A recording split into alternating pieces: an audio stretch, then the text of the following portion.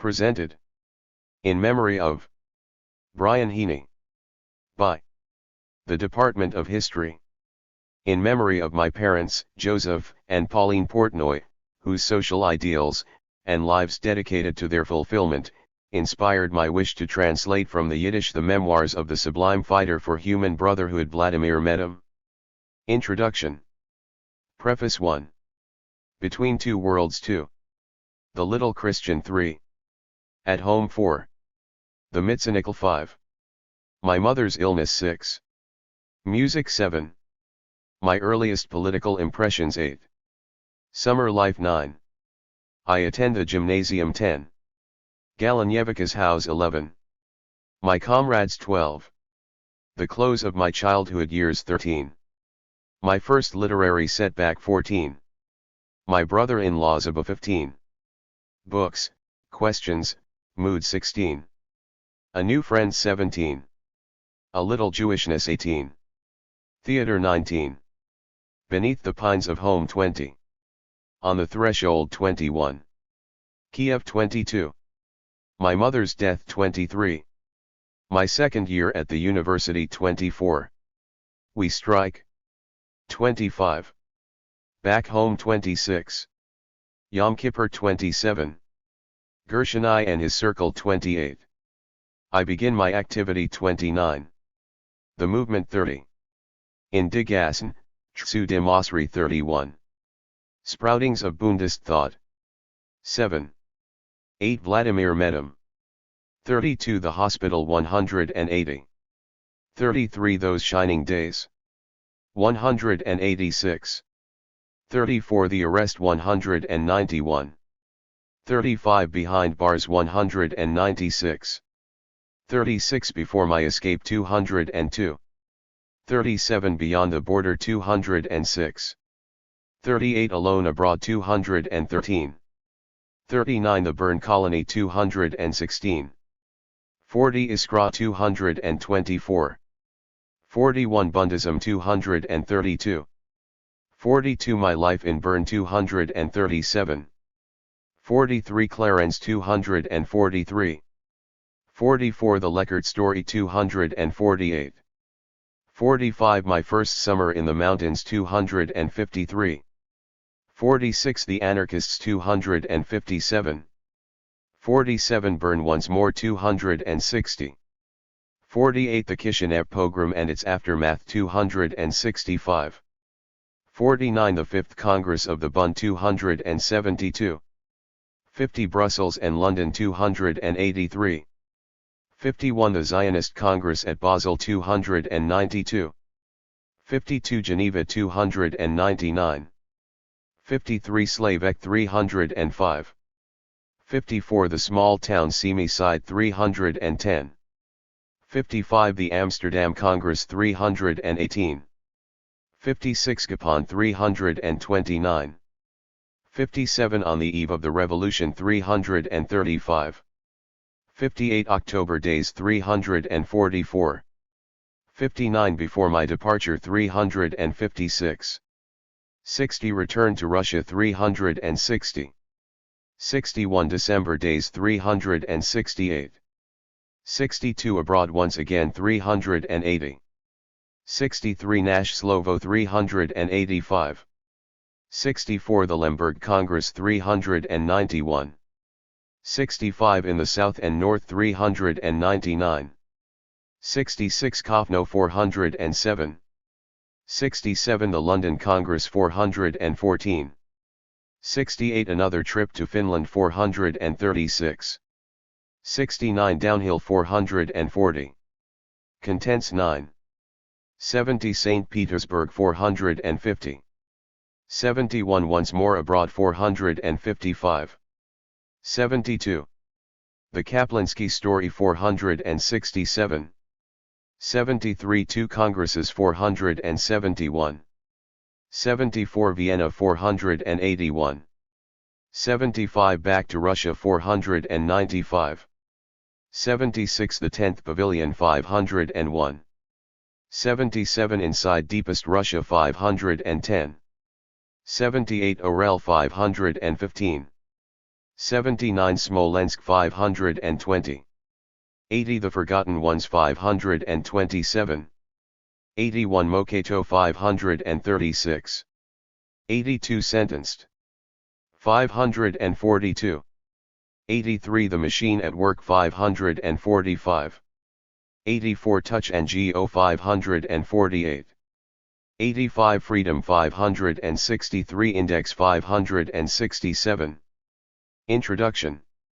During a conversation with a colleague on the way to a conference of academic specialists in Slavic studies, I had occasion to mention that I was engaged in the translation and editing of the Yiddish language memoirs of Vladimir Medem. Vladimir who, came the response a surprising one, since I was certain that all specialists in the history of the Russian revolutionary movements of the past century, and of the Marxist movement in particular, were knowledgeable about the Jewish role in general, and especially about the contribution of the Jewish Labor Bund and its leading figures. My colleague's response was confirmation that I had made the proper decision when I undertook the task of bringing to light the memoirs of one of the leading figures in the Jewish and Russian revolutionary movements, a figure unfortunately neglected in the ample and growing English language literature on various aspects of the subject. The spur to the translation of Medem's memoirs, which were published in 1923 in a 2-volume Yiddish edition titled Von mein Leben, came from a basic professional and intellectual decision reached during the past decade.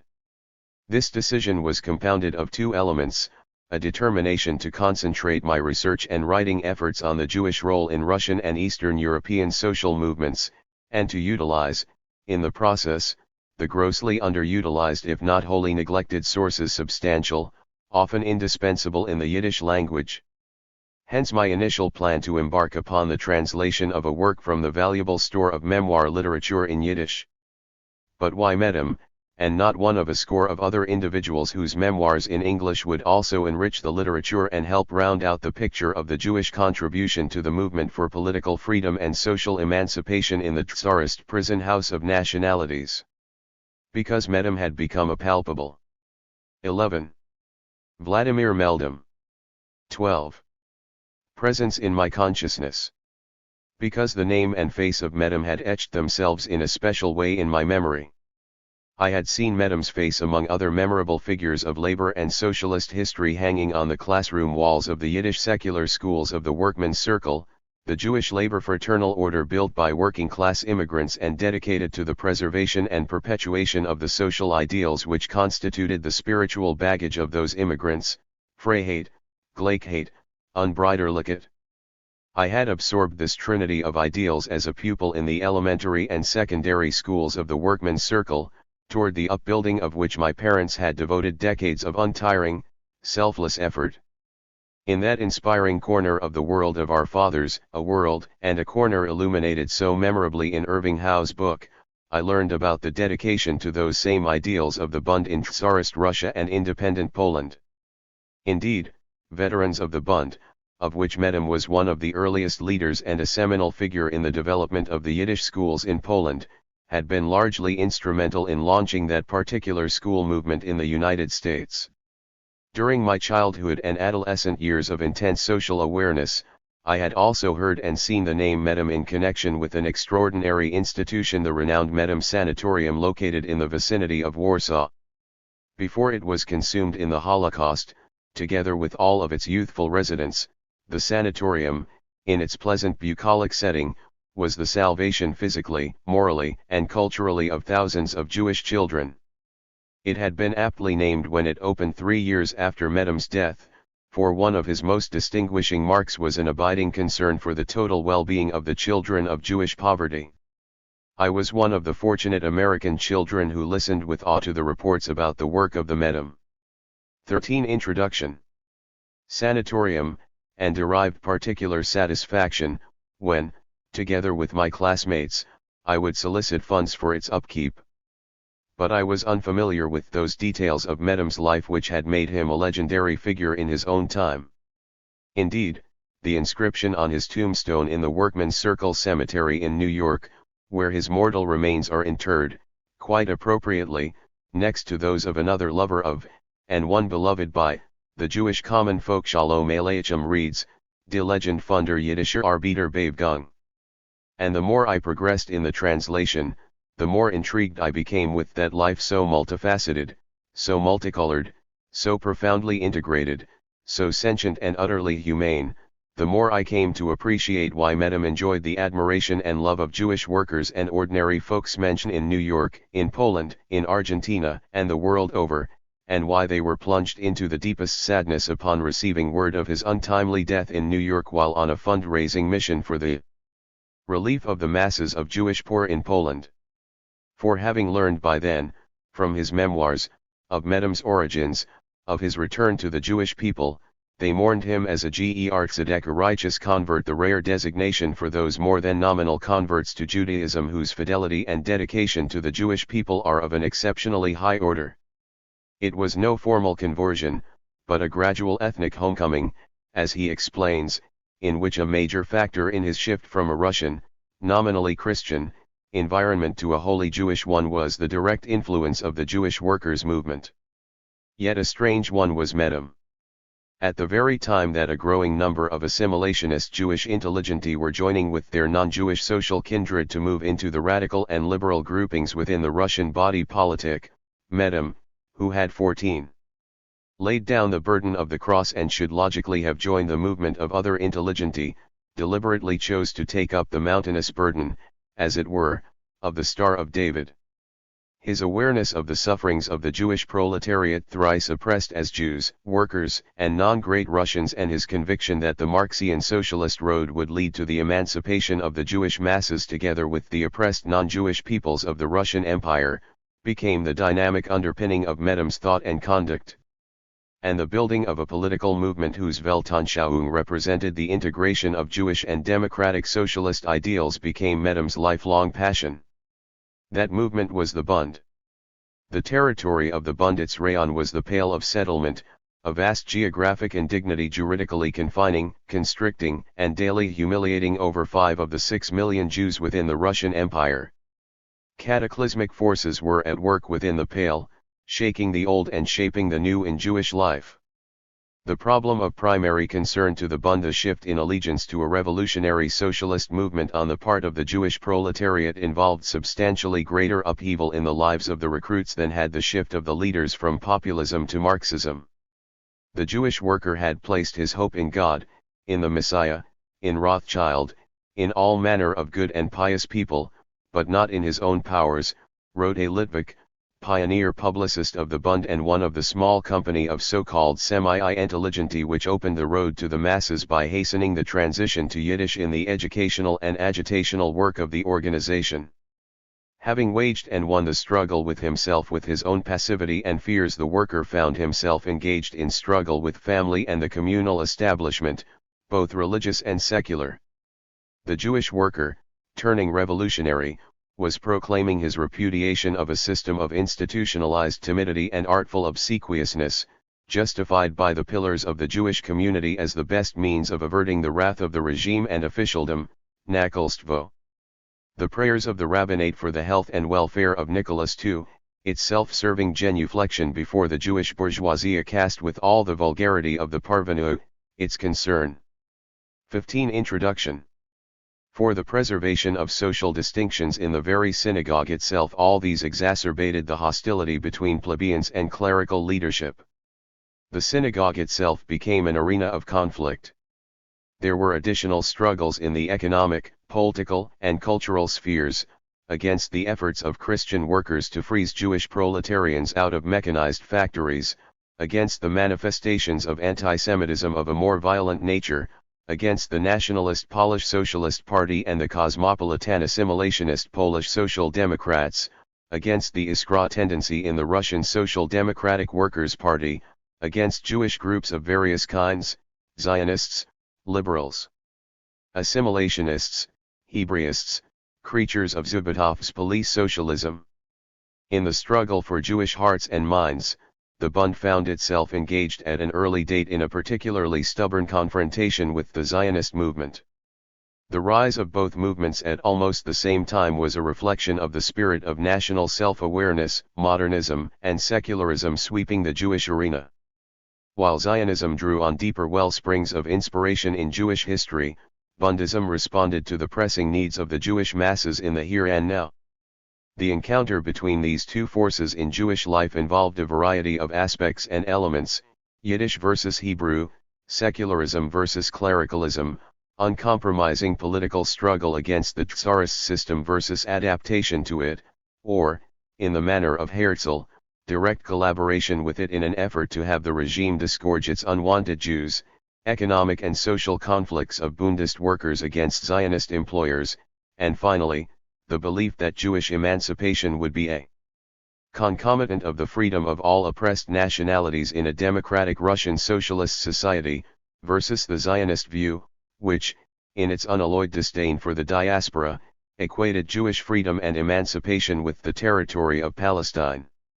What, then, was there about the Bund which drew the masses, moved them to prodigies of effort, held the allegiance of tens of thousands, indeed, even after they had moved to American shores?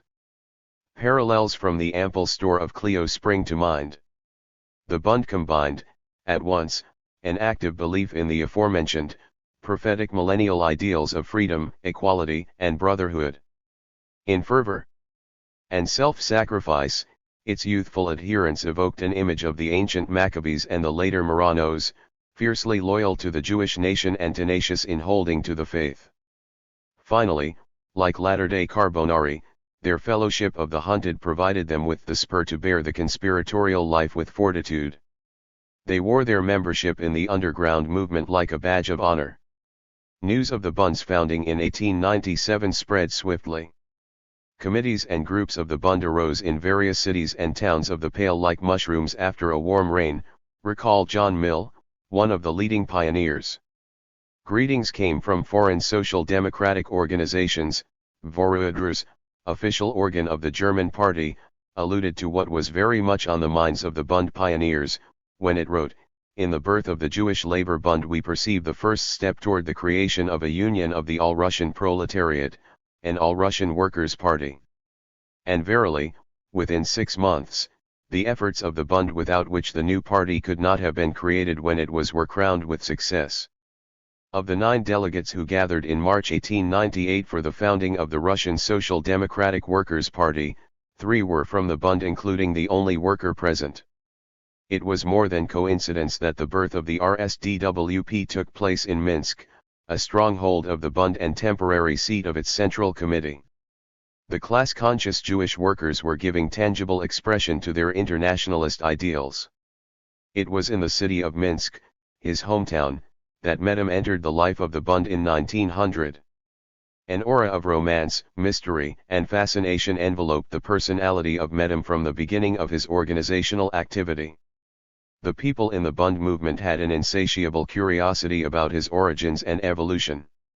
To begin with, his was a memorable character development. As a child and youth, Medem was reared in a loving, intellectually stimulating home environment in which his inclinations and predispositions took shape.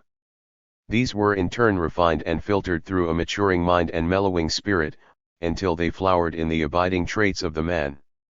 Modesty, which lived long and intimately with self-doubt, an unquenchable desire to savor experience, the impulse toward self-denial verging on something akin to asceticism, a spirit of acute compassion to the point of heartache, one perhaps the most powerful sensation of my life, noted Medem. And there were other arresting traits: concern for moral purity, a feeling for justice, and a positive revulsion toward all manifestations of injustice, brutality, and unfairness, a distaste for the posturing and elitism encountered in the émigré political world, a fertile sense of humor and ready risibility, and running like an unbroken thread through Medem's youth and adulthood, indeed central to his joie de vivre, was his appreciation of beauty, his aesthetic perception.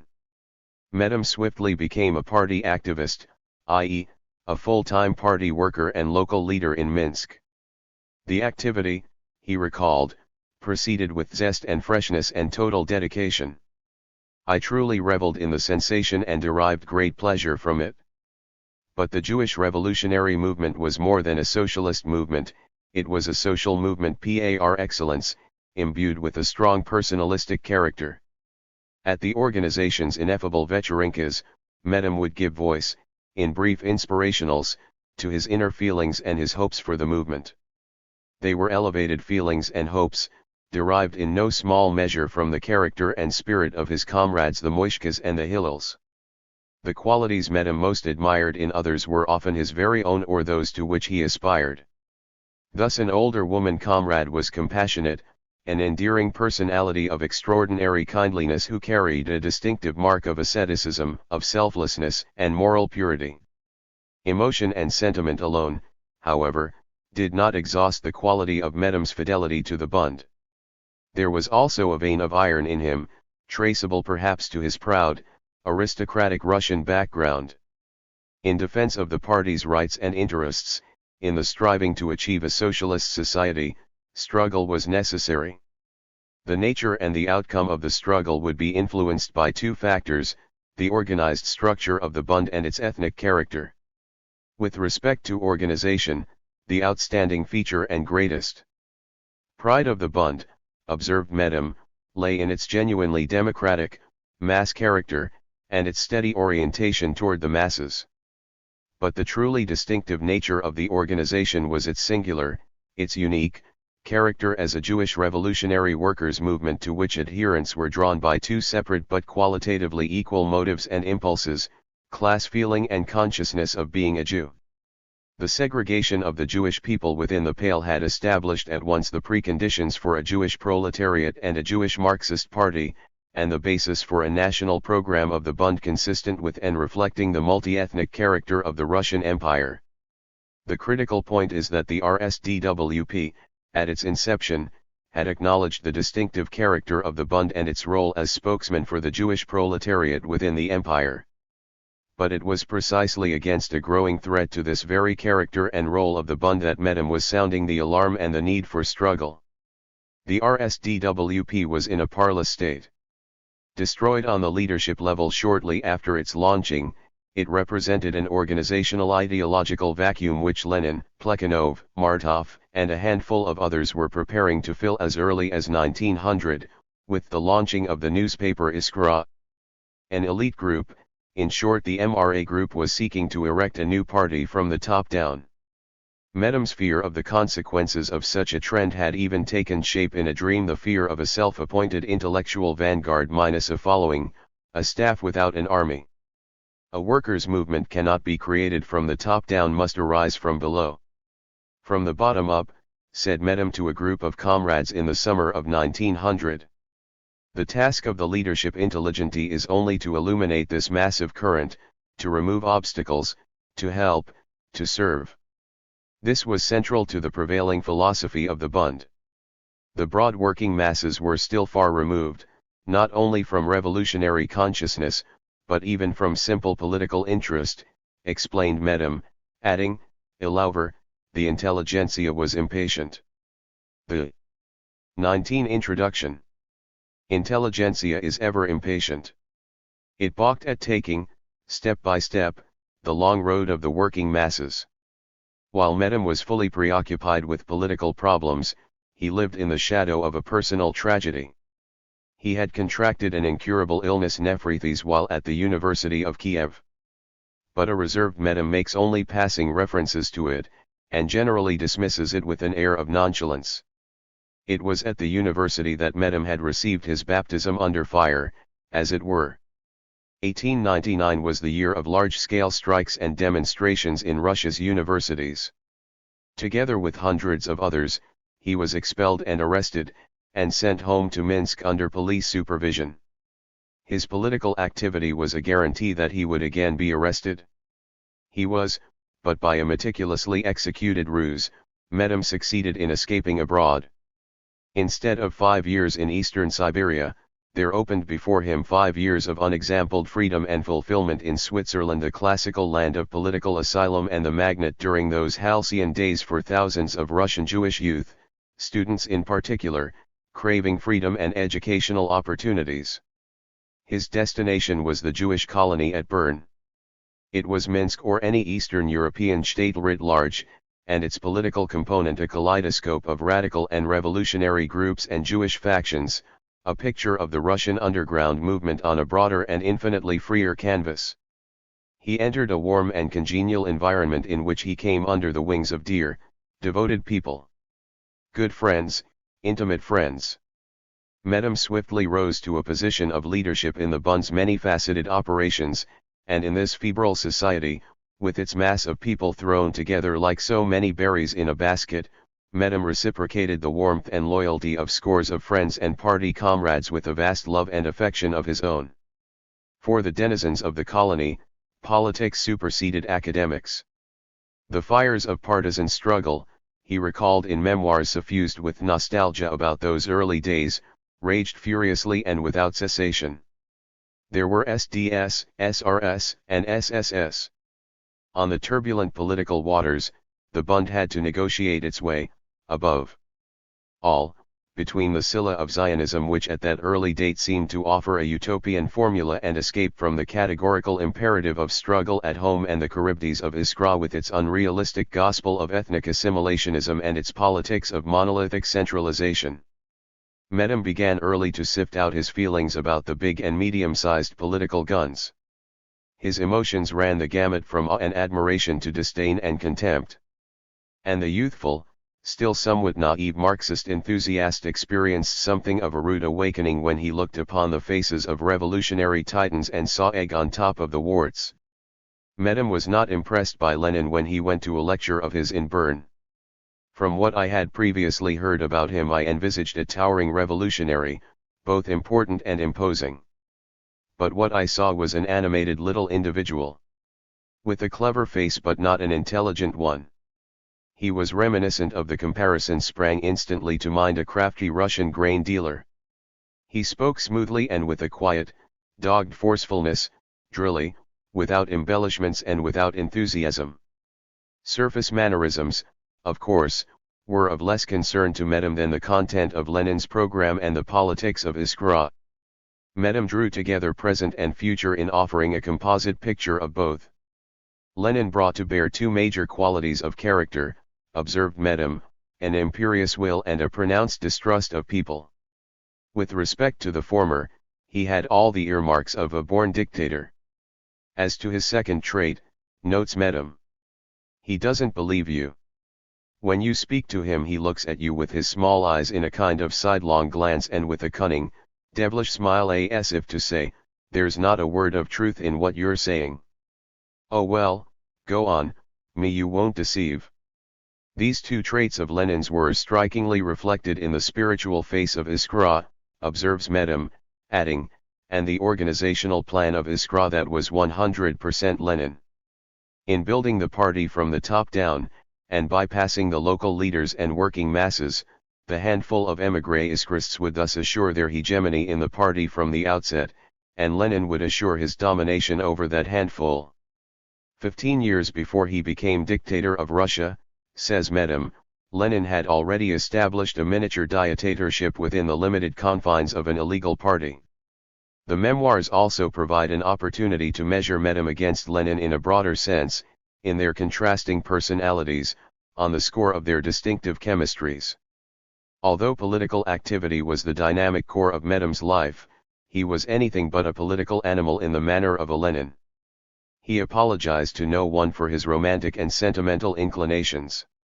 He could hike to a Swiss mountaintop and relish the natural beauty while, in contrast, the initial response of a Lenin, after an arduous climb to the summit of a Swiss mountain, when his climbing companion was ready to wax eloquent over the view from the summit, was, the Mensheviks really mess things up. Medem could unashamedly respond with marked sentience to classical music, while a Lenin, in conversation with Gorky, remarked that I can't listen to music too often, it affects your nerves, makes you want to say stupid nice things and stroke the heads of people who could create such beauty while living in this vile hell. Other profound differences suggest themselves. A dream of Medem's turns into a nightmare when the political leader finds himself way out front, turns around, and sees no mass following. Can one conceive of a Lenin experiencing a similar dream? A Lenin obsessed precisely with the notion of a vanguard party of professional revolutionists, of all-knowing Marxist intelligentsia acting in the capacity of surrogates for the unstable, undependable, unpredictable masses with their supposedly limited horizons. Medem knew the history of the French Revolution. A Democrat in his every fiber, he felt nothing but revulsion toward Jacobinism. Here was a corollary of his deep concern with a party of, by, and for the masses, in which the democracy in social democracy was to be cherished as much as the social, in which socialism without democracy was inherently impossible. Against this outlook stood Lenin's apotheosis of that very Jacobinism compounded of elitism, disdain for democratic principles and practices as mere bourgeois democracy, and the readiness to eschew morals and ethics while pursuing any and all means to an end.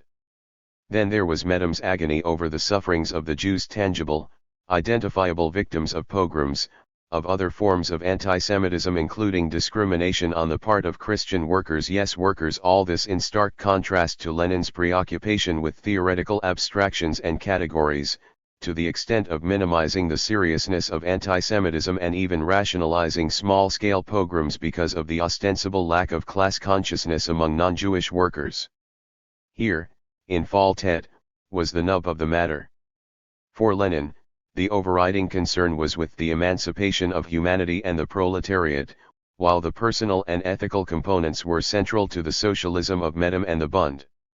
In their value system, influenced no doubt by the Jewish ethical spiritual tradition as filtered through the rationalist membrane of a secular political and social movement, the key was the emancipation of the human and the proletarian.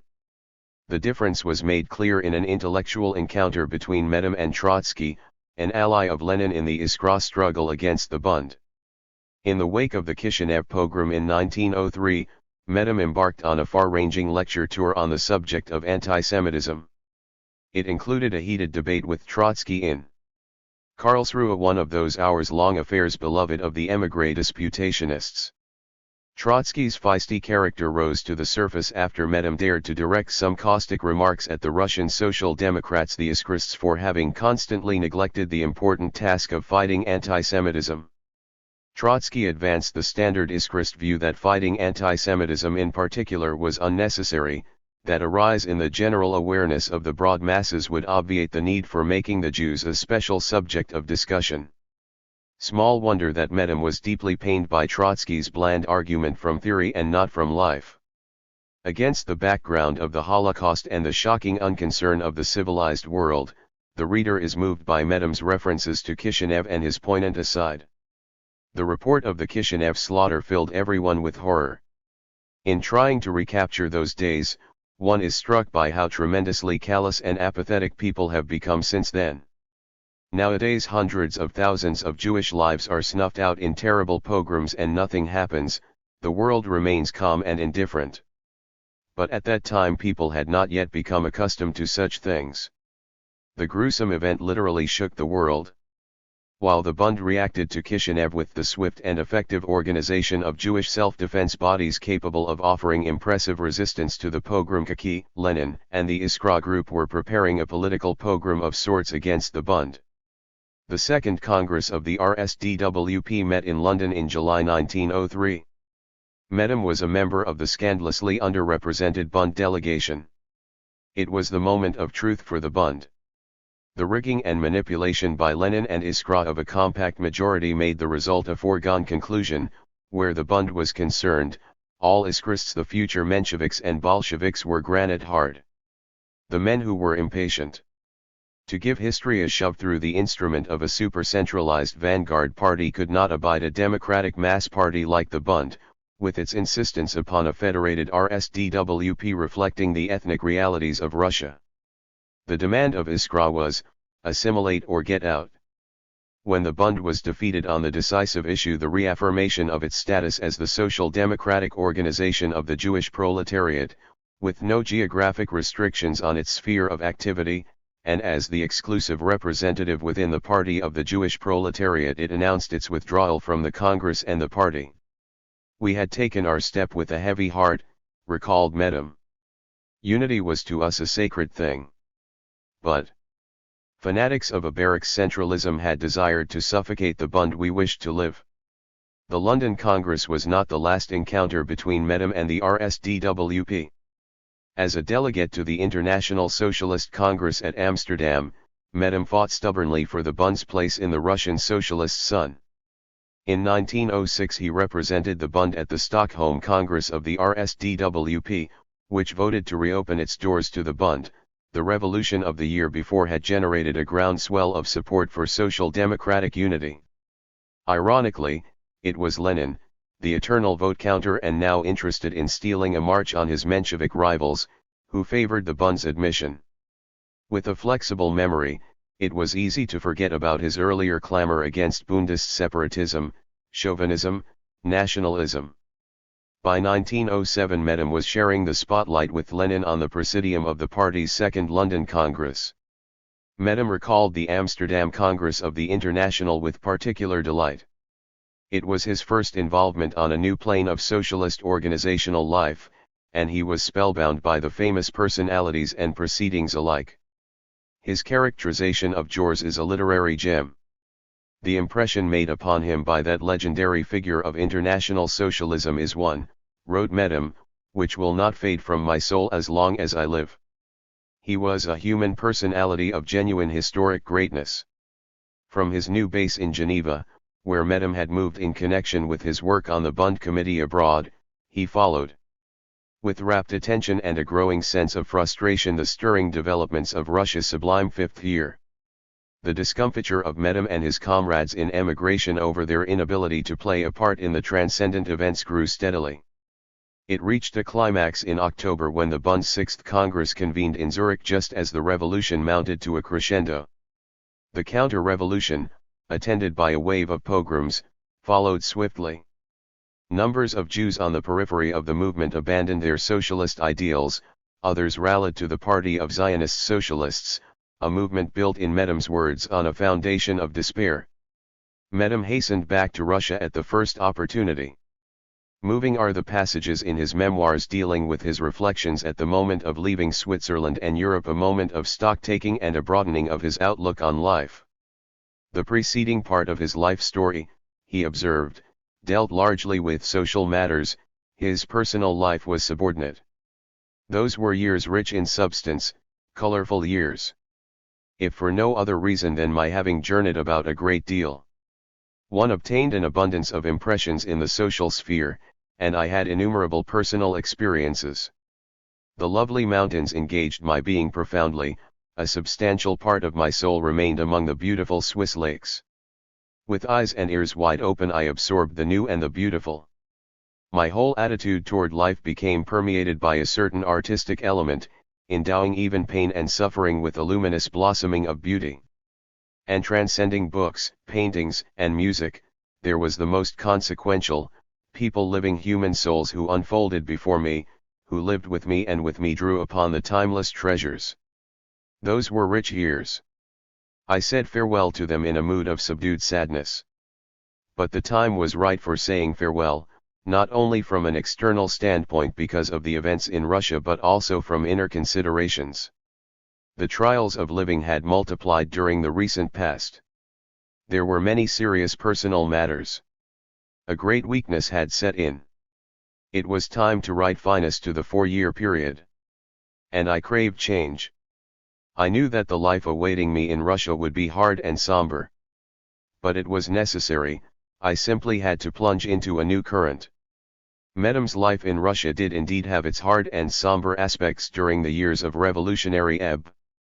Yet despite a drop in the level of expectation, and despite the waning of the messianic spirit that was so pronounced during the pre-1905 period, Medem continued working and growing and still proving that selfless dedication to the cause was not incompatible with the quest for personal fulfillment.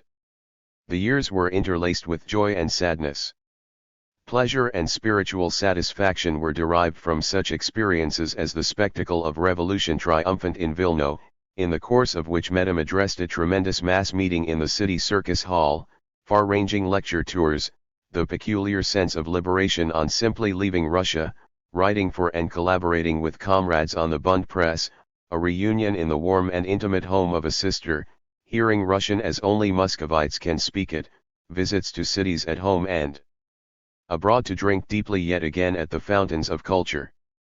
And then there were the elements of sadness and distress, the spectacle of counter-revolution in that very same Vilno, a first look at the environs of his beloved Minsk from the window of a train taking him abroad, the first look after long, long years, and the last look until Medem would see it again from behind the bars of a prison train, the inability to write an article on the occasion of the 10th anniversary of the Bund, during the depths of the political reaction, the desperate recourse by certain revolutionary elements to expropriations and terrorist assaults, expedients that prompted Medem to lament how the revolution had begun to substitute its great mass treasure for sanguinary small change.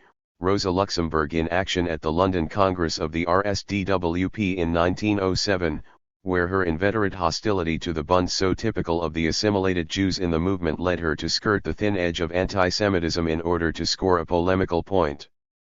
Then where does one locate, in the categories of human emotion, the sensation of loneliness and the evocation of longing, those special and seemingly central ingredients of Medem's life? The pull homeward in the midst of a bustling Moscow, the silent yearning for the twisted, squalid little Vilno streets and for the poor, unkempt Vilno Jews, the longing for Minsk as he peered from the train window with restlessness and anguish. What had been intended by Medem as a brief trip abroad in 1908 became, during this zenith of the repressive Stolypin regime, an absence of 5 long years. In the memoirs, Medem moved swiftly over the years 1908-11 because, in his words, each one was sufficiently like the next. One is reluctant to accept such a statement at face value. For someone with Medem's zest for life, it can only be attributed to weariness. His capacity for evoking sentiment must have been running down. Alas, he was a very sick man at the time of writing, and one suspects he was mustering his last ounce of intellectual energy and moral fervor to bring the memoirs to their emotional climax, his prison experiences. Before turning to that saga of the human capacity to suffer and will to survive, an observation is in order about something that Medem alludes to only in passing. In 1912 he submitted his first article in Yiddish for the Bund press. It was an occasion of some consequence in the life of an individual for whom the love of the Yiddish language was an integral part, a vibrant, inspirational part of his love for a people to whom that language was a veritable soul force. In 4 short years Medem would begin to write only in Yiddish. From that first piece until his untimely death, Medem's outpouring in Mame Lashon was reminiscent of flood waters bursting through a dam. He gushed forth with vast literary creativity in an idiomatic Yiddish that made the aficionados to the language born simply marvel. And, let it be noted, the form and content of his platform Yiddish were equally impressive. In both capacities, Medem was destined to become the authoritative spokesman for a vital segment of Jewish life in Poland.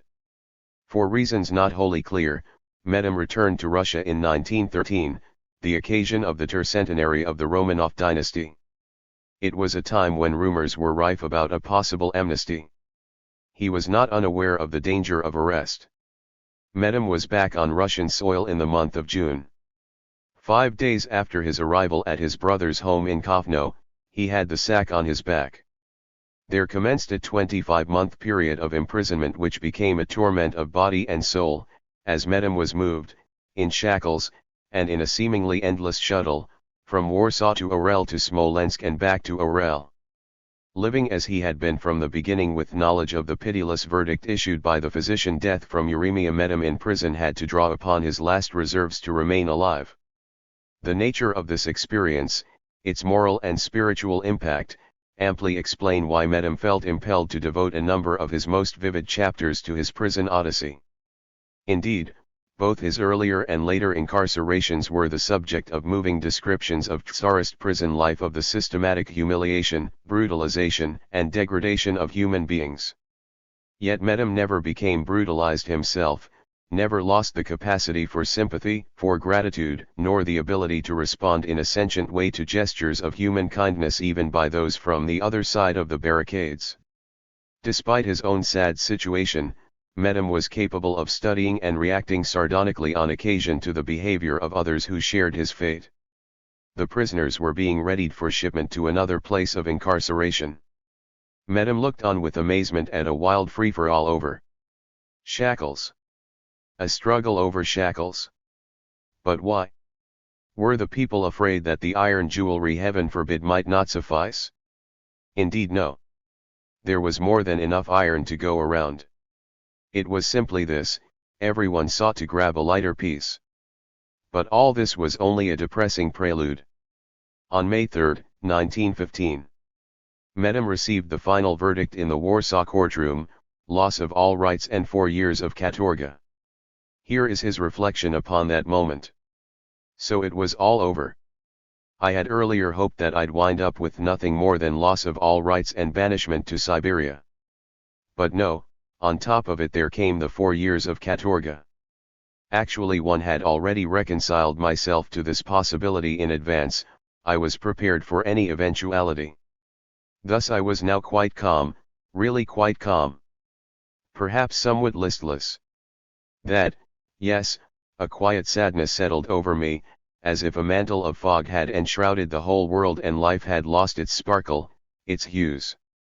Not my life particularly, but life in general. Remarkable how this beautiful, zestful, multicolored life, this life to which access had just been foreclosed to me for an almost indefinite period, this life that may have seemed in fact even more enticing, more glowing, was despite everything not like that at all. On the contrary, it turned pale and grey, longing vanished, the desire to live grew weaker, one's wishes dissolved. And calmly one rode home back to prison, to await what was to come. What came, happily for Medem, was a deus ex machina in the form of the German army. It was the Great War, and the Russian army was being driven back on the Polish front. With only a handful of prisoners not yet evacuated to the east by the frantic Russian authorities, Medem lived through weeks, days, hours of horrible suspense. Finally, on August 4, the German army penetrated Warsaw, and on the following day Medem and a corporal's guard of inmates in the prison hospital stepped out into freedom.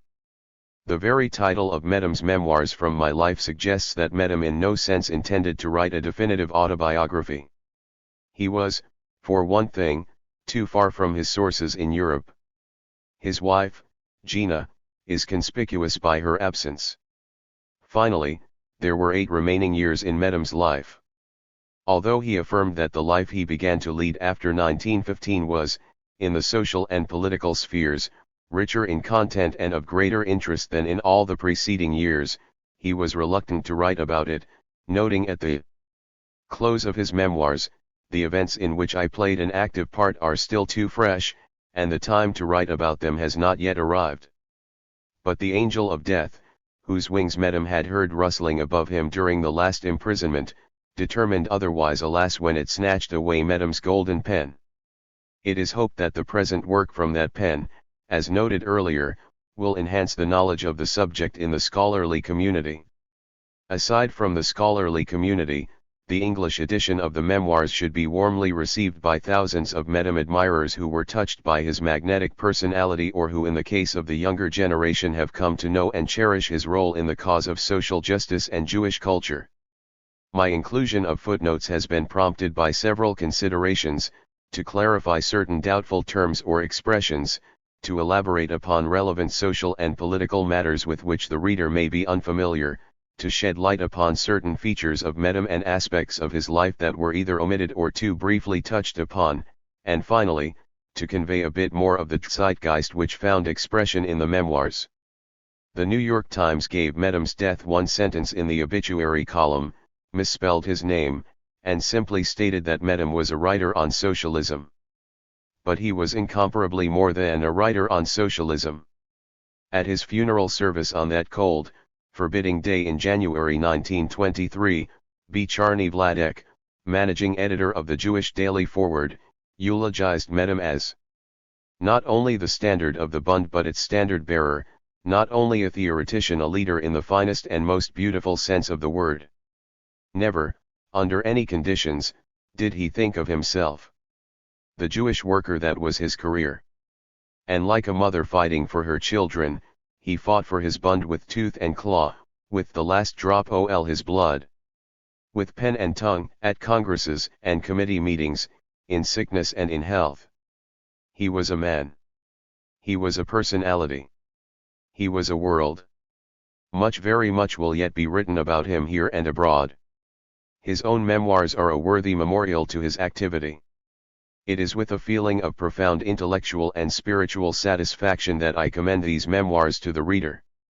Sincere appreciation is extended to my brother, Dr. Isidore Portnoy, Jacob S. Hertz, historian of the Jewish Labor Bund, Hillel Kempinski, indefatigable director of the Franz Kursky Archives of the Jewish Labor Movement, and Mrs. Thelma Spangler, secretary of the Department of History at Florida Atlantic University, for their assistance of an editorial, stylistic, and technical nature. And to my wife, Evelyn, my heartfelt gratitude for her moral support and patience. Samuel A. Portnoy, Professor of History, Florida Atlantic University, Boca Raton, Florida, February 7, 1978. Preface. Vladimir Medem. A remarkable name in the history of the Russian freedom struggle in general and of the Jewish workers' struggle in particular. Many are the engaging personalities in the gallery of heroes and martyrs produced by this history. Medem is one of them. Yet in a certain sense there is no one quite like him. His figure occupies a distinctive place. We can identify heroes in the revolutionary struggles of all countries. But the Russian struggle fashioned characters that can scarcely be found anywhere else. The history of the Narodniki of the 70s and of the Narodovoltsi of the 80s breathes the very spirit of legendary times. Aristocratic children abandoned palaces and luxury, dressed in peasant clothes, mingled with village folk, and spoke to them about freedom and fraternity. Despotic authority filled the prisons with them, exiled them to Siberia, tormented them, hung them. Yet new knights of freedom took their places and continued their wonderful work. Then a group of young men and women arose to confront the gigantic power of Russian tyranny. They displayed acts of heroism which aroused Europe and America. Only from this kind of world, infused with this type of spirit, could emerge someone of the nature of Vladimir Medem. His was the genuine Russian idealism of that age of heroes. He, too, was a Narodnik, but of a distinctive sort. Raised as a Christian and an aristocrat, Medem, like many Russian aristocrats, became enthused over socialism during his student years. Russia is a land inhabited by many nationalities, and his XXXIII. CERN, like that of all socialists, extended to every nationality without exception. Yet one of them bore a weightier yoke than all the others, the Jewish nationality. For every tread of the Tsarist boot upon a Russian, or even upon a Pole, the Jew found himself thrice trampled upon. Medem felt this deeply. Two facts merged in his thinking, that his father and mother had been born Jews, and that the oppressed Jew was someone thrice oppressed. A singular thought had begun to crystallize in Medem's mind. A new flame burst forth in his consciousness, a love of those thrice tormented inhabitants of Russia. As a socialist, he evinced particular interest in Jewish workers. His attention was drawn to that element in the revolutionary struggle which carried the banner of the Jewish Labor Bund. His feelings and thoughts matured rapidly, and as a consequence he devoted the remainder of his life completely to the Jewish proletariat. Had Medem lived in the 70s, at a time when there was as yet no talk about a special category of Jewish proletarians, he would have been a Narodnik in the Russian manner of those years. He would have learned how to speak like a Russian peasant, he would have dressed in the clothes of the Russian village, he would have set out to mingle with the Russian agrarian. Now he became a Narodnik of a new stamp. This Russian baron, possessed of an extraordinarily attractive and luminous visage, and aristocratic in appearance and manners, undertook to learn to speak Yiddish, plunged into the dangerous, self-sacrificing activity required for agitation among Jewish workers in Jewish cities and towns. At first his speeches to the Jewish masses were delivered in Russian, but gradually he began to speak to them in their own tongue. I remember the profound impression upon us in New York when we were told how Medem delivered his first Yiddish speech at an election rally in Kovno. So great was the interest in this GER of ours, and so abiding the respect and affection in which he was held, that they transcended the bounds of the class struggle. Jewish merchants, stubborn opponents of our movement, used to rush to listen to this legendary hero, their hearts vibrating with reverence. He approached the Yiddish language with the same vigor with which he approached the entire struggle. He mastered our tongue with remarkable thoroughness. He spoke and wrote our Yiddish with beauty and richness, indeed with greater richness than many born Jewish writers and speakers. Only the accent was something he could not wholly master. His pronunciation would frequently betray him in the very midst of a flow of magnificent oratory. Yet for me this was always a source of pleasure, as though one wished somehow never to forget for a moment the wonderful story of this man. We are accustomed to hearing too often, unfortunately, about Jews who are ashamed of their own origins, about Jews who seek to forget their mother tongue. Here we had a completely opposite phenomenon. Someone from the upper crust was learning our language and becoming one with our life in order to fight for our workingmen and women. One once made the observation that although Medem was one of us, he simultaneously gave the impression of being a figure apart. This is because such a distinctive personality was a rarity among us, as though he had been enveloped by some particular divine presence and was possessed of a peculiar spiritual coloration of the type that can be depicted only in poetry. He spent the whole of his adult life in this struggle for the Jewish workers. Ever full of courage and with noble self-respect, he evoked admiration even among the dark forces of the Tsar's minions. He languished in prisons for years on end, until the prisons undermined his health and hastened his untimely death. During the last few years of life, Medem was the Bund and the Bund was Medem. In those brief few years which he spent among us in America he was with us in body, but in spirit he still remained with the Bund in Russia and Poland. As I complete this introduction to his memoirs, it is pleasant to recall that the author of these lines was the one who suggested to Medem the idea of composing such a work. It was in Warsaw in the year 1919. He liked the idea, and he promised to begin. But a substantial amount of time elapsed without his having written anything. Later, after he had come to us in America, I reminded him again, and this time he set to work. He wrote his reminiscences for the Jewish Daily Forward, where they ran almost a year. It was our expectation that the reminiscences would thereupon appear in book form. But none of us suspected that, before this consummation, our American movement would be stirred to its depths by one of the most amazing funerals which the populace had ever seen, the funeral of Vladimir Medem. The book is now completed. I welcome it as one of the priceless pearls among the treasures of our history. Abraham Cahan. New York, June 4, 1923. Between Two Worlds. My mother was seated on a chair in the dining room. Next to her stood a tiny old Jewish woman. I remember her name, Leah. They were engaged in a lengthy conversation. I can't recall what it was about, and it's not really important. But one do remember that they were conversing in Yiddish. I, a boy of about 6 or 7, hovered about my mother. One could hear Leek constantly addressing her as Madam Ekha, and my mother responding in Zargon. One was beside myself with indignation and resentment. Really, how could something like this be possible? A cultured and intelligent lady, the wife of a Russian general no less, speaking in Zargon. Truly scandalous. I could scarcely wait for my father to get home. I knew this sort of thing would not happen in his presence. His footsteps were, in fact, soon audible, and Leek hastily disappeared into the kitchen. I breathed a deep sigh of relief. The house had once again become genuinely Russian. Leek used to show up at this Russian house each Friday in order to prepare fish in the Jewish style. True, it was not toward evening, but Friday morning or afternoon. Yet it did represent an echo of earlier Jewish times, a vestige of Jewishness that had faded away.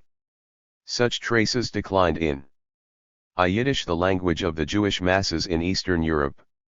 Zargon later came to be used as a term of opprobrium by Hebraists and Jewish assimilationists. 1. 2. Number and character with each passing year. Our home became progressively transformed into an authentically Russian one, not only in the matter of language, but also with respect to the whole substance of life. During my earliest childhood years, the marks of Jewishness had been only relatively pronounced. Later on, even these were entirely effaced. It was presumably in this subsequent period that rumors arose to the effect that my parents were genuine, native Russians. But this was nothing more than a legend. By origin my parents were Jews, real kosher Jews. As a matter of fact, I believe that my father was a Cohen. Too, his birthplace was Shavel, in Kovno Gubernia. He later settled in Minsk. My mother came from Vilno. I never met my father's parents, and I have absolutely no knowledge of them. Concerning my father's own generation, however, it was engulfed by a veritable epidemic of conversions. And the same applied to my mother's family.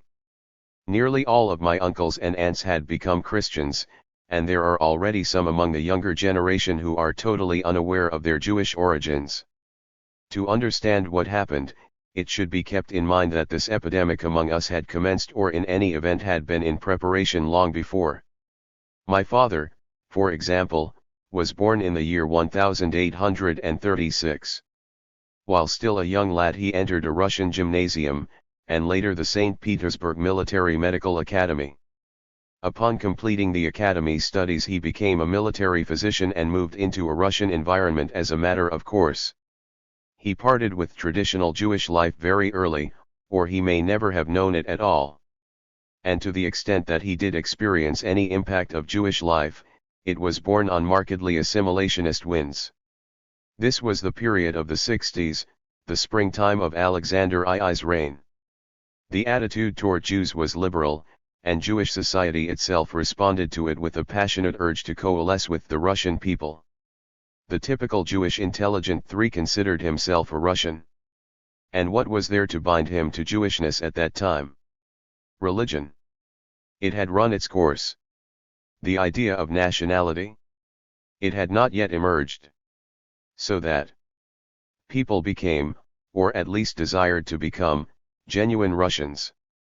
Such was the nature of the whole environment. People wished to forget their Jewish origins.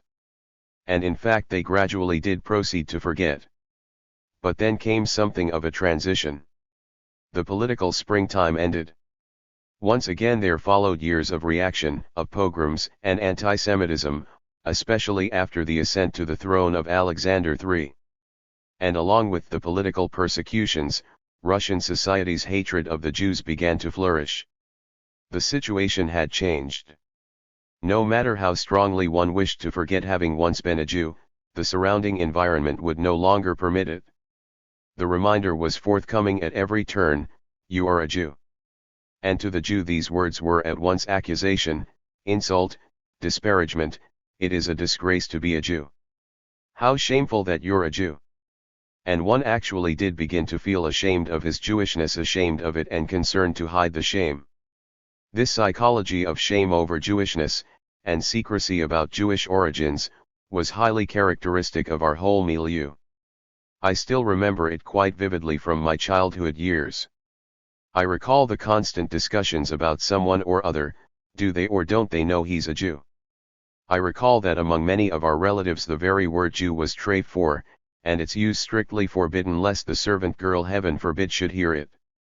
A type of Aesopian language evolved, with its particular expressions which could be understood only by the initiated. Instead of Jews the word Italians was used, or is nashik. These terms would be accompanied by a knowing smile as if it were all a kind of joke, but the background of the joke was something quite serious. In our household this fear never assumed its most extreme, bizarre forms. We were, for all that, still too proud. Yet the feeling did exist. And I well remember how I was deeply permeated by it even while still a youngster. I bore my Jewish origins like a heavy burden. It was shameful to me, a humiliation, a kind of secret disease. Nobody must know about it. And if people happened to know of it, they should feign ignorance, like someone pretending to be unaware of a hunchback or of a lame leg so as not to cause a creepy anguish. And this was the actual reason I used to become so exercised. Upon hearing my mother converse in Yiddish with the old Jewish woman, Leek, every word served as reminder of the ugly disease. You're a Jew, you're a cripple. And I didn't want to be a Jew, and one didn't consider myself a Jew. And one used to parrot what one heard from the adults, we are Russians. Such, then, was the sentiment which prevailed in our environment. It opened wide the path to conversion. If Jewishness was little more than a hidden affliction, then conversion served as the final and most radical cure. It was a mere formality, a final rung on the ladder.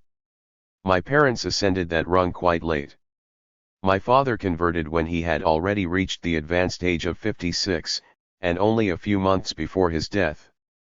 Why did he do it? And then only at the close of his life? He could no longer hope for a career in the actual sense of the word. Indeed, my father had already attained to a career by then. He was one of the most prominent individuals in our city, a divisional doctor and almost a general. He was, in fact, precluded from becoming a full-fledged general because of his being a Jew. But this was not the reason for his conversion. The way I understood it from the discussions among the grown ups, a vicious move of some kind had been launched at the time against Jewish officials, and my father was in danger of losing his position. It would have meant simple ruination, because he did not engage in any private practice. Old and sick at this time, he could not even dream of starting anything like a new life. Hence his decision to convert. He adopted the Lutheran faith. My father, let it be said, was a decent, educated, and intelligent person. It was painful for him to go through the conversion formality, an empty and superficial ceremony without an iota of inner feeling which may account for an awakening of interest on his part in the Christian faith as such. I remember him, sitting with the scriptures, the Christian Bible, in hand, immersing himself in it and deriving satisfaction from the interesting things which he came across. Yet at the same time he would also delve most eagerly into the Old Testament, especially into prophets. One don't know whether his interest was religious or primarily aesthetic and philosophic. My mother's conversion took place a bit later, immediately after my father's death. She was severely ill at the time and the children prevailed upon her to do it. It was, they assured her, the wish of the deceased. She yielded most reluctantly and with considerable heartache. Were it not for the stubborn coaxing of those around her, she certainly would not have converted. The children were all Christians by then. My sister had converted almost simultaneously with my father, in order to marry a Russian. My oldest brother had long been a Russian officer and perforce a Christian. 2 other brothers also converted. A characteristic detail, all of them became Protestants Lutherans. In general, most Jews who converted used to adopt the Protestant faith in preference to others. A Protestant missionary had been operating among us in Minsk. A former Jew himself, he concentrated on this job in particular. Why the preference for Protestantism? Did the Protestant creed have some superior convincing power as against, for instance, the Russian Orthodox? Was there about this faith perhaps an inherently greater power of attraction? Not at all. The conversion process among the Protestants involved fewer ceremonials and fewer technical, external difficulties. So people would become Lutherans. And that was how our whole family gradually turned Lutheran. I remain the sole exception, not Protestant, but Russian Orthodox. 2. The little Christian. I was the first Christian in our family despite the fact that I was the very youngest, the baby. At the time of my birth, my parents made the decision, we've suffered enough on account of our Jewishness, let at least our youngest son be spared the hardships. And they had me baptized in an Orthodox church a few days after birth, just as if I had been born into a Russian Orthodox family. They themselves were still Jews, and were to remain Jews for a long time. An Orthodox boy was raised accordingly in a Jewish, subsequently half-Lutheran, and eventually completely Lutheran family. I felt absolutely no contradiction between my Orthodox faith and the Jewishness of those around me. What's more, I remained convinced for a long time that my father was already a Christian. It was only a few years before his real conversion that one learned he was still a Jew. Our family used to observe the Russian holidays. On official feast days my father even attended the Russian church, so that my religious life was able to develop in complete freedom, without man-made obstacles of any kind. And I must say, religion played a very important part during my childhood years. I was still a very young boy, perhaps 5 years of age, when I was taken to church for the first time. A soldier brought me there. Inasmuch as my father was a military physician, and my older brother an officer too, we always had a soldier in our home. These soldier servants were always my closest friends. One don't know whether he was directed to conduct me to church, or whether we would casually enter one during a stroll. Yet one know that it made a strong impression upon me. Minsk was the capital city of the gubernia. It was a bishop's see, and the church ceremonials conducted with the bishop's participation were invariably lovely and inspiring, as attractive to the eye as they were fetching to the ear. The dark gold icons, the burning lamps and tapers, the stern and austere priests in vestments of rare beauty, the mystery-laden ceremonials, the stirring, velvety bass of the protodiakon, and, above all, the singing of the choir. It is difficult to describe the total beauty of Russian Christian singing, with its serious, distinctive, elevated harmony. It held me spellbound. I could not see the singers themselves, for they were hidden behind the pillars or, perhaps, because I was simply too small. The voices, which floated up from some mystical source of holiness and splendor, seemed possessed of an arcane quality. The impression was overpowering. Arriving home, I tried to imitate what I had seen in the church. More than once I pulled a blanket from a bed, drew it over me in the priestly manner, concealed myself somewhere beneath a sofa so as not to be observed, and let loose with frightful noises. And when asked, "What's all the shrieking about?" I would reply, "It's a choir." I loved this particular game very much. The more I attended church and the more familiar I became with all the particulars of Christian ceremonial, the greater was their appeal for me. To the question as to what I wished to be when I grew up, I used to answer that I wished most of all to become a bishop. The whole thing was largely a surface experience in those years. I do not recall having had any true, consciously religious feeling at the time. It was more of an aesthetic impression. Or perhaps it may have been largely a case of, "The little lad is having fun." 8. But then I entered the gymnasium, and with it there commenced a more conscious existence. I was enrolled in the gymnasium in the preparatory class at the age of 9. During the first year I was still quite pious and straight-laced. Virtually nothing remains in my memory of that particular year. I do know, however, that the gymnasium priest was very pleased with me and showed great affection toward me. One can still recall a scene in which, after the completion of the day's studies, I read the appropriate prayer aloud. The priest, who chanced to be present, pointed toward me and commented to the teacher, "That child is blessed of God." I heard it and I was deeply moved. But the following year, when I had advanced to the first grade, something akin to critical thought awakened in me. I had 2 chums at the time, Russian youths, children of families friendly to my own. We used to spend all our free time together. I don't know how it came about, but I recall that in the very first grade we had already begun to engage in discussion of religious subjects. On one occasion we decided to deal with the matter in writing. Each of us was required to pen a kind of treatise, thereby expressing his opinions in a resolute form. The subject was Christ and the resurrection.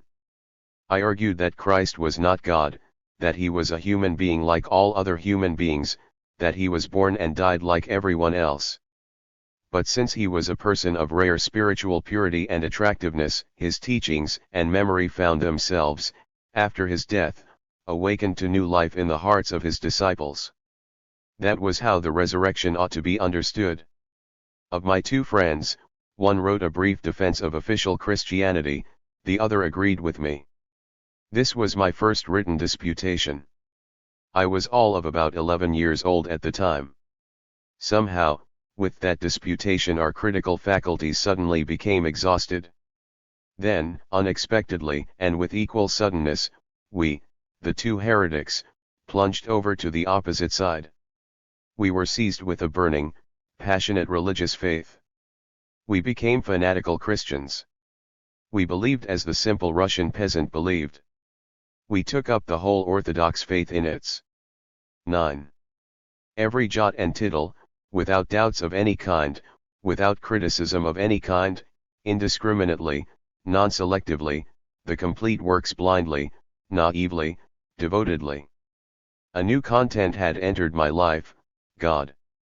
The Christian God had three forms, they joined together and constituted a single whole.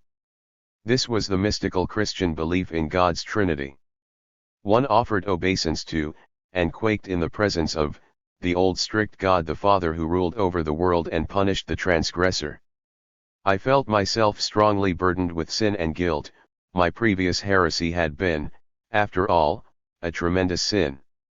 On bended knee one implored the old God to forgive such transgressions and to spare me the punishment of eternal suffering. Oh, how one shuddered at the prospect of being denied a share in the world to come. I used to have a tremendous fear of thunder and lightning during those years. It seemed to me as if they would kill me before one succeeded in purifying myself and washing away my sins. And whenever a storm came up I would hide somewhere in a corner and unloose a flood of impassioned prayers, supplicating the ancient, great omnipotent God to have mercy on my tortured little soul. But there was also another God the Son, the second form of the Holy Trinity, the young, compassionate Christ, the martyr ot the long, blonde hair and sad, sympathetic blue eyes. He had sacrificed himself in order to redeem fallen mankind from sin. His death on the cross had been the salvation of us all. He served for me as the leader on the path of moral cleansing. This was the proximate, the intimate, the kindly God, God the friend. The third figure was the Holy Spirit. To a child's mind it represented something vague, incomprehensible, evanescent. Yet, even while offering my prayers to the stern Father and to the radiant Son, I still experienced the sanctity of the Spirit which pervaded my atonement, my striving, and my love. The Church and its ceremonials became truly sacred to me. Our gymnasium had its own shape, for pupils and teachers. Indeed, it was located in the gymnasium building itself. Yet the place was unsuitable, it was reminiscent rather of a large hall. Very bright, neat, and clean. A church, however, ought to be dark and mysterious. The religious spirit cannot tolerate sunlight, at most perhaps a thin little 10. ray stealing through a mere slit of a window, stretching like a fiery current from one wall to the next, blending into the flame of a gilded icon, and accentuating even more vividly and solidly the encompassing darkness of the high walls and concealed corners. A church must be mystical. But one was fortunate. Our chapel was just then in need of some repairs. We were taken, consequently, to an ordinary church in the city. Here was a real church, the way a church ought to be. We attended church twice a week, Sunday morning and Saturday evening. The Saturday service appealed to me most. First, because it was evening, second, because there was no school the following day, and finally, because the prayers were, in fact, lovelier. Incidentally, the service contained numerous Jewish elements. Naturally, I did not identify them as Jewish at that time. The tapers glowed, the priest inspired and serious drifted about. The old Slavonic words had such a sublime and glorious ring. Even without grasping their essence or understanding them at all, the very resonance itself possessed incomparable beauty. I used to depart feeling cleansed, purified, becalmed. What supreme good fortune! And then the major holidays. The great springtime holiday, Pascha, Easter, the Christian Passover. Its arrival was preceded by the 7-week-long Big Fast with its sacred and sad final week. The Christian world was engaged in purging itself as it prepared for the holiday. It was a time of repentance. The priests dressed in black mourning vestments, black velvet with silver adornment, as at a funeral. Mournful was the sound of the songs. The people fell to their knees, genuflecting, their foreheads touching the ground. Next they approached the priests, confessed their sins, and received absolution. They came away purified and ready for the mystical ceremony, prepared to receive the flesh and the blood of Christ himself. According to the Christian faith, it was bread and wine which became transformed into the actual blood and flesh of God himself. And after the cleansing through confession came the partaking of the sacred food. One can readily imagine the kind of impression this made upon the mind of a child. And then came the final week before Easter, the great days of mourning, with the recollection of Christ's suffering, each day representing a new station. First, his seizure by the Roman soldiers and the hypocritical kiss of his own disciple, the traitor, performed so that the soldiers would recognize him. Then the torturing. And then his crucifixion. He dies and is buried. Finally the holy night arrived. Until the hour of 12 the church remained plunged in darkness and sorrow. Doleful sounded the chanting. The coffin was lifted and carried away. Then suddenly the whole church found itself bathed in the brightness of hundreds of tapers. An illuminated file of priests appeared in white and gold vestments, their faces aglow. Christ is risen, rang forth the good tidings. Truly risen, responded the crowd. The bells chimed forth with a joyous dance sound, the choir offered jubilant, celestial song.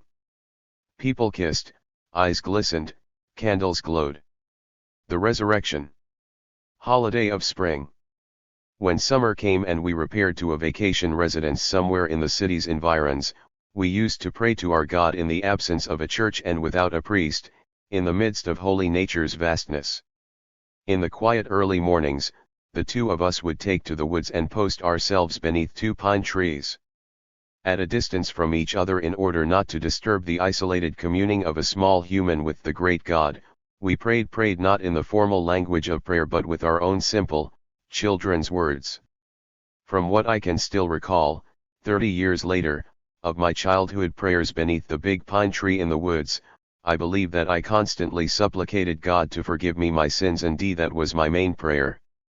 I also distinctly remember how my prayer left me strangely unsatisfied.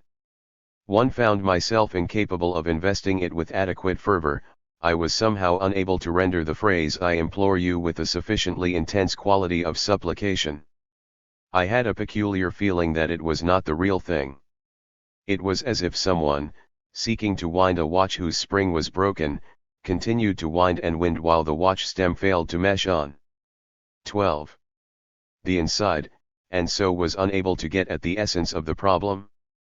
Even in later years, by the way, one never learned how to supplicate not only God, but man as well. I detest it to this day. One have already indicated that mine was a fanatical and a blind faith. Not only had I forgotten all my doubts, I was simply incapable of imagining how anyone could question the correctness of the religious verities, let alone be a complete non-believer, an atheist. Yet the very environment in which I lived was quite indifferent toward religion.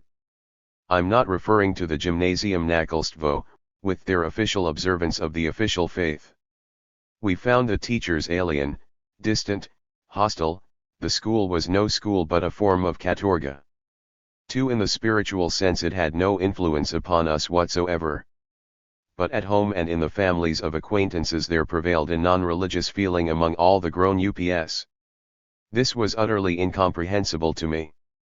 How often had one tortured my brain with the weighty question, how could adult, mature, intelligent people be so blind and deaf to the great religious verities?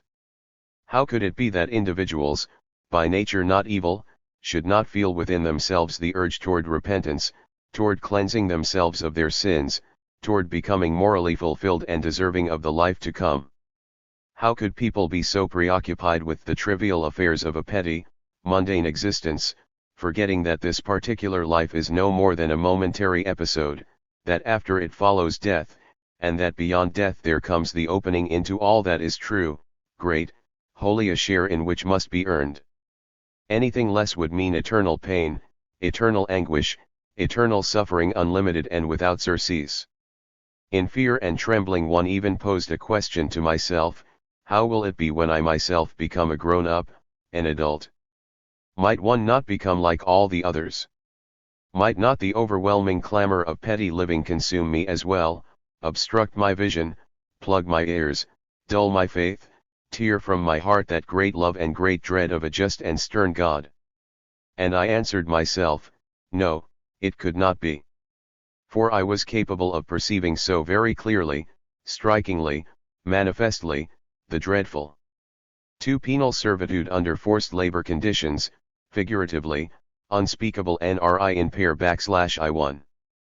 13. Magnitude of the error they were committing. It was as if I were standing on a high mountain in air that was free and pure, under a radiant sun, and I were peering down upon them all in the deep dark, swampy nether depths. And I already knew that when one became an adult, life tended to pull one gradually, step by step, into that swamp. But precisely because one knew this in advance, and precisely because one knew it was a swamp, one would not allow myself to be drawn in. It was only necessary to remain conscious of it, to be ever vigilant and not permit oneself to sink down. This was my way of thinking 30 years ago. Today, however, 1 a.m. one of that host of non-believers upon which the boy of 12 had looked with such horror. Yet, in one respect the boy was right: he did not permit himself, after all, to be dragged into the mud. And if he relinquished his childish faith in a celestial God, he did not remain without a faith even as an adult. But I did not have such a belief in mind at that time. I was concerned then with the actual faith, and the actual world to come, an actual religion. Moreover, I tremendously regretted, nay, more than regretted, I was literally tormented by the fact that the attitude of the people close to me was one of such dreadful indifference toward this most consequential matter. There would surely come a time and they would die, all of them, one after the other, with no time for expiation, for purifying their souls, for making peace with the great and stern God. And they would die as they had lived, preoccupied with mean and petty dailiness, covered with the grime and squalor of sins by the thousand. And just as they had lived in blindness, so would they blindly roll down into the terrible murky abyss of eternal punishment. What a frightfully cruel prospect! How can one save them? What can one do? Something must be done, one cannot simply stand helplessly by. For they were just blind, while I had my eyes open. How could I look on while the blind moved ever closer to the rim of the abyss? It was my obligation to stop them, to warn them. The thought pained me deeply. I felt a burning obligation, but one lacked the audacity to fulfill it. Indeed, I sensed that the adults would make sport of the little boy who presumed to moralize to them, and one was unable to do so. One was tormented particularly by concern over my father, for he had become seriously ill, deathly ill, just at that time. The illness persisted with intervals of temporary improvement for over half a year. 14. And during the whole period I suffered with the thought and fear: what if he should die before he makes atonement? And another thought: why do one not go to him and fulfill my duty to open his eyes? But I failed to do so. One remember the day my father died. It was in the middle of winter on January 30th, according to the old-style Russian calendar, 3 in the year 1893, 1 week after my sister's wedding had been celebrated with much fanfare and rejoicing. I was seated in my gymnasium class. Suddenly, I observed through the glass panes in the door a teacher's assistant in the corridor peering into our room. And one felt an instant pang. I sensed that something tragic had occurred. The door opened. The assistant entered, walked over to the teacher, and whispered something in his ear. I now knew for certain that it was a calamity, and that the calamity was associated with me in particular. "Medem," I heard the teacher's voice, "get your satchel and go home." I took my satchel and walked out to the corridor and down the steps to the entrance hallway. Waiting for me there was the messenger from home, Kolya, the son of our cook. "Come on," he said, It looks very bad for your father. The pastor has already arrived. I felt as though I were lost in a fog. But the closing words sounded to me like veritable harbingers of salvation. The pastor was there. Oh, in that case all was well. Of course a dreadful tragedy was being played out. My father was dying. How heartbreaking, how sad. But the pastor had arrived. He would tell him everything that needed telling. There would be atonement. My father's soul was saved. We hastened along one street, and then another, and here already was our house. I dared not ring but entered through the kitchen. Kolya disappeared somewhere. The kitchen was empty. Not one of the servants was anywhere to be seen. It was strangely silent as one moved toward the hallway which led to the rooms, when a figure suddenly appeared before me. It was one of our distant relatives. He had been crying. "Valiechka," he asked, "when did father die?" I ran through the rooms. My mother was seated on a chair, her voice raised in lamentation as she wept bitterly. The whole household had gathered around her. My father was dead. He had died suddenly, without a sigh, without a groan. His heart stopped and he went to sleep. And the whole business about the pastor whom they had ostensibly managed to call in time had been concocted from beginning to end. The pastor had only arrived for the funeral. One can see before me our spacious, handsome parlor with its covered mirrors and its candles and greenery. My father, dressed in his military uniform, lay on the large table. His face was calm, literally smiling. Yet I have no recollection of having prayed either at his deathbed, nor while the corpse lay in the house during those somber days, nor during the dreadful moment of his being carried from his home, nor at the solemn ceremony in church, nor even at the hardest and most terrible moment upon the return from the cemetery to the desolate, orphaned house. Yet, I may have prayed after all. I absolutely cannot remember. One was listless and depressed, and had become extremely nervous. One recalled that before the cover on the coffin was closed for the last time, all the children and relatives walked over to offer their farewells to the deceased, kissing him on the hand or forehead, but one didn't want to, one simply could not. I, a 13-year-old boy, was afraid the corpse of my own father. And when they tried to lead me over anyway, one broke away tearfully and remained standing to one side. In keeping with the custom among Christians, the corpse was brought in the evening from home to the church. It would remain there overnight. Not until the following day would the solemn ceremony take place, with prayers, with song and organ playing, followed by the procession to the cemetery for the burial.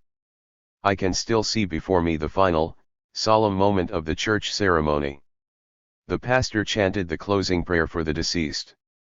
Our pastor in Minsk at that time was a German named Ernst Kluge, a singular individual, who even superficially appeared to stand out from other people, tall and pale, with a black beard and wonderfully deep, soft, noble dark eyes, eyes reminiscent of those who are said to be not ol. 16. This world. Indeed, much was recounted of his great spiritual magnificence, of his pure, sterling soul. It was he who offered the prayer as he stood before the open casket in his long, black pastoral robe and lifted his white hand out of the broad dark sleeve, intoning in his remarkably beautiful, touching, and calm yet resonant voice the prayer's lovely, quiet wish to the deceased: "May God bless you and keep you." And the deceased, with his placid, smiling face illumined by the sun, lay in the casket before him. And it occurred to me, he can hear the quiet words of the prayer while the long rest of eternal peace settled upon him and the eternal brightness enveloped him with its white wings.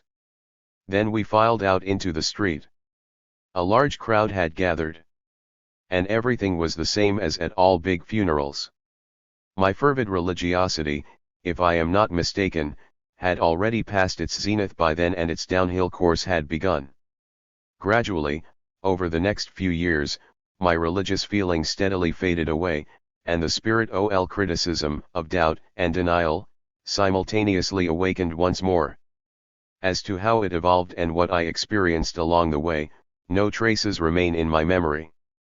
I can recall only a single discussion on this subject which one had with a friend when I was already in the upper grades of the gymnasium and the sobering up process had ended, or was near to ending. We talked about atheism, non-belief, the sober, clear view, and how it represented a rare luxury, a spiritual riches. And I alluded, in that connection, to a passage in Pushkin's famous work Skipoy Ritsar in which he observed that riches are garnered in suffering and pain.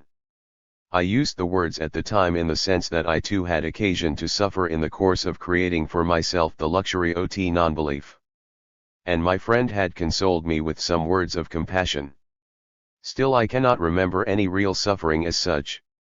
During the last few years of my gymnasium life not a shred of belief remained. My religious stage was over. Yet one observation is in order. Although I had relinquished my religion, there remained with me permanently an aesthetic interest in churches and in church services, and an affection for Orthodox church song. At a later date, when I arrived in Kiev to study at the university, the first thing I did was seek out the churches and cathedrals.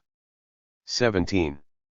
And it occasionally happened that while walking to the university of a morning for the purpose of attending an anatomy lecture, one would end up instead in some church which one had stumbled across along the way. Indeed, many years later, when I was already a party activist of long standing and a member of leading bodies of the party, one sought to visit the local Russian Orthodox Church in Geneva, Switzerland, on the occasion of the late service during the night of the Russian Easter. But one was not admitted because one had no invitation from the consulate. One see that I'm getting into my later years. One have only done so in order to close out the subject of religion. Now one can return to recollections of my earliest childhood. At home. One of my first recollections, perhaps the very first, was when I was about 3 years old. It was evening and I lay in my small bed. Hermina was seated somewhere in another room. Hermina, a Baltic German woman, had been especially employed to take care of me, to supervise me, to play with me, and in order that I might, incidentally, learn German. I was tremendously attached to Hermina. While lying there in my bed I suddenly began to sob uncontrollably. Hermina came running over. "What's wrong?" I continued crying. "Are you in pain? Are you feeling sick? Say something." The bitter weeping persisted. Amid the whimpering and hiccuping ot the child in tears, the stammered words broke through with great effort. "If you should go away. And if mother should die." This was what tormented the young lad when, of a quiet evening, he would ponder the future. Two frightening prospects: Hermina's leaving, mother's dying, the two people who were for me the dearest, most loving in the world. The attachment to Hermina was no more than a passing episode. Hermina actually did go away not long after, and that was that. I forgot about her rather quickly. But my mother would always remain what she had been at the time, during that evening long ago when the 3-year-old child wept at the thought that she might, God forbid, die someday. My mother was the central figure of my childhood, and when one refer to my childhood years, I am really referring to my mother. One was the youngest in the family. It was, of course, well established that the youngest child should constantly gravitate to the mother. She was the only person, in fact, with whom I was truly close at that time. The other children in the family could not serve as playmates, if only because they were no longer children. The youngest of my brothers was 8 years my senior, the oldest, about 16 or 17. They were already grown up or half grown up while I was still a little shrimp. But one's mother is always close a comrade even if she's 40 years older. As for my father, that was something else again. One stands in fear of one's father. First, he was a male, and for a male one always showed respect. In addition, he was stricter, busier, more serious. And the main thing, my father was something of a distant figure, seen far less often, one who appeared only during meal times.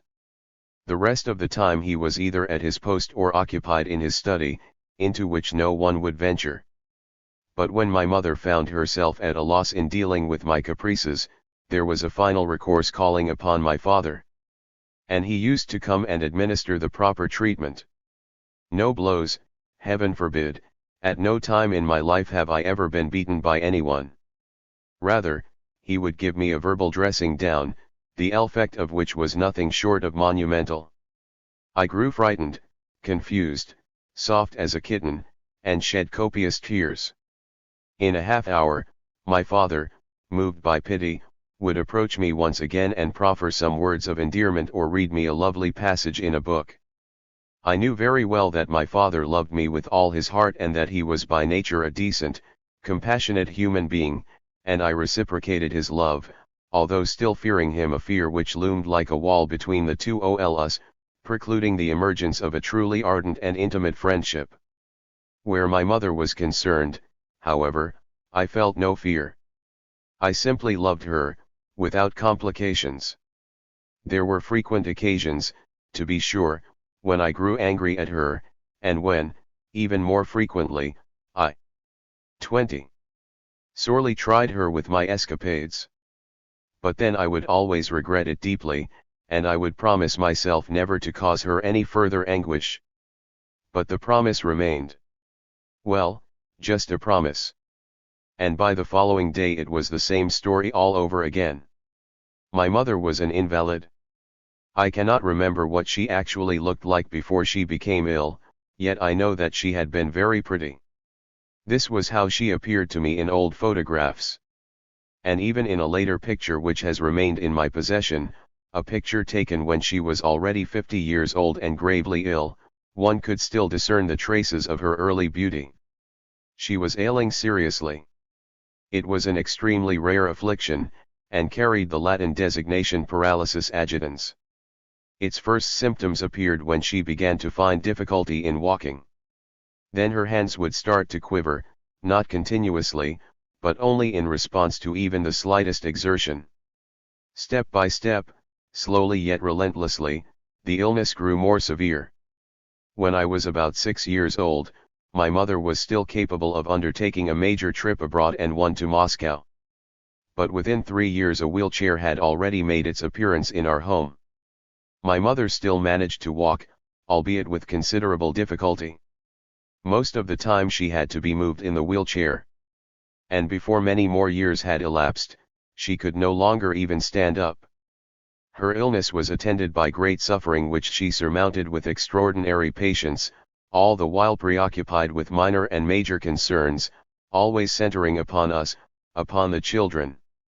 From her place in the wheelchair she retained a firm hold over all the threads associated with the running of a home.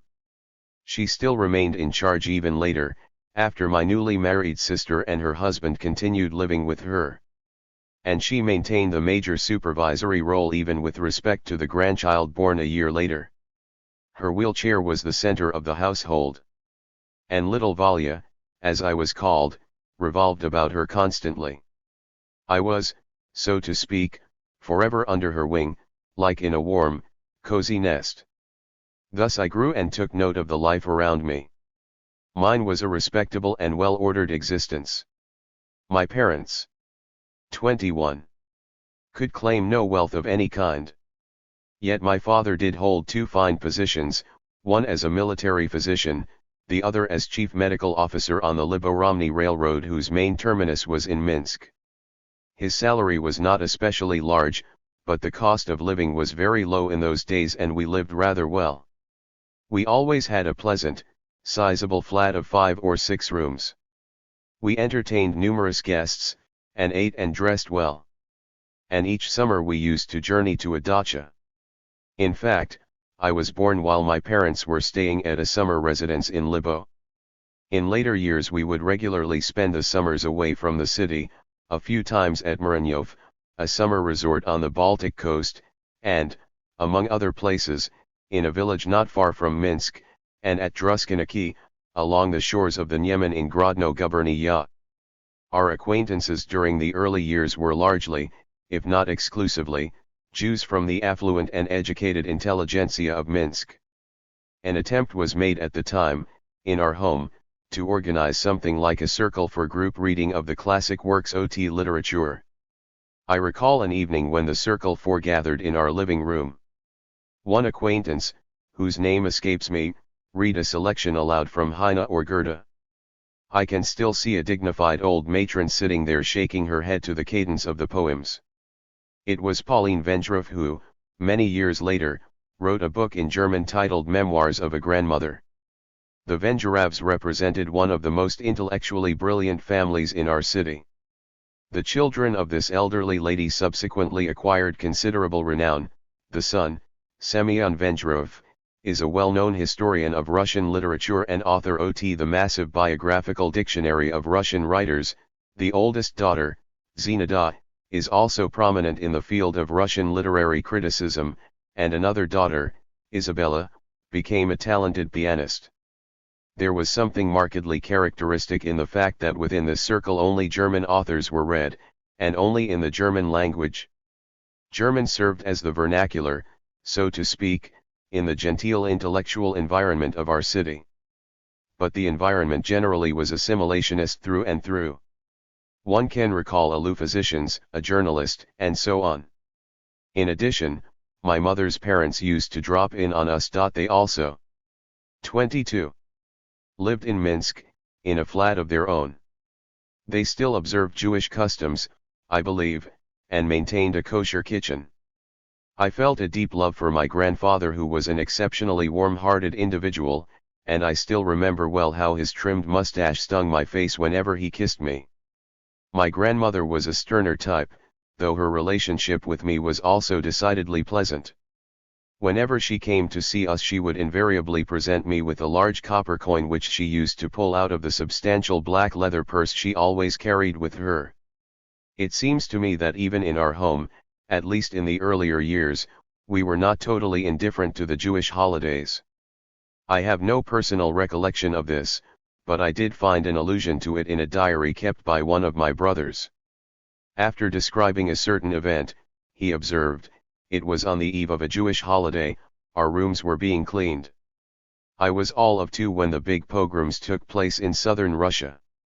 They were swiftly followed by the notorious temporary regulations concerning Jews, the exceptional laws which persisted for 35 years and were associated with the name of Count Nicholas Ignatieff. The name Ignatieff was very familiar to me, and I knew that it stood for a kind of specialist in the persecution of Jews.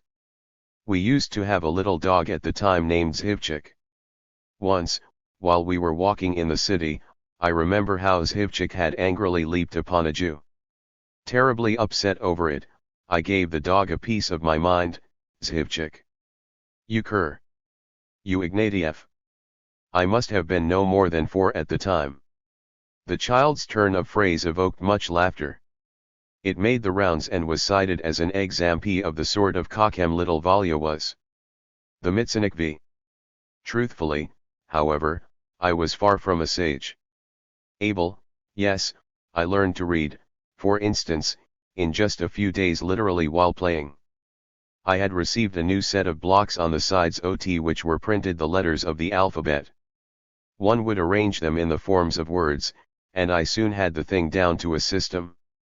In later years I also showed aptitude for study, it came very easily. But a cockham one was not. Quite the contrary, I was a very naive lad, more naive than I should have been for my age, and it was forever easy to fool me. One always trusted people. I remember once being taken to a photographer. To get me to sit still, the photographer told me to focus on the cover of his camera, and he added, "Now look closely. You will presently see a little railroad train run out." I sat there wide-eyed. In due course the picture taking was finished. But I remained seated, waiting toward the train. And I'm still waiting for it.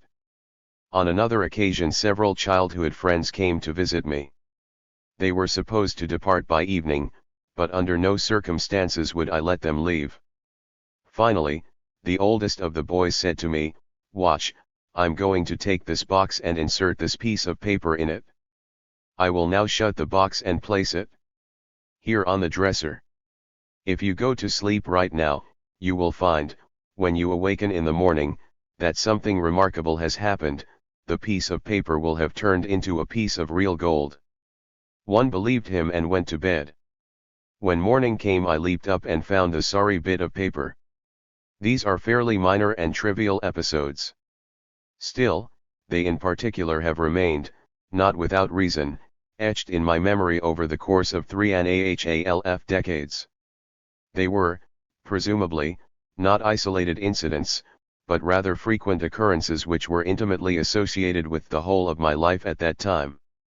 Yet I cannot recall a single instance of my mother being included among the deceivers. I was a delicate child, pampered and capricious, and frequently alone and bored. Oh, how often I used to hover about my mother and pester her with the same inquiring refrain, "Ma. Eh. Eh. Ma, what's there to do? Oh oh. Oh oh. Ma. Eh. Eh. Ma, what's there to do? Oh oh. Oh oh." But this was only during the winter. In the summer there was so much running to do, so much playing and carrying on, that even the long summer day proved too short. I was a typical Mitzinickel, self-centered and full of whimsy. Yet, for all that, I wasn't bad. I was still possessed of compassion and goodness. A case in point is the story of my little lambs. I had a tremendous affection for lambs, not real live lambs. I had no contact with them but the small manufactured ones, the toys. Vast numbers of these lambs would appear in the shop windows each year, prior to the Russian Easter. Among the Christians, the lamb was a symbol of Christ himself, an innocent sacrifice, although the religious aspect held no special interest for me at that time. I loved the dear, kindly little white animal for no particular reason. Such lambs used to be bought for me, but they were mostly of a rather commonplace sort, fashioned from some nondescript white material. However, there were also lambs of a finer quality, with fur that was genuinely shiny and soft as silk. I always dreamed of such a lamb. And on this hangs a tale. A certain holiday had arrived, indeed, I believe it was the Russian Easter. I awoke early in the morning and 25. Insisted, right then and there, on getting dressed in my holiday outfit. But since this was not permitted I became dreadfully angry. I wept and created a din. Just then my grandmother entered the room and set something down on the table near me. I continued to cry. "Stop," she told me, "look at this. Now what can it be?" But I was angry and wouldn't look. With a sweeping motion of my hand, the something fell to the floor. I heard the thud. And experienced a sudden pang in my heart. There, sprawled on the floor, lay an extraordinarily beautiful little lamb. It was precisely the kind I had long dreamed of, with real white fur, gentle, and lovable. The dear little animal had broken a leg in its fall. I saw myself as a real criminal. It was just as if I had maimed a living creature, and a feeling of deep anguish and profound pity for the little cripple welled up in my heart. Over the span of many months, perhaps even years, I felt guilty about it and suffered for my sin. I remember how I once, long after the event, placed the small limping lamb on a table, sank down on my knees before it, and begged its forgiveness for the grave wrong I had committed. I was by then already a sizable boy of perhaps 9 or 10. In general, I would periodically experience attacks of acute, poignant compassion. Strange thing, I explicitly recall 2 such instances, and both were associated with holidays, with the time when people would be spruced up, arrayed in their finest, and wearing a satisfied look. On one occasion, we had taken a stroll and we sat down on a boulevard bench. Some old man seated himself near us. Neither a beggar nor a cripple, the old man appeared, in fact, quite content. But precisely because of his evident sense of well-being and his festive bearing, I was suddenly overcome by such heartfelt pity for him that it required considerable effort on my part to avoid bursting into tears. Another time something similar occurred. I was getting ready to take a walk with Ivan, our denshchik. It was also a holiday and Ivan had draped a bright blue kerchief around his neck, he must have thought it appropriately attractive for the holiday occasion, but to me it just looked ugly. And once again I was seized by a feeling of pity for Ivan. I experienced this sensation many times. Just when 26. Someone would appear to be pleased and light-hearted, I would detect within myself that inexplicable, piercing emotion of pity attended by pain so dreadfully acute that no other emotion can rightly be compared with it. My very heart, it seemed, was rent by sharp teeth. And even years later, upon the merest recollection of that first impression, the same sensation would return again and again. It was perhaps the most potent sensation of my life. 5. My mother's illness. In consequence of my mother's illness, I experienced a different kind of sorrow and anguish. These were no mere attacks of acute pity but rather a persistent pain which endured for years, like some kind of spiritual toothache. Indeed, no actual feeling of pity was involved. Pity may be extended to someone else, but my mother was so close, so deeply commingled with my own life, that her illness became my affliction. And I bore this affliction, year in and year out, with longing and sadness and with a silent hope, perhaps salvation will come after all. What could be more natural and commonplace than a walk with one's mother in the street? All the other children had experienced this. I had not. And I dreamed perhaps more than about anything else of how glorious it would be with my mother healthy and both of us able to leave the house together, hand in hand. I found the prospect so utterly joyous, and it made me so incomparably, radiantly happy, that I could not begin to think of what I would have been willing to sacrifice in order to realize it. And while my mother's health turned progressively worse, my yearning grew ever more powerful and glowed more fiercely until it became clear, at first to the adults and then also to me, that the dream could not and would not become a reality. Toward the end of the 1880s, when efforts of physicians would prove unavailing, recourse would be had to something quite new. 27. 28. And uncommon. The famous hypnotist Feldman happened to be visiting our city just then. Knowledge of hypnotism was still in its infancy in the broad circles of Russian society. Feldman, who used to stage public demonstrations, created a big stir. It seemed as if some sort of supernatural power were at work. Imagine. One person puts another to sleep, and then becomes his lord and master whose every command must be followed by the subject. The hypnotist can prick the subject with needles, telling him it doesn't hurt and it doesn't. He can command him to forget everything that has happened to him and he will forget. He can do anything he wishes with his subject. Could he, perhaps, also cure my mother? Attempts of this kind had actually been made. Feldman, accordingly, was invited to see my mother. At the outset he performed a test to ascertain whether the patient would respond easily and with success to hypnosis. On this occasion the following test was made. Feldman put my mother to sleep and gave her a hypnotic command, as follows: tomorrow, at 4:15 in the morning, you will get up from the place where you will be at the time. You will enter your husband's study, seat yourself at the desk, and write a letter to your son Sasha in St. Petersburg. Then you will ring and give the letter for mailing to whomever comes in. But now you are to awaken and completely forget that I have told you to do anything. Awaken. My mother awoke and remembered nothing. The next day arrived. All of us were ready and waiting impatiently for the designated hour. My mother happened to be sleeping in the parlor. Suddenly, unexpectedly, she awakened. It was a half hour before the designated time. For a minute or so we did not grasp what it meant. My mother rose from the chair, stood on her 2 feet, and proceeded to walk. Walking, by that time, had become a real trial for her. She required someone's assistance. Now, however, she called no one, waited for no help. She suddenly began to move as if propelled by some force. She left the parlor, entered the study, sat down at the desk, and started to write. To the best of my recollection, she had by that time been unable to write because her hand trembled so. but this time she did succeed in writing a short letter which read more or less. 29. As follows: Dear Sasha.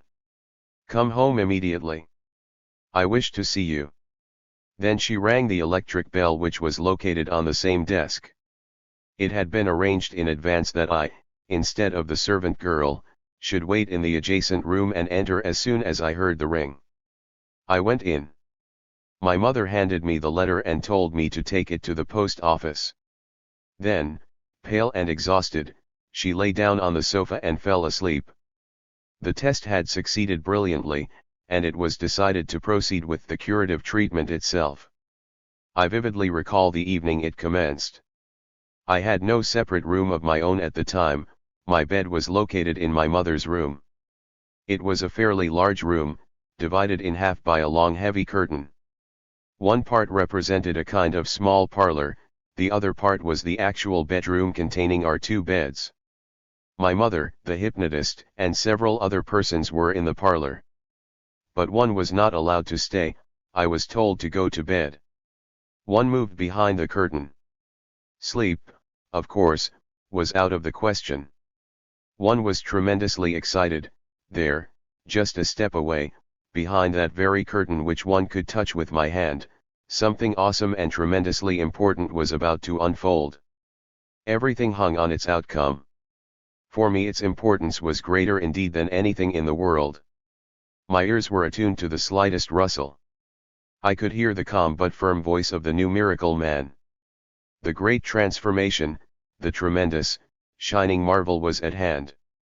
I lowered myself to my knees and, at the very moment the test began on the other side of the curtain, the test involving a hypnotic suggestion aimed at a cure, I in my bed prayed to the great God above to give succor and to have mercy. Exerting all my strength, one prayed from the deepest depth of my heart as only a child can pray who seeks to save a mother. My mother remained ill. 6. Music. Music occupied no small place during my childhood years, and not only then.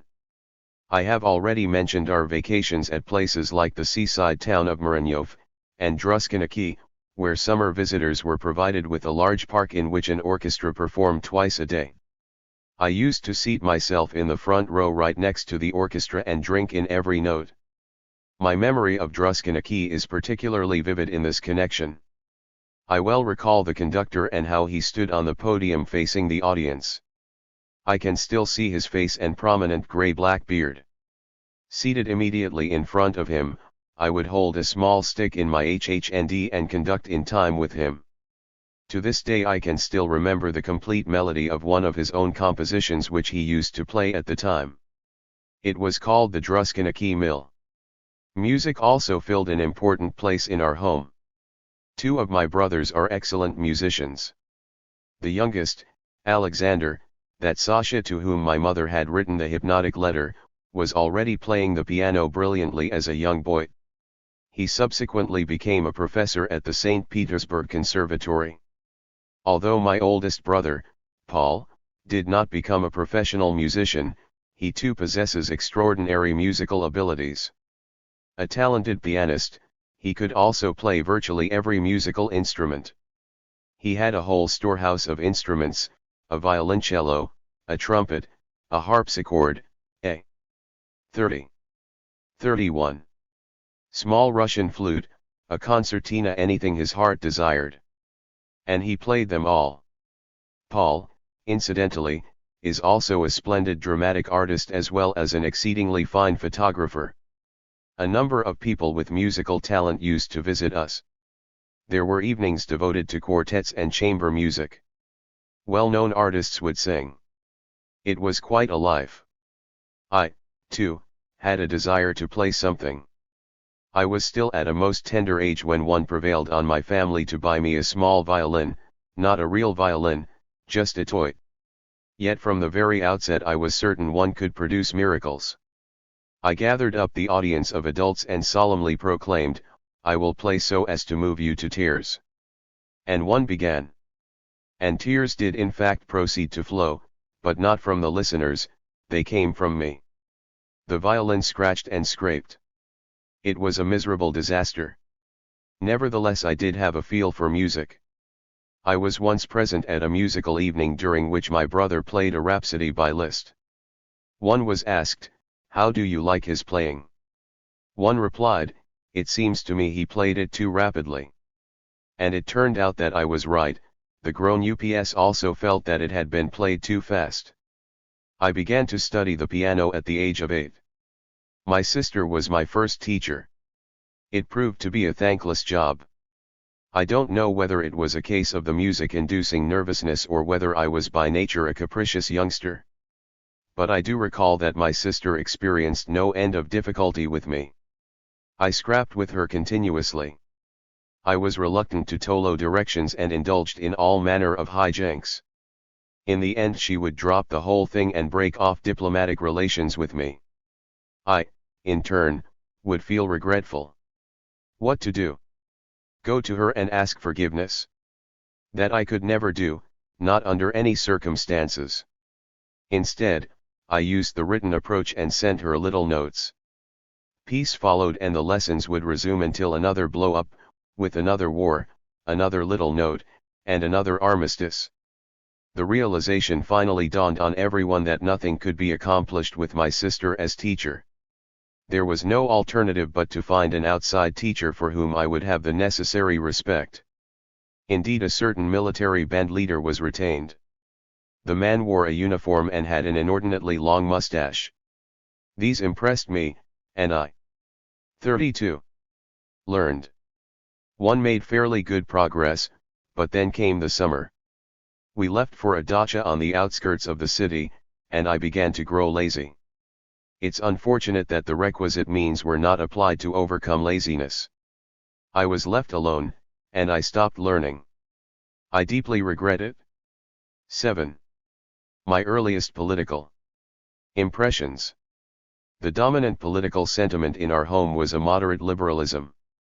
Echoes of the 60s were evidently still alive, echoes of the period Russian liberals used to call the era of great reforms, which was associated with the name of Alexander II, when serfdom was abolished. Among us, a particular charm attached to the name O.L. Alexander. A large portrait of the Tsar hung in my father's study. While still a child, I often gazed upon the face, which seemed to me possessed of a rare nobility and beauty. I always heard him spoken of with great affection and respect. When he died, an event I myself cannot remember, since I was only a year and a half at the time, but which I heard about later, his death was deeply lamented within our social circle, and the ladies dressed in mourning. I also recall, if somewhat hazily, my mother saying that she had a kind of premonition of the catastrophe immediately before his death. For 3 days running she had seen a black coffin in her dreams. This story influenced my childish imagination very strongly. Revolutionary sympathies were non-existent in our home. We were extremely loyal. If I'm not mistaken, my older brother had been 33, 34. Directed toward a military career out of fear of the revolutionary pestilence. He completed the gymnasium at the close of the 70s, the very time that the terrorist movement of those days had reached its highest intensity.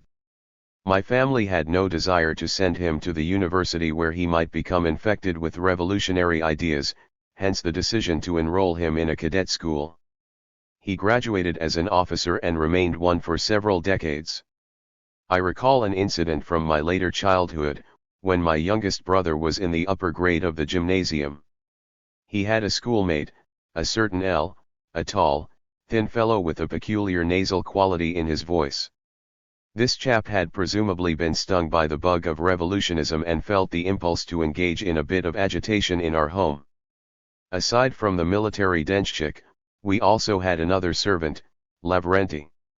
One morning the fellow latched onto the servant and proceeded to question him, "Do you know, Lavrenti, why Alexander II was killed?"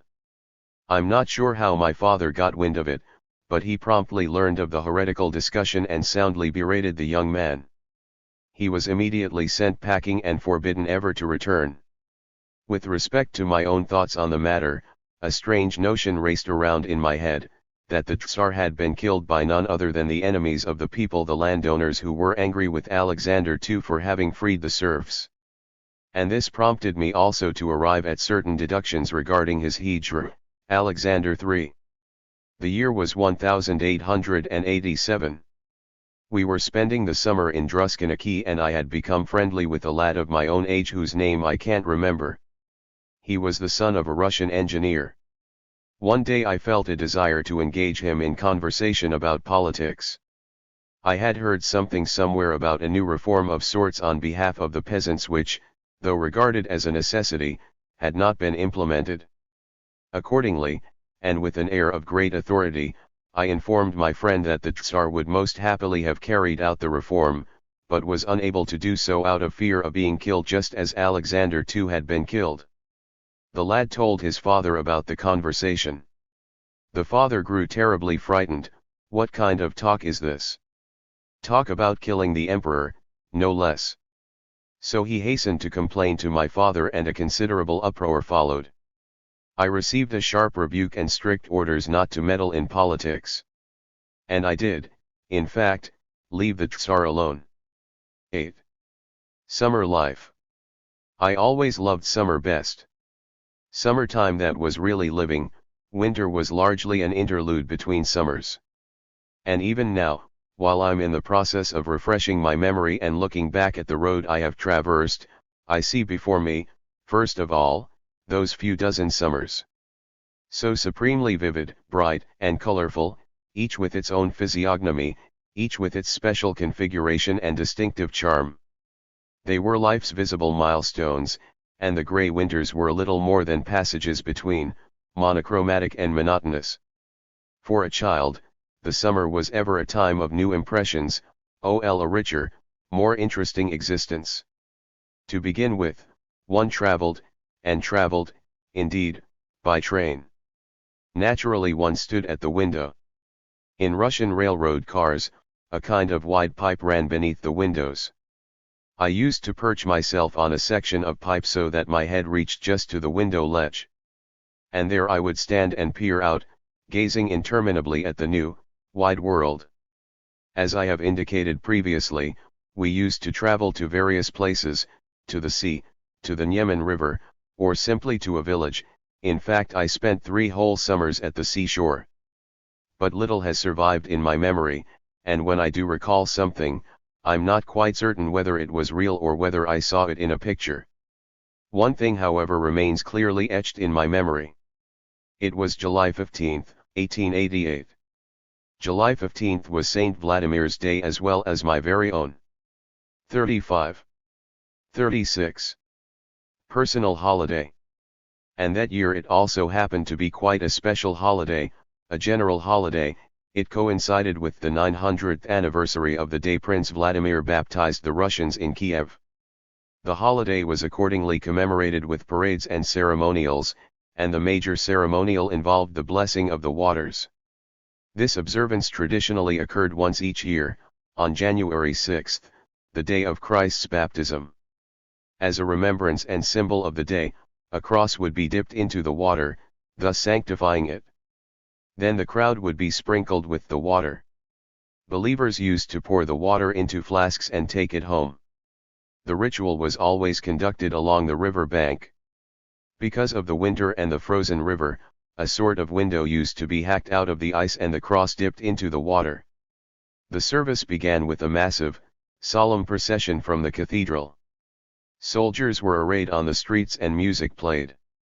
The chanting choir, the golden church banners gleaming brightly, the priestly vestments, it was all very lovely.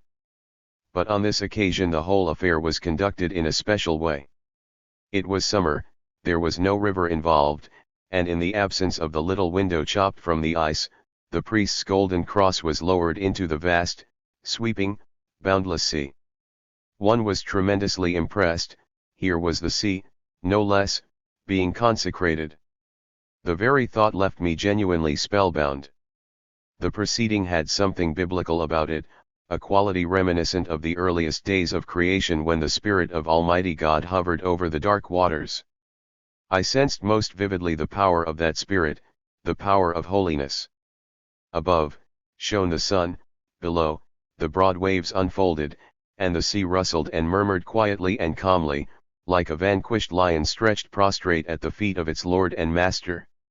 And one stood at the shore addressing in my thoughts the spacious, blessed, noble waters to which had fallen the honor of being present at the moment of the great sanctification. A few weeks later we departed. On the final day we repaired to 37. The sea for our leave-taking.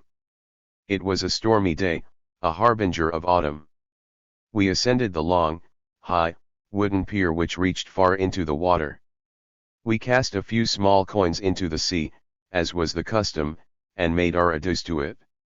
For me the water was no longer a dead object, it had become a living creature, a blessed creature and a dear friend, and my heart was truly heavy. Indeed, to this day I have somehow never been back to those places. Before leaving, we also went into the woods and picked tiny wildflowers which smelled of resin and which we fashioned into wreaths.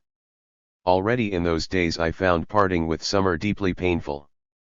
Parting has always been distinctly difficult for me, but leaving the summer place and returning to autumn drabness and a long, cold winter was doubly difficult, as during the endless winter months, I longed terribly for the green summer days. I still recall a 4-line poem which I wrote a few years later, as a child's naive evocation of yearning. Translated into Yiddish, the little poem reads something like this. Summer, come, hurry back. I implore you with all my heart. And bring warm breezes with you. For I am suffering a lot. 1. The summer of 1887 in Druskininki was especially eventful. It was there that I had the conversation about Alexander III. The big eclipse had taken place there. In truth, I only witnessed the darkness proper and no sun, because the sky was covered with clouds. Still it was a great event. I saw a mad dog in Druskininki that year. I observed the cracked earth there. Actually, I thought it was some kind of volcanic eruption. But the explanation was really much simpler. The summer had been very hot and the soil was largely clay. The excessive dryness induced the formation of a mass of crevices resembling old bark. It was there I beheld the large, sweeping, incomparably lovely Niemen River and the small, swift, noisy, animated stream, the Rodnichanka. And there I cast eyes upon a 100-year-old pine, gigantic and incredibly thick. It was called the grandmother. Another pine, the grandfather, was thinner but even taller. I occupied myself with gymnastics there, and even won a prize for climbing a tall, smooth, slippery pole. There we scampered after moles. And it was there I saw Cossacks for the first time. The Cossacks, this was perhaps the most important event of the summer. For several days in a row they passed through the town. They would appear on the opposite side of the Niemen, cross the water on a ferry, and exit at the other end of town. I had never seen Cossacks before except in pictures. Naturally I spent whole days at the ferry, gazing upon their horses, their lances, and their nagaikas. On that occasion, a certain feeling welled up in me for the first time about which I should like to write. The Cossacks would arrive in small groups, a few dozen at a time. I was unhappy about this. I wanted them to arrive in no fewer than large masses. I used to stand at the ferry and gaze endlessly in their direction, toward the far side of the river, where they could be seen approaching in the distance. I waited for long periods and wondered, when will the mass finally draw up? At times it seemed as if it were finally approaching. A long, thick column appeared to loom in the distance. But the column was quickly disbanded and, instead of the solid stream, there were only some measly driblets. To this day I can still savor the feeling I had at that time, the thirst for the greatest measure, for fullness beyond limit, and the fear that the flow might become exhausted at any moment, and the bitter regret, in fact, when it swiftly petered out. I frequently experienced such fear and disappointment during later years as well. The summer in Druskininki and the summer at the seashore were the last summers of my tree phase. Within a year I would become a gymnasist. It meant the start of a new life. And even the summers would take on a markedly different flavor. To a male pupil in the gymnasium, Fern, gymnasistka. Childhood pictures of Medem in Minsk, with mother Rosalie. Medem's father and the 5 children. Front lower right, young Vladimir Medem. Middle left to right, brother, father, a high official in the Russian Medical Corps, brother, Alexander. Rear brother, Pavel, sister. 9. I attend the gymnasium. Autumn arrived. We had returned from our summer residence, and one day my father suddenly called me over and informed me that he would be taking me to the gymnasium on the following morning. This bit of intelligence descended upon me like a bolt from the blue. It had never dawned upon me that I, too, would someday be required to attend the gymnasium. I had felt so good, so peaceful and snug, protected under my mother's wings. Then suddenly I had to start going there, to that massive, elongated, remote structure with its hundreds of strange, unfamiliar boys, with strict teachers, with 1,000 new and unaccustomed things to face.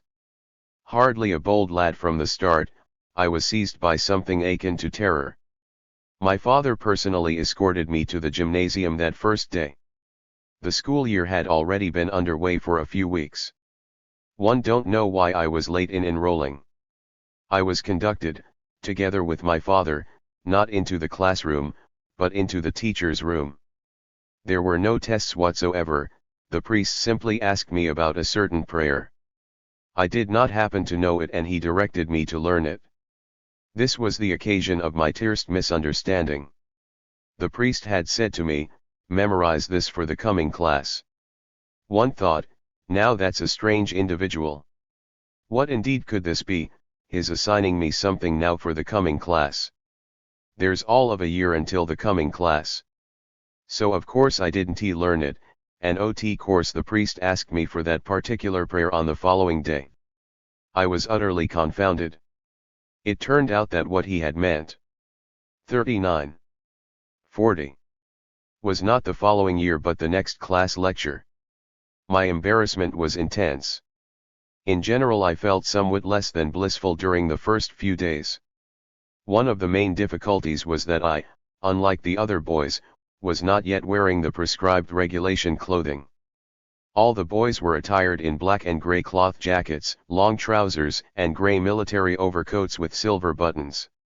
I, on the other hand, was still dressed in ordinary clothes. I wore short pants, buttoned-up shoes, on account of which I was referred to as the girl, and a blue overcoat with gold buttons. These attracted everyone's attention, and I became the object of some teasing. Dejected though I felt, I was determined nevertheless to remain steadfast and not allow myself to be wronged. One boy approached me in the courtyard and said, pointing to my buttons, "You're a golden one, you are," presumably considering this a big joke.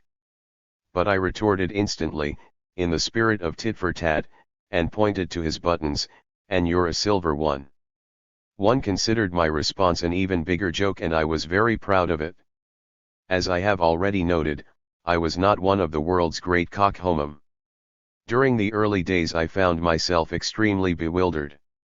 At a session of the Russian language class, for instance, we were required to copy down from dictation a brief story of some kind.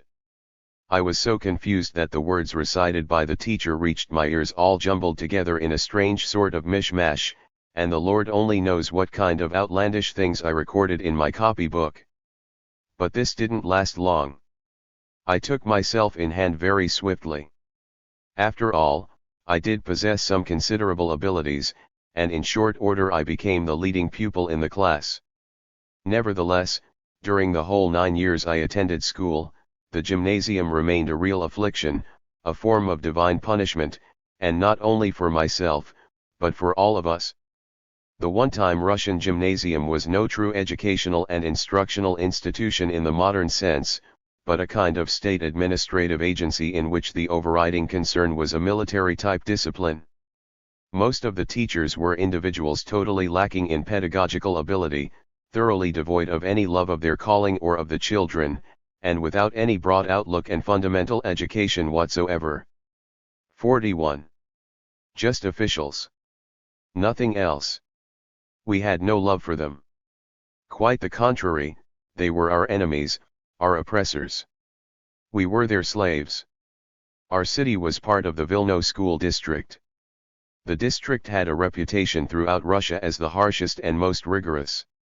Life in the gymnasium was rendered particularly difficult at the time I was in the 3rd grade, when we received a new inspector. His was the task of supervising the conduct of the pupils. He was Minister of Interior and Chief of Gendarmes of the gymnasium. The name of this master of ours was Nicholas Grigorievich Kosakovsky.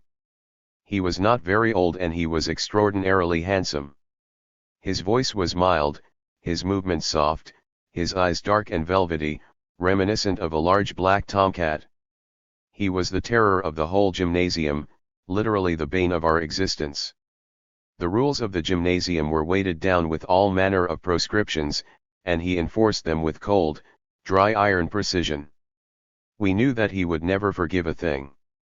And though he never shouted, all of us used to face him with fear and trembling.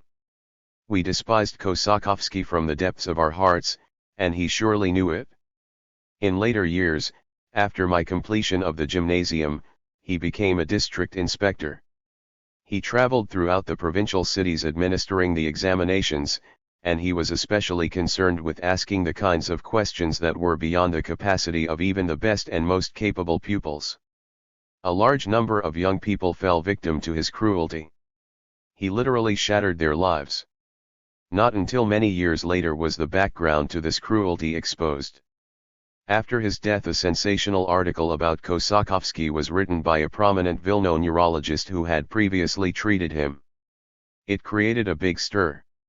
Indeed, because of the article, one of Kosakovsky's sons, a young officer, challenged the physician to a duel, alleging that he had maligned the memory of his late father. The physician, it seems, disclosed that Kosakovsky had simply been a sick human being, a sadist. The cruelty, the tormenting of the children, had provided him sexual gratification. Such an individual had been master over the souls of hundreds and hundreds of children. If the inspector was a subdued savage, the director, Gavril 42. Fyodorovich Vasiliev, was a real volcano. By nature not really a bad fellow, he greatly relished power and glory. In his capacity of supreme ruler of the gymnasium, he considered himself a miniature god. His outstanding feature was his shouting. Despite the many years which have elapsed since that time, his thunderings still resound in my ears. Vasiliev's main arena was the hallway. The doors to the classrooms ran along both sides of this very long and wide corridor which extended the whole length of the gymnasium. Gavrilka, as we used to call him, would appear in the corridor each day, and as soon as he mounted the stairs every one of the 400 boys already knew, "He's here." The corridor was laid out in such a fashion that the least sound carried readily. And like the thunder of a hungry lion in the wilds, his shouts echoed from one end of the building to the next. Not only did the pupils shudder, but the teachers as well. In retrospect, there was a great virtue in this, for Vasiliev's arrival was invariably known in advance, and it was always possible to stop the horseplay in time and become as peaceful as pussycats. And if Gavrilka, by some miracle, occasionally failed to shout, we had still another type of warning. He used to carry a big assortment of doodads on his watch chain that tinkled at his every step, like so many little bells. Thus the tinkling, like his screaming, could be heard from the farthest point, and the necessary precautions were taken in time. In the upper grades, Vasiliev used to give Latin lessons. He even attempted to introduce a little erudition into these lessons and to tell us the sort of things which were not included in the textbook. But his primary virtue, in our eyes, lay in the fact that he came to class very late and, sometimes, not at all. This always constituted a truly festive event. The remaining teachers were, by and large, persons of little consequence, and our attitude toward them was one of marked disdain. They, all had separate nicknames. The teacher of Russian literature was known among us as Mikaka. It was said of him that he had not read a newspaper in several decades. The mathematician was called Konoval, the historian, Higot, and another historian acquired the kind of name among us which cannot be made public under any circumstances. From the foregoing one can readily see the kind of respect in which we held our educators. 43. And, truthfully, in the sense of education and even of instruction, the gymnasium offered us virtually nothing. Any individual who was content with the official teaching was clearly a student who departed the gymnasium precincts a pronounced ignoramus and a coarse personality. We retained not one iota of affection for the school. I used to awaken each morning in a mood of utter disquiet, with a feeling of having to complete a weighty measure of forced labor. The lessons consisted largely of the instructor calling upon us in sequence and of our having to respond to the so-called lesson. The person who correctly memorized what had been assigned the previous day would receive a good atmetka. For anyone who had not, the consequences proved ugly. And it's strange, none of us, from the first pupil to the very last, was ever certain that he knew the lesson properly, and we lived in a constant state of fear. The identical scene was repeated 5 times a day. The teacher entered the room. Everyone stood up and sat down again. He opened the large record book containing the class roster. He scanned the long list in search of a victim.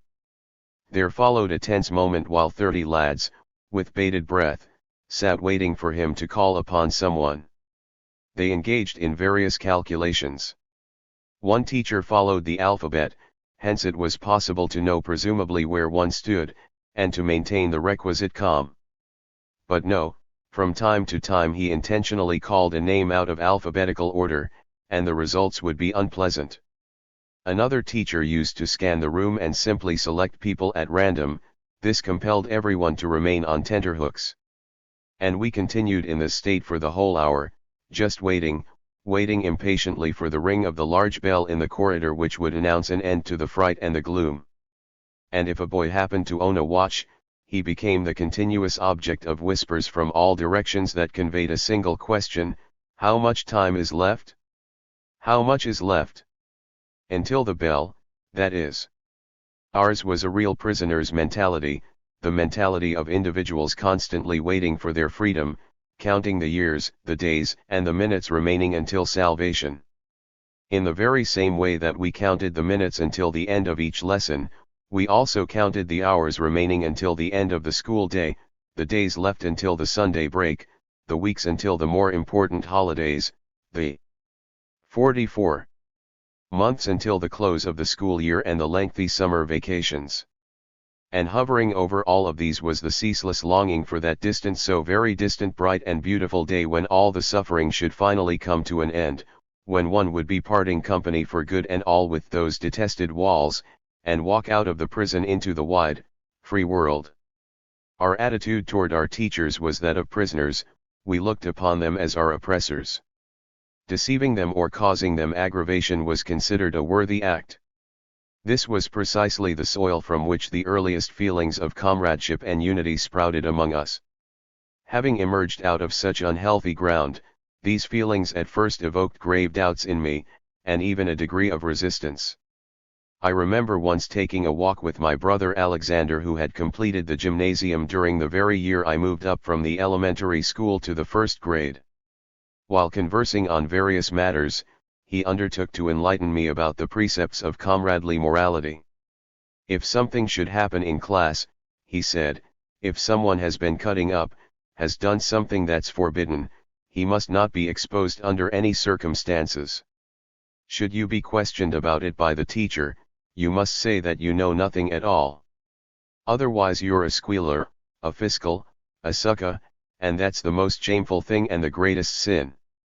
Such was my brother's line of reasoning with me, but I found it quite absurd. I was still imbued with the clear, simple, straightforward morality of the 10 Commandments. One dare not lie, after all.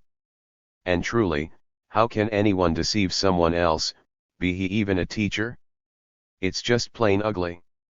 Nevertheless, I fell in very quickly with the spirit of concerted action and comradely conspiracy. I protected our fellowship just as loyally as did all the others. But I must confess that the aversion to lying remained with me always, and not only because of the 10 Commandments. It was simply an inner, instinctive repugnance as toward a snake or a frog. Yet our hostility toward the teachers was by and large of a more passive sort. What we pulled on them was nothing stupendous, there were no really major escapades. In the lower grades we were general. 45. Very quiet and fearful.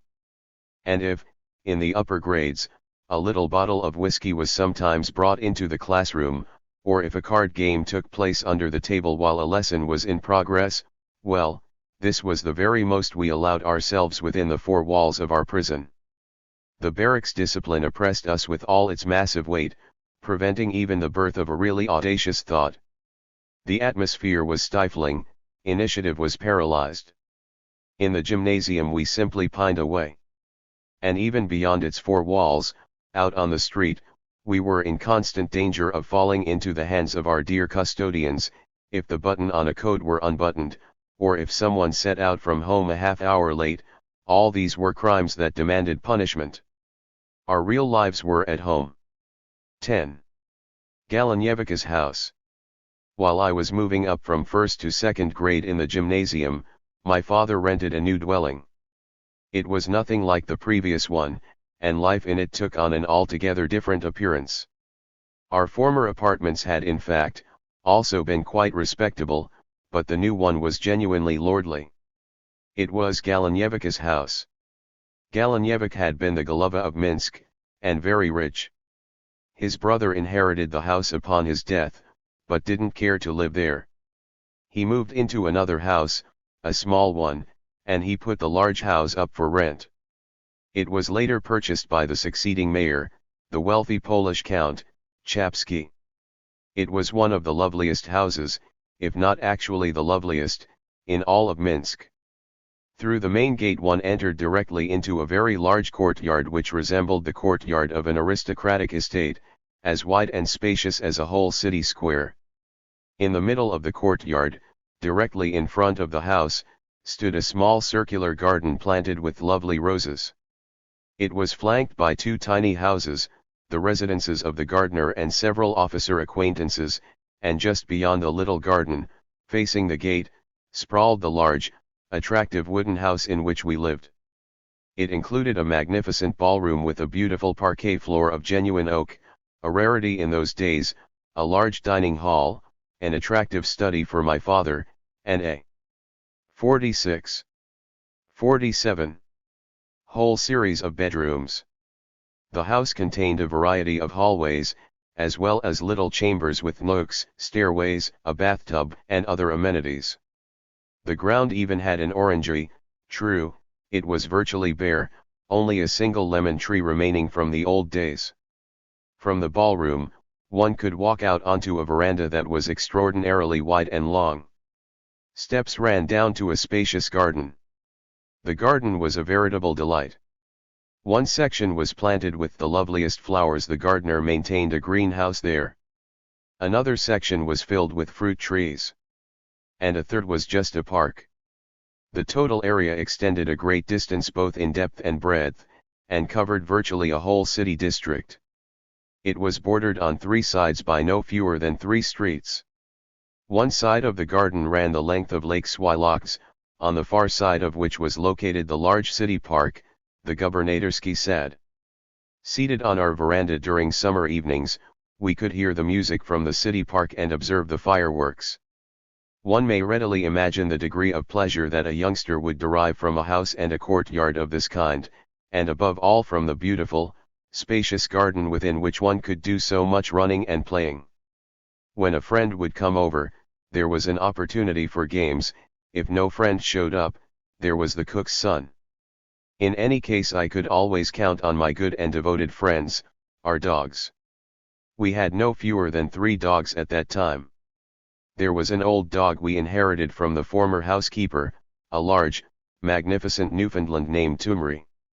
Another dog, Lady, belonged to my brother. It was a white hunting dog. The third one was my very own. I acquired it as a puppy and raised it in the orangery. When full grown it had the appearance of a rather commonplace, albeit democratic, street mongrel. Moreover, someone had apparently broken one of its legs, and it remained a cripple. Still I was tremendously attached to my Castor, and I loved him no less than I did his aristocratic comrades. With these dogs I would dash about the garden, engage in warfare with neighboring dogs, tease the cats, perform various tricks. But one thing I strongly regretted: Kolya had greater influence on them than I. Tumri, big as a bear, used to respond to his slightest gesture, yet there was more warmth in his friendship. 48. Toward me. We also kept a cow for a time. Chickens clucked about the courtyard, and one room held a bird in a cage. But it was the dogs that played the major role. They occupy a rather significant place in my memory, far greater than the few lines I have devoted to them. Jewish boys, for the most part, never had such experiences, especially in the larger cities. A Jewish boy would be hostile toward a dog; he either feared it or he felt obliged to fling a stone at it. Such behavior was most improper, and I am extremely pleased that I numbered friends not only among humans but also among dogs. This subject is hardly as trivial as some may think. Along with the change of house went a change in social relations. Until that year, visitors to our home were primarily Jewish acquaintances. As recently as the previous year, my sister had been in line to marry a Jewish physician, but then she turned him down. I don't know whether it was simply coincidence, or whether my parents, after deliberation upon the matter, intentionally wanted to find a Gentile husband for her. With the move to new quarters, the house became filled with Gentile acquaintances. This was the very time we became rather friendly with a certain prominent family which happened in fact to live very close to us. Our gardens were adjacent to each other. He was an engineer Verkhovsky by name, one of the higher officials of the same railroad on which my father served. Gleb, his younger son, had been my schoolmate ever since first grade. This was the same boy with whom I had shared those heretical ideas about Christ and with whom I jointly prayed to God later, beneath the pines of the Minsk woods. The Verkhovsky family also had several older children, including a daughter who was betrothed, so the house used to be full of young people. There was likewise a betrothed girl in our home. And my brother, the officer, had a score of friends and colleagues. Accordingly, a large circle of mutual acquaintances became interlinked: officers, students, young officials, a circle which constantly frequented one of the two houses. The scene was of a perpetual buzzing and swarming, as in a beehive. Music, song, recitations, dances, games, amateur theatrical performances. Life was joyous and carefree. Ordinarily I, too, derived my share of delight from all the jollity and clatter. Yet one thing used to hinder my pleasure: I was an ex. 49. Exceedingly shy lad and far from daring, and it was a genuine ordeal for me to enter a room full of unfamiliar people. Care had always been taken in our household that I should behave properly and conduct myself in accord with the precepts of social courtesy. Theoretically, I knew all the rules very well: the procedure for greeting a visitor, how one shuffled the foot and nodded the head. I knew that one must not be the first to extend a hand of welcome, but must wait for the other party to do so. This was all well and good in theory, but to bring it off in practice was not so easy. I enter a room in which 10 or 15 strangers are seated. They're engaged in conversation and are totally oblivious to the little gymnasists circulating about them and at a loss for what to do. Should I approach someone? The individual is chatting away and doesn't see you. Should I not approach him? The individual might take offense. A pretty dilemma. I therefore attempted to arrange things so as to place myself in the room in advance, before visitors arrived. Thus the entering party would have to make the first move in the matter of greetings. Still, this approach did not always prove successful. At the time I strongly regretted the inability of adults to comprehend the agonies a bashful child was forced to suffer during the welcoming ritual. Then and there I vowed that when I should myself become a grown-up, I would always be the tears to greet children, in order that they might not suffer as I had suffered. Whoever has not experienced it himself simply cannot imagine the distress associated with a child's feeling of shyness and lack of boldness. One suffered from it even in the upper grades of the gymnasium. In Minsk we had a small city park in addition to the large Governor's Park. It was situated in the heart of the city and was filled with people every evening. I used to stroll along its lanes very often, and even when I was not strolling, one had occasion to pass through several times a day. But the lanes were graced with long rows of benches on both sides, and the benches were solidly packed with POP who sigh and gazed at the passer-by. And when I chanced to be one of those passers-by, I used to feel the stares of the seated people. I felt, literally, as if stones were weighing me down, or, more correctly, as if ropes were binding me hand and foot, my legs in particular. I would 50. Lose all control over my legs. I had a sensation of being unable to propel myself forward at a normal gait, as though my legs were carrying me along with peculiar movements resembling those of an inebriate. To an outsider it was probably not noticeable, or maybe it was.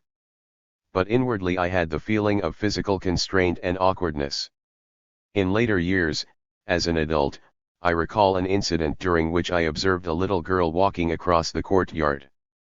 The girl was a member of that same bashful species, and she must have felt as if people were staring at her. She didn't really see us at all, because her back was turned to us as she moved. Yet I distinctly observed how that very back responded to our glances by a reflex action, becoming hunched up as if seized with a cramp. And the girl actually moved along with such erratic, twisted, and peculiar steps, that I should have responded with laughter had I not recalled my own childhood years and my own anguish then. For myself, I was cured of that particular affliction only after leaving the gymnasium. I felt far more comfortable in the company of the servants.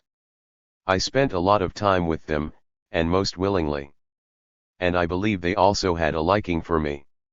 In this connection, incidentally, I had many to choose from. We ourselves employed at this time no fewer than 4 people, a cook, a servant girl, a denshchik, into whom I would pound, why I don't know, nothing but geography and astronomy, and another servant. In addition, the officers who lived in the same courtyard had 2 denshchiki of their own. I was forever dashing over to them and dining with them on kasha, a gruel made of buckwheat or other small grains, and rendered animal fat which they used to bring from the barracks. To this day I can still savor the taste of that particular kasha. 11. My comrades. We were not yet living in Galinevika's house at the time, and I was a pupil in the preparatory grade. One morning some visitors came to us, new people whom I had never seen before. An older man, his wife, and their children. Someone beckoned to me and led me up to a young fellow, tall, lean, of dark complexion, slightly older than myself. Someone said to me, "This is that Misha," and to him, "This is that Valya." Our acquaintanceship was thus effected. To tell the truth, I had never heard of that Misha, and Misha, one presume, had heard just as little of that Valya. Yet in no time at all we became the warmest and most intimate friends. Misha was my second cousin. He had just arrived directly from Siberia where he had been living with his parents. Why they left Siberia I don't know, but what I did know was this: they arrived with 5 children and had experienced grave hardships, cares, and anxieties. Misha, age 10, was the oldest. The youngest child, a daughter, was perhaps a year old. Misha became, in fact, my first and closest friend. We often spent the short winter days and long winter evenings together. And when the summer came, my first summer as a gymnasist, Misha joined us for a lengthy stay at the dacha. We didn't travel far from Minsk on that occasion, but rented a summer house on something like a farm in the immediate outskirts of 51. 52. The city. It went by the peculiar name of Lyudamont. The house was large, unusually large. The place had a garden, a bit neglected, a lake, broad fields and swamps on all sides, and nearby, a military camp. To us as boys the military camp was, of course, the major attraction. Imagine, 2 whole regiments. and we were able to observe the various exercises, the marching, the parades, the firing. What could be more interesting? And it goes without saying that we would imitate everything most ardently. We also struck up friendships with the soldiers and were initiated into our basic military education. Directly adjacent to our house stood the buildings which contained the clothing and food supplies for the soldiers. Whole wagon loads of biscuit-filled sacks used to move out of the place.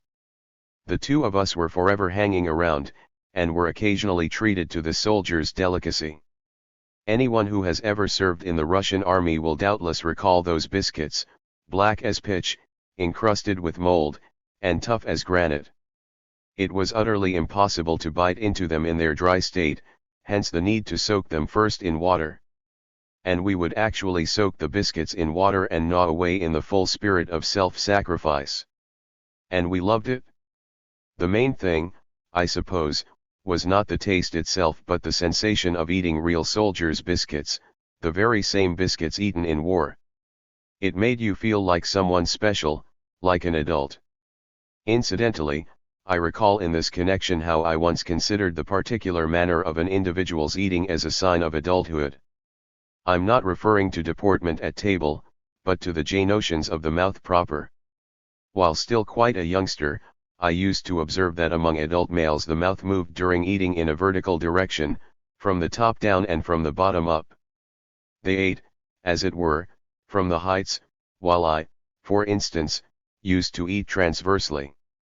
And when, as a little shaver of 5 or 6 I once had occasion to dress up as an adult, the very first thing I did was pick up a piece of bread and proceed to chew it from the heights, evidence that I was a grown-up.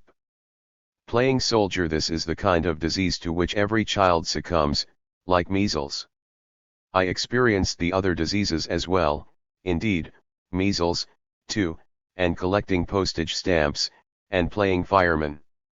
I was a frontiersman penetrating the untamed forests of 53. America and a vanisher into the underground caves of India, all of these during the first 3 grades of the gymnasium, and all of these shared with Miss H. Together with him I also lived through the most dangerous affliction of all, the most dangerous because it sometimes remains chronic, a lifetime affliction, writing poems. That particular summer we were struck by the writing plague. As a rule we used to describe the beauties of nature, and the two of us would do it in the same fashion. I was seated in my room one evening, writing, Miss H was in his room, also writing. I had scarcely finished when he came dashing into me, he had also completed something. I read mine and he read his. And it turned out that his poem fit perfectly as a sequel to mine, both in form and content. We were literally beside ourselves. In truth, the two poems resembled playing cards, they could have been mixed and shuffled at will and very little would have changed. It was all a rather ordinary piece of childish dabbling. I didn't limit myself to descriptions of nature. I wrote a poem to God, a paean in celebration of the deity. The poem began roughly as follows. You are the God, by no man seen. A source of endless miracles. Honored by me, honored by everyone. The radiance, the Lord of heaven and of earth. 1. The translation is not quite exact, it fails to convey the childish character of the expressions and of the rhymes. But even the translation also makes it apparent that I had no talent for poetry. Still I continued to write, and I did not settle for poems alone. I girded my loins and wrote a novel. That is, it was supposed to be a novel. What came out was something else. The complete work covered a single large sheet of writing paper. It was some kind of village tale. A cold winter, a village school, a poor girl, a devoted woman teacher, and the sudden arrival of terrible news, the death of the father. And that was the end of the whole thing. It is really fortunate that I recovered easily from the poetic affliction. In later years I wrote a few more poems, and with that the business was finished. Not until I reached the 8th grade in the gymnasium did I write a brief poem dedicated to a girl, but that's quite another story. Moreover, this later poem, I might add, was not especially memorable either. My other two friends, Gleb Verkhovsky and Arkasha L., did not occupy themselves with such things. They were the comrades with whom I had experienced my religious questionings and my religious enthusiasms. I became acquainted with the two boys in the first grade of the gymnasium, and for years we constituted a real threesome, a triumvirate, in the classical Latin language, a collegium of 3 men. And so I had 2 sets of friendships, 2 alliances simultaneously, one with Misha and one with the other 2 fellows. These were 2 completely separate circles, however, 2 little worlds, each apart. I can recall no instance when all 4 of us spent a day or an evening together. As I remember it, Misha never got together with my other 2 friends. I'm not even sure they knew each other. A wall of sorts had created a cleavage between the 2 circles, and I was the only one to appear on both sides of that wall. Gleb and Arkasha were my schoolmates. We were in the same grade. Gleb and I occupied the same bench. But Misha was not a gymnasist. To me he was a relation, to them, only an outsider, a stranger. But I suspect, and I may be wrong, that this was not the main factor. I believe a difference in social status and perhaps religion played a part here. Misha was a Jew, and his parents did not belong to the society of the elect. I won't say this played any part whatsoever among the children themselves. I do not even know whether I surmised anything at the time. The children's attitudes developed spontaneously, quite automatically, simply as a reflection of what was happening among 55. The adults. Whatever the case may be, I alone, in short, enjoyed a 2-pronged friendship characterized by 2 distinct contents and sets of interests. Many of the things I had in common with the one I did not have with the other, and vice versa. With my schoolmates, for instance, I had in common my religious and anti-religious sentiments, but with Misha I never spoke about these, perhaps because he was a Jew. One do not know. On the other hand, I used to write poems with Misha but not with the other 2. And there was a certain split even in games. With Misha, for example, I would play at soldiers, but not with the other 2, while one played cards only with them. With him I teamed as Indian conspirator, with them, as wanderer in the cruel forests. Only at firemen did I play with all of them. It held a special place in my affections and was indulged in without limit or let up. There was yet another difference between the 2 groups, my role in them. In my relationships with Misha I used to be the one who occupied the top spot and gave all the orders, but in the triumvirate I did not enjoy a privileged position. In any circle of 3 or more children, one of them will emerge as the central figure. The other companions show particular affection for this key personality and engage in a silent struggle over precedence, over being closest and most intimate with the leader of the group. In our triumvirate there existed no small degree of democratic equality. Yet, as is the practice in today's world, the equality was merely formal. We did in fact have a central figure, and that was Gleb. He was a very fine chap, a simple Russian soul with a simple Russian face and honest Russian blue eyes. He came from the Kostroma region. Devoid of all guile, Gleb was a most congenial individual.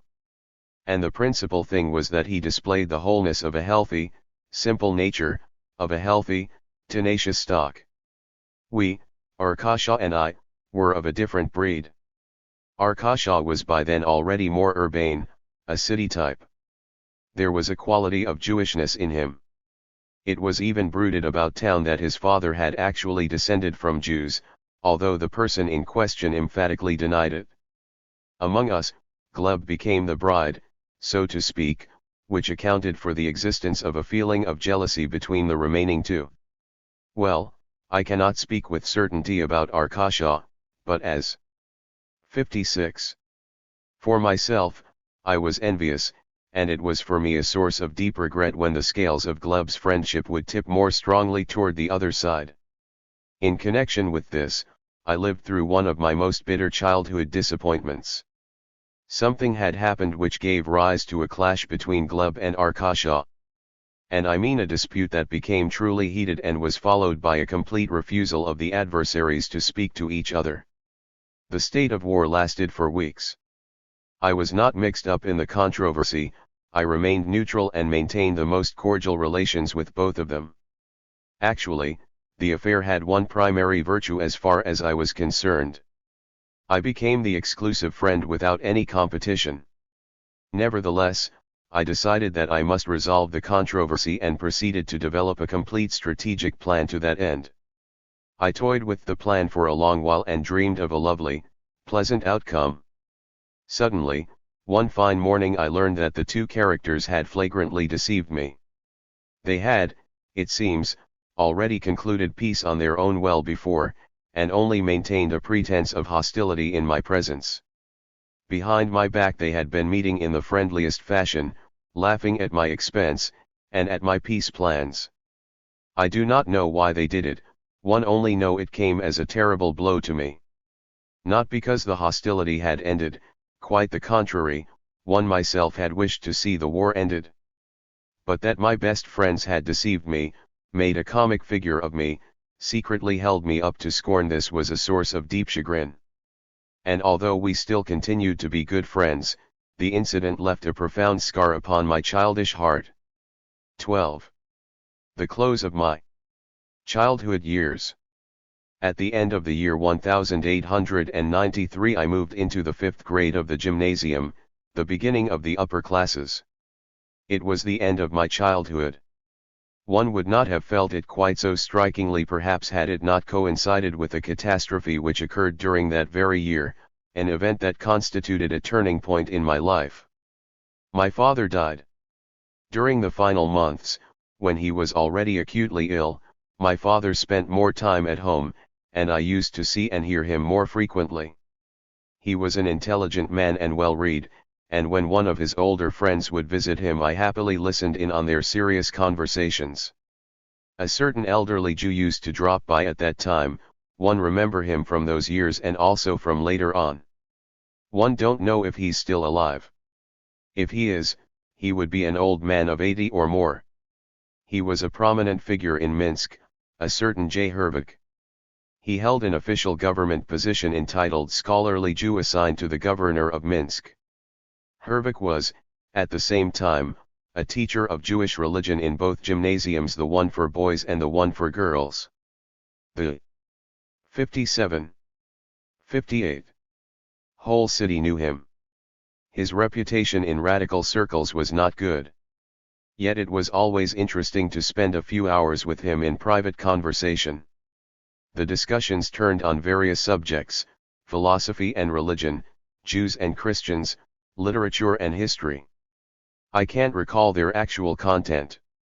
I do remember the occasion when my father proceeded to describe what he would have done had he been a millionaire. I distinctly recall two of his plans. First, he would have created a new theater. The position of the Russian stage left him dissatisfied. One don't know what he had in mind for his new theater. As to his second plan, or more accurately, his dream, I have more precise knowledge.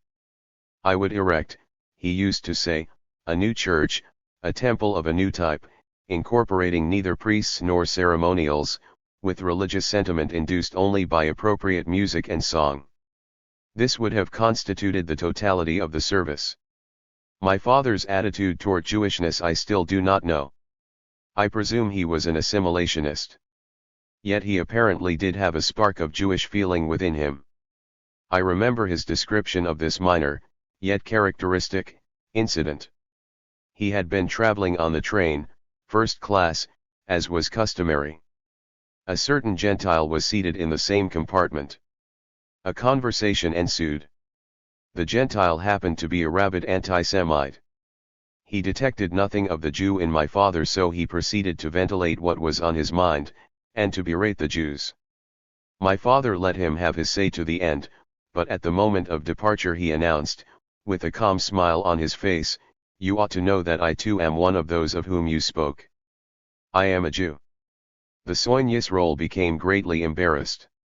My father had a considerable library. I used to see in it, among other items, copies of the Russian Jewish journal Foskode. To the best of my recollection, my father was a regular reader of this journal. I also noticed in his library the well-known book by the old Jewish writer, Gregory Bagrove, Zapiski Yevriya, with the author's personal inscription. One but of all the books in my father's possession, there was one which played quite a significant role in my later life. This was the Tanakh. I am not mistaken, this particular edition was printed in Constantinople, and my father brought it with him on his return from the Russo-Turkish War. An extremely attractive edition, it was bound in yellow Morocco leather and printed in 2 languages. Each page carried the Hebrew text and a French translation, side by side. I recall a certain evening when my father had joined us in the dining room where we used to gather around the samovar. He sat me down next to him, opened the book, and started to read aloud the French text, as a rule. I'm not sure whether or not he knew Hebrew. It was a chapter from the prophet Isaiah. He read and he lauded the beauty of the thought and language. All this was actually nothing new to me. In the gymnasium we learned many verses by heart, not only those from the New Testament but also verses from the Old, from the Jewish Tanakh. We used the Slavonic text in our studies, and even though the method involved memorization by rote, nevertheless, to my ears the Slavonic version of the old Jewish religious books had a ring of tremendous, incomparable beauty. However, in the gymnasium it was all part of Christian religious instruction. But that evening I sat with my father and peered into the Jewish Tanakh, and for the first time the words of the ancient prophet became mingled in my imagination with the queer, unfamiliar, incomprehensible letters of the Hebrew book. Thus, what I experienced that evening was forever etched in my memory. Years passed. I reached young adulthood.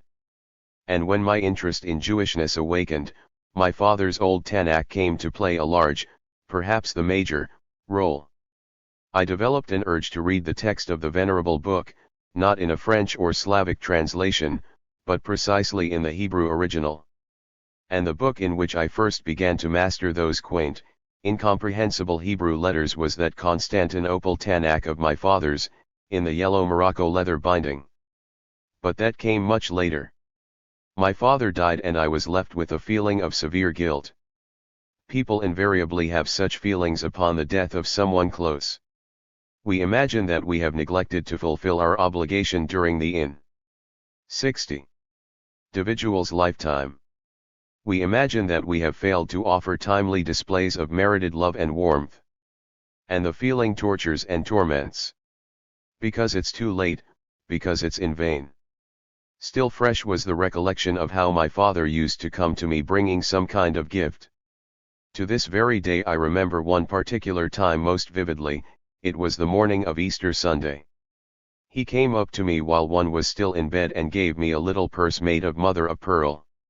It was in the shape of an egg and held several small new silver fibers. And I failed to thank him with the appropriate heartiness. I was shy and unresponsive. When someone dies, such remembrances tend to become vivid and pungent, pricking like needles. My father died and the joyful, satisfying, tumultuous life in Galanyevich's house came to an end. Our financial resources grew exceedingly slim. We were forced to leave the large house and move into a more modest one. A whole stage of our lives had come to an end. I have no basis for saying that the new stage was an unhappy one. But the first one, that earlier time, was remembered as something distinctively light, gay, sparkling. And later, whenever I passed Galanyevich's house, one felt a sharp, searing ache in my heart. It was a yearning for the years of childhood that were gone forever. Parting with recollections of childhood is difficult. I have recorded only a small portion of what I remember. Many scenes still untold pass before my mind's eye. Some, indistinct and hazy, others, plain and palpable, just as if I were seeing them before me on a luminous, white cinema screen. I cannot resist, I must record a few more little scenes. A warm, sunny, spring day. My mother is seated on the veranda of Galanyevich's house. I pace about the garden. The summer vacations are just beginning. My heart is buoyant and cheerful, and the apple trees are in bloom in the garden. White apple blossoms against the blue spring sky, nothing lovelier in the world. I break off a twig in bloom and inhale. How sweet the odor! 1,000 times sweeter, 1,000 times more exquisite than the dearest, most captivating rose. And holding the sweet white flowering twig, I scamper up to my mother on the veranda and show her the beautiful blossoms and ask her to smell. What joy and pleasure to be shared! And then I dash. 61. Back to stride some more about the sunny summer garden. That is all. A fleeting moment, a nothing. But I can still see that scene before me as though it were only today or yesterday, and not 30 years ago. And to this very day the white twig of an apple tree in bloom represents for me the loveliest thing in the world. Another day. 3 o'clock. We're seated in the dining room. Visitors arrive. There is tea, drinking and dipping into preserves. My mother calls me over and asks me to bring her something. A commonplace thing, one would imagine. But on this occasion she does it with such an endearing smile, and her simple words are spoken in a tone of such ineffable warmth and tenderness, that one suddenly feel a massive wave of happiness and love welling up in my heart, so forceful and ardent as to simply drown me in its lustrous billows. A small, transient episode, yet I can never forget it. And a third recollection, this one from the very earliest days. 1 a.m. still a very young child. The time is the evening of the Sabbath, the time for baths. I am sitting in the bathtub and being washed by the cook or the servant girl. Then she lifts me from the tub and wraps me in a large, thick, warm bedsheet.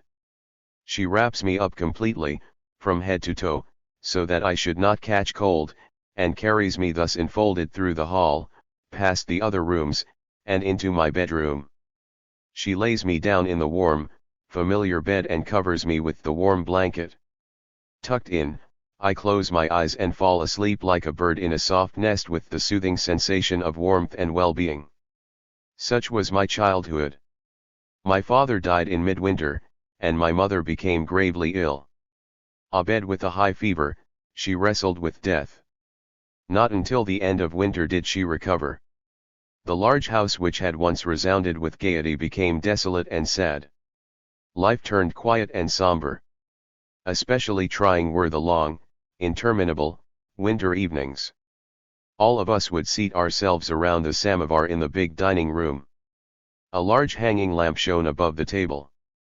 But adjacent to the dining room was the large parlor, that same parlor in which the dead body of my father had lain on a large table not long before. The parlor was empty, cold, and black, and it seemed as if it still carried an air of death. I was already a grown boy, yet I was afraid to enter the 62 parlor in the evening. And I suspect that not only I, but the grown-ups as well used to avoid it. During the daytime, the liquidation took place. My father left no financial estate of any kind, he had lived on his monthly income. A few debts remained to various shops in which purchases had been made on credit. Thus creditors began to appear, and there followed some rather unpleasant scenes. The decision was made to sell my father's library. It contained a large number of medical works, also an assortment of old journals, and who knows what else. A small part was kept. A book dealer bought up the remainder by the pound. Then came the packing and our move into a new house. Missing in the new house was the luxuriousness of the previous one, but withal, it was a rather nice, comfortable place. The house was of wood, quite roomy, and ours alone. It was located on Skobelovsky Street. My sister, who had just been married, and her husband continued to live with us. A child was born to them within a year. I shared a room with my two older brothers. The third was studying in St. Petersburg. Subsequently one of my brothers left for Kovno, and still later another one married and moved into his own quarters. But during the early years we were all together. The most conspicuous thing upon entering our new home was a spacious anteroom, larger than any I had ever seen in other houses in the city. Two sizable cabinets had been placed in the center of the room facing the entrance door, a buffet and a bookcase. These divided the room in two. In the rear section behind the cabinets stood two massive old trunks extending the length of the walls, our familiar old-style trunks, the likes of which I never saw anywhere in later years. They were large, thick, heavy, wooden receptacles, perhaps 4 feet high and as long as a bed, that held the winter items. They stood on small wooden casters to facilitate their movement from one place to another. The denchik had slept on one of them in earlier years. Each spring, the elaborate ceremony of packing away the furs took place. It was handled by a specialist in such matters, an elderly Jew, Sender by name. He would take the furs, hang them on a long line in the courtyard, and beat the dust out of them with a thin, flexi. 63. Blee stick. Then he poured mothballs over them and packed them away. Beyond the trunks, a door led to our room, the boys' room, which I shared with my two brothers. My brother-in-law used to come in each morning to wash, because our room contained a special kind of washstand, a truly comfortable one. Not simply a stand plus a basin, but a certain type of apparatus with a pipe from which water gushed as from a fountain. So my brother-in-law would appear in our room for his morning ablutions, all the while humming some kind of melody from the Russian church service, in his rather pleasant voice. There were other rooms, a large combination parlor dining room, a room for my brother-in-law and sister, a room for my mother, and a room occupied by a distant relative who served as housekeeper. A servant's room was located next to the kitchen. In later years, after I had already become active in the movement, I would enter the house late at night by way of the kitchen. And the one who would open the door for me was that same elderly cook who had worked for us in Galanyevika's house and even earlier, dear old Pani Mikhailina. This was my last domicile in Minsk. I lived in it, with interruptions, for over 8 years, until I bade it a final farewell. In that house I had spent the closing years of the gymnasium, and to it I used to return during my vacations as a university student. I began my revolutionary activity while living there, and there I was arrested a few times. From this house I fled abroad. And there is where my mother died.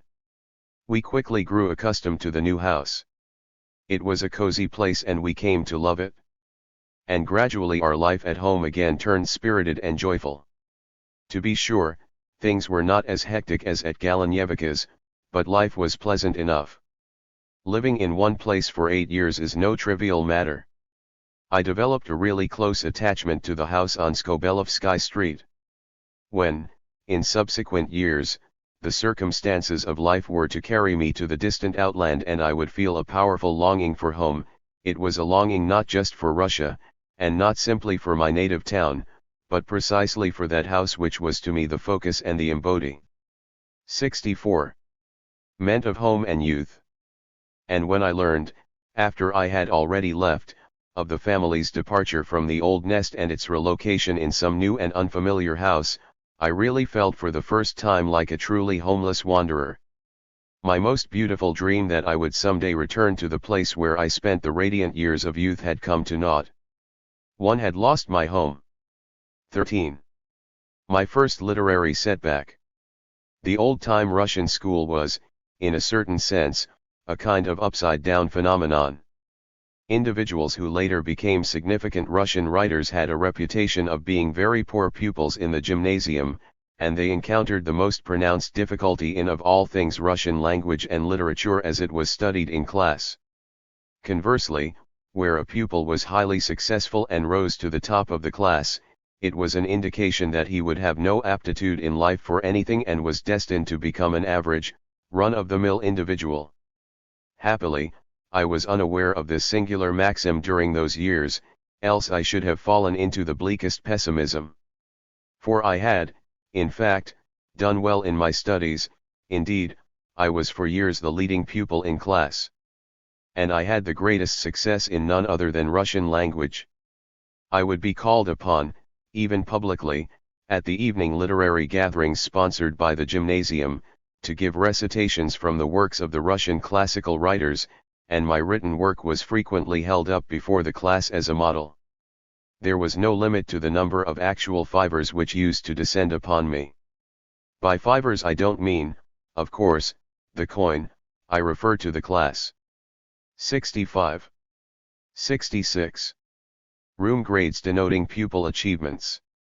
Whenever a pupil was called upon to recite, or had his written work examined, the teacher would mark down in his record book a figure from 1 to 5. 5 meant very good, 4, good, 3, satisfactory, and 1 a coal, as we used to call it, was really bad, catastrophic, and in the class as a whole it would show up only once in a blue moon. As noted, I generally received 5s, sometimes 4s, I never received anything below a 4, I believe, at least in the lower grades. Consequently I should have had the saddest prospects for the future. That's how it was until the 5th grade. In the 5th grade we began to study the history of Russian literature, and quickly, in a matter of a few weeks, we were given our first written assignments. Actually we had written Russian Sochinanias even before, but they were largely descriptions of happenings in nature. Now we were assigned an altogether different topic, the significance of the Christian preachers in Old Russia. Our instructor in Russian literature was Mikhail, the one who had never read a newspaper. A dull, limited individual, he found himself incapable of developing the interest of the class in his subject, and an established routine evolved for polishing off the written assignments. The pupils would proceed to one of the 3 bookshops in Minsk, borrow a few textbooks, and copy out whole sections of them. But my impulse was to complete the assignment a different way. I had no desire to copy. I wished to do the writing independently, from my own head. And that is what I did. As the top pupil I was certain I could do it well. I submitted the notebook on the appointed day and waited calmly for a 5er. Several days went by. The teacher finally entered the classroom with the pile of notebooks under his arm and commenced to distribute them. One pupil after another received his notebook and his grade. The pack grew thinner, but my notebook had still not appeared. Well, I thought, he's leaving me to the end. Probably the best piece of work, hence his wish to read it aloud as an example. And then indeed he finally turned to me. He began to read it line by line. 67. Word by word, and he laughed. He made utter sport of me. He derided me venomously, mockingly, pitilessly. My every thought appeared ridiculous to him, my every expression repulsive, horrible. And he continued reading and talking and joking while the whole class was convulsed with laughter. And when I got back my notebook it was full of red strokes and markings, and on the bottom a big, thick, red stake. I had received a 1. 1 was crushed. I, the top pupil who had never received anything below a 4, I received the stake, a rarity even for the bottommost lunkhead. It was a dreadful blow, a real catastrophe. I didn't know which way to turn, I didn't have the courage or the strength to go home and face my mother. I felt that I had been profoundly wronged, that I had suffered unjust, unmerited abuse. When I remind myself of it today, I am well satisfied. It would have been far worse had I received a 5. That would have meant, in effect, that I would not become a writer. For the teacher was really quite an ignoramus, without an iota of literary taste. Anything transcending the limits of official babbling literally agitated his nerves, and his indignation over my piece of writing was actually a sign that I did not confine myself to the official clichés but had shown a modicum of personal style. Mikhail's 1 was therefore a real certification to writing. But I didn't grasp this at the time and my hurt was deep. For the second assignment I received a 2. After that I began to pilfer from the textbooks and managed a 3, and there it remained. 14. My brother-in-law Zaba. My sister married a Gentile Pavel Iosifovich Zaba. He was a Russian from Moscow serving in our city as an employee of the railroad. Actually a Pole by descent, at least on his father's side, Zaba had become thoroughly Russified. His grandfather had even participated in the Polish uprising of 1831, and his father had been involved in the uprising of 1863, for which he was punished. His estate was confiscated and he was deported into deepest Russia. There is a station in the vicinity of Brest-Litovsk called Zabinka, the original site of the family's landed property. Zaba's father later settled in Moscow where he married a Russian girl. The children accordingly grew up as Russians, with no ties at all to Polonism. My brother-in-law did not understand a word of Polish, and even harbored a dislike of sorts toward the Poles, an attitude not uncommon in certain quarters of Russian society. I became very strongly attached to Zaba, and he too felt a deep affection for me. We were close friends and spent considerable time together. To a lad like myself, the company of this very tall, attractive, and high-spirited young man was a real treasure. He had about him also much of the boy, a fact which tended to draw us still closer together. For instance, he had an enormous affection for all sorts of military parades and Christian ceremonials. As for myself, it goes 68. 69. Without saying. The very appearance of a parade somewhere in the city made it absolutely impossible for me to sit at home. I simply had to dash over and take a look. And he too would be there. If some species of Grand Duke or a certain big general happened to be passing through our city, I had to run to the railroad station for a look at the creature. And Zaba was also present. If a fire broke out in the city, well, naturally, I had to scamper to the scene at all costs. Whom should I find there? Zaba, of course. And invariably nowhere else but up front.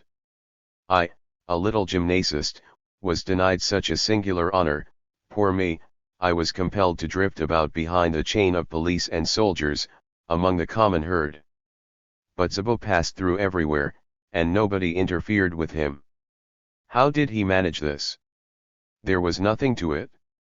He moved around with the expression of someone especially invited, self-assured, audacious, and firm.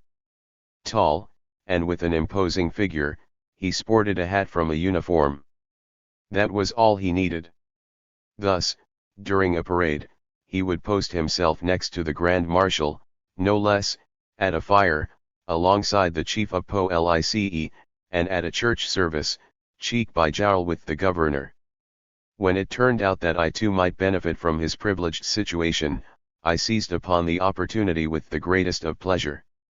And if there happened to be nothing at hand in the way of an extraordinary occurrence, we simply roamed about the city or sauntered to the outskirts. We used to go to the baths together, or to a church, a cemetery, the Polish Kostel. And Zaba made himself comfortable everywhere. About the Kostel, in fact, I remember how we once set out for the place and entered just as the whole congregation was engaged in singing. So Zaba, standing at full height there in the middle of the Kostel, proceeded to sing. What? Why?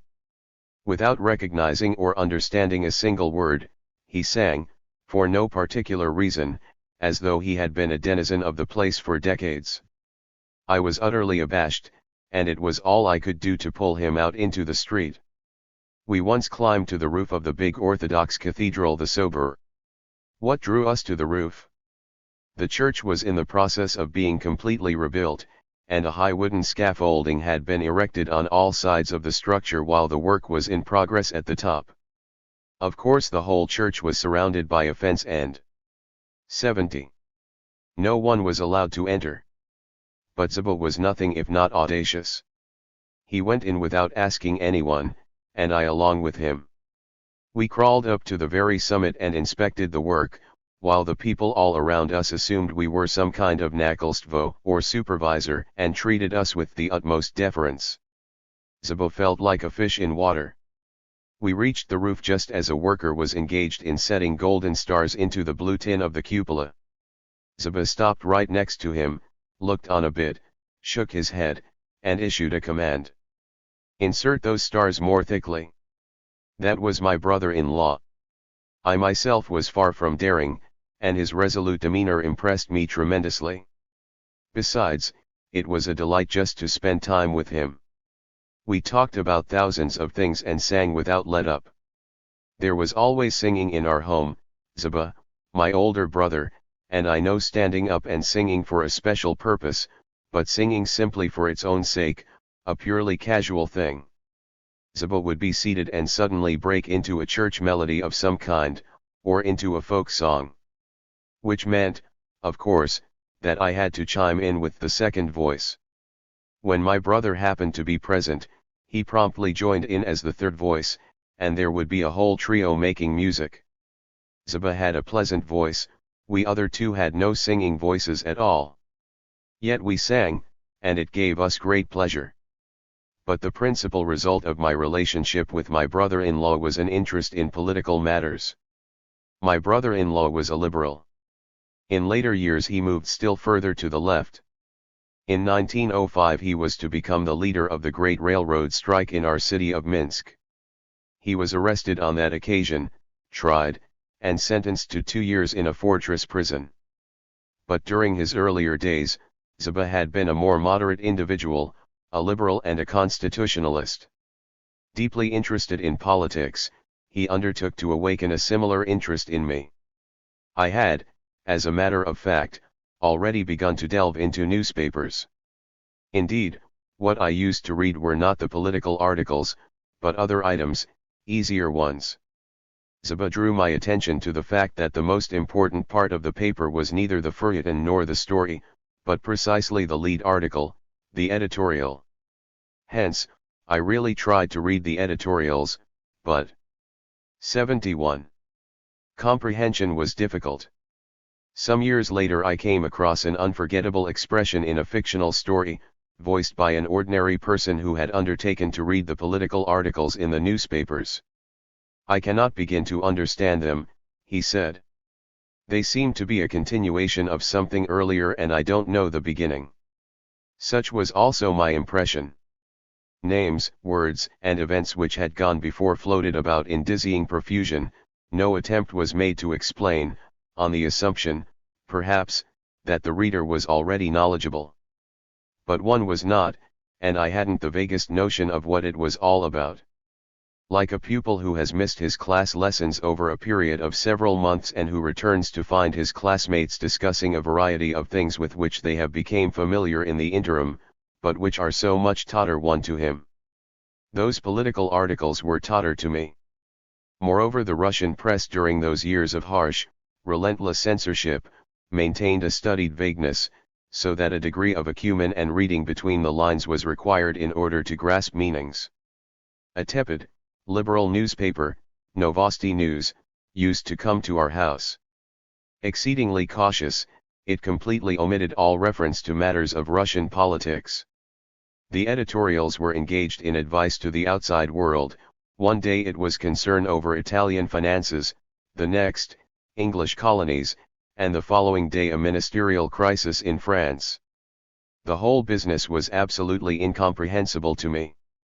And the style of writing proved so boring that, notwithstanding Zaba's counsel, I developed a strong distaste for editorials forever after. To this day I cannot rid myself of the affliction. It is easier for me to write an editorial myself than to read a published one. I learned far more from Zaba's conversations with me. He himself was no Republican, at least not during those years. He showed great respect for the emperor, yet he would say to me that even the best emperor could not know everything that went on in the country. An emperor governed with the aid of ministers who did whatever they wished, hence the numerous abuses, the prevalence of injustice, the ubiquitous acceptance of graft a system without decency. It was one gibberish, or completely incomprehensible as, in English, it's Greek to me. 72. Essential therefore to keep an eagle eye on the ministers, something which could be done only by a parliament chosen by the people. To bring it to pass, a constitution was necessary. It was all very simple and very clear, it made ready sense to me and I became a supporter of a constitution. Still and all, I liked the emperor. It was at the very time that Alexander III lay dangerously ill, in the town of Livadia. 2 daily bulletins concerning the state of his health were posted on the streets. Both my brother-in-law and I followed the course of the illness with bated breath. The image of an emperor was surrounded in my imagination by a tremendous aura of romance. To me there was something mysterious about the person, removed and distant from all of us, elevated, indeed, towering above the clouds. Actually, I didn't know whether he was good or bad. As a rule, I heard only favorable things about him, since nothing adverse was allowed in print and his smallest virtue was trumpeted to the skies. But this was of no consequence. The very phrase "the emperor" sufficed to set the heart aquiver with reverence and devotion. And each day, with pounding heart, I would hasten into the street to read the bulletins concerning the emperor's illness. I was grieved that the emperor was sick and wished, from a sense of duty, for his recovery. But at the same time I detected within me another kind of feeling, a sensation that had something of a criminal aspect about it. Although I sought to dispel this feeling, it persisted, and I could not cast it off. Involved was that same thirst for the fulfillment, the realization, of the maximal experience which I had entertained years before, in Druskininki, when the Cossacks passed through. I regretted then the Cossacks moving in small formations. One yearned for larger masses, the greatest throngs, the fullest measure, and the highest level. It was a purely innocent emotion at that time. Now I had a kindred sensation, although in a different sort of way. I felt that the illness of the Tsar was a vital occurrence, an event of significance, yet, I thirst for even greater events, events of still larger consequence, and excitement. I detected a mounting wave of dramatic suspense, and I wanted the drama to unfold with full force. I craved truly strong impressions. I felt. I feared to say it even to myself, I was a lad of 15 and a strong believer in spiritual purity and goodness. Still, I felt that if everything should end satisfactorily and the emperor should recover, it would constitute a disappointment. It was with such mixed emotions that I scanned the bulletins. Then came October 20th, 1894. The latest bulletins were exceedingly negative. Word was already out that all hope had vanished. We waited hourly for the decisive report. And it arrived. It was late in the evening, around 10 o'clock. My brother-in-law was away from home, he had gone to his office to do some routine late work. I waited. He finally arrived, pale, agitated. He entered the house and in a grave voice pronounced the brief, solemn words, "The emperor has died." The room grew silent. I was deeply shaken. I pictured a city convulsed from top to bottom. I had a vision of streets filled with people and huge solid crowds stretching across the city from end to end, in a state of subdued sadness and concealed anguish. I imagined that all life had stopped, and that the prevailing mood was one of deep despondency. In the morning I went to the gymnasium. I brought with me no books of any kind. It seemed inconceivable that the usual, commonplace lessons would be scheduled. Yet the street was a picture of everyday calm and regularity. Small groups clustered about the late bulletins encased in large black borders. But life proceeded normally. The shops were open. When I arrived at class I was bitterly disappointed to discover the lesson was about to begin. I felt heartsick. First, I was profoundly grieved by the apparent indifference. How could we devote ourselves to work-a-day study in the light of what had happened? Second, I had undertaken on my own responsibility to come without satchel, books, and other equipment, for which I could be severely punished. But within half an hour all classes were cancelled. We were lined up in the courtyard of the gymnasium, Christians and Jews alike, and were conducted to the big cathedral for a requiem mass. Once again I experienced disappointment. The crowd of boys carried on and behaved poorly. The fellows could not begin to understand, could not sense the totally sacred character of the moment. They proceeded to shove their way 74 into the thick crowd, laughing and whispering all the while, and the behavior of the Jewish pupils inside the Russian church was just as unruly as that of the Christians. One friend, observing my chagrin, whispered to me as he pointed at the buffoons, "There's real Jewish impudence for you." This remark naturally afforded me very little pleasure and served to spoil my mood even more. The following day we were brought together in the gymnasium chapel where we, the pupils of the upper grades, swore an oath to the new emperor, Nicholas II. But no appropriate feeling of solemnity was generated on this occasion either. The newspapers were speedily filled to the brim with poetic descriptions of the majestic funeral. I devoured every word. At the time, I also read a lengthy article in a certain monthly journal devoted to the policies of the late Tsar. The journal, as it happened, was a reactionary one. I failed, however, to differentiate in such matters. My attitude toward the printed word was still one of unlimited confidence. After I completed the reading of the solemn paean of praise, I noted in my diary, "Now for the first time I comprehend the true dimension of our loss. I previously mourned Alexander III as a human being, now I must mourn him as an emperor." I was a terribly naive and sentimental young fellow. With such a spiritual makeup, I understandably had no sympathy whatsoever for the revolutionary movement. Actually, I knew nothing about it. What I did know was this: there existed at the time, or there had previously existed, some breed of mysterious individuals who killed Alexander II. To me this was appalling. First, because it was murder; second, because it was directed at the emperor. I had never heard anything about a workers' movement. It's quite amazing, I hadn't the slightest inkling about its existence, despite the fact that it had already emerged and developed in comparative strength in our city during those years. In my imagination the word revolution bore a purely political and terrorist character.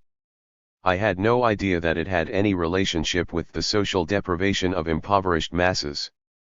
Had I known this, my attitude would perhaps have been different, because I did have a certain, albeit rather 75. Primitive, social awareness. I was tormented in fact by the thought of poor people in the world. One saw them on the street, the beggars, and felt a need and an obligation to help them. Still, I hadn't the least notion of any kind of connection between this human poverty and those revolutionary criminals who would speak against the emperor and who wished to kill him. Just at that time I chanced to read Turgenev's famous counter-revolutionary novel, Nov. The author presented, as we all know, a caricature portrait of a young revolutionist, Nezdanov, who had decided to go to the people in order to spur them to a revolutionary uprising. He changed into peasant garb and repaired to an inn to conduct his agitation. But the peasants turned a deaf ear to his exhortations, seized him, and handed him over to the police. As a contrast to the revolutionary dreamer, the author delineated a different character in the novel, one reflecting his own sympathies, Solomon, the preacher of slow, gradual progress. Along with the author I was wholly on the side of Solomon. I recall how, in a diary insert at the time, I gave young Nezdanov a real piece of my mind. He had, I wrote, seized hold of various social democratic ideas and begun to nurture fantastic plans. The thing that impressed me most strongly was the fact that the peasants had rejected him. I retained a distaste for that kind of revolutionism for a very long time, and even in later years, when I heard about a different type of revolution, about the labor movement toward which I had grown personally sympathetic, my imagination failed to conjure up any relationship at all between the latter and that earlier revolutionism of the Nezdanov type. I considered the two wholly different and separated by a profound abyss. My identification with moderate liberalism lasted for quite some time. True, the childhood love for the emperor gradually faded. But I was still very far from a republican in disposition. And the surface interest in the Tsar and his surroundings remained very strong. I have 3. The story is based on the events of the so-called Mad Summer of 1874, when scores of youthful populists poured out into the countryside to bring the message of socialism to the peasants. 76. Indicated elsewhere how tremendously enamored I had been of military parades and the like. I visualized the Tsar as someone enveloped in the utmost splendor and solemnity. But what was there for me to see in our city? The sum total of our military forces were 2 ordinary infantry regiments and an artillery brigade. We lacked even cavalry. But in St. Petersburg, amid the whirl and swirl of life, There were all manner of dazzling and interesting things, grand dukes and grand duchesses, famous generals, beribboned and bemeled, guards regiments of all types, the hussars in their red uniforms, the cavalry guards attired in white, with gold helmets and gold cuirasses, and more of the same, so very much more. And all centering upon the emperor and because of the emperor. What rich stuff for a boy's fantasy! Then came the year of the coronation 1896, that was for me a genuine holiday occasion. Minsk lay astride the main railroad line connecting Moscow and the outside world via Warsaw. Through our city passed all kinds of high notables who were to participate in the coronation festivities.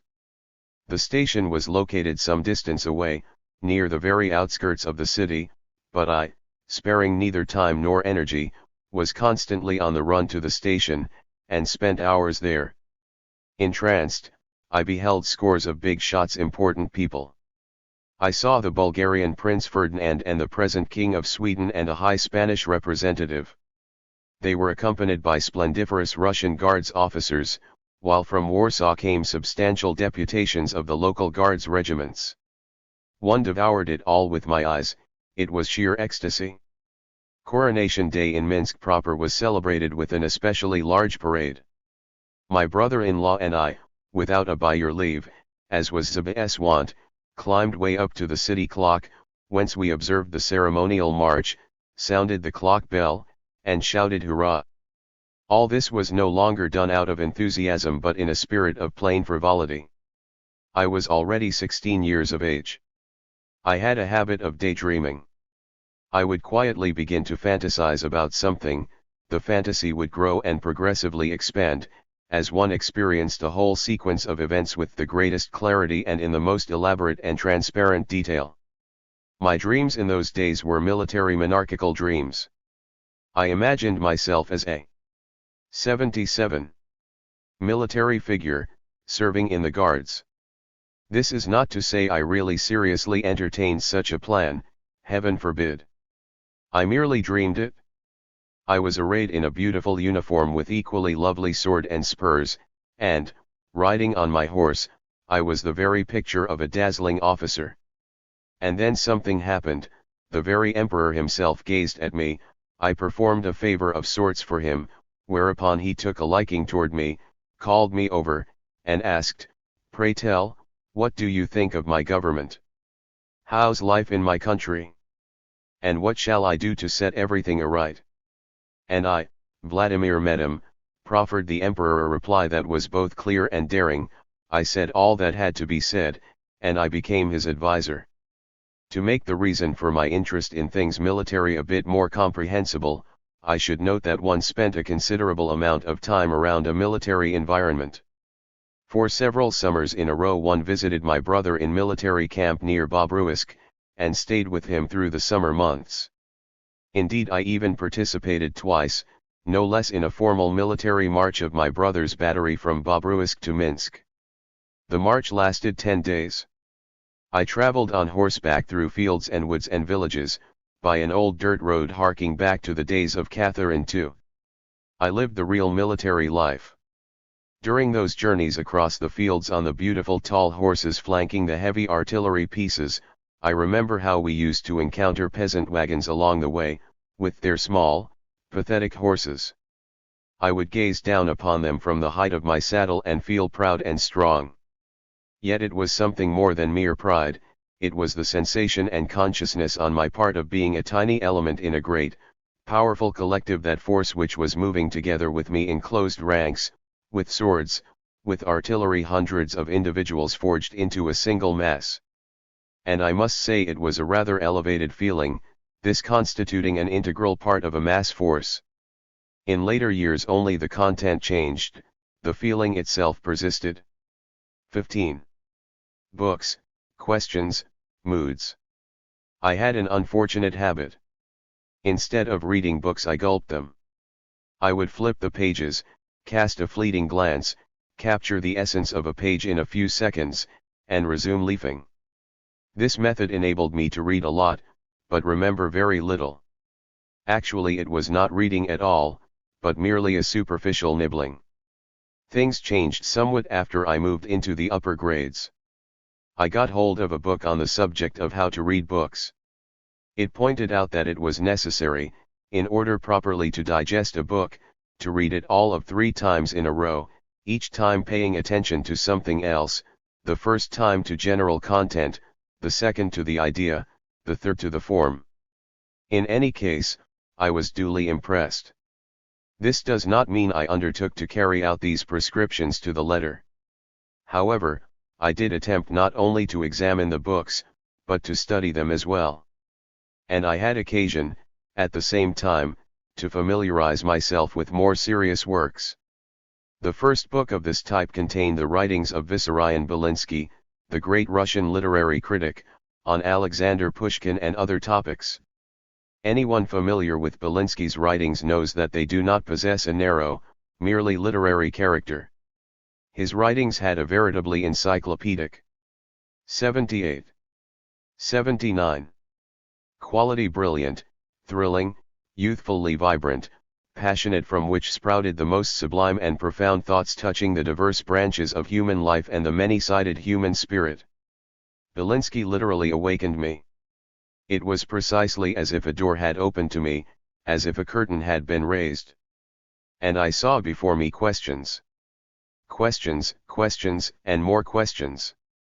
A lengthy series of question marks had begun to sprout, one after the other. And from each question mark there issued, like a branch from a tree trunk, a second, and the second gave rise to a third. I had begun to think.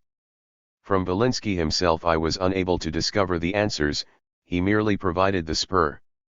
I proceeded to search among others, I searched without system, guided by no one, seizing hold of whatever might incidentally come to hand. I thus turned to a book that happened to be in our home, John William Draper's History of the Intellectual Development of Europe. I derived much from this book, which in its turn served to stimulate new questions. I don't recall the circumstances, but I very quickly took a plunge into natural science, carefully studying a few books on physiology. By this time, I had already begun to realize that such random skipping about would produce nothing very fruitful. I tried on several occasions to draw up a systematic plan of reading based upon a logical sequence. But I felt quite helpless and nothing came of it. Yet there was virtue in having undertaken to read and think seriously. I also turned with greater earnestness toward literary subjects. I delved more deeply into the Russian classical writers. Mere nibbling at their works no longer sufficed. I read them attentively and seriously, and occasionally formulated my impressions in the style of a diary. During those days I came to regard belletristic literature for the first time not just as simple entertainment, but as something of deep consequence. There were times, I recall, when one or another grown-up would ask, after witnessing my absorption with a novel for hours on end, perhaps you ought to turn to a more serious book. I deplored such an attitude and ignored their advice. Many a work of belles lettres appeared to me a richer source of ideas and provided a stronger impulse toward independent thinking than did a dry science. 80. Scientific treatise. This response was quite normal and understandable, and it preserved me from an arid intellectualism. Elsewhere I have indicated how my religious feelings gradually exhausted themselves when one was in the upper grades of the gymnasium. I still continued to attend church each Saturday night and Sunday morning, but I did it under duress. All Russian Orthodox pupils were required to attend church.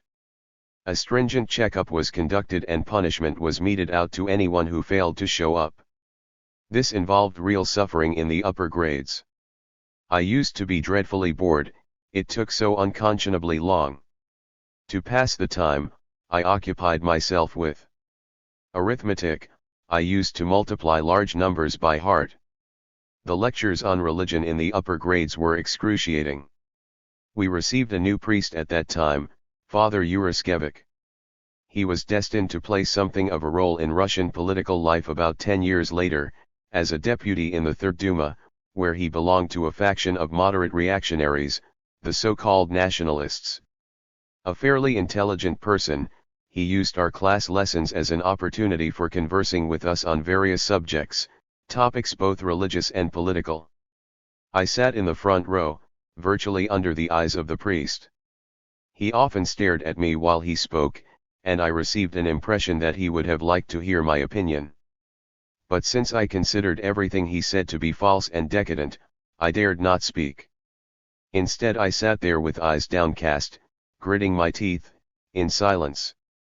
A certain legacy from my earlier religious sentiments lingered on for a while, an inclination of sorts toward asceticism, a striving to deny myself creature comforts and diversions. I recall having once categorically refused to attend a certain concert or theater performance, and how it was utterly impossible for those at home to divine the basis for my caprice. It was even suggested that I acted out of niggardliness.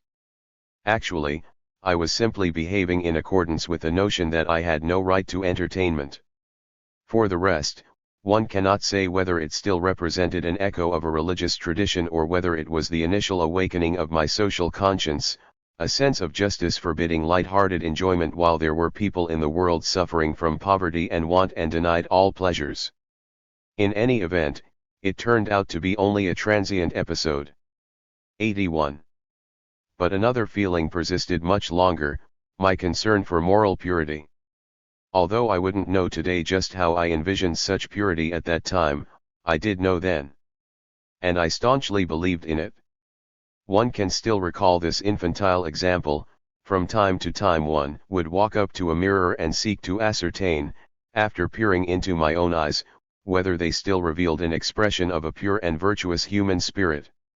And I remember my heartache when I once imagined that one was losing this particular expression.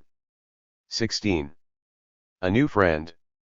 While I was in the 5th or 6th grade I acquired a new friend, Alexander Eliasberg, or Sashka, as we used to call him among ourselves. He was a year older than I and 1 grade above me, but he was inclined toward laziness and consequently had to repeat a class for another year, so I caught up with him. A vacancy in our triumvirate had arisen a little earlier. Gleb Verkhovsky and his parents had moved from Minsk to Vilna. Sashka replaced him in our friendship union. Sashka was not only older than I, he was also far more mature and well-read. During his years at the gymnasium, this son of well-to-do Jewish parents had already traveled extensively and discovered the world. While he was in the upper grades at the gymnasium he made a lengthy trip abroad. He read widely, mastered the German language thoroughly, and had an appreciation of modern literature and art. Even at that early date he developed a fine feel for the aesthetic. In later years he settled in Germany where he attained considerable prominence in the field of literature as a translator and writer and has remained there to this day. His comradeship meant a great deal to me. Sashka became my warmest and most intimate friend. We spent all our free time together. How do two lads dispose of time on their hands? They ramble. 82. 83. About the streets or, if the weather is warm, they sit on a stoop or in a park and talk. Or they embark upon a stroll out beyond the city limits. Our favorite place was the Lutheran cemetery. We would ensconce ourselves in our magnificent Minsk streetcar, a horsecar drawn by 2 pitiful nags, to which a third horse was added on uphill grades. A little boy dressed in outlandish oversized boots used to ride this third horse and urge it forward all the while with shouts and lashes. The horsecar brought us as far as the railroad bridge. There we shifted over to the railroad line and proceeded on foot alongside the tracks.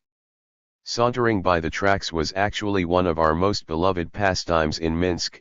Indeed, I myself had covered, in all 4 directions, substantial sections of track along our city's 2 railroad lines. The cemetery was located not far from the line. It contained my father's grave topped by an attractive stone monument, with a bench beside it and a cast iron fence surrounding the whole grave site. On the fence hung the wreaths encased in large tin containers covered with glass. It was on that bench that we used to sit and talk. What constituted the subject of conversation of 2 semi-grown boys? Anything in the world, a world large and full of questions and reminiscent of those beautiful, delicate mists before sunrise. The discussions drifted off into the soaring, distant heavens. and one's soul was touched by the breath of the infinite, the exquisite loftiness the great secrets, the sublime mysteries of a vast world. My memory retains little of the specific content of the discussions we had during our meanderings along the rails and in the streets. Only a general impression remains, and a few specific episodes. I remember one thing, however, with the starkest clarity, and I could point out precisely the street and the place on that street where the conversation occurred. Sashka had somewhere picked up a belief of sorts from the realm of the philosophy of nature, to the effect that the whole world was alive, not only that which was considered alive in the ordinary sense of the word but also things that were dead. He drove the point home with a certain expression which struck me as tremendously absurd. Just what is meant by everything is alive? I asked with a smile of incredulity. Does a stone, pray tell, also live? Sashka commenced to interpret. I don't know whether I understood him correctly, nor even whether he himself clearly understood the 84 whole thing. Yet new and tremendously broad perspectives had in fact been opened up. On another occasion, it was a time when I had already begun to free myself from religious belief, he brought me a book by the Danish writer Jens Jacobsen. It was a novel titled Niels Line. In it 2 young people were discussing religion. One of them voiced the thought that the world was the repository of a colossal current of love, the love of God flowing from millions of human hearts toward the heavens. The current emptied into heaven and was dissipated. But imagine what would happen, he observed, if this colossal current were to empty, not into heaven and into the jurisdiction of a distant unknown God, but if it turned rather toward the earth, in the direction of human beings for the welfare of people, on behalf of people. How tremendous would be the creative force of this great surge of vibrant human love. This particular idea struck me as a veritable revelation, and it left the most profound impression on me. But I derived even more from my new friend in another regard, in the matter of literary and artistic education.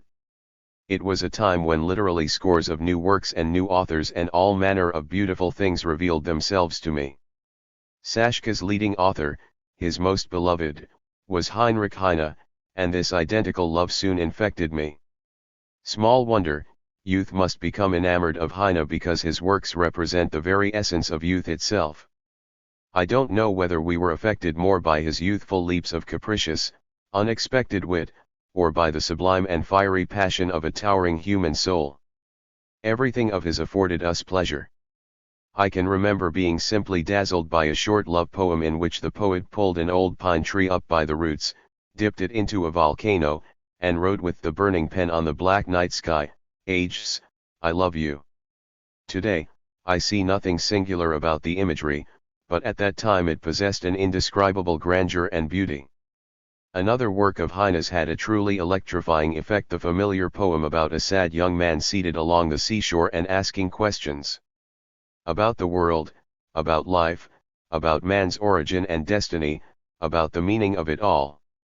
The poem remains serious and sad up to the end. The end, however, reads, "The sea roars and the waves." 85. Thunder. And a fool waits for an answer. This unanticipated transition is truly magnificent, expressing as it does the complete Heine, his sum and substance. Then there were his writings about the gods of ancient Greece. We knew those old Greek gods well by name. We were, after all, pupils of a classical gymnasium, who were tormented from the 3rd to the 8th grades with the Greek language and Greek writers. It was a purely mechanical thing, memorized from the beginning to the end of an assignment, and that was it. If I did develop a love for ancient Greece, it came, not from those Greek studies, but from Heine's German works, which really opened up a world of beauty for me. A new door to beauty was opened a bit later, this time in Russian. I believe it was in 1896 that there appeared a new translation of Homer's Iliad into Russian by the Russian author Nicholas Minsky, and Sashka introduced me to it. I brought it along to our summer place, where I used to lie in the midst of the beautiful tall grass and devour the magnificent lines of that immortal work. Sashka also had books of a different kind, by new, modern writers. Thanks to him I became acquainted with works of Gerhard Hauptmann, Knud Homsen, Dmitry Miroskovsky, and others. I drew upon some modern works from another source, the contemporary Russian monthly journal Severny Vestnik, which was devoted especially to the latest, most modern literature. We read the magazine at home. My sister, in particular, was drawn to it, and I too derived much from it. Sashka received a few German illustrated periodicals from abroad, Die Jugend, which at that time represented the last word on modernism in painting, and the renowned humor weekly, Simplicissimus. I devoured them with the greatest interest, and some of the pictures in those old issues of Die Jugend remain vivid to this day. Yes, I read and saw so many other and such varied things, but citing specifics, the names, the books, the journals has little point or importance. Of consequence was the new spiritual atmosphere that they engendered. Mere words cannot adequately convey the actual essence of this particular way of sensing and perceiving. The door which had opened before me led to a new world, the 86. World of more refined artistic experiences. It is an exceedingly important stage in the life of a young person, as if new eyes were just opened, and new tastes just born. The soul becomes enriched and more receptive, and begins to absorb through these newly opened windows for the first time the colorfulness and beauty of a young, fresh, vibrant, artistic creation. New strings begin to sound, delicate, deeply hidden, intimate strings. It is the springtime of the soul. It is a serious and important matter. Whoever considers it merely some species of bourgeois luxury, the pastime of a satiated individual, has no concept of the nature of human life and the human soul. I am, in large measure, grateful for this awakening to my friend Sashka. But we were young lads absorbed not only in serious things, schoolboys must skylark, and Sashka was quite a prankster. That corpulent, heavy-set fellow had peculiar inspirations and engaged in some really wild escapades. Late at night, we would flit about the silent, sleepy little streets, and Sashka would indulge one of his primary pleasures, smashing gates. The courtyards in our city were closed off by large gates, adjacent to which were small doors. Sashka would remove the doors, drag them with much effort and strain for several dozen feet, and cast them over a fence into someone's garden. Had we been caught at that enterprise we would certainly have been expelled from the gymnasium, but we were never caught. Still more shocking were the plans we toyed with. The center of our city included a small park, the so-called boulevard. In the middle of the boulevard stood a fountain with a statue representing a nude boy and a swan. The statue was of bronze, in natural color, and not at all unattractive. A similar statue can be found in Warsaw's Saxon Gardens. The keepers of our city's taste got the bright idea of enhancing the beauty of the statue. They hired a painter who went to work on the statue, using, as a matter of fact, natural colors. The swan was painted white with a yellow beak, the boy, rose-colored, and the fig leaf adorning the boy, green. It was a monstrosity, a constant offense to our outraged sensibilities whenever we passed the profaned fountain. Thus, for quite a while, we entertained a plan to rectify matters. We would select a dark night, procure the needed paints, and work the whole statue over in such fashion as to require the removal 87 of all the paint. But we were unable to effectuate it. No matter how dark the night, there were always a few human specimens rambling about near that particular fountain. It was the nocturnal marketplace of several poor, woebegone prostitutes. Horrible figures, old, dirty, ug1y, they circulated there in the dark, selling their dreadful love for a few kopecks. And when, on occasion, they approached one of us, we felt a cold chill run down our spines, and with fear and loathing we turned away from the repulsive creatures as from a spider or a serpent. The gymnasium Nakolstvo looked with jaundiced eye upon our friendship. Sashka was in bad repute among the teachers, lazy, albeit very capable, a scamp, and to top it all, a Jew. Hence their tear that he might have a deleterious influence upon me. But to no avail. he remained my best friend through all of the last years of the gymnasium.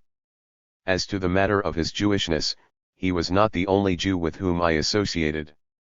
The longer the time that passed, the more Jewish did my environment become. 17. A little Jewishness. Gradually, imperceptibly, my surroundings began to take on a Jewish coloration. True, the adult visitors to our home remained largely Russian. But my close friends in the upper grades were almost exclusively Jews. Sashka was not the only one. Another fellow with whom I spent no small amount of time was Yashka Kaplan. We were destined to become really close friends later on. During our university years, I used to drop in on him at home quite often. This was a home which already bore a pronounced Jewish, middle-class stamp. Sashka's home was also typically Jewish. Indeed, it was a place where Jewish customs were observed to such a degree that Sashka feared to travel on the Sabbath lest his relatives, heaven forbid, learn of it, but the home had a more aristocratic flavor, as evidenced by the fact that the language of discourse was primarily Ermine. I had no contact with the family. When I entered Sashka's home, I swiftly repaired to his room, which was completely separated from the others. Only accidentally might I encounter and greet his ather or mother in the vestibule or hallway. At Kaplan's place, however, it was different, more democratic, more informal. A picture of Baron de Hirsch hung on the wall. One would sometimes hear. One Maurice, Baron de Hirsch, was a renowned philanthropist born in Munich. He was highly esteemed by the Jewish masses in Russia. 88. 89.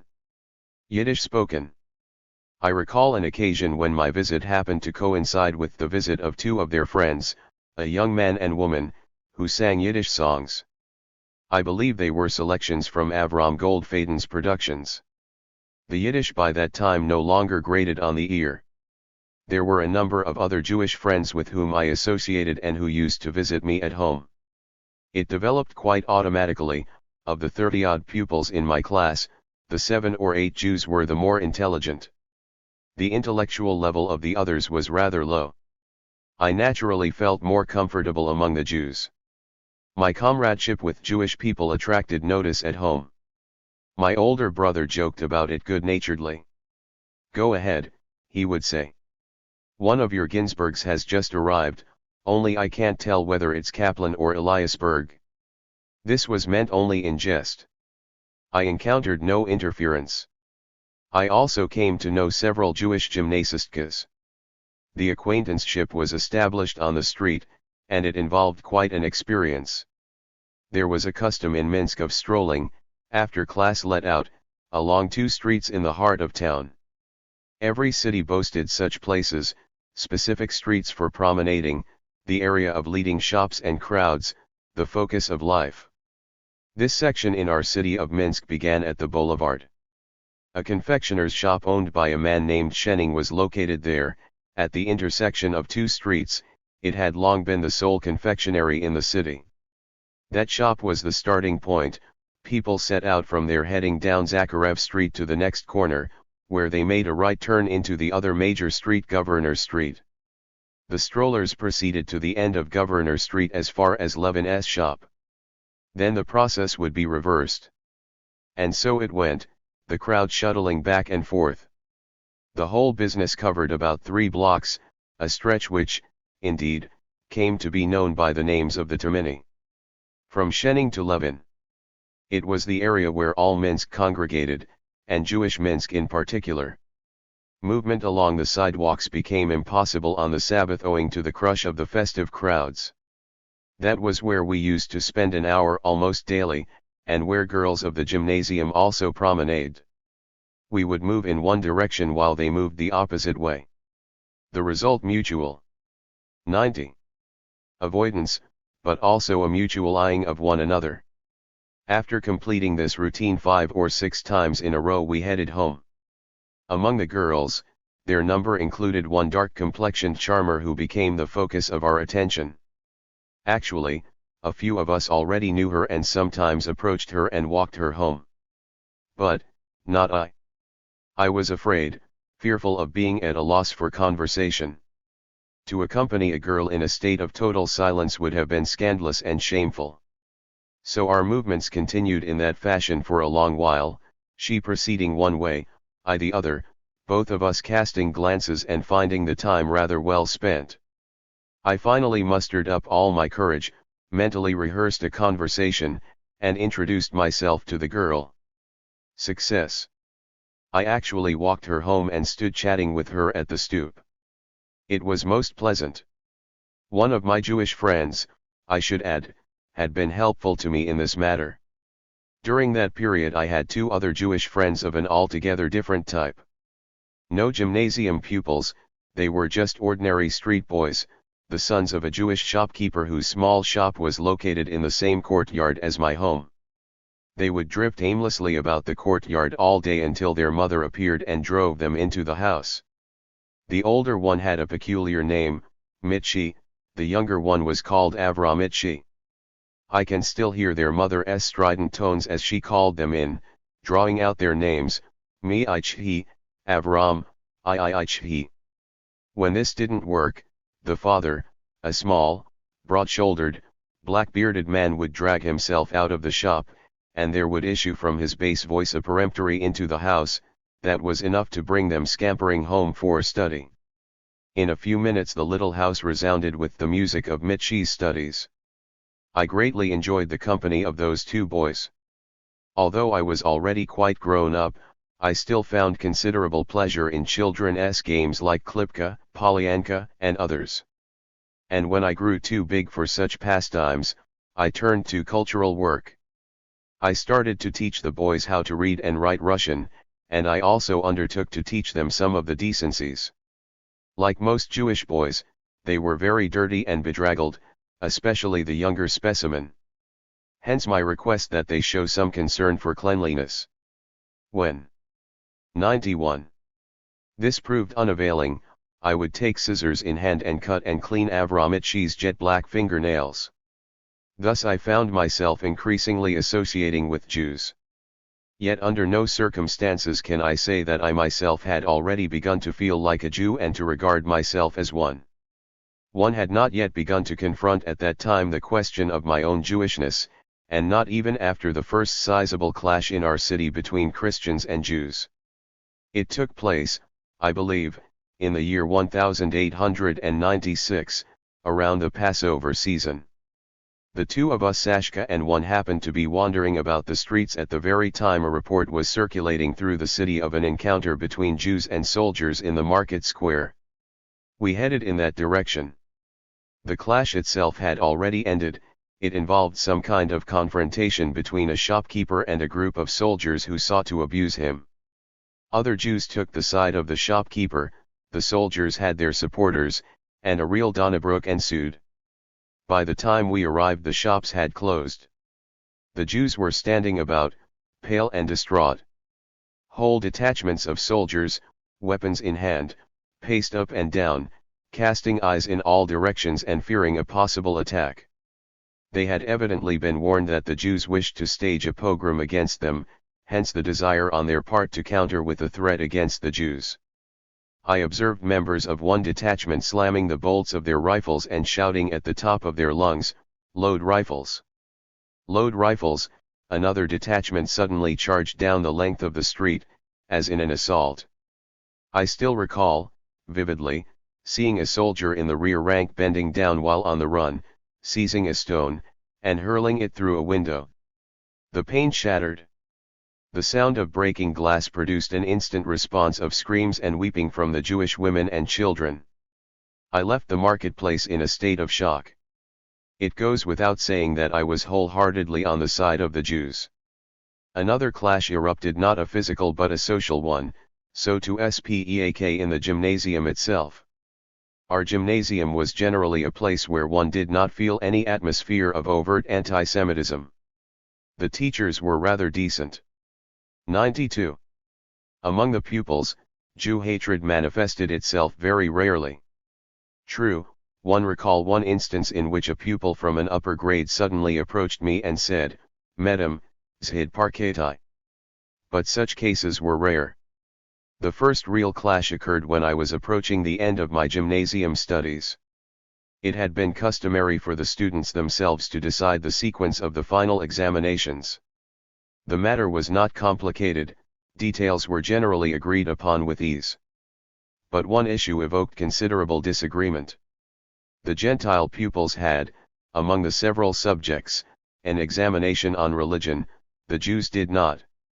Accordingly, the Jews proposed that this particular examination be scheduled in the middle of the others, thereby enabling the Jewish students to have the opportunity of using the few days set aside for the subject as a time in which to prepare for the other examinations. But the Gentile pupils said no. Why should the Jews enjoy the privilege of having a few days more than we? The religious examination should be relegated to the very end, so that no one will benefit from those extra days.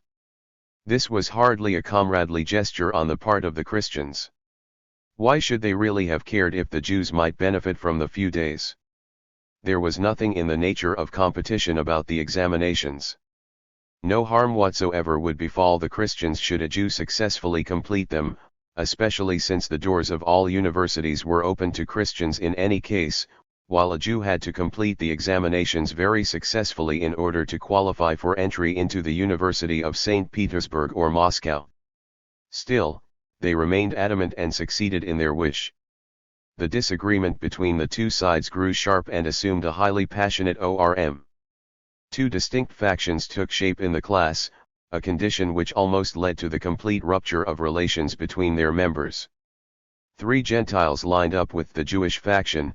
Naturally, I was one of them. All the rest were on the other side. Things reached such a pass that the traditional joint banquet, sponsored annually by the senior class immediately after graduation, was dispensed with. The opposition arranged a banquet for Arminian. The majority faction arranged a banquet for itself. This was my first involvement in a Jewish-Gentile collision, and it served to render the last few weeks of our gymnasium life rather ugly. But even in this conflict I did not yet feel myself a Jew.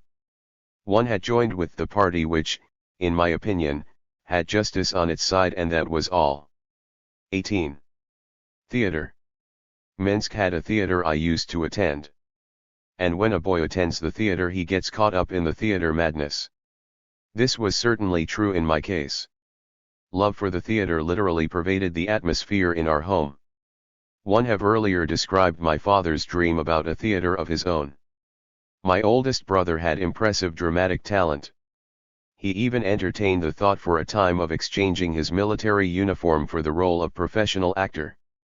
He surely would have occupied a respectable place on the stage, but he passed it up, satisfying himself with amateur productions. My other brother had for 7 years, I believe, been a student at the University of St. Petersburg, from which he never graduated for the very reason that he devoted virtually his full time to the theater. A good example had thus been set for me. My first visit to the theater took place when I was a child of about 6. I had spent several weeks in Moscow at that time, together with my mother and sister. There I was taken to a matinee in the large theater. The program was a ballet, Pharaoh's Daughter, a fantastic thing, with thousands of effects that impressed me tremendously. A lion appeared on stage. I can still see quite vividly the lion being shot and falling from a bridge. Even more striking is my recollection of the scene in which a prisoner was conducted to a large 94. 95. A legendary Jewish socialist basket of flowers, out of which leaped a snake.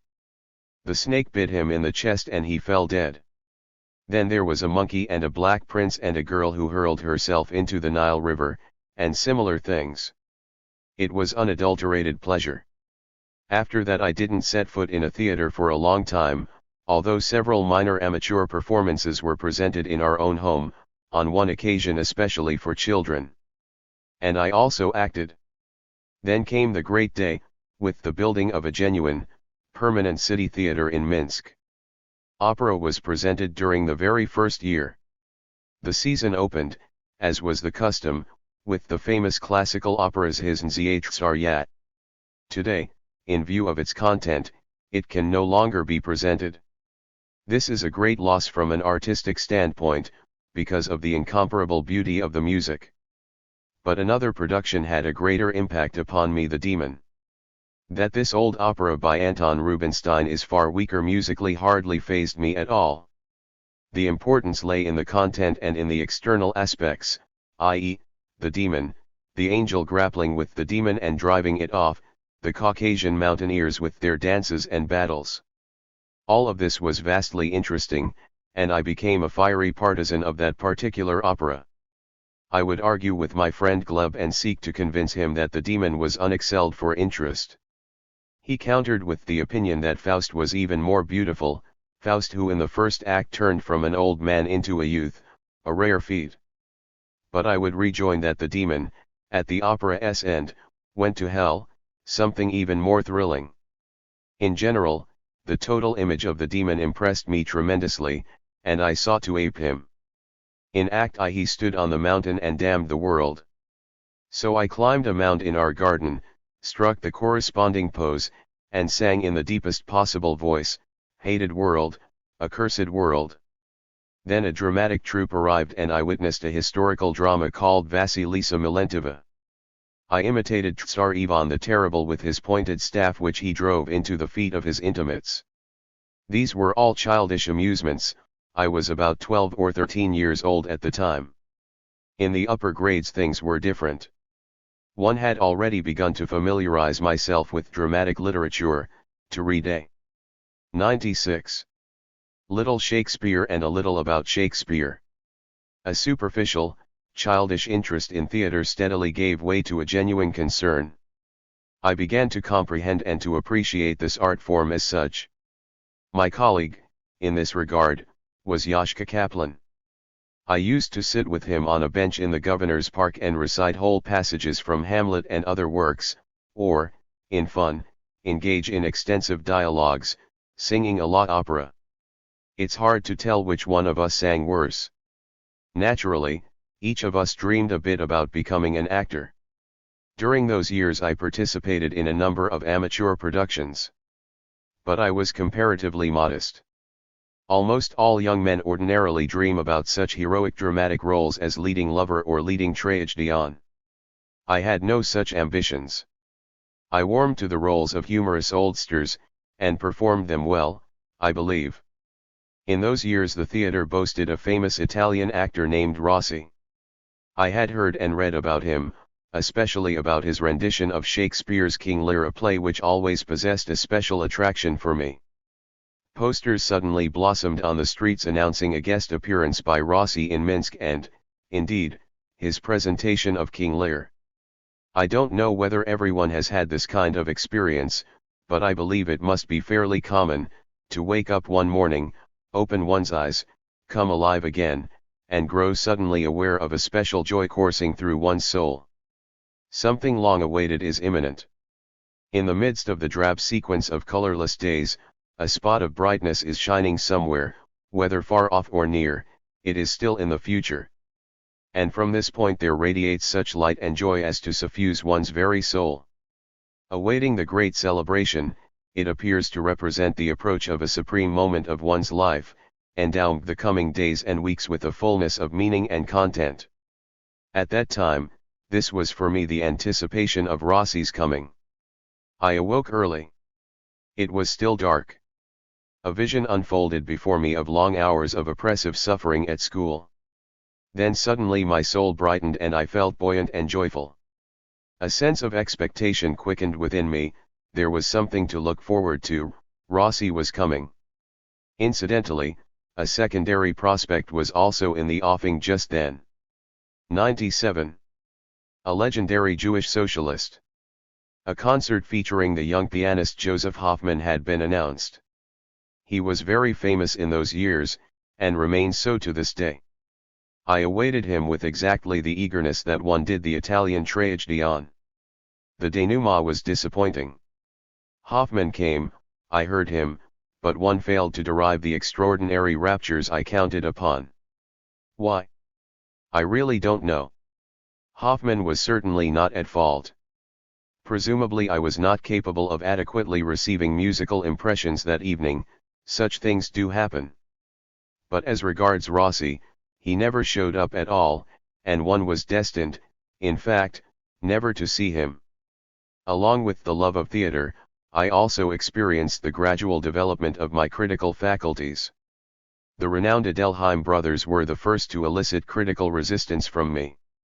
Provincial Russia, and one believe America too, became well acquainted in those years with this particular duo. They had a smattering of talent, no less, in any event, than the average provincial actor.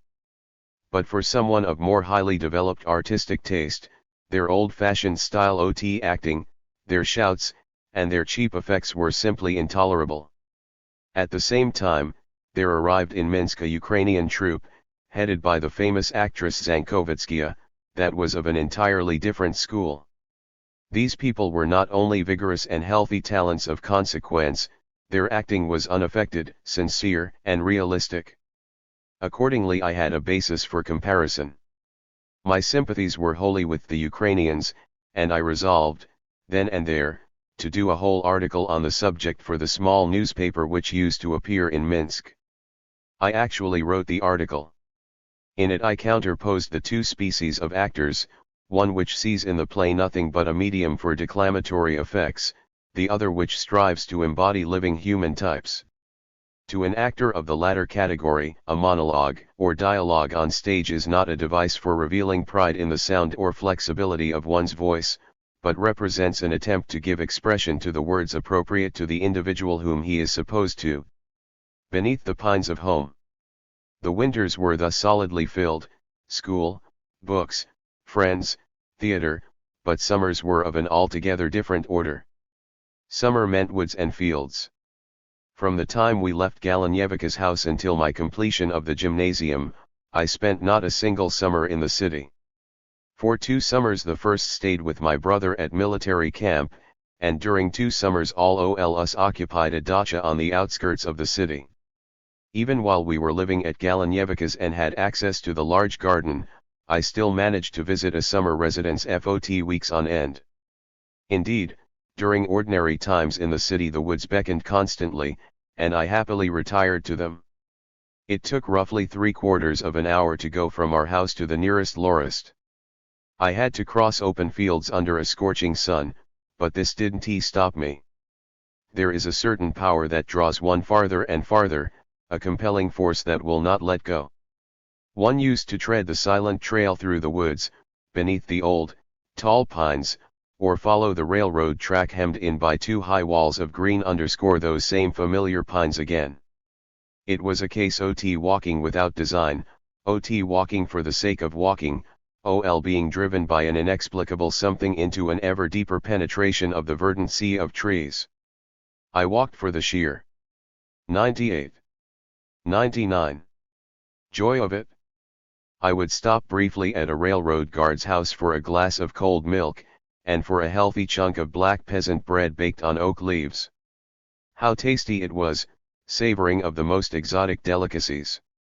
Strong and rejuvenated, I would press onward. Nature in the environs of Minsk is impoverished, broad pine woods, sandy roads, occasionally some birch, swamps from time to time, a rare hillock, sweeping fields, small lakes, and still more pines, pines without end. How poor, how devoid of effects, it had to be powerfully loved for one to find in it a modicum of beauty and charm. I loved it. In modern man the love of nature is rarely direct, natural. To a greater or lesser degree he attaches to it a literary quality of sorts, views it through the eyes of one or another author. My education in this respect came from Russian literature. It is difficult to find a literature anywhere in the world as intimate with nature, as close to it, as the Russian. This was already evident among the old classical writers. But they were made distasteful for me precisely during the years they should have been of greatest importance, because they were studied in the gymnasium, hence the superior influence of those writers who were passed over by the gymnasium. Here Turgenev held first place. Turgenev opened and brought alive for me the woodland, the field, and the meadow. He taught me to see them, to feel their scent, to breathe in their very soul. but he was able to do this only because the woods were truly my woods, the meadow my meadow, the field my field. They were home, Minsk, a personal possession. How often and how powerfully, during later years in far-off beautiful Switzerland, would I long for the simple pine in the plain woods ot home. Nature was close at hand even in the city itself. Strange how, ever since leaving Minsk, I have sought the genuine springtime, the springtime of home, but have been unable to find it. 1. What does this genuineness of spring consist? It is difficult to say, perhaps in the rivulets formed by the melting snow, leaping through the streets on their downhill course and leaving them bright and clean, scoured free of the residue of sand and silt. There happened to be no sidewalk alongside our house, which was situated on a hilly street. While the 100 rivulets leapt gaily, we boys would dig a kind of basin in the sand and construct various canals and dikes. The scornful waters tore through our walls of sand, rushing onward, down toward the river. And this was springtime. Or a few years later, when I had already ceased playing among the rivulets, seated on the porch of our house, I could hear the crowing of young roosters far off in the distance, on the very outskirts of the city.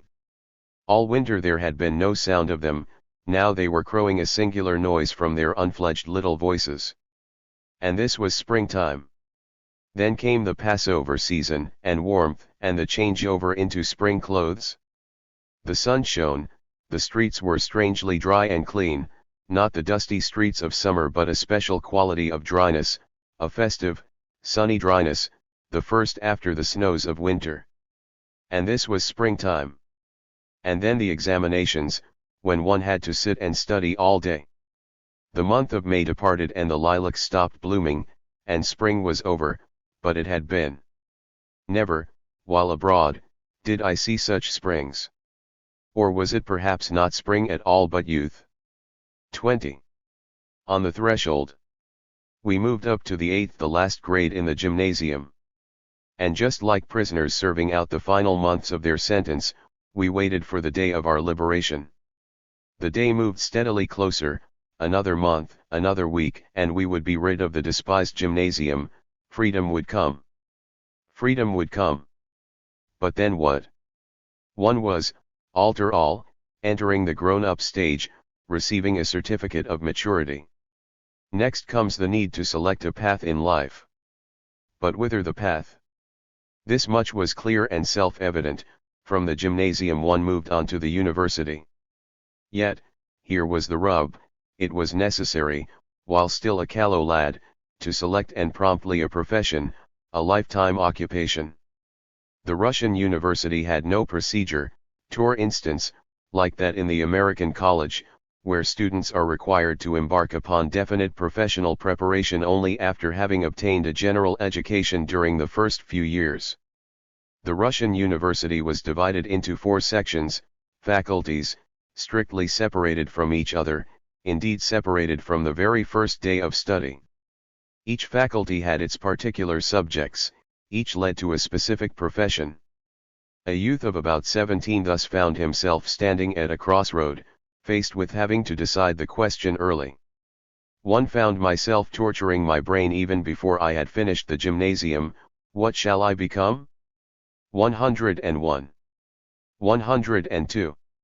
The 4 faculties were the juridical, the philological, the physico-mathematical, and the medical. It was also possible to attend, aside from these, one of the special technical institutes for the training of engineers. 90% of my class prepared to enter the juridical faculty, which meant that they would end up either as attorneys or officials. But I had no desire for this and not even an interest in it. Nor did I wish to enroll in the philological faculty for the study of languages. To begin with, it held no attraction for me in general. Moreover, after having completed one's studies, what would one become? A teacher? To me this was a horrible prospect. And entering a technical institute to become an engineer was out of the question, one simply had no interest in the field. What's more, the profession was in bad standing among us, a place for people in pursuit of the fleshpots. to enroll in the physico-mathematical faculty for the study of natural science. That, yes, to that I was strongly drawn. But one had to live, and that faculty did not prepare one directly for a profession. In the absence of finances, I could not permit myself this luxury. Which left only one alternative: the study of medicine. In truth, I had no particularly great urge to become a physician. But I reasoned that the medical faculty had, after all, a close relationship to natural science in general. I would see how things turned out. If I showed the requisite talents, I could perhaps become a scholar, a professor, and devote myself in fact wholly to that which interested me above all else, to natural science. Should this prove impossible, then the profession of physician was surely best. It offered the opportunity for genuine, substantial service to suffering people. I decided to enter the medical faculty, the only one in my class to select this path. The spring of 1897 arrived, and with it the final, the major examinations. They were carried out with great pageantry, not in the classroom, but in the spacious, attractive hall used only for exceptional presentations. We were required to dress in our holiday best. A whole commission, no less, headed by a special representative from Vilno, sat at the large green table. The subjects and requirements of the written examinations were also forwarded from Vilno in sealed envelopes, which were opened in our presence by the director himself. 103. It was solemn and impressive, and our nerves were strung exceedingly taut. I personally had nothing to fear. I was one of the best pupils and was not threatened by any danger of failing.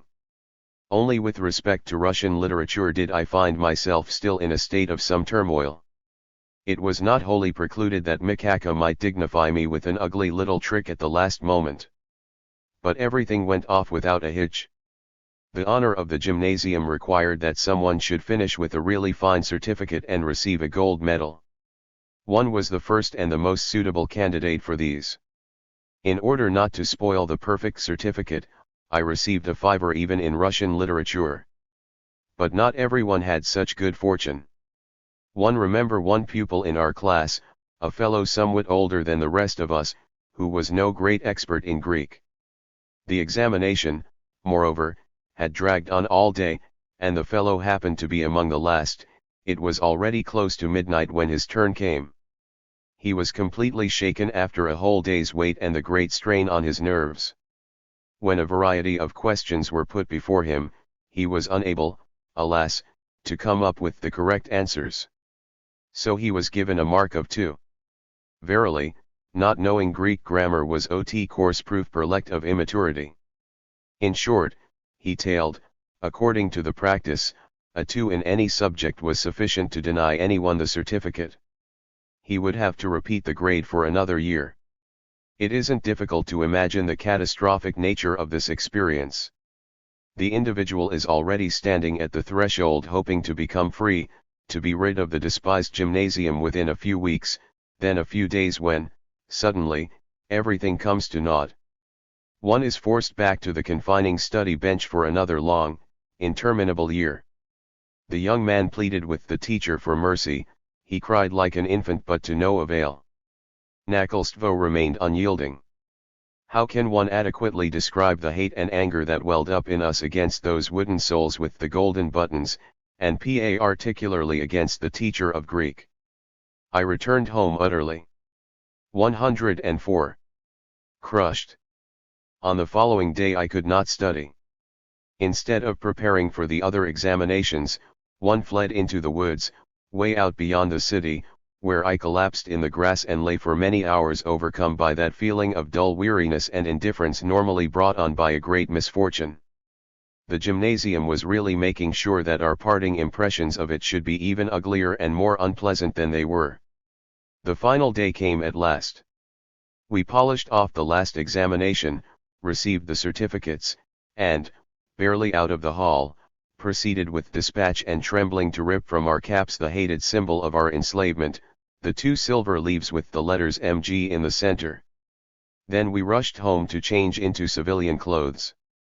Oh, the joy of that first appearance in town dressed like free individuals with new student hats.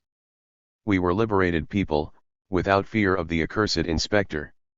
We made a dash through the streets, descended into Governor's Park, stopped off at a restaurant, and drained a couple of glasses of whiskey. We promenaded past the gymnasium and, beneath Kosakovsky's windows, let loose with some earthy Russian expressions. Free at last. After 9 years of imprisonment. Glorious day. Then we held a banquet. We got good and drunk, staged another huliank with a smaller circle of close friends at Sashka's home, and there got drunk again. Then, suddenly, everything grew strangely silent and a bit somber. The great celebration was ended. The student years commenced. Yet the old spectre of the gymnasium continued to haunt me for a long time, a very long time, for decades, not during waking hours, but in my dreams. One had dreams, scores and scores of them, that one was once again a gymnasist, rushing to school, coming late, or coming inappropriately dressed, or minus books, or with lessons unprepared. About a quarter of a century has elapsed since the last time I crossed the gymnasium threshold, yet such dreams have recurred to this very day, to this very day. 21. Kiev. I left for Kiev in the autumn of 1897. One had actually intended to enroll in the University of Moscow, whose medical division was the finest in all Russia. But as it turned out, one submitted my application too late and there was no more room. I had to settle for the University of Kiev. There were relatives in Kiev, an aunt, an uncle, and their 3 children whom I already knew. My aunt met me at the railroad station and we rode out to their home. It was noon of a hot day. The sun was pitiless. I had the impression of having arrived in an entirely different country, alien, unfamiliar, like nothing I had ever seen. I could sense being in the south. The white walls glistened under the rays of the sun, attached to the windows were green shutters which I had previously observed only in pictures of southern climes. The shutters were made of individual narrow boards with slits between them that could be opened or shut as desired. Through the hot, sun-drenched streets moved large, heavy wagons loaded with watermelons. Atop each mound of watermelons sat a Ukrainian wearing a fur hat and shouting without let-up, "Kavanoy! Kavanoy! Kavanoy!" The whole picture, pavement, houses, people, seemed strange and bizarre. The very air had a quality different from that of Minsk. There was something distinctive in the touch of the wind on my face. The city's smell was new. One sensed clearly, I am abroad. 105. 106. We arrived at my uncle's apartment where I was given a very hearty reception. Within our family the ties among relatives, even among the distant and little known, had always been exceedingly warm-hearted. I became one of the household from the very first day. But I could not live with them, there was no space. A room was found for me in the same courtyard and I moved in. The room was tiny and unprepossessing. A typical student's nook, a bed, a chest, a table, and nothing else. The room was situated high up, the view from the window unobstructed by other houses. There was a garden of sorts close by the house. And beyond the trees, indeed directly opposite my window, stood the large Mikhailovsky Cathedral with its lovely white walls and gold cupolas. The scene itself was quite attractive. Yet how dreadfully somber was that lonely, strange, empty little room. For the first time in my life I was away from home. Waking in the morning to face those 4 bare, alien walls, I would be overcome by a dreadful longing, a passionate and painful longing for home, for my mother and the warm atmosphere of home.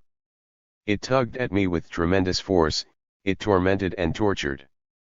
The homesickness persisted for a long time. I went to the university the very next day, another scorcher. During that summer I was fearful of the sun, on hot days I had frequent nosebleeds. And whenever I had to go out on a sunny day I was oppressed by the fear of renewed bleeding. On the street, and burdened with such fear, I had a certain feeling of constraint, my head would be held in a kind of special, cautious attitude, every movement was measured.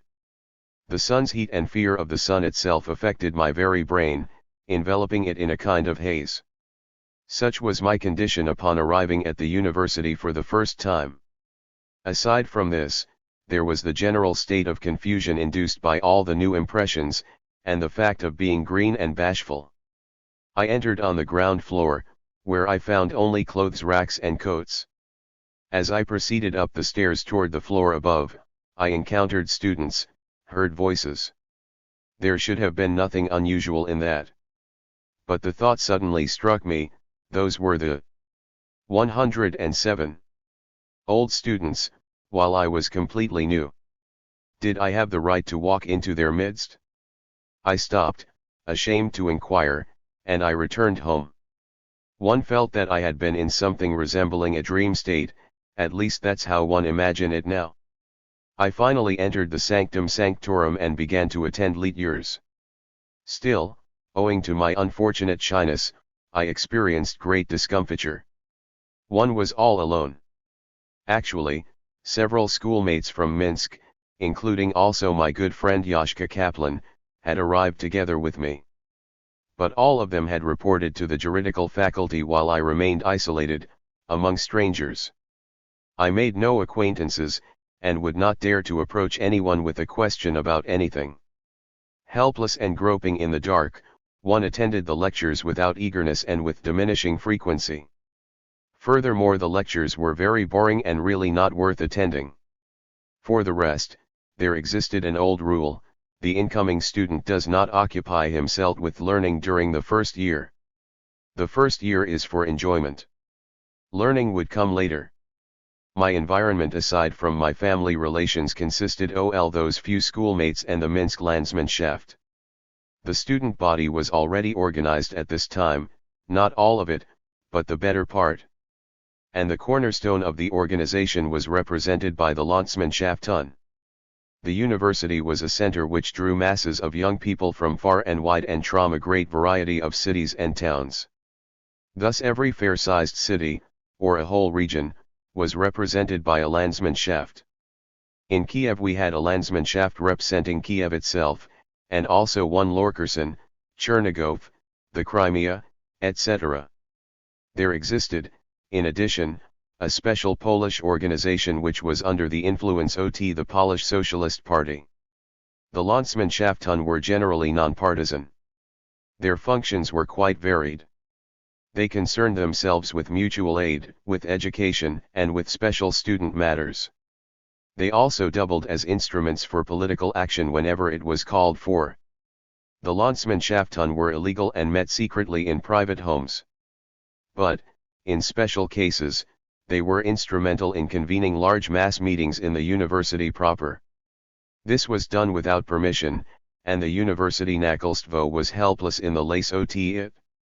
The Lands 108 Mannschaften were highly centralized, with an elected central body called the Bundesrat of United Landsmannschaften and Organizations. The Minsk Landsmannschaft promptly welcomed me into its ranks. There I felt comfortable, at home. True, my shyness had not abandoned me even there, and during the first year one never opened my mouth at meetings. But that was of no consequence. I had entered, after all, upon an intimate environment, in which the spirit of comedy became even more pronounced when the close of a formal meeting was followed by songs, poetry readings, or just conversation over a glass of tea or whiskey. The people were extraordinarily friendly, and one was delighted. And then, for the first time in my life one witnessed large mass meetings. One of them was especially interesting and typical of that period. A dispute of some sort had erupted in one of the classes. I can't recall what it was all about, that in itself is unimportant. Matters came to a head when a certain individual started to whistle. There followed a loud retort from someone else, Zhidovsky Svist. The audience caught it. An uproar swiftly ensued. An anti-Semitic catcall in a student environment. This was something unheard of in those halcyon days. The student conscience found it intolerable. The culprit was seized, placed in the defendant's dock and tried. The trial ran for 2 days. On the first day it involved a closed meeting of the particular class in which the incident had occurred.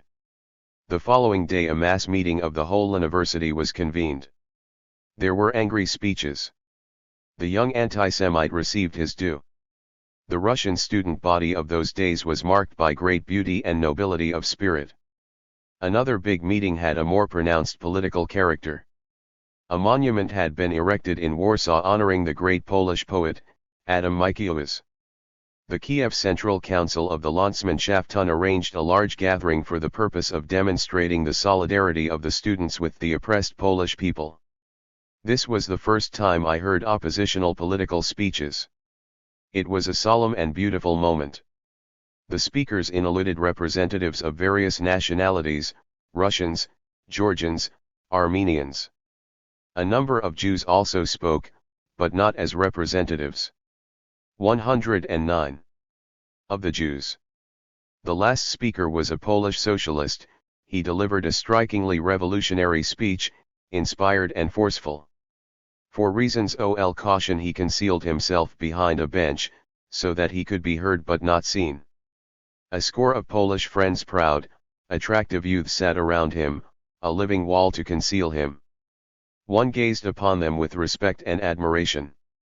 They impressed me tremendously during those years.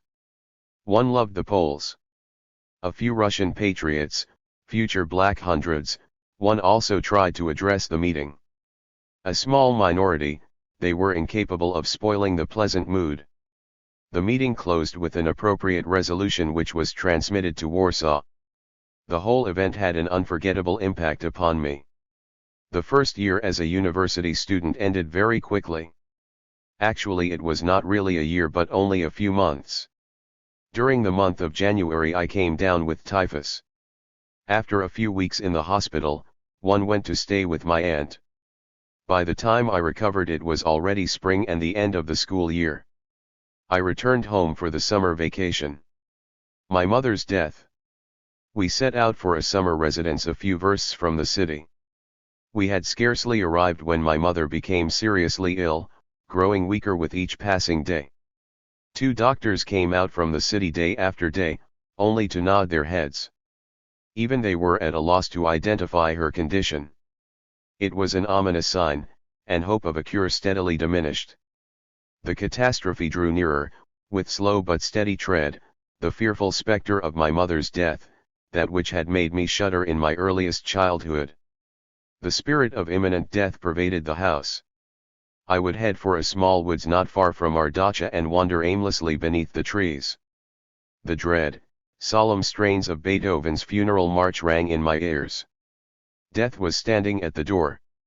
My mother sensed that the end was near and she longed to return to the city, to the familiar surroundings of home. Her wish was granted. It was impossible to take her by carriage because of the poor road. We arranged for a special stretcher equipped with handles and covered by a type of canopy and curtain. Porters were hired to carry her to the city. We walked alongside. Our sad procession, moving. 1 a Russian measure of distance, 1 verst being equivalent to about 3/5 of a mile. 110. Ill. Across the sweeping fields, was reminiscent of a funeral. Yet, life still flickered. It was evening when we reached home. My mother could barely speak. The doctor arrived, took her pulse, and retired to a corner. "It looks bad," he said. "She will hardly survive the night." Although my mother was scarcely able to speak, her last words, uttered with difficulty and in agony, were words of concern and care about us, the children. She lived like a martyr, she died like a saint. Evening came. My mother lay silently on her bed. Her deep, dark, lovely eyes were fixed upon us. They gazed with pain, with yearning, with a quiet, terrible yearning. One can find no words to describe that yearning.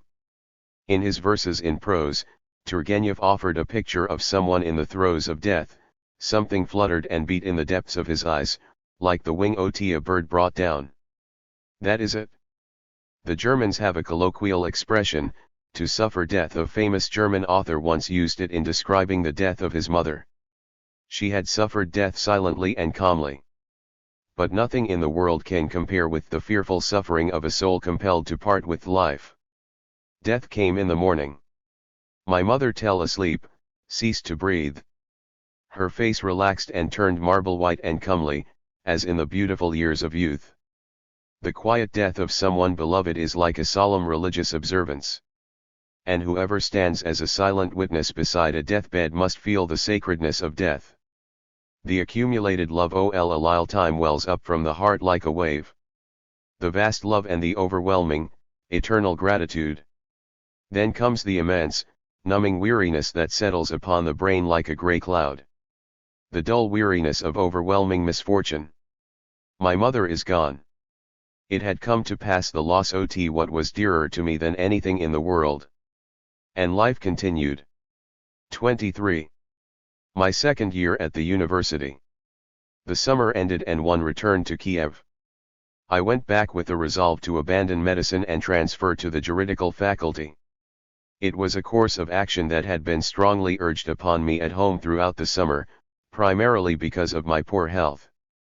Typhus had brought on a kidney disorder, and the physicians counseled me strictly to avoid all exertion, to follow a rigorous diet, to go to sleep at a reasonable hour, and to remain off the street during poor weather, otherwise, I was told, the consequences would be swift and ugly. The point was impressed upon me that I would be unable to tolerate the arduous practice of medicine.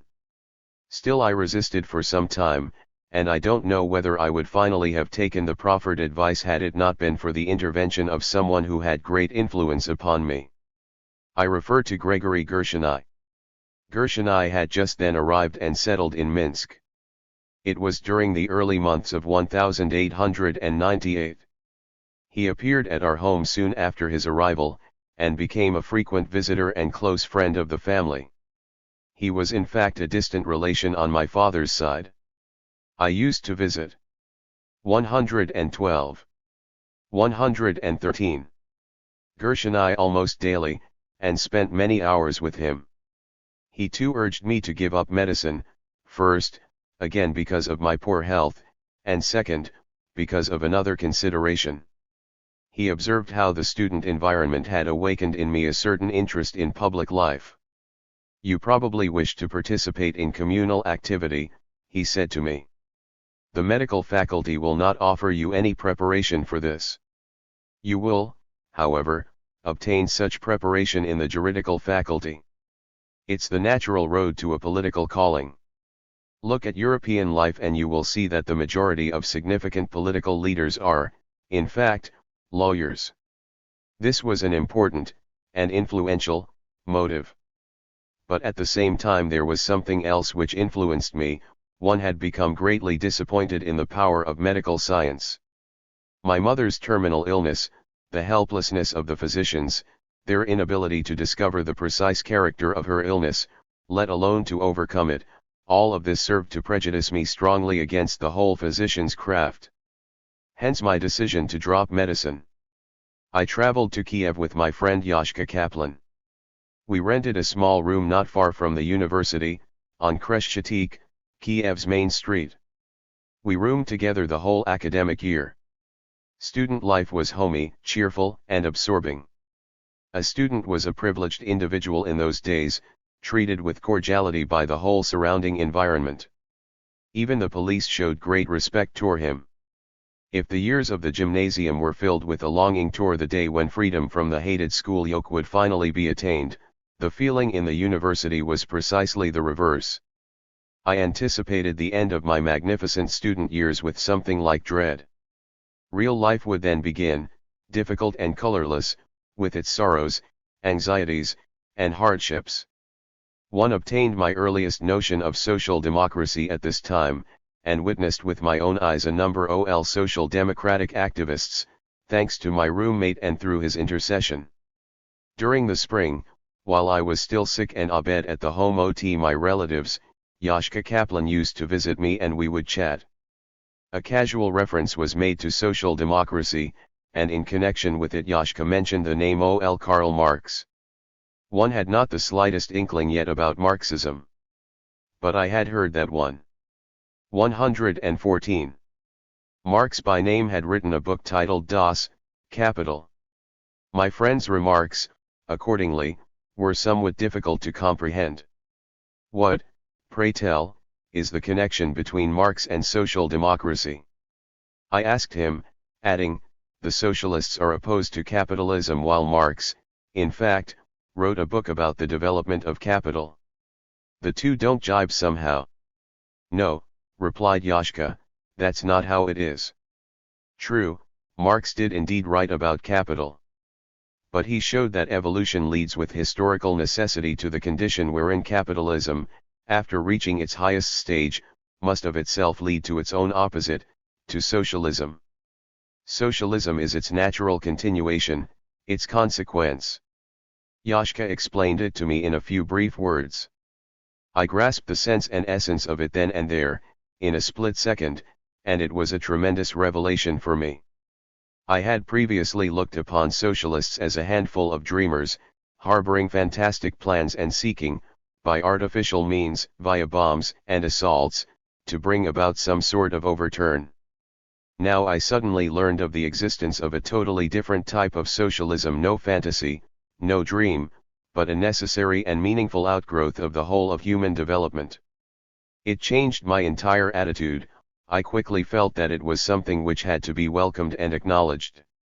In the autumn I commenced the study of political economy, another step. And then I encountered living Marxists.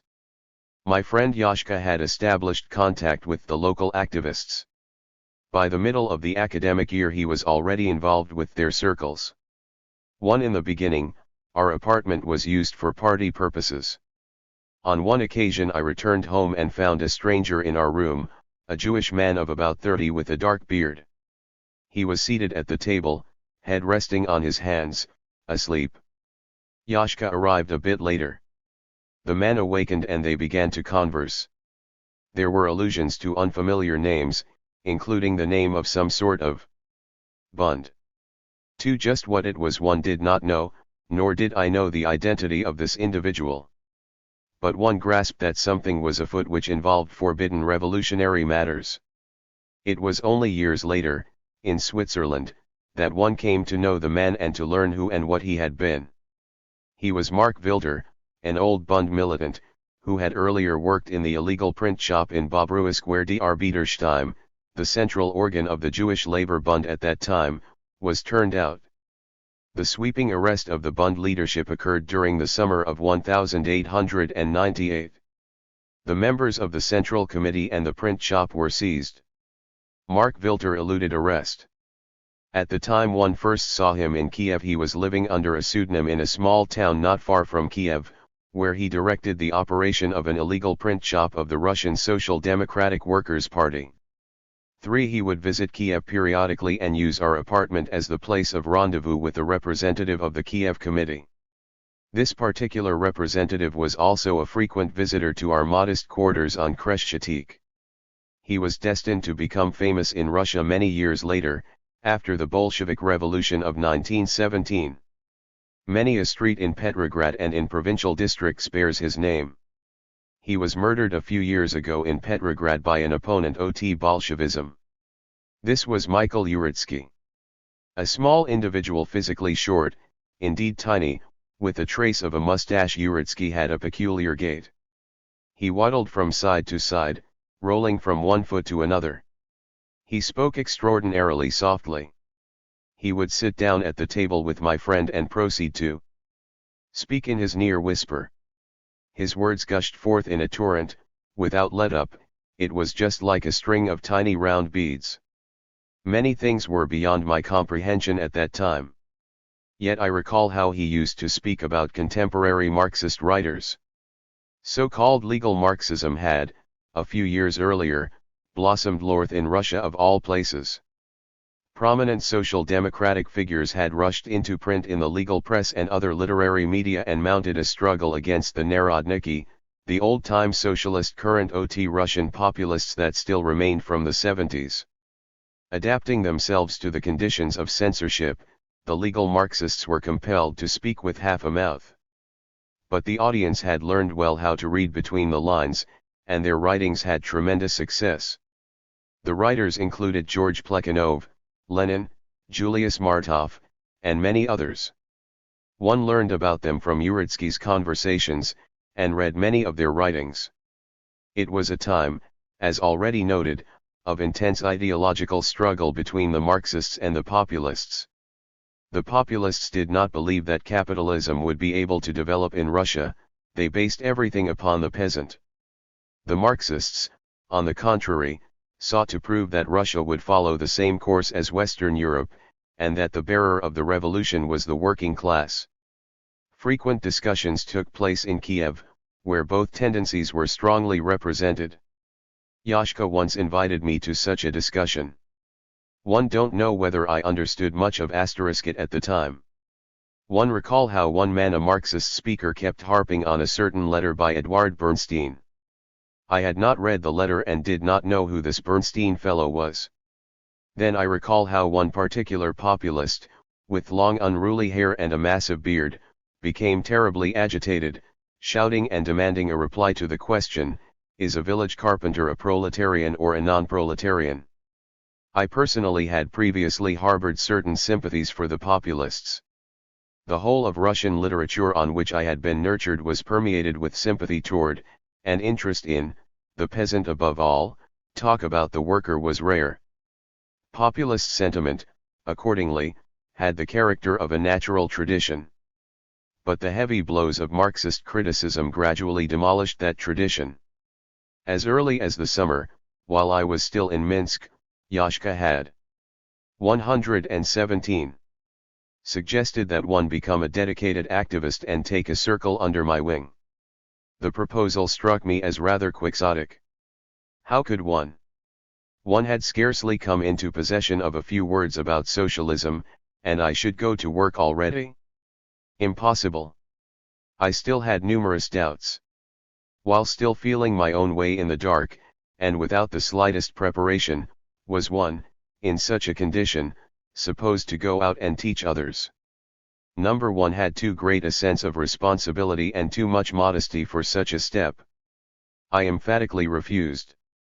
Incidentally, with reference to my modesty, one might observe that one was, indeed, truly a very shy youth, wholly wanting in self-confidence. One remember how my uncle in Kiev had once praised me in my presence, stating that I was a bright young man. It amazed me tremendously. What basis was there for calling me bright? And one didn't know whether to believe him.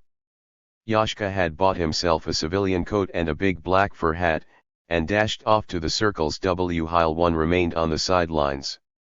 One did, however, plunge wholeheartedly into the student movement. The progressive student circles were focal points of a pronounced movement and turbulence in those days. True, the student felt airy and very much at home in the surrounding urban atmosphere, a veritable darling of society. Yet, in the university proper, the air was fetid and stifling. The government had already pressed its heavy fist down upon the universities years before, nullifying academic self-government and adopting methods of all kinds for transforming students into obsequious pupils. It introduced a system of discipline, appointed inspectors and assistant inspectors, invoked ludicrous regulations, and safeguarded itself by means of spies. It was an echo of the general regime prevailing in the country, but in the universities they had to contend with intelligent, vibrant, libertarian, idealistically inclined youth, for whom protest was an imperative. From time to time, in fact, there erupted so-called student disorders. Large meetings were organized, students walked out and demonstrated in the streets. Then the Cossacks arrived. Scores were arrested and many were expelled from the universities and deported from the large cities. Things would calm down for a while. But in just a few years the same story was repeated all over again. During the year 1898, there was a sense of the arrival of a new 118 outbreak once more. The system of inspection had grown too overbearing. It was impossible to maintain calm any longer. Yet this was the thinking of only the small active groups, the large mass was still in a state of somnolence. What should be done? How shall the mass be aroused? How to proceed? We used to show up at the university every day but rarely attend lectures. As a rule, we sat in the corridors chatting, whispering, drafting plans. Inspirations were often exceedingly naive and childish. Someone would propose that a large red flag be hung from a front window of the university.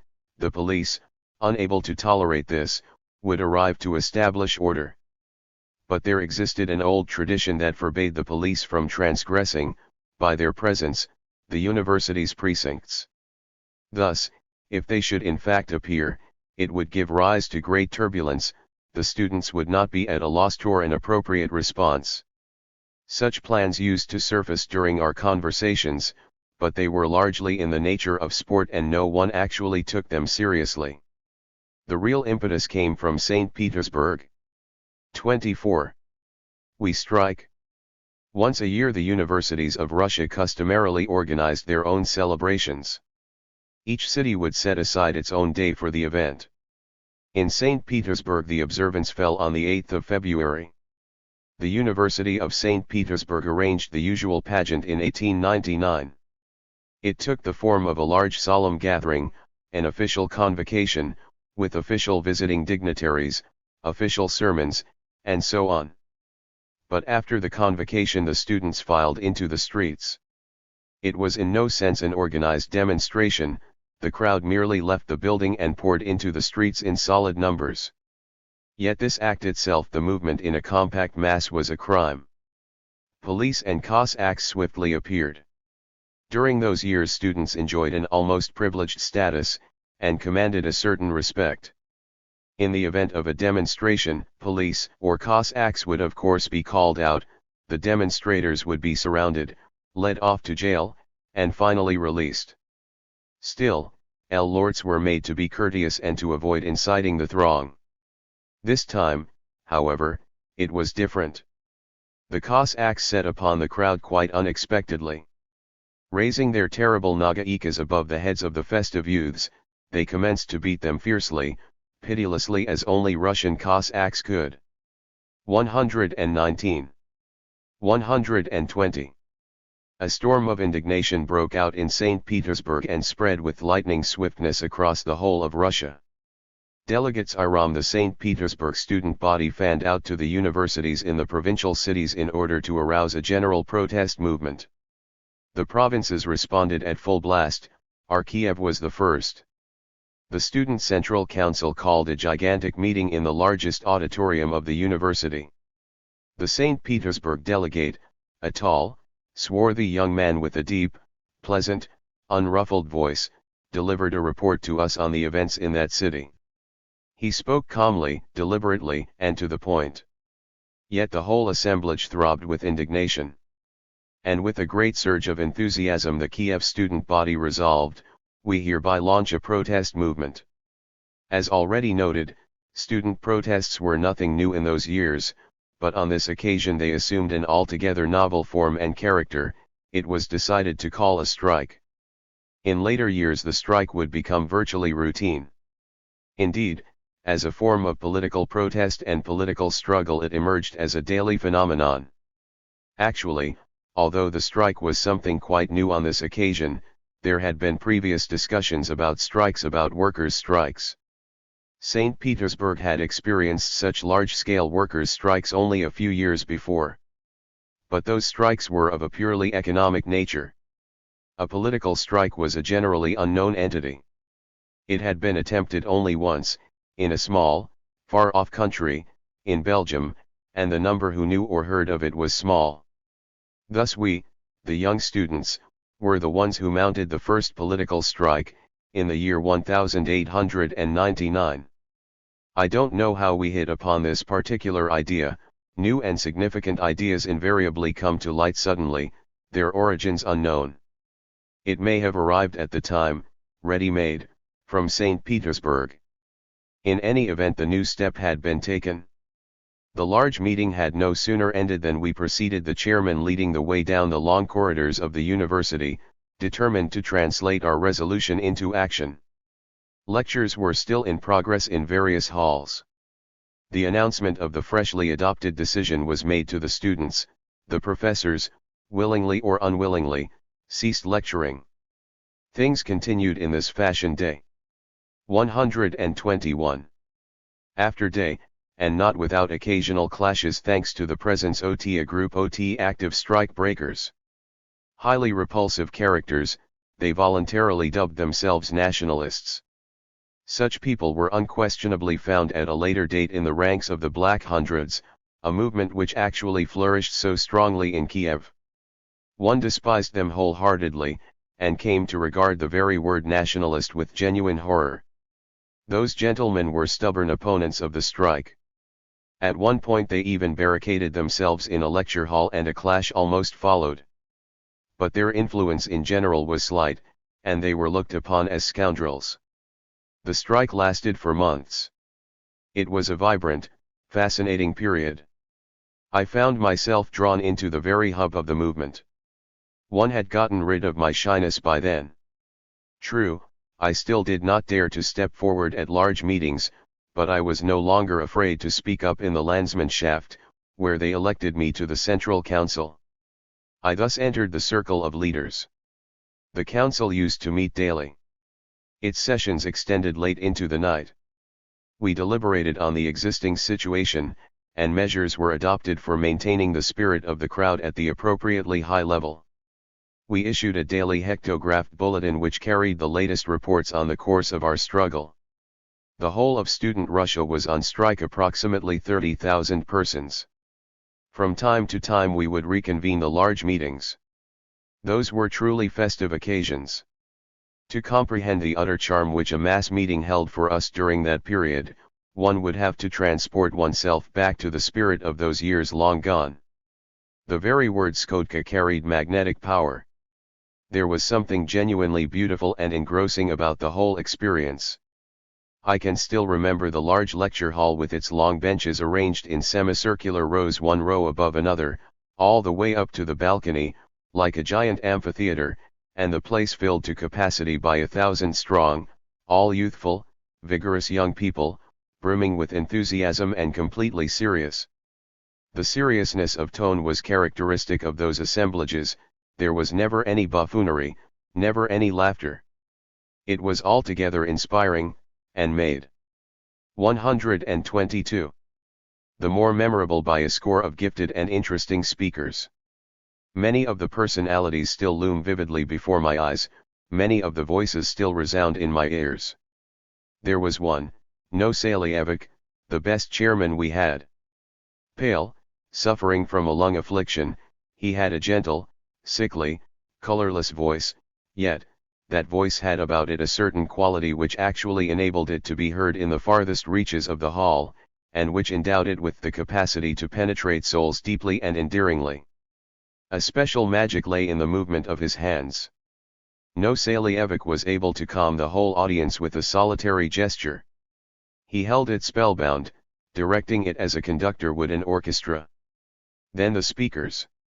Our most attractive speaker was a young student from Kherson, Vladimir Medem. Tall and slim, and attired in a bright blue shirt under a grey tuzurka, he appeared to me to be the authentic embodiment of oratorical talent. Medem had a marvelously attractive voice, deep, sonorous, fluid. His language was flawless and colorful, with the solemn power of inspiration. It was a controlled fire, devoid of shouting, of hysterics, but such that, even years later, I could feel the echo of that particular oratorical force reverberating in my heart. Medem might have become a really great orator.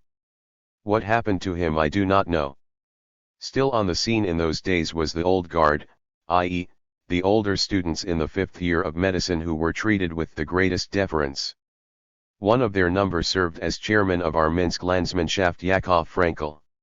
Hardly outstanding as a speaker, he was nevertheless a human being endowed with a crystal pure soul, and compassionate beyond measure.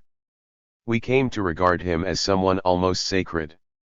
Another veteran did rank, in fact, among the finest speakers, not of the fiery, but of the sagacious kind.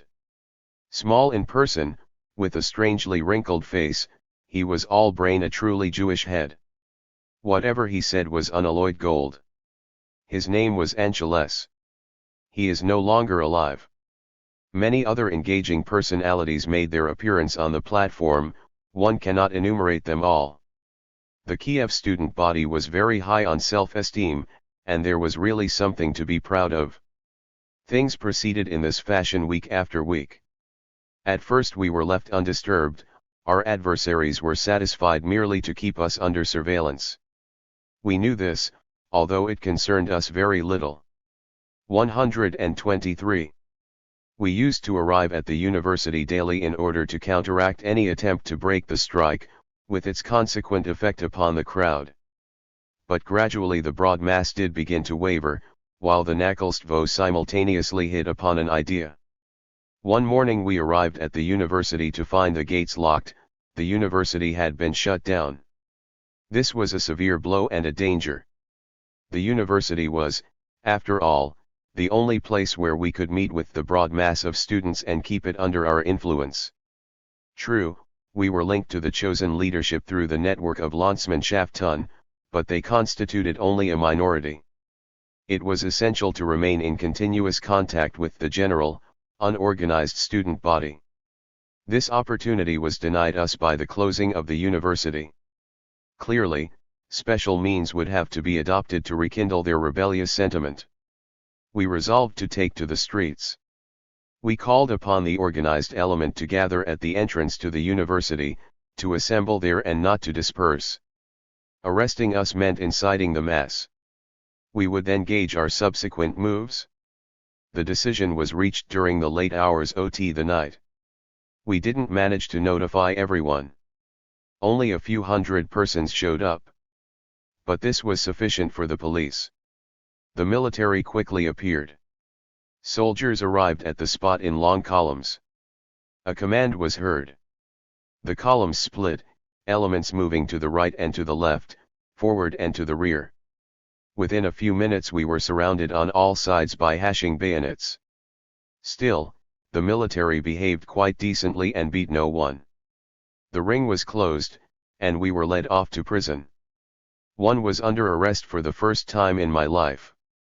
We entered the prison. This was the special one Asili Tour particular categories of prisoners on Bibikovsky Boulevard, not far from the university. We passed through the prison gates with youthful pride and a certain feeling of satisfaction.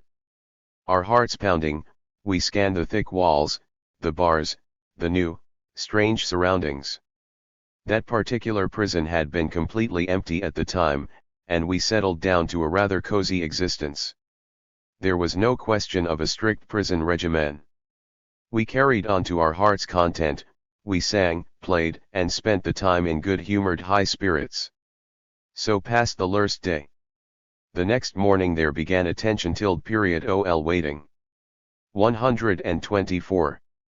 We were certain that a fresh throng, learning of our arrest, would swiftly gather on the morrow for a new demonstration, and that they too would be arrested and brought to us.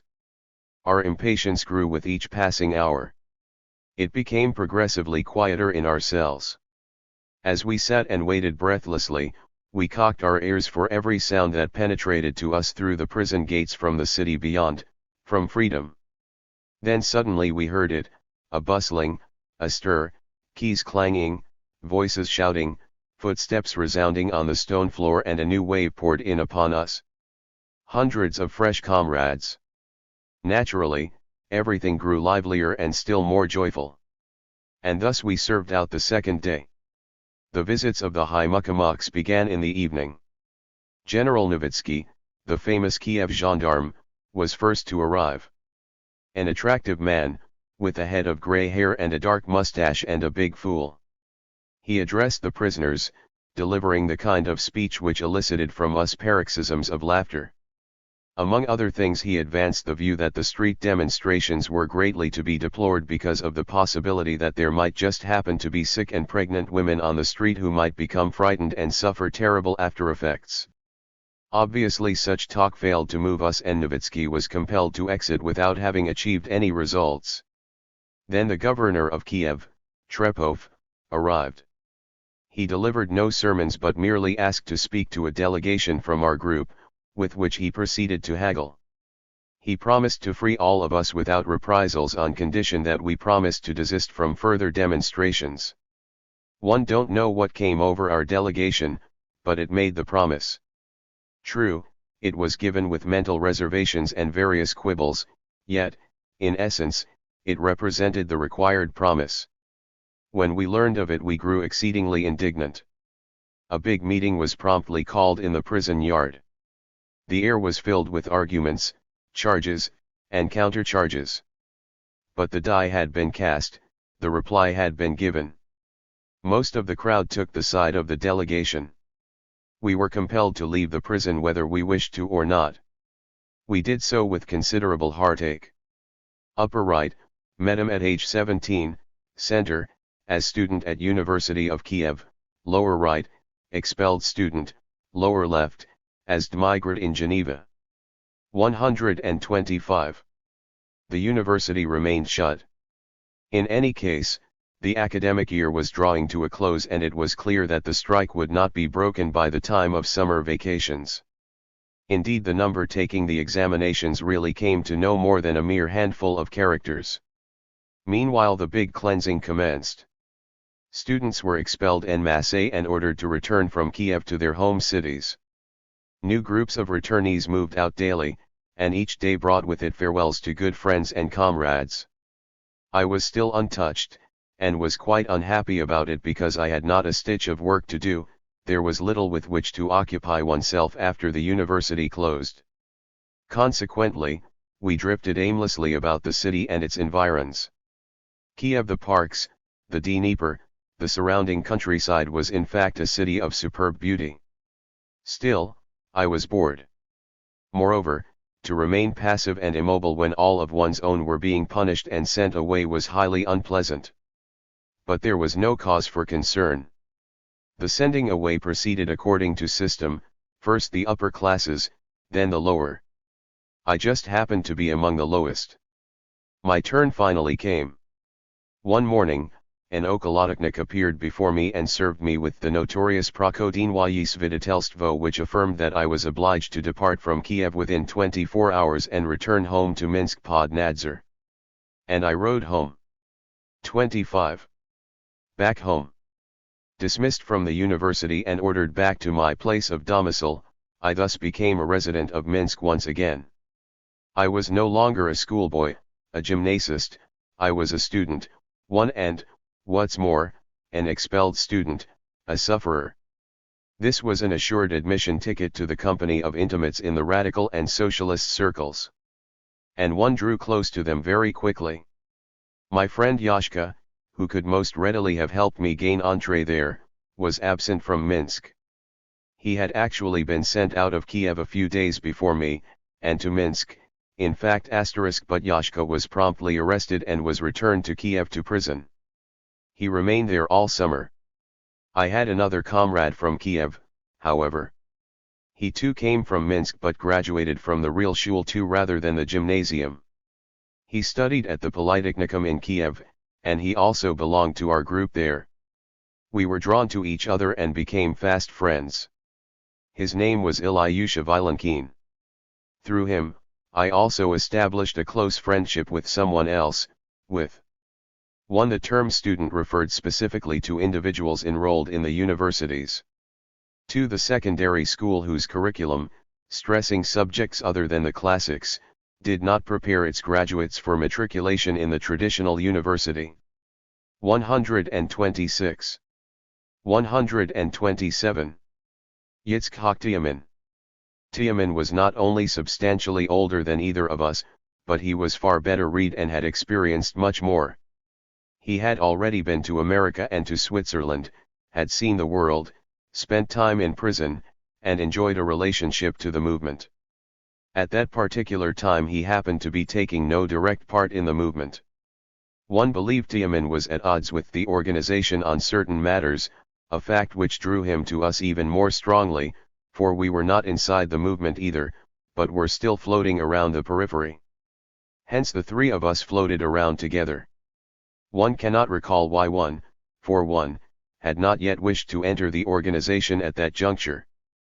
Presumably I still did not feel sufficiently mature for it, and my conscience would not allow me to perform in a half-baked fashion.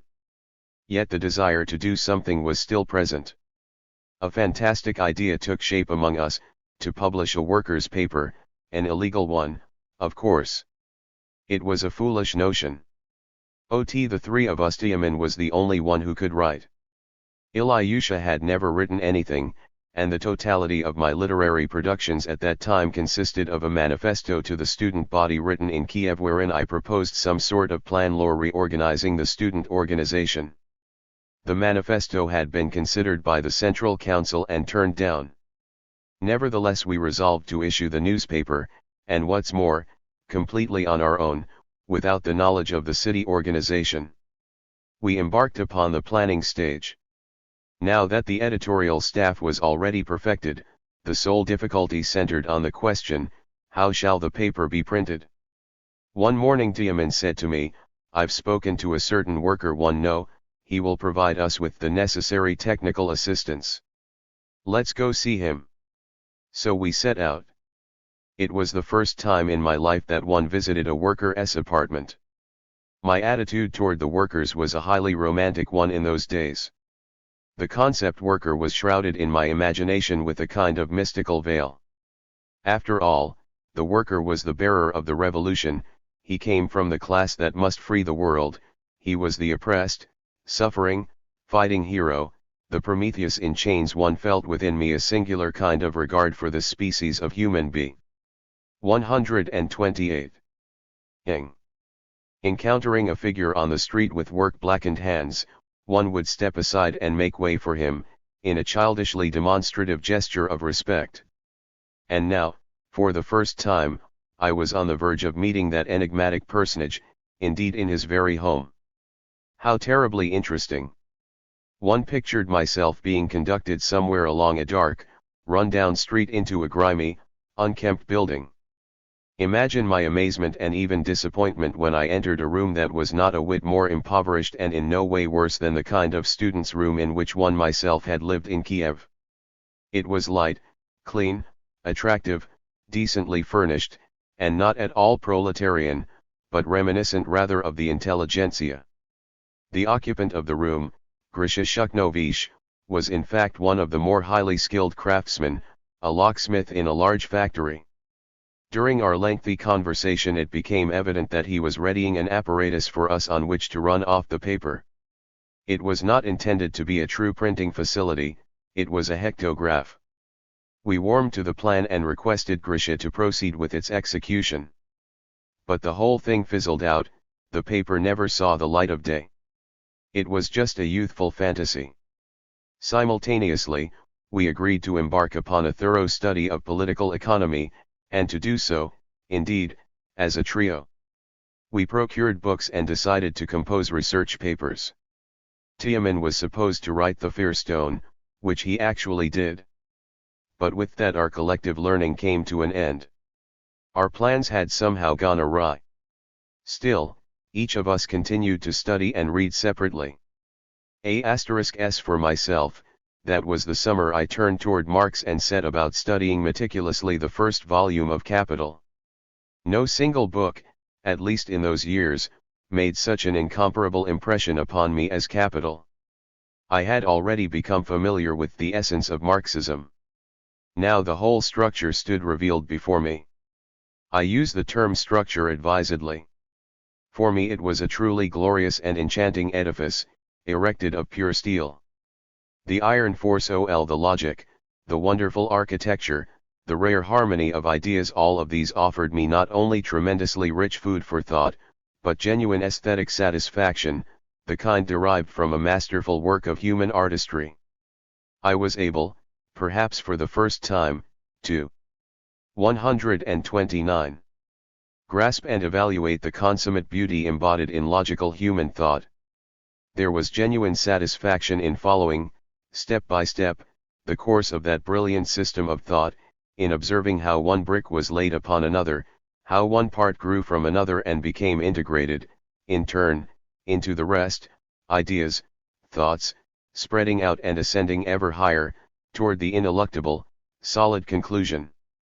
One know of only one work in the realm of world literature that can compare with capital in this respect, the famous Ethics of the renowned philosopher Spinoza. As to content, the two have nothing whatever in common. Spinoza moves on the highest ethereal plane, while Marx has both feet planted on the sinful earth and derives his complete material from daily existence. But one encounters the same incomparable force and logic in both books, the same architecture of steel and the same acute Jewish mind. Familiarizing myself with capital was for me the supreme event of that summer. Henceforth I became a confirmed Marxist. By a strange coincidence, another interest and sentiment of mine grew stronger just around that time, the nostalgia lore Jewishness. Were one to be asked, indeed I have been asked, how one became a Jew once again, I would be compelled, unfortunately, to reply, I simply do not know. For it was no sudden transition, no leap, no conscious decision. It came of itself, gradually, by degrees, so that I myself scarcely noticed it. One can only identify the two terminal points, my childhood years, when I considered myself a Russian, and the later period, the time of adulthood, when one considered myself a Jew. Both points encompassed a whole series of years during which I changed slowly, imperceptibly. Not long ago, Avram Liason recalled a conversation of ours in the year 1906, after this process of mine had long been completed. He put the same question to me at that time, i.e., how and why did one become a Jew? I replied, one felt a longing to return home. I can recall one episode associated with that longing. It occurred, I believe, in 1899, the very year I returned from Kiev, or perhaps slightly earlier. The precise time is not important. In the Kiev student environment, differences between Christian and Jew were non-existent. The Jewish question, as such, had not even arisen within the radical circles to which I belonged. It's true that a certain student used to come to me, actually not to me but to my neighbor, and indulge in some kind of babble about Theodor Herzl's Jewish state, which had appeared not long before. The young man was quite a bore, however, and his words made not the slightest impression upon us. A purely internationalist spirit, perhaps even a cosmopolitan spirit, prevailed in the Landsmannschaft. Our ranks numbered both Jews and Gentiles, Russians and Poles. And there was no feeling of difference.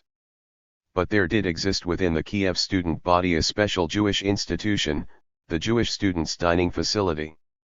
I cannot exactly characterize the nature of that facility. May first have been there only once, and possibly not at all, I can no longer remember. Yet I know that that particular dining center, like student dining places in general, was not simply a place to eat, but also a kind of spiritual gathering point. Jewish students would come together there and engage in agitation during the time of the student disorders. To some degree it functioned as the place where public opinion was shaped. It served as a substitute for a club. One had heard about all this while I was still in Kiev. But as far as one can recall, it made very little impact upon me then.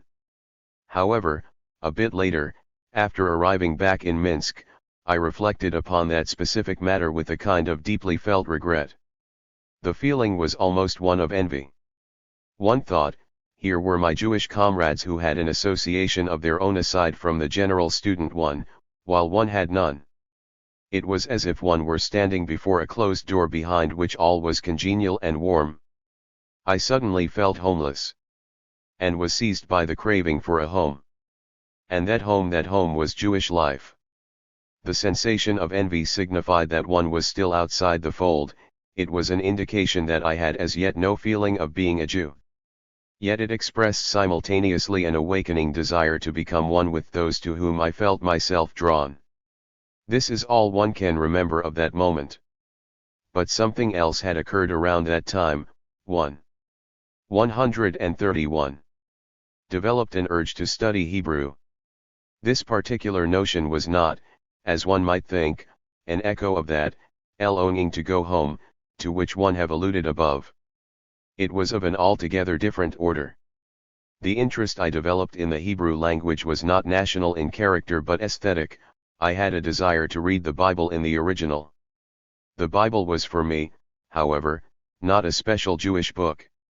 I have indicated elsewhere that it had been a part of Christian religious instruction in the gymnasium and that my affection for it could be traced to the religious years of childhood.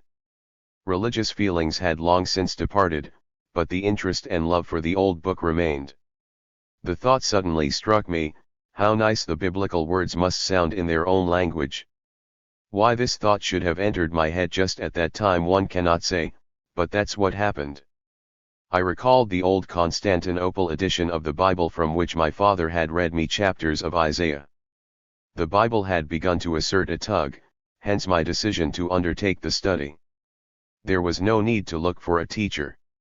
I already had one at hand, the older of the two Jewish lads, the sons of the neighboring shopkeeper and my good friends. One said to the boy, "I'll teach you Russian and reckoning, would you do me a favor therefore and teach me Hebrew?" He agreed, feeling a pride in his mission. The instruction commenced. I started out, as a matter of fact, with that old copy of the Bible, and we proceeded to read from Genesis. Mitchi showed me the letters and taught me the pronunciation. It was not necessary for him to translate it for me because the book itself contained a French translation. The study site was reminiscent of the ancient Greek philosophers, in the open air, indeed, in our courtyard. Thus we read a few chapters, but not without great effort and pain. Such study, however, was rather too elementary for me. I wished to learn in a more systematic fashion, and I asked Mitchi about the acquisition of a book on grammar. He undertook to enlighten me about grammar, although, to tell the truth, I strongly suspected that Mitchi himself had less than adequate knowledge of the nature of grammar. In any event he was unable to explain it to me, which strongly undermined his reputation as a Hebraist in my eyes. Our studying, consequently, began to drag and soon came to an end. So I actually ended up learn 132. ing no Hebrew. Yet there was a residual effect, a very important one, whose full scope I was able to estimate only later. For I had, withal, become familiar with the alphabet, thereby obtaining the key to the Yiddish language. Despite my very poor reading ability at the time, one had taken the first step. One thus proceeded in various ways and for various reasons to draw closer to Jewishness. I should add that my friendship environment in Minsk was then almost exclusively Jewish, and Tiamin, with whom one spent a considerable amount of time, was someone with pronounced national feelings.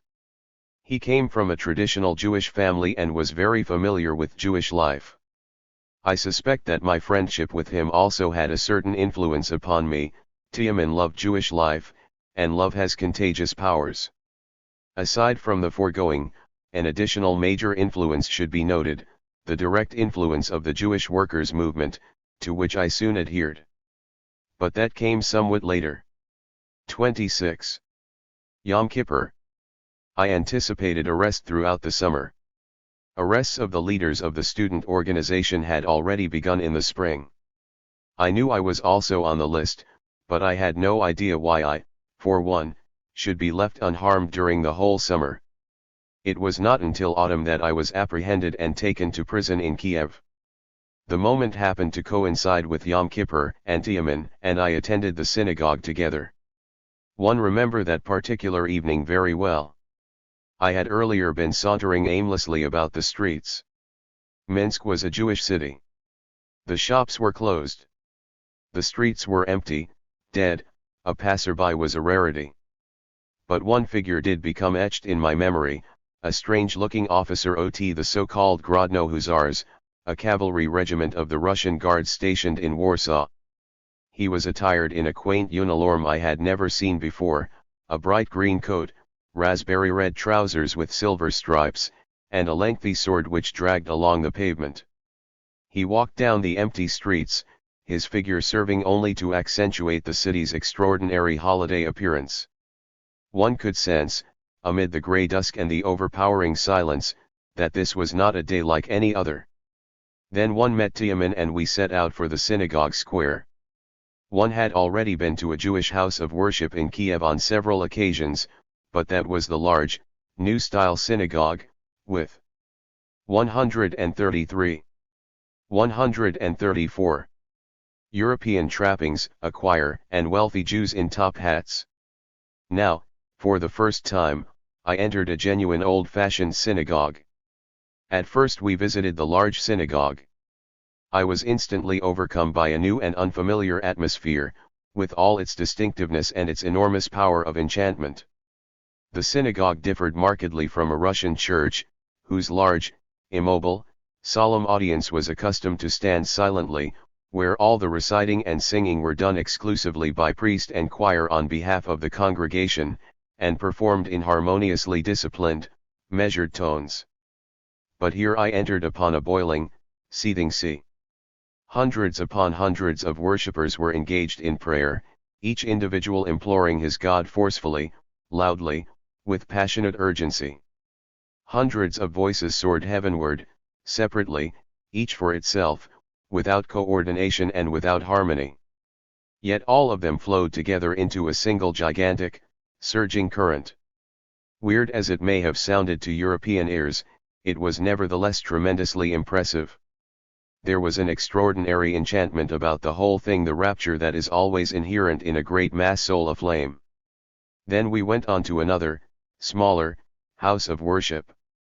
Indeed, one believe it was a Hasidic shtiblu. There, too, I found myself engulfed in the seething current of hundreds of voices. But one voice, the voice of an old grey cantor, lifted itself high and piercingly above the loud rumbling of the mass. It was neither singing nor speaking, it was weeping, a genuine weeping which gave expression to the burning tears of an anguished heart. The cantor's supplication was completely devoid of solemnity, it had none of the rigorous harmony characteristic of Christian prayer. It was rather a truly oriental plaint welling up from a tormented heart, the cry of an ancient transgressor, weeping and wailing lamentations to his old venerable God. A great beauty reposed in all of it. I went home. The gendarmes arrived during the night and I was taken to prison. While seated in my cell, at the very break of dawn, I again heard the identical strains of wailing Jewish voices. The Jewish prisoners had gathered in one cell and were praying. Then, in short order, one was called out and sent off to Kiev in the company of 2 gendarmes and placed in the Lukyanov prison. There is not much to tell about my first imprisonment. The political section was filled with student youth and we were treated unusually well. To be sure, we were assigned to separate cells, but the cells were open nearly all day long and it was possible to visit freely. The occupants of the whole cell block would take their constitutionals at the same time. We played and sang together. The authorities treated us with courtesy and civility. My brief stay in prison was a real pleasure. I remained there no more than 2 weeks, and then I returned to Minsk to await the verdict. 27. Gershoni and his circle. Our city had always been rich in absorbing personalities. The most interesting individual at that time, in point of fact, its central figure, was Gregory Gershoni. Gershoni, as previously noted, arrived in our city at the beginning of 1898. He had been a student at the University of Kiev a few years before, and completed the pharmacist program. In Minsk, Gershoni opened a chemical and bacteriological laboratory for conducting various medical analyses. He became acquainted in short order with the whole of the liberal * and radical intelligentsia, and was received everywhere as a most welcome guest. His ability to establish friendships among a broad variety of individuals was quite extraordinary. It was the kind of talent that distinguishes the born community leader. Whomever he encountered, without exception, felt congenial and well disposed toward him. Gershoni knew how to speak to people and about what. He was still a young man, about 25 years of age, but he appeared older because of his pronounced baldness. Of moderate height, solidly and broadly built, Gershoni had a small, pointed, darkish blonde beard, and sharp, alert blue eyes. Ever ready with a quip, animated, jovial, Wise and tactful, he was possessed of boundless energy and unusual practical skill, and he had a great 136. 137. Capacity for influencing others. His home served as a real focal point, forever bustling and alive with people, especially with our youth Lowell student company. Immediately upon his arrival, Gershoni became a maker and shaker in the communal life of Minsk. The Party of the Socialist Revolutionaries, in which he subsequently played the role of practical leader, was still in its organizational stage. I had the impression that Gershoni was not yet a party man during 1898 and 1899. He devoted himself extensively at that time, and even a year later, to so-called legal activity, and in connection with the latter he emerged as a truly central figure. Wherever work of any kind was in progress toward the Benelit OT Society, there one could find Gershoni. When, for instance, a newly formed group of culture disseminators nursed an idea about an improved Jewish school, naturally, via the Russian language, as was then customary, Gershoni was numbered among them. Evening courses for adults were established, I believe, under the auspices of the Medical Society, and featured lectures on natural science. Gershoni initiated the courses and directed the whole activity, indeed it was he who delivered the first lecture. I can still recall the subject, air. When it came to organizing an evening celebration of the Hanukkah festival for Jewish children, it fell to Gershoni to arrange the affair. Gershoni was always present at the weekly meetings of the Literary Society in Minsk, where lectures on literary subjects were followed by discussions. It should be noted, incidentally, that this particular society was one of our city's most attractive features. The very cream of the local intelligentsia was drawn to it, Gentiles and Jews alike. The high-level discussions, and the conversations which followed during intermissions, transformed the society into a genuine spiritual center of the cultural life of Minsk. In the history of this society, Gershoni's name is associated with a certain incident concerning which his behavior was very much in character. Participants in the literary society included both the Russian and the Jewish intelligentsia, only the Poles were not represented. The Russian intelligentsia was comprised almost exclusively of officials, mostly liberal, even radical, individuals. But several persons of a wholly different stripe turned up, and the odor of anti-Semitism began increasingly to assail the nostrils. There were a few instances when membership in the society was denied to an individual because he was a Jew. All of us grew highly indignant over this, and Gershoni decided to seize upon the first opportunity to raise the question. The moment happened to coincide with the death of the renowned Russian poet and philosopher, Vladimir Soloviev. The society dedicated a special evening to his memory. When the speakers were finished, Gershoni took the floor. "No mention has been made here," he said, "of a strange quality possessed by the deceased writer. He was an odd individual indeed, he loved the Jews. As is known, there are smart people who just happen to dislike the Jews. As is known, smart people don't even wish to admit Jews to membership in a literary society. But he, on the other hand, had a different attitude toward them. And more in the same vein. It was a rather cautious speech, somewhat too cautious in fact. One later said to Gershoni that he had left the subject dangling in mid-air. To which he replied that it had seemed to him in the course of his remarks as though I were winking to him to stop. He was mistaken, one had given no such signal. Yet even the cautious words had a telling effect. The Lu anti-Semites present sat there literally gnashing their teeth. A big blow-up was narrowly averted. Apropos the subject of Jews, I recall a quip by Gershoni during one of my visits to his house. We were standing at a window when suddenly there appeared on the street an old Jew, his hair a mass of ancient gray, his clothes disheveled, his body pathetically stooped. He was moving along, yoked to some sort of wagon and dragging it in place of a horse. Gershoni. 139. A legendary Jewish socialist. Gazed at the Jew and, smiling sadly, observed, "There goes a representative of the nation of exploiters." One don't know whether Gershoni's legal activity represented an end in itself, or whether it was a means of establishing ever broader connections and of enhancing his opportunity for revolutionary work.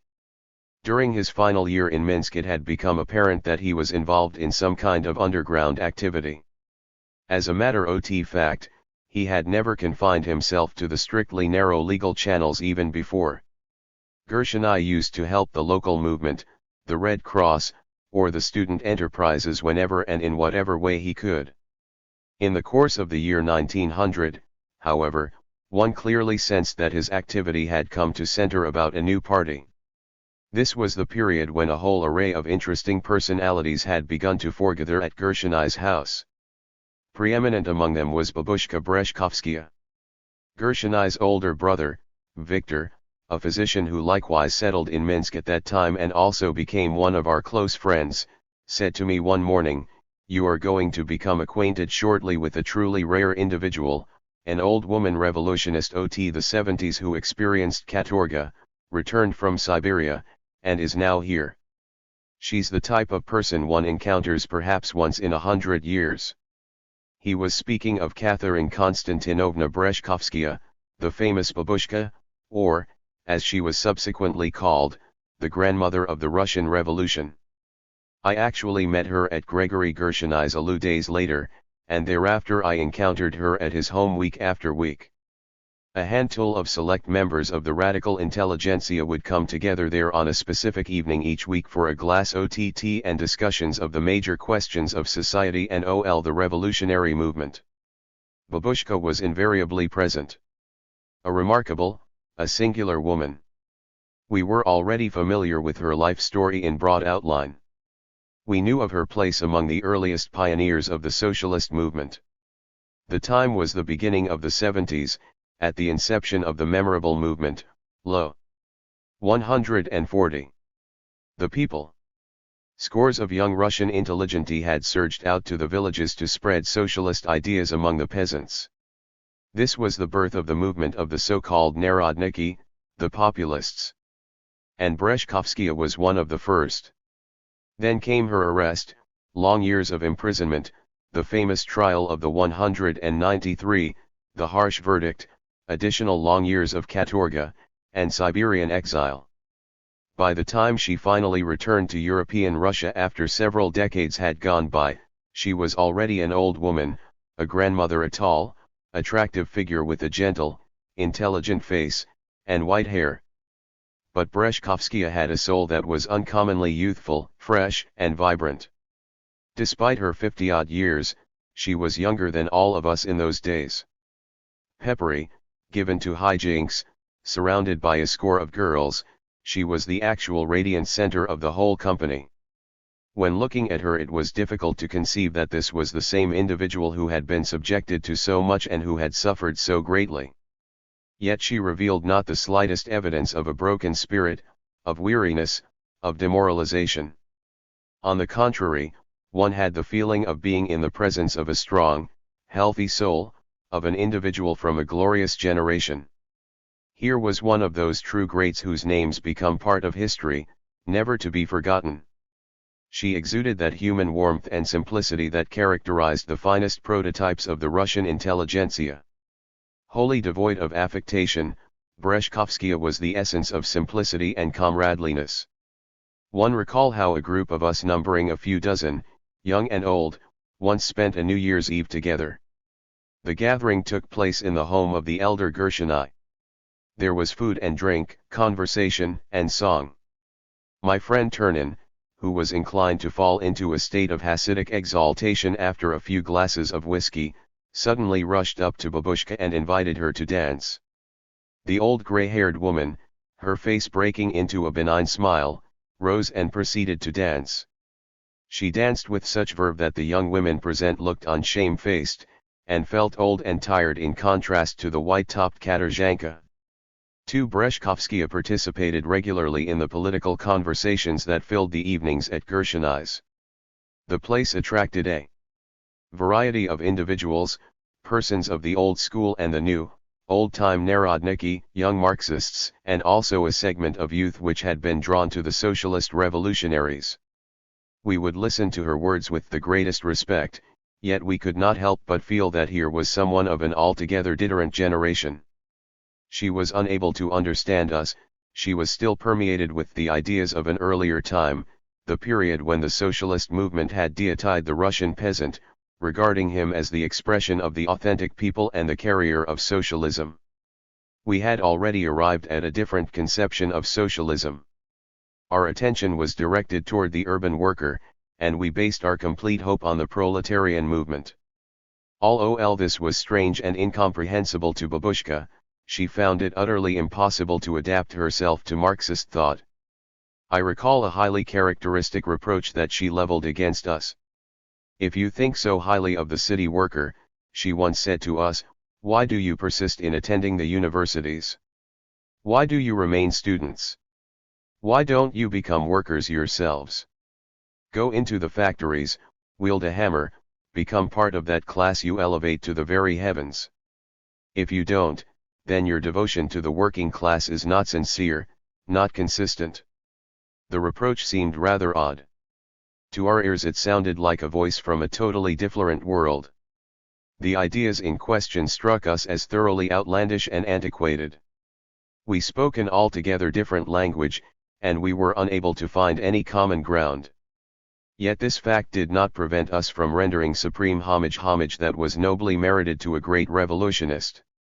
It is worth recalling that the same Breshkovskaya became one of the most prominent and active figures a few years later in the ranks of the socialist revolutionaries. She was subsequently arrested again and exiled to one of the most remote corners of Siberia. She returned only after the March Revolution of 1917. Quite recently, she celebrated the 50th anniversary of her revolutionary activity. With the coming of the Bolshevik Revolution, Breshkovskaya could find no place for herself in Russia. The current pulled her way over toward the right, and her revolutionary role was spent. Nevertheless, as a human personality she deserves to be numbered among the most beautiful that ever graced the history of Russia. 142. The Gershoni circle included another interesting figure, Kovalik.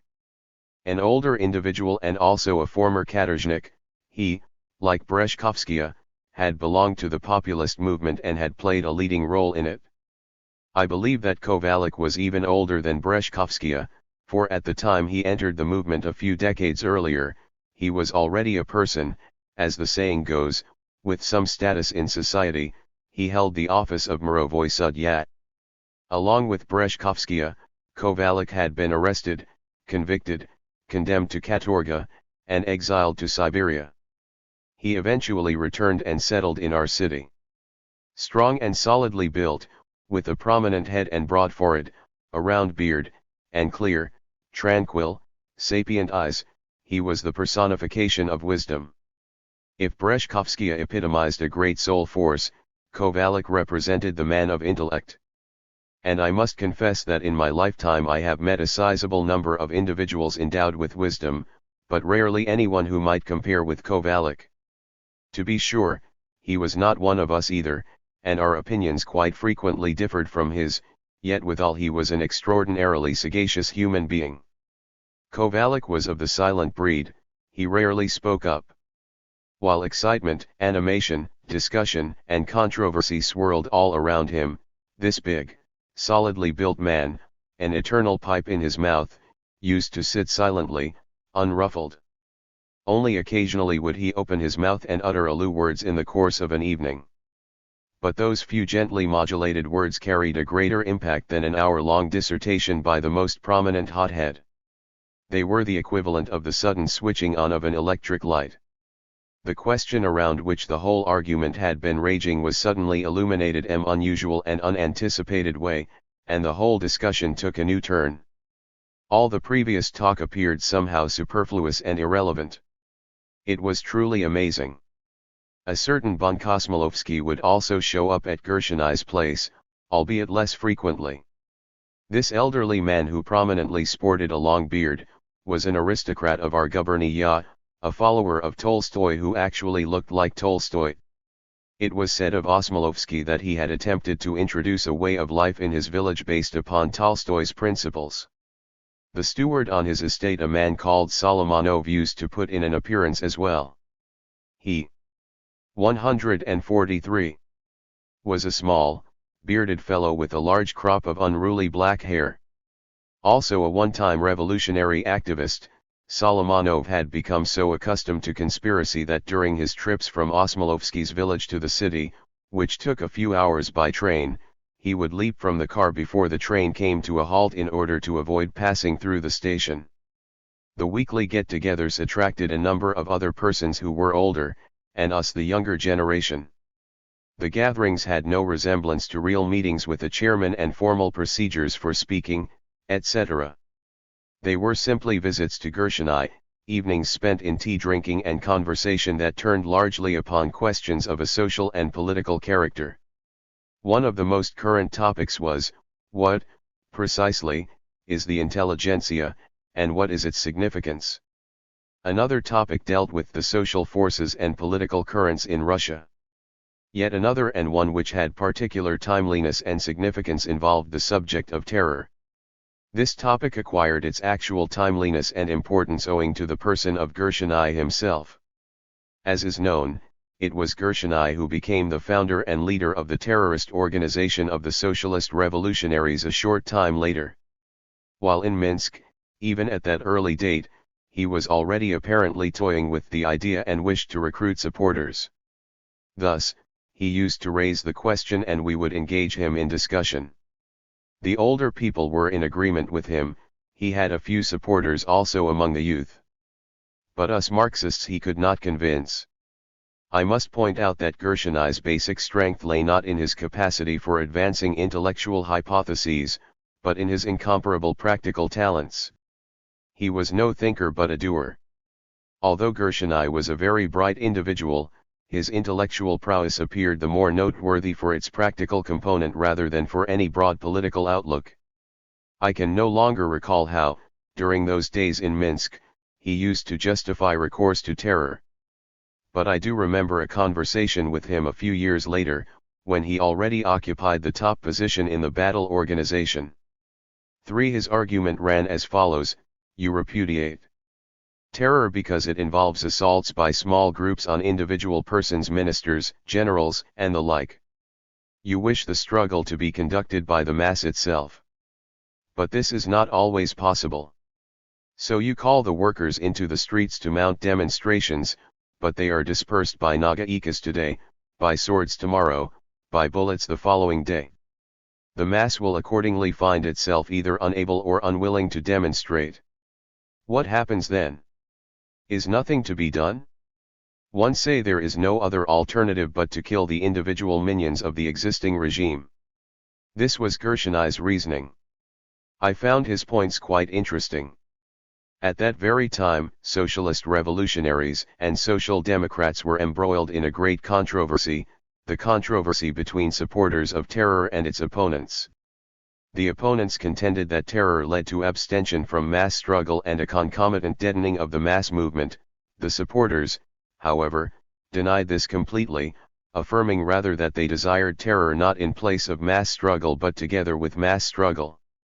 My conversation with Gershoni only made it clear to me once again that terror was indeed conducted in place of the mass movement, and for me this alone was sufficient to condemn it. Gershoni remained in Minsk until 1901.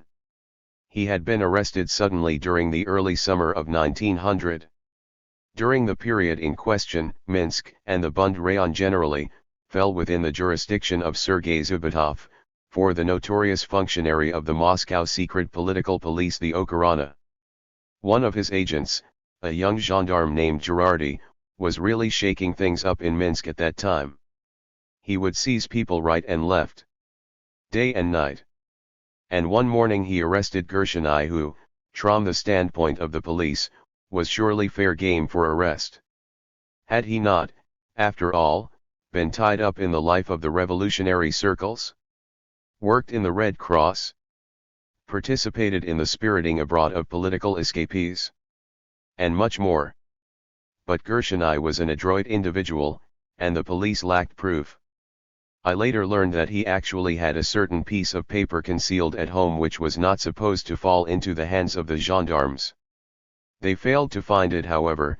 It had been wedged, if I'm not mistaken, into his microscope. And despite the presence of the gendarmes, Gershoni managed to indicate to his brother where the paper was located and what should be done with it. Nevertheless, he was arrested and sent to Moscow. Zubitov kept him there for 2 weeks and let him go. Gershoni returned to Minsk. His moment of decision was reached at the beginning of the following year. He sold his laboratory and disappeared. His close friends knew that he had left to devote himself completely to illegal activity. One later met Gershoni on 2 occasions, in Switzerland. I begin my activity. This much was self-evident. We 3 young, expelled students, Yashka Kaplan, Ilyushka Vilenkin, and I would be entering the movement sooner or later.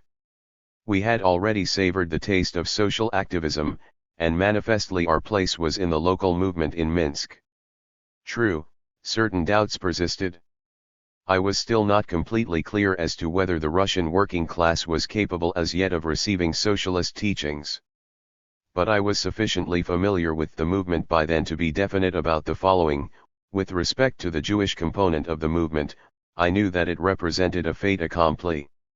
There could be no 2 opinions as to the survival of the Jewish workers' movement. And I was already prepared to take my place in it during the winter of 1899 to 1900. Discussions were opened between us and the leaders of the local Bund organization, who, if I recall correctly, advanced a proposal that we assume direction of a few circles of retail employees. But we came forward instead with a wild notion, owing to which the matter of our entry dragged on for several months, that represented nothing less than a desire to become Lul generals from the very outset. Specifically, we requested, of all things, swift admission into the committee, the highest body of the local movement. This idea originated, I believe, with Yashka. There may have been some basis for the proposal where he personally was concerned. 146. 147. After all, Kaplan had already been a party activist in Kiev. He had put in some service time and could lay claim to a higher chin. But we, the 2 other callow students, were merely trailing along after him. All of us agreed to stick together and decided to come into the movement only as a threesome, enjoying nothing short of equal status. One hit upon a complete theory at the time to justify our stubbornness. This was my reasoning. At issue was the matter of participation in a workers' movement. A worker joins such a movement in order to defend his interests. His place in it was wholly natural, even if he could not serve as a leader but had to settle law being an ordinary soldier. But with us, the intelligentsi, it was something else again. We entered the movement not for our own sakes, but in order to be the leaders and guides. If we were not suitable as leaders, it followed that there was nothing for us to do in the organization. On the other hand, if it was considered necessary to bring us in, then it meant we were suitable for playing the roles of leaders, hence we ought to be on the committee. Here was a clear case of a boyish sophist argument. Indeed, this naive exercise in casuistry offered the best evidence of how green we were and how wanting in the maturity needed to occupy a real leadership position. The organization's responsible figures predated this fully and rejected our request. So we continued to remain on the sidelines. The 3 of us were at loose ends, with absolutely nothing to do for another few months. Then a new project emerged in the form of a proposal that I should embark upon activity among the Christian workers, of whom Minsk contained a sizable number. The city had large railroad workshops, 2 immense metallurgical plants, and a number of small workshops that employed Russian and Polish workers and ordinary Christians of nondescript nationality who, in our district, were wont to describe themselves by the well-known expression, locals. No organized movement existed among them. This condition tended to have a deleterious effect also upon the Jewish movement. Because of the absence of a Russian or Polish organization, the Bund constantly nursed the idea during those days of creating a movement of some sort among the Christians. This was the situation not only in Minsk, but throughout Lithuania and White. 148. Russia, and not only at that juncture, but for years thereafter. The agonizing question, concerning activity among the Christian workers, never disappeared from the agenda. As a Goy, I was naturally the most suitable candidate for this assignment, and I set to work. There was no need for me to go far afield in search of contacts. In previous years, unsuccessful attempts had been made to conduct activity among the Christians, but ties with a few individuals still existed, and I was put in touch with them. A meeting was arranged. The designated evening arrived and I set forth with pounding heart. Once again I carried with me the same romantic conception as in the past, that I would come face to face with none other than lofty, virile, genuinely proletarian figures, horny-handed and grimy-faced, coming directly from work in soiled workingmen's blouses. And once again one was destined for disappointment. The individuals in question were, as a matter of fact, attired in their Sunday best. Their hands were clean, indeed they wore white collars and cuffs instead of blouses. Alas, the only one without a collar and sporting a proletarian Russian shirt was me. One cannot remember what we discussed during this particular get-together. Of my initial encounters with the Christian workers, my memory retains only isolated and insignificant scraps, and even these bits and pieces remain cloaked in a thick haze. One recall an engagement with one of my new acquaintances, a vigorous, heavy-set metal worker.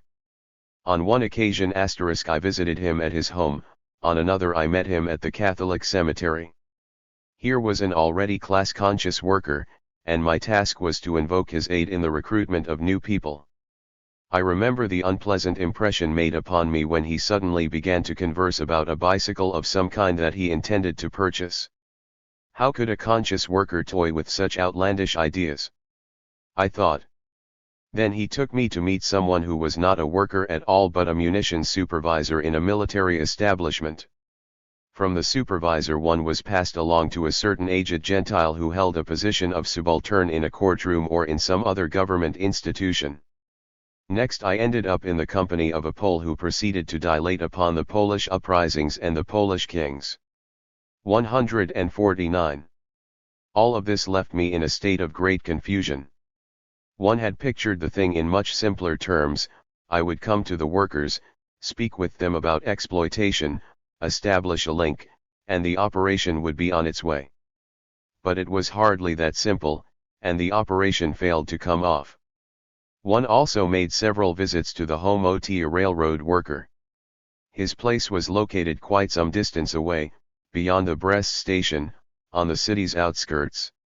I can't remember whether it was autumn or spring, but the weather was plenty cold, and the matter of clothing presented a considerable problem. It was necessary, after all, to adhere to the canons of conspiracy. The workers dared not know my identity and one was therefore unable to approach them in student attire. Well, I did own a short pidjak and a hat. But what was I to do about the overcoat? Borrow from someone? At home the question about the masquerade would surely come up. Not even at home did anyone dare to know of my involvement with such things. The elder Gershoni, the physician, came to my assistance. One arranged to stop off at his place on the way to the meeting and change into his overcoat. Then, on the way back, I would come by his place again, re-emerge as a student, and return home with no one the wiser. This was exactly how it worked out. Attired in Gershoni's sizable brown coat, I proceeded to the location well beyond the city limits, and entered into the company of a group of workers gathered in a truly modest workers' house. One person stepped out to purchase some monopolka, wurst, and herring. A discussion took place, but we still made no headway. After the summer of 1900 I already had a regular group of about 3 or 4 young workingmen. Vilenkin and one constituted a team of 2 in our work with them. They were fine chaps and our relations were quite friendly, yet success continued to elude us. A certain feeling of alienation kept us apart. I remember how we once came to see the young man at whose home we used to meet. We found him sitting there with a friend, and both were dead drunk. So we departed. They later told us that it was all a put-up affair, they had really been completely sober. Why the game? They were having fun. Whether this was true or not I don't know. Then another unpleasant incident OC. 150. Kurd. The apartment which had served as our meeting place proved unsuitable, and the fellows could not come up with a better one. We decided therefore to rent a special apartment where we might gather undisturbed. One of the young men was supposed to rent it and move in. I provided him the money for it. Then I waited. Days went by, weeks went by, the apartment failed to materialize and the young man disappeared. In the end it turned out that he had run through the money and was ashamed to show up. That was how it went during the whole of my time in Minsk. In our activity among the Christians we accomplished nothing of a substantial nature. The fault, I believe, was our very own. Without a modicum of experience, we actually had not the slightest idea of how to conduct organizational work. It was really a most demanding task and it required great skill. Small wonder that the two of us, green youths, proved incapable of successfully prosecuting this particular work. The only tangible achievement was a proclamation for the 1st of May. The local committee of the Bund gave me the assignment to draw it up in Russian, for the Gentile workers. I did so. The comments about it were highly favorable. I had attempted to write the leaflet as simply and colloquially as possible, so that even the least developed worker would grasp it, and I think one succeeded. To avoid frightening away the public, we issued it in the name of a non-existent Minsk Workers' Committee. Minsk had no underground print shop at that time. Flins are need of a hectograph. But where to obtain one? Its possession was strictly illegal in those days. To purchase one ready-made was out of the question, it had to be homemade, and this required considerable talent. What to do? We approached Gershoni, himself something of a chemist with a whole laboratory at his disposal. It turned out that he had an excellent formula for making a hectograph. Indeed, he placed his apartment at our disposal for a whole day. First he sent his servant off on a spree until evening.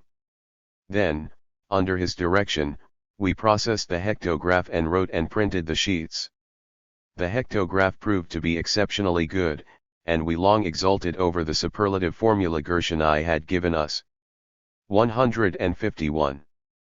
With the bundle of completed proclamations tucked under my coat, I set out late at night for my rendezvous with a worker in the Governor's Park. One turned the bundle over to him. That was the last leaflet I had ever written. May 1, 1900, coincides with the start of my literary activity in general. Among the organs of the Bund appearing at the time was Der Weeker, issued by the Berchter Bund with which Joschka Kaplan had some connection. He suggested I write a couple of articles for the May Day issue. One did so. If I'm not mistaken, one article was entitled, The 1st of May and Socialism, the other, The 1st of May and the Political Struggle. Naturally I wrote them in Russian and they were translated. The issue, in festive garb, on red paper, carried my articles. It would be interesting to glance once again at those first literary efforts ot mine, but I have never seen them since. Thus, to all intents and purposes, I was already in the movement for a number of months. But I still held no official membership in the Bund. This hardly made sense. Shortly after the 1st of May I formally entered a party organization. 29. The movement. On a beautiful sunny day in May, Joschka and I passed through the streets of Minsk on the way to the woods. To reach the appointed spot we were forced to traverse the whole city. This particular woods, whose name I can't recall, was located not far from the railroad line in the direction of Vilno, about 3 or 4 versts from the city. We were dressed in civilian clothes and carried walking sticks. Joschka wore a black hat, I a green one. He was short and animated, and had a prominent Semitic nose.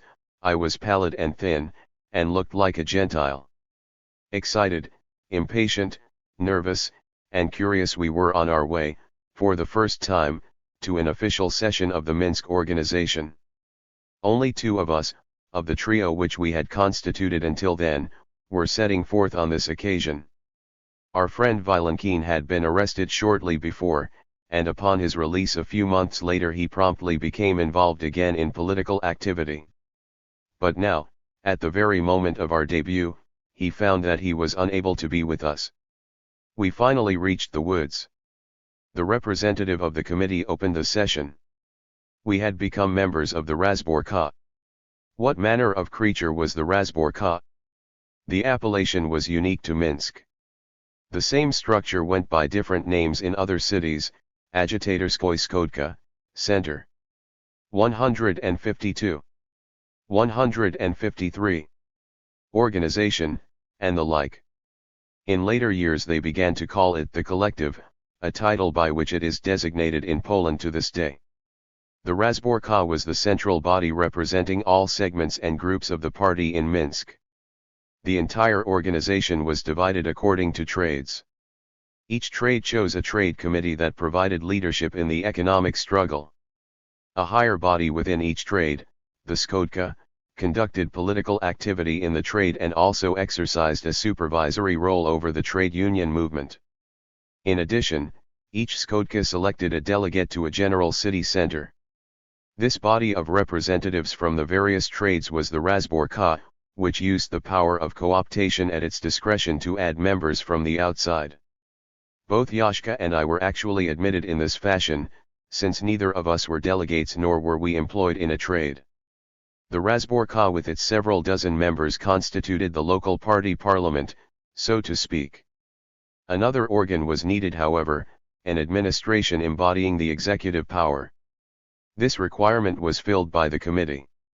The committee was the minister's cabinet of the city organization. Highest among the secret institutions, it was chosen in fact by the Razborka, but the results of the election were never reported.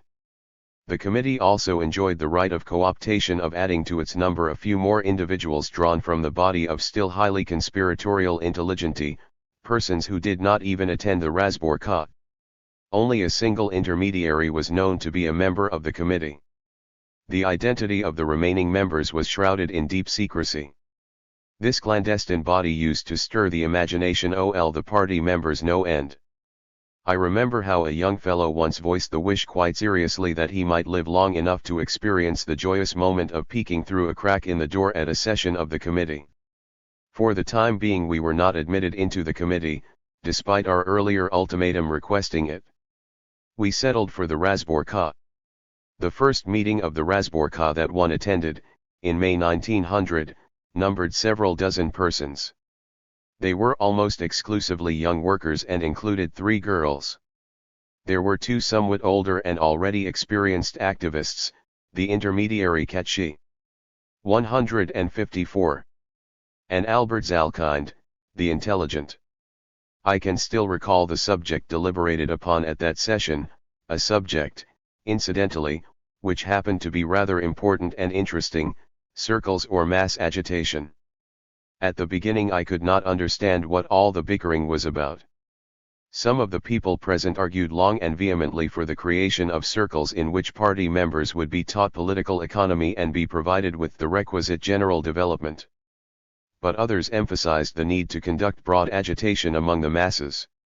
To me it seemed as if the whole dispute was futile, since both aspects were surely indicated: circles for the more solid individuals, mass agitation for the wider audience. Then Albert took the floor and in a lengthy speech clarified the issue. I now understood that the question was not quite so simple, and that 2 distinct tendencies were involved here.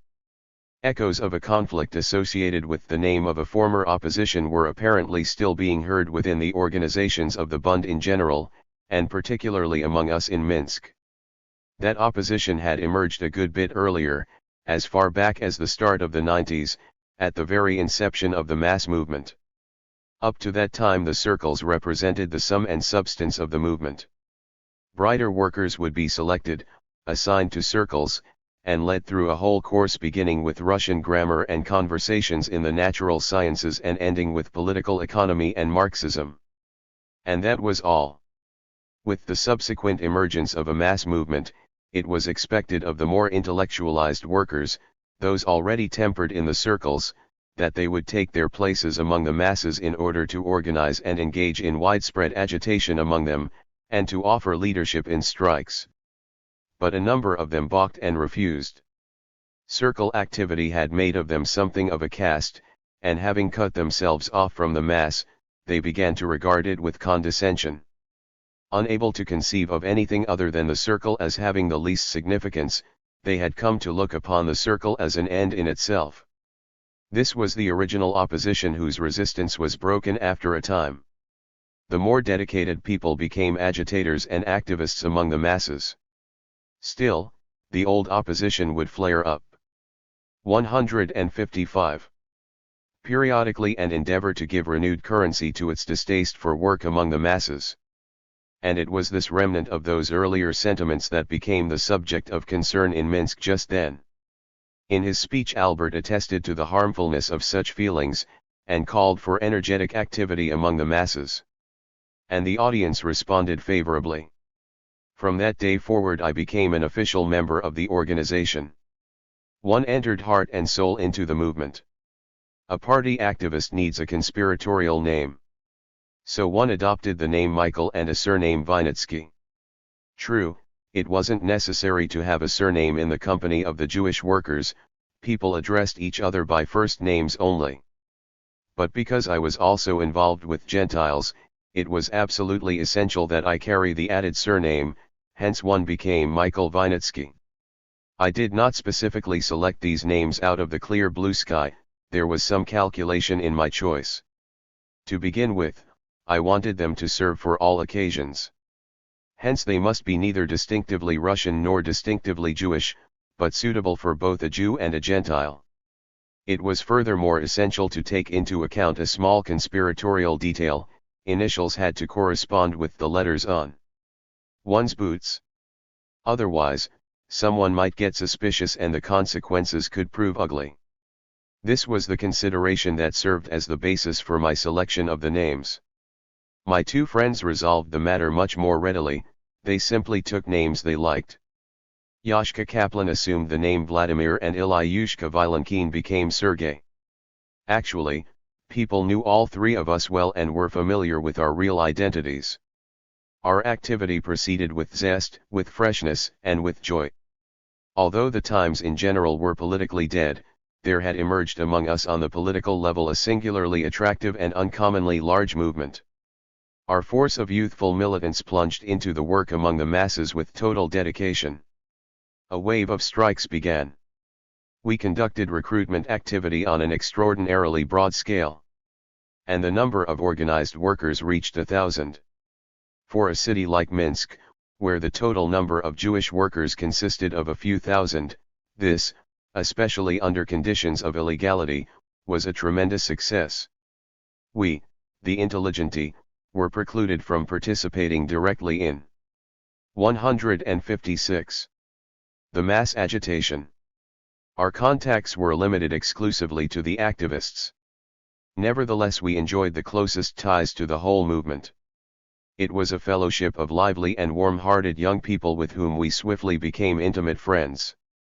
The sense of alienation we experienced during our encounters with the Christian workers was entirely lacking. I cannot say whether our feeling of being totally one with close and kindred spirits actually had something to do with their being Jews in particular, or whether it was because they happened to be individuals of a higher intellectual level. The fact is that relations here were markedly different, characterized by a powerful spirit of friendship and fraternity. We were especially close to the three finest chaps in the Razborka. First there was Pisek, whose real name was Meshevetsky.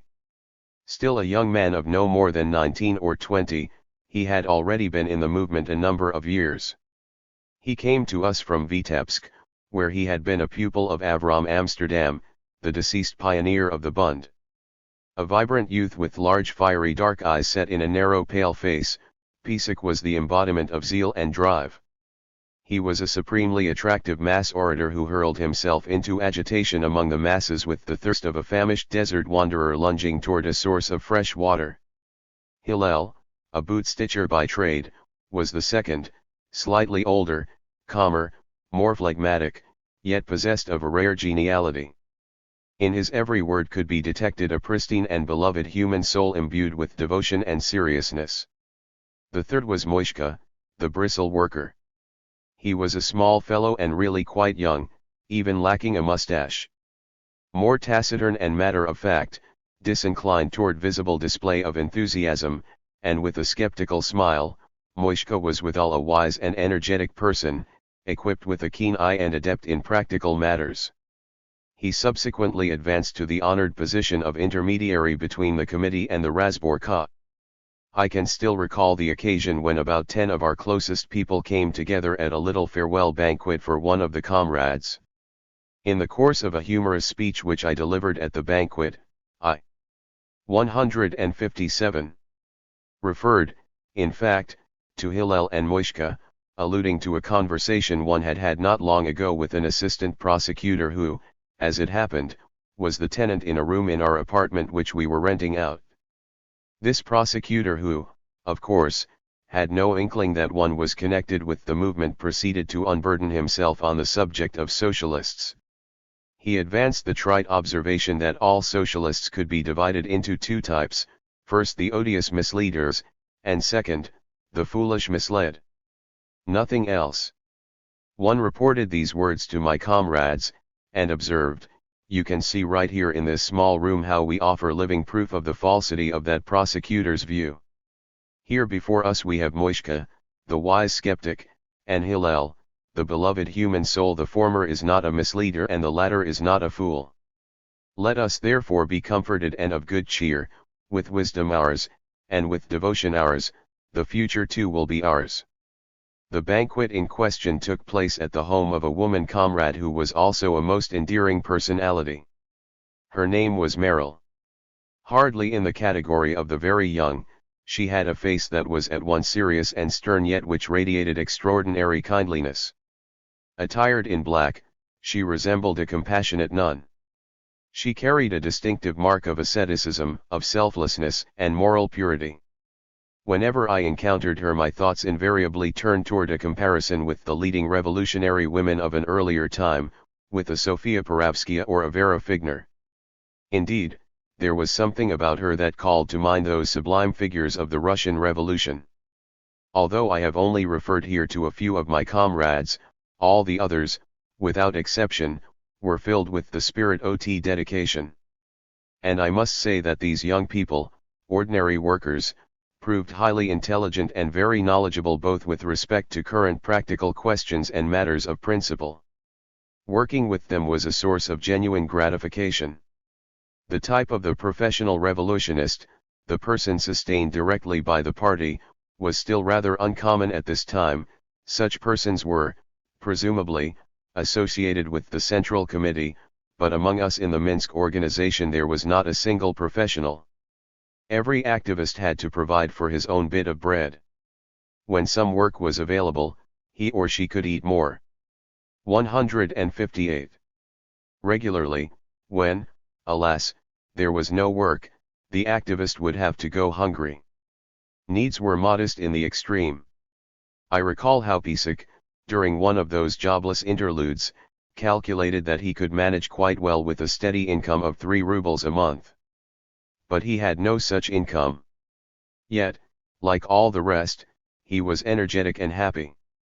In a very short time I became deeply involved in the life of the movement, and in a few months I was admitted to the committee, together with my 2 friends Kaplan and Vilenkin. During the early period, the committee consisted largely of older intelligent, most of whom had left prison not long before. They were compelled to take stringent precautions and even stayed away from the sessions of the Razborka. In addition to Albert Zalkind and Katchi, the committee also included Janya Hervik, a woman activist of long standing, widely known in Minsk, of whom I had already heard years earlier. She was a woman of superior intellect and education, and also prominent in the literary world as the translator into Russian of the first volume of Capital. Incidentally, one should not speak of her in the past tense. Janya Hervik is still alive and has remained active in the Bund movement. Another member of the committee was Boris Frumkin. Also an old activist, he had the reputation in Minsk of being a great sage. We, the younger people, used to approach him with the utmost respect. Diminutive in stature, Fromkin was a soft-spoken, genial man. Many years later I found him still engaged in political activities. In the recent past he became a communist, I believe. I can recall only a single meeting that we held together with these old-timers. The place was a small forest near the Brest railroad line, not far from the bishop's summer residence, Antonovka. And I recall two problems we discussed. One concerned the publication of an illegal newspaper, the other had to do with whether Zionists should be admitted into the trade union organizations. Concerning this, I don't remember what decision was reached. The composition of the committee changed swiftly. Some members left to go elsewhere, while others were forced to drop out of activity for conspiratorial reasons. Of the old-timers, only Boris Fromkin was left, the remainder consisting of younger persons, we 3 young students, and 3 workers from the Razborka, Pisak, Hillel, and Moishka. We thus became the big decision-makers in the movement, and a broad field of activity opened up before us. Our work proceeded feverishly. The main center of agitation was the so-called Burzha. In each city a special street was designated as the site where the agitators would come together with the crowd. As soon as ties were established with a fresh contact in some workshop or other, an arrangement with the individual would follow, come to this particular street in the evening. Once on the Burzha, the new prospect would be subjected to spirited proselytizing. In Minsk it was actually located in the very heart of the city, on Governor Street, not where the respectables used to promenade, but on the opposite side of the street, where the workers swarmed and bustled about nightly. Elsewhere I have noted how we, the intelligentsia, did not have the opportunity to participate directly in mass agitation. To begin with, it would have violated the canons of conspiracy, we were too well known in the city. Furthermore, we had no command of the language. Still, I used to walk past the Burzha frequently and cast a glance in the direction of our boys, observing how they moved about in the company, now of one individual, now of another, silently but with fervor confiding to him the mysteries of the new Torah. The Burzha literally teemed with hundreds of persons every night, all of them youthful worker types. It was possible to identify among them, on the one hand, the familiar faces of activists, and on the other, the new, zestful people at the initial stage of imbibing the fresh, wonderful teachings. The Burzha was thus the vital hub of the movement, a kind of substitute for a club, a meeting hall, or a newspaper. It was the place where the undifferentiated mass became transformed into individuals, and the individuals into a purposeful phalanx. To a casual passerby nothing might have seemed out of the or. 160. Denarii, a street like any other street, a stroll like any other stroll. Clustering in tiny groups that never stood still, our people, just like the youthful promenaders across the street, from the better families, would move back and forth in pairs or at most in threes. One person met another who, in turn, exchanged a few hurried remarks with a third. They were soon in motion again, engaged in what appeared to be little more than aimless strolling back and forth. Only a perceptive observer would have surmised that there was a distinctive quality about this crowd, something which set it apart from the one on the other side of the street. I confined myself to the role of passerby, obviously neither speaking to nor greeting anyone. Even such passing by had already joined the category of things prohibited, and I indulged in this luxury only rarely. I used to meet with our people, accordingly, at other locations. In the summer the Razborka held its sessions in the woods, generally during the daytime on a Saturday. Once, in fact, I ran into a situation fraught with ugly consequences for me precisely because of the Sabbath. I used habitually to carry a walking stick. To get to the woods it was necessary to pass through the Jewish streets. Thus, while walking with this appurtenance one fine Saturday morning, I suddenly observed 2 young men wagging their fingers at me in disapproval. And I could hear one say to the other, "Why don't you take away his stick and lay one hard on his head, that will teach him to carry a stick on the Sabbath?" Happily it remained only an intention. By the way, It should be noted that our movement at that time was in great disfavor among Orthodox Jews. Hooligan elements, the nice boys seeking an opportunity for a little encounter, were incited against our people. A few clashes actually occurred between Jewish reactionaries and our comrades. It was a time when our organization had to seriously weigh the question of defense against such toughs. I knew that these sluggers also numbered quite a few workers, and I warned our comrades to avoid running afoul of them, for they were really our own people who would sooner or later come over to us. And this actually happened. In virtually every city those nice boys evolved into rather stalwart and devoted comrades. 161. Their hooliganism had been nothing more than the initial expression of a very healthy urge to struggle that was still blind and inchoate, and merely seeking a form in which to express itself. Naturally, when winter came we could no longer use the woods. It was necessary to meet in a residence somewhere. The quarters of the bourgeois intelligentsia were unavailable to us because they would have attracted attention. What are workers doing in a bourgeois home? And we had no married workers with quarters of their own, everybody lived with someone else. Hence we contrived to find some kind of elderly woman in whose home one of the comrades boarded. She would, as a rule, be quite unaware of the exact nature of the fellowship which foregathered on her premises, but there were times when she must have had at least a glimmer as to the purpose of the meeting and was willing to place her home in jeopardy. It was always a risky business, yet we were never caught. We once held a meeting in a residence of this kind, situated on a street off the beaten path. It happened to coincide with a Jewish holiday.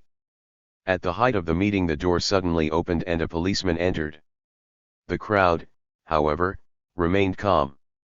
The moment the visitor appeared, everyone took to singing and dancing. It was a holiday, after all, and people were surely entitled to pass a few happy hours together. He left without incident. I thus had the opportunity in those days of coming into a substantial number of workers' homes, and not only in the course of attending sessions of the Razborka. Occasionally, there were impromptu visits to friends, and there was also the need to be present at other types of meetings. We had, for instance, a special literary group of young people, most of them so-called semi-intelligenti, endowed with certain literary talents. Then we had a special set of propagandists. And we occasionally sponsored a vecherinka that would be held, of course, not solely for the purpose of conviviality, but to give us an opportunity for speeches and toasts as well. These banquets generally took place at an old inn on the city's outskirts, not far from the Russian cemetery.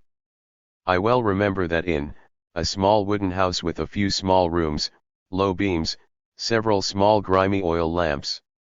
Although the place was crowded and 162 stifling and hot, it was also alive, a scene of boundless merriment.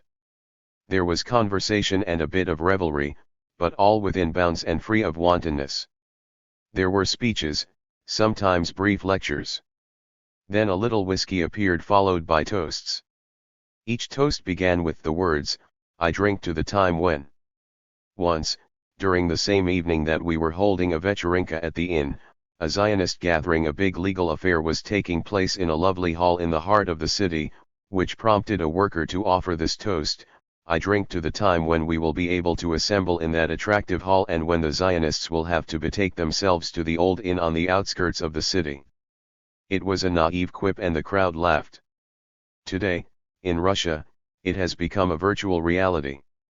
The toasts would in turn be followed by songs. The songs were not the ones that are sung today, although we did have a song at that time called Dishvo. 2, but it was not Dishvo of the present-day Bund, which was written a few years later, by Onsky. 3. The earlier Shvo opened with the words, "Let us place our right hands across our hearts." It consisted of several parts, each with a different melody, and I subsequently learned that one of the melodies was derived from a German folk song about Andreas Hofer, hero of the Tyrolean people. Some of the lyrics were quite lovely, in part a mixture of Yiddish and Russian: "We are the proletariat," which means Rabaki I Narod. It concluded with, "Shout." 163. Narod, v. V period, / we also sang a number of Russian songs, among them, the Song of the Gladiator, Trudno, Bratzy, Namzhiviosa, and others. It goes without saying that we didn't have an organized chorus. The members of the group would press together in a tight circle, facing each other, while everyone conducted with his hands. It was a beautiful and heartwarming experience. In the matter of singing, the bristle workers rated as experts. They were the cream of our movement, so to speak, the first to create a special organization in their trade, the Bristle Workers' Bund, which covered the whole rayon of the Bund. A few of their groups were located in small towns adjacent to the frontier. Accordingly, they played a very important conspirative role. They engaged in smuggling illegal literature into Russia and escapees out of the country. The leading activist among the Bristle workers was a man known only as Abram, a tall, attractive young man and exceedingly skillful. I managed to meet him only a few times, then he left. A number of other activists remained, Ori Feuder, Motka Kasel, with his pale, intelligent face and prominent, narrow, extraordinarily vigorous mouth, Itchy Mayer, with his large, protruding mustache. I once spent an evening in their company, during which they sang various songs and harmonized in a truly artistic fashion. Their group also included a very young fellow, Motka's brother. He was attempting to write poetry at the time, and was admitted into the literary group. People would smile and say of him, a peculiar chap. When he comes to a meeting in the woods he behaves so differently from all the rest. Everyone is interested in the meeting while he, accompanied by a friend, strides about in a dream state, babbling strangely about trees, about birds. This young lover of nature later became, in fact, a prominent Jewish writer, David Kasel. Over and above all the meetings, gatherings, and banquets, I found it necessary to meet with individual activists every single day to discuss current matters of a practical nature, to transmit something, to receive information.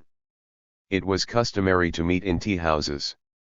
We used to gather regularly, indeed, almost daily, at Slapyan's tea house on Governor Street, in fact, right next to the Berja. We had to go into a courtyard and up a few steps to get inside. The 164 tea house was a modest facility consisting of 2 little rooms. The proprietor, strongly sympathetic toward the movement, saw to it that one room should be reserved especially for us. Slapyan's tea house was a genuine haven, a place in which we felt comfortable and safe. Not only did we transact all our business there, we also dropped in just to spend a pleasant hour over a glass of tea.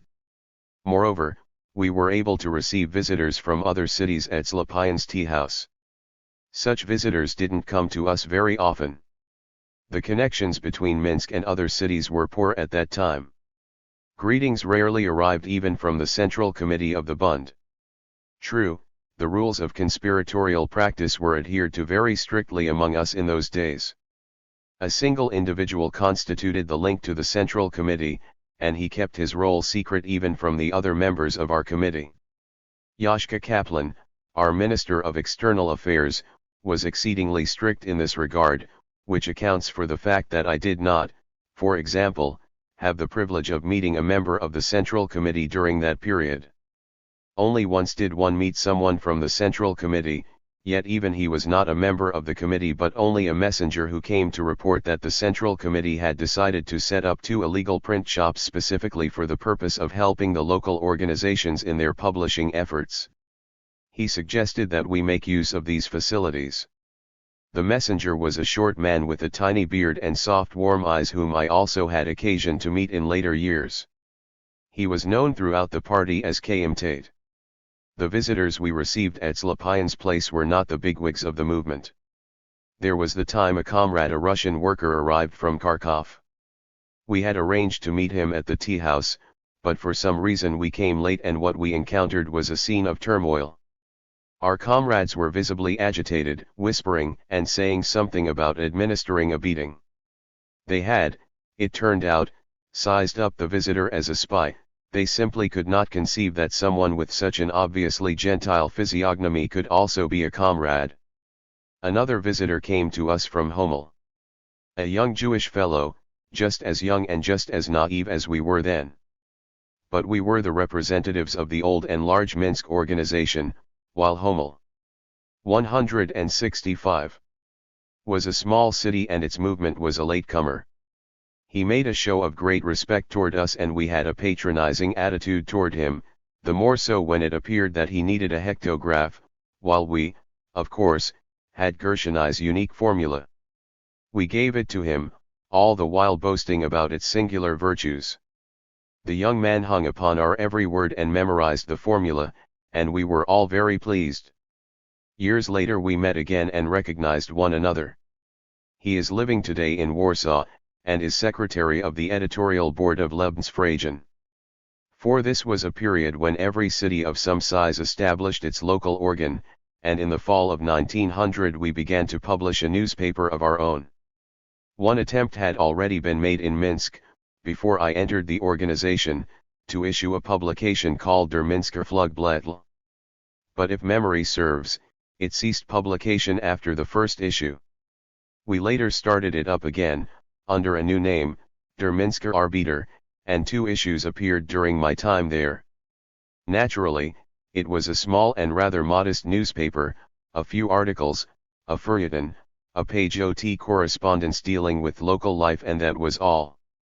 One recall the articles I wrote, an editorial in the first issue titled Der Winter kommt, and an article in the second issue about the working day. In addition I wrote a biographical sketch of old Wilhelm Liebknecht who had just died.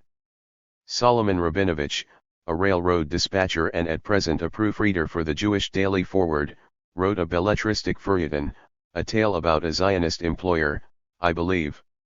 5 Vilenkin used to gather and edit the correspondence from the various workshops.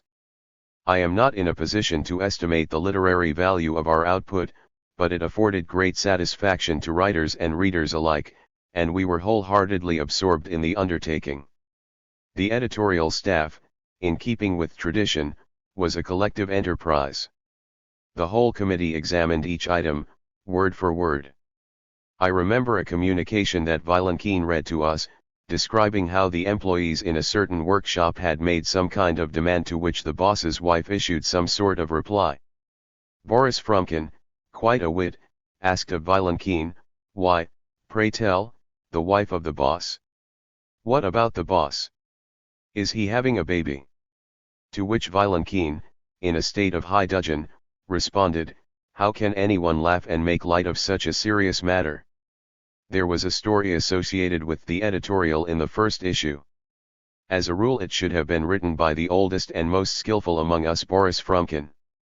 And he did write it, as a matter of fact.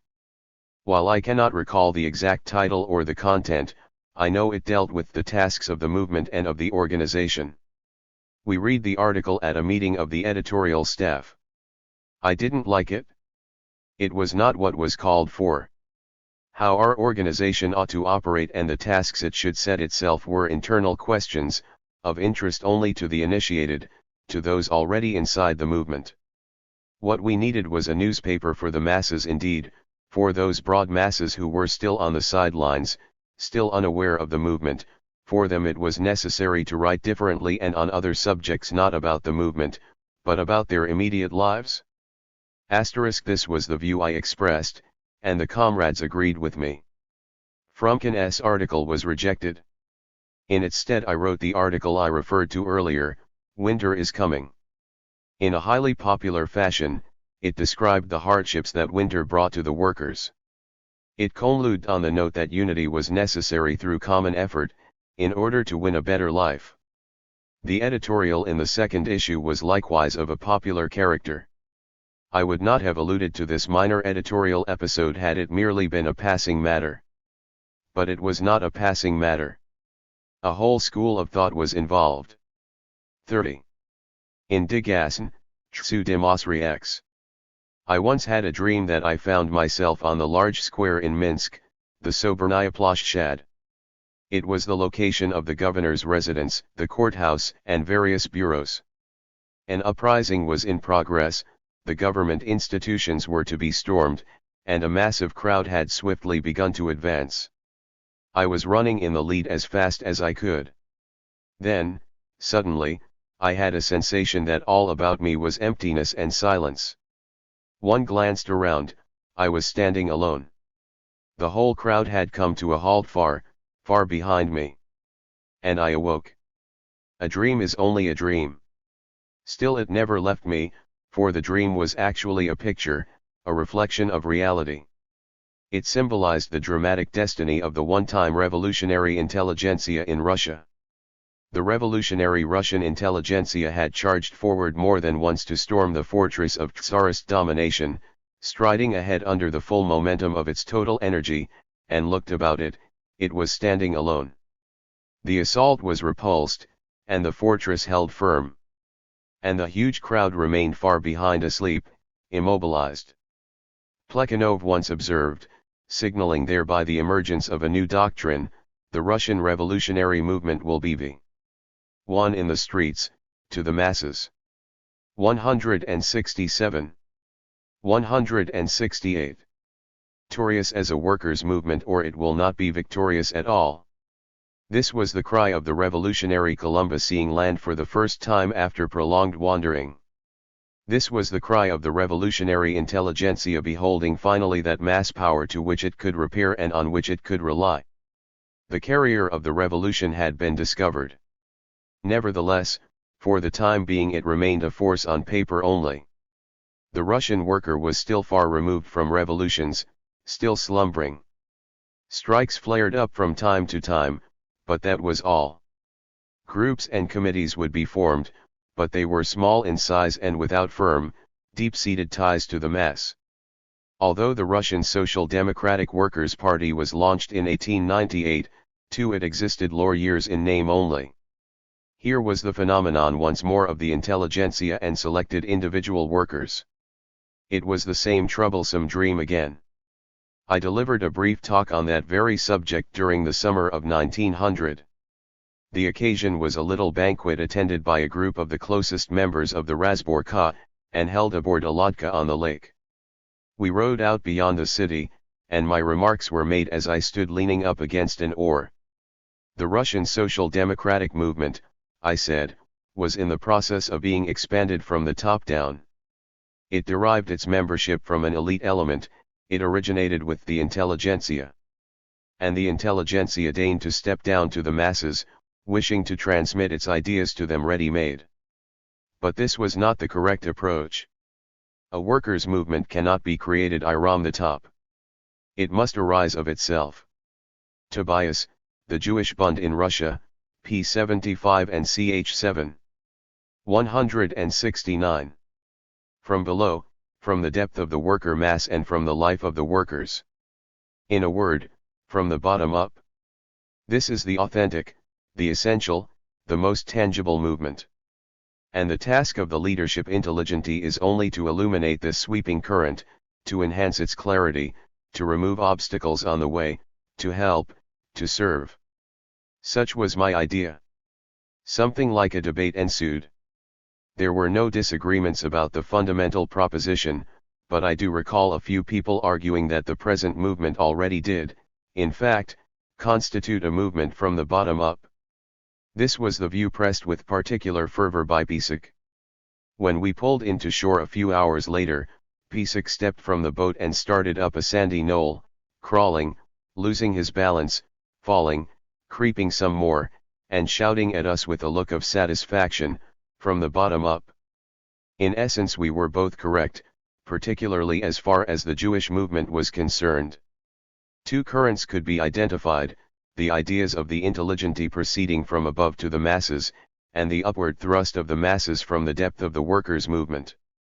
But constant care had to be taken that the two currents should meet, coalesce, and not pass each other by, since passing each other by would have represented a danger to both, to the intelligentsia, which might again remain a staff without an army, and to the mass movement, which might again wander off in wrong directions. The Jewish workers' movement actually did avoid these dangers. The Russian movement, however, continued for a long time to remain weak and fragmented.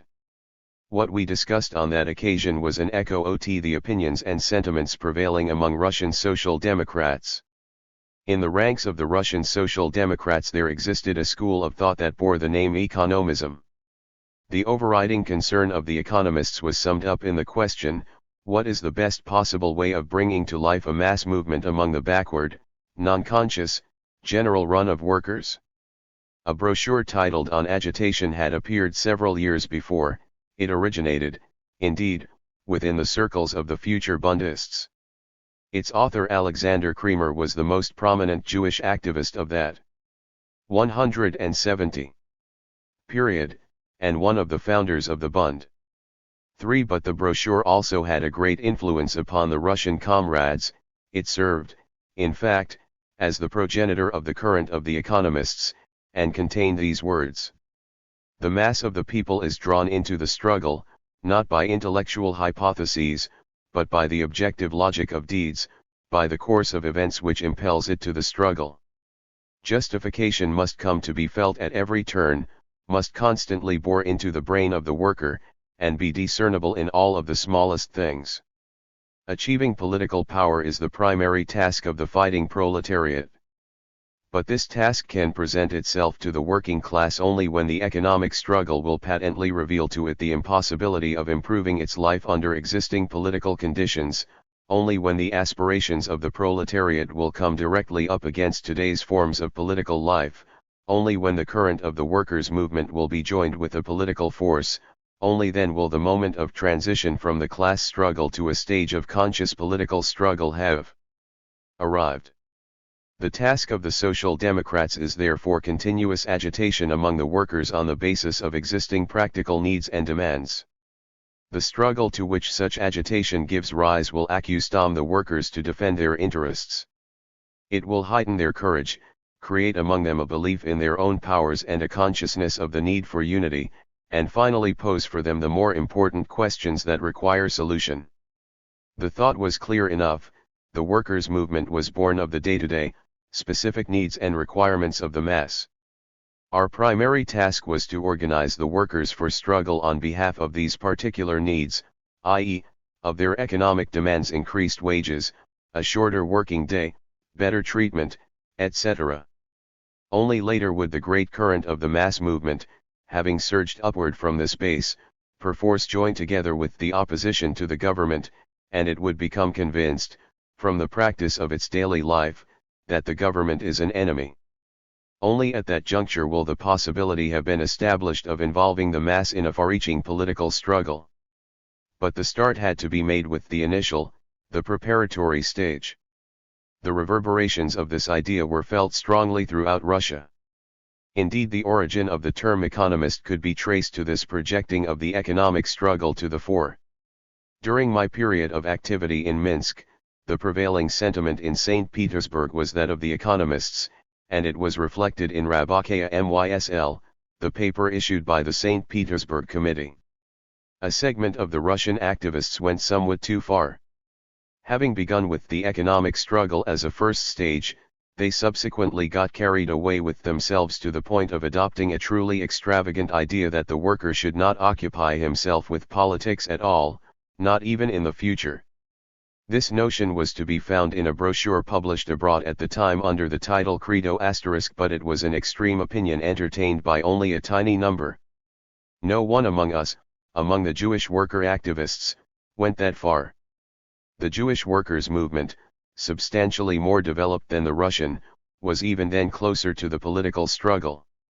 Still, it was our belief that the primary task, the creation of a broad mass movement, was not yet fulfilled. Admittedly, we already had a significant number of the more conscious workers with whom we could also talk about political matters, but with respect to mass agitation we continued to limit ourselves to economic questions. Our primary concern was the development of the broadest roots among the masses. We really followed the advice in Credo which affirmed that the agitator must constantly mingle with the masses, listen carefully, find the proper point of contact, feel the pulse of the crowd. He must know the living conditions of the masses, their feelings, and must understand the kind of demands that are capable, under the conditions prevailing at the moment, of uniting the workers around them. This, indeed, was the constant object of our concern. Because the period was dead in regard to politics, and the primary interest of the masses was, in fact, directed toward economic demands, we found ourselves absorbed with the economic struggle. And we actually achieved the desired result. A genuine mass movement came into being.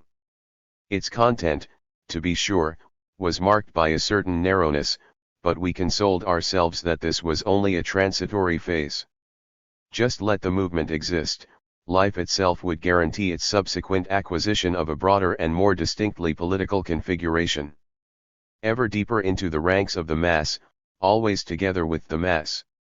This was the dominant motive behind all of our activity.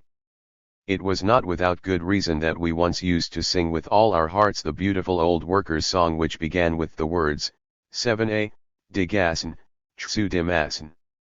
They were not merely words put to music, they embodied the real meaning and the very essence of all our work. It's possible that we made mistakes, we were still very young and far from skilled, and we may have been inclined to grope our way blindly. But our desire was a healthy one, and our goal correct. 31. Sproutings of Bundist thought. I was a member of the Bund, that is, a Bundist, although we were not yet using this expression at the time. Still, I doubt very much whether I had a particularly clear notion about the character of the Bund as a Jewish organization, and the role it should play in Jewish life. It is difficult to recapture vividly and in minute detail one's ideas of 21 years ago. In seeking to do so, I find myself up against something hazy. It could be that this haziness actually stems from the fact that my memory is not sufficiently acute, although the ideas were clear enough to me at the time. But certain things were a bit vague even then.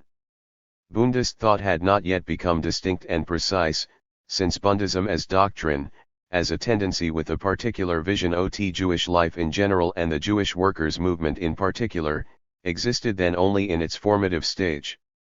It was the period OL initial steps. The historic Congress of the Bund that first formulated the national program took place somewhat later, in April 1901, when I was already in prison, and I learned of its resolutions only subsequently, after escaping abroad. My activity in Minsk coincided with what was still a period of searching, of groping in the dark. The literature of the Bund scarcely broached the subject of the national program. Even the few relevant articles which did exist passed by me. 173. 174. If only because I could not yet read Yiddish. Hence, where I was concerned, there were only feeble sproutings of a Bundist consciousness. Yes, it is quite difficult to bring back to life one's thoughts of long ago. Yet I can still recall several conversations I had in those days. I remember the time my friend Yashka approached me with the following kind of question: what do you think? Are the Jews a nation, or not? I didn't know how to respond, I had never thought about it. I think I replied, it depends on what one understands by the term nation. But why do you ask the question? Because several of our school chums are nationalists, he answered. What? I rejoined. Nationalists. They contend, said Yashka, that the Jews are really a nation. Well, even if that's so, I asked, what follows? What do they propose to do? He was unable to answer me, and the question remained, a question. Elsewhere I had heard of the existence of Zionists. They were making a noticeable stir in our city at that time, but their plans did not arouse the slightest sympathy nor the least interest on our part. In sum, with respect to a Jewish national question I lacked a clear understanding. But the Jewish workers' movement was quite another matter. The conclusion I arrived at then was crystal clear regarding the special and unique character of our movement. I recall the following incident associated with the Razborka. We had attempted, as I already indicated in an earlier chapter, to conduct activity among Christian workers. The Razborka displayed great interest in this particular activity and awaited the results most anxiously. The subject was on the agenda at virtually every meeting, and we were forever being importuned and interrogated. Well, what's happening out there among the Gentiles? We would render a report, and the report would be consistently unimpressive. And our people were dissatisfied. On one occasion the whole subject came up for discussion and decisions were reached on how to carry on this work. I took the floor and stated, "Comrades, do not get yourselves mixed up in these things. You are an organ of the Jewish workers' movement in our city. You may ask for information about developments among the Goyim. We've been providing it, and will continue to do so. But you cannot adopt any decisions on the matter because it's 175. None of your affair. Just as the Jewish movement is a distinct and independent one, so must the movement of the Christian workers be distinct and independent. There must be a division of labor." My response was not accidental. We 3 students had actually been toying then with the idea of creating such a distinct and independent organization. We wished to form a separate Minsk committee of the Russian Social Democratic Workers' Party, and it almost happened. In those days the Russian party as such really existed only on paper. The Central Committee, which had been selected at the Congress of the party in 1898, was arrested a few weeks after the Congress, and no new one had been chosen. Consequently, it became the custom in the party that a group of comrades wishing to launch a new party organization in a given city was required to obtain the approval of 2 existing local committees. We turned to the Kiev committee of the party and to the Central Committee of the Bund. We informed them of our desire to establish a committee of the party in Minsk, and requested their approval. The Kiev committee quickly replied that it had no objection. But the Central Committee of the Bund was in possession of more solid information on the matter. It knew that a real organization of Christian workers did not yet exist in our city, and that the whole thing was simply an enterprise of 3 young students. Hence it replied that we would have to wait a very long time, and our aspiration remained unfulfilled. But that's neither here nor there. I've recounted this minor incident in order to show that we clearly understood by then that the Jewish movement was something quite separate, and this was actually the earliest sprouting of the Bund idea. I recall a conversation we had a bit later, in the year 1901, on the subject of the distinctiveness of the Jewish movement. It took place after our arrest. We came together behind bars, in one cell, where we discussed exhaustively, among other things, the real nature of our movement. I attempted on that occasion to draw up something of a balance sheet. Our movement, I said, has 2 singular characteristics. The first is a consequence of the fact that we have very few workers in the large factories. Most of our people are employed in small and even tiny workshops of artisans and manual workers. The 176. Second characteristic of our movement derives from the fact that our workers are Jews, children of the Jewish people. The Jewish worker is thrust into the movement by 2 driving forces: first, by his class feeling, by the consciousness of being a worker, exploited, compelled to struggle for a better life jointly with his brothers.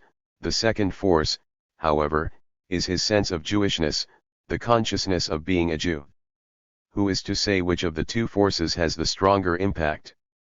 Just imagine, I went on, an accident happening to someone on the street which requires assistance to the person in question. You turn to a Jewish worker and say, "Come, let's hurry, let's help, a worker is in need of aid." I don't know whether these words would have any effect upon him, unless he were, of course, one of the really dedicated workers, a comrade. But should you turn to him and say, "A Jew is in danger. Let's go and help," who knows whether this would not have a better effect? The issue therefore centers on where we ought to direct our greater attention in our agitation among the masses, toward the class feeling of the proletarian or toward the awareness by the Jew of his essential Jewishness. This was how I put the question at the time, merely posing, not answering it. The whole thing was no more than a prison conversation and a prison inspiration. In the final analysis it was the class standpoint that prevailed with me. I remember another conversation, also in prison. An activist from Vilno, Chzilal Bulkin, had been added to our number. One of the best workers in Vilno, a glove maker by trade, he was a member of the Vilno committee. He described to us how activities were carried out in Vilno. Among other things, he alluded to the Yiddish language. What later came to be known as Yiddishism was already highly developed among the Vilno people. He told, for instance, how the organization there used the Yiddish language exclusively. Even at the sessions of the committee, where everyone knew Russian, the practice had been adopted of requiring everyone to speak nothing but Yiddish. This seemed strange to me. I was of the opinion that the Yiddish language should actually be used only when it was truly necessary, at a mass meeting, even at the Razborka, in short, wherever persons were encountered who spoke no Russian.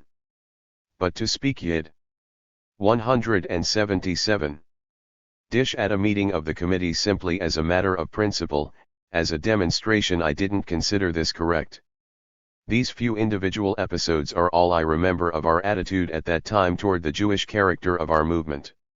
It was still the twilight period. What then was the status of my personal Jewishness? My new friends, the workers, used to call me good-humoredly the Goy, and superficially, I still revealed strong marks of the Gentile. I continued to encounter great difficulty with the Yiddish language. I already understood Yiddish, hearing it constantly spoken around me was not without its effect. Knowledge also of the German language proved of no small assistance.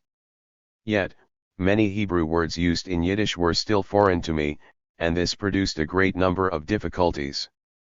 Nevertheless, I was able, quite readily, to grasp the general content of Yiddish speeches. Indeed, I remember hearing then for the first time a reading of a story by Yitzhak Lebush Peretz. It was Der Kranker Jüngel, and I understood it very well. The story made an extraordinarily powerful impression upon me. However, I could not speak the language. There was the time I visited a worker who just happened to be away from home. I tried to inquire of the landlady, and in Yiddish no less, when will he return?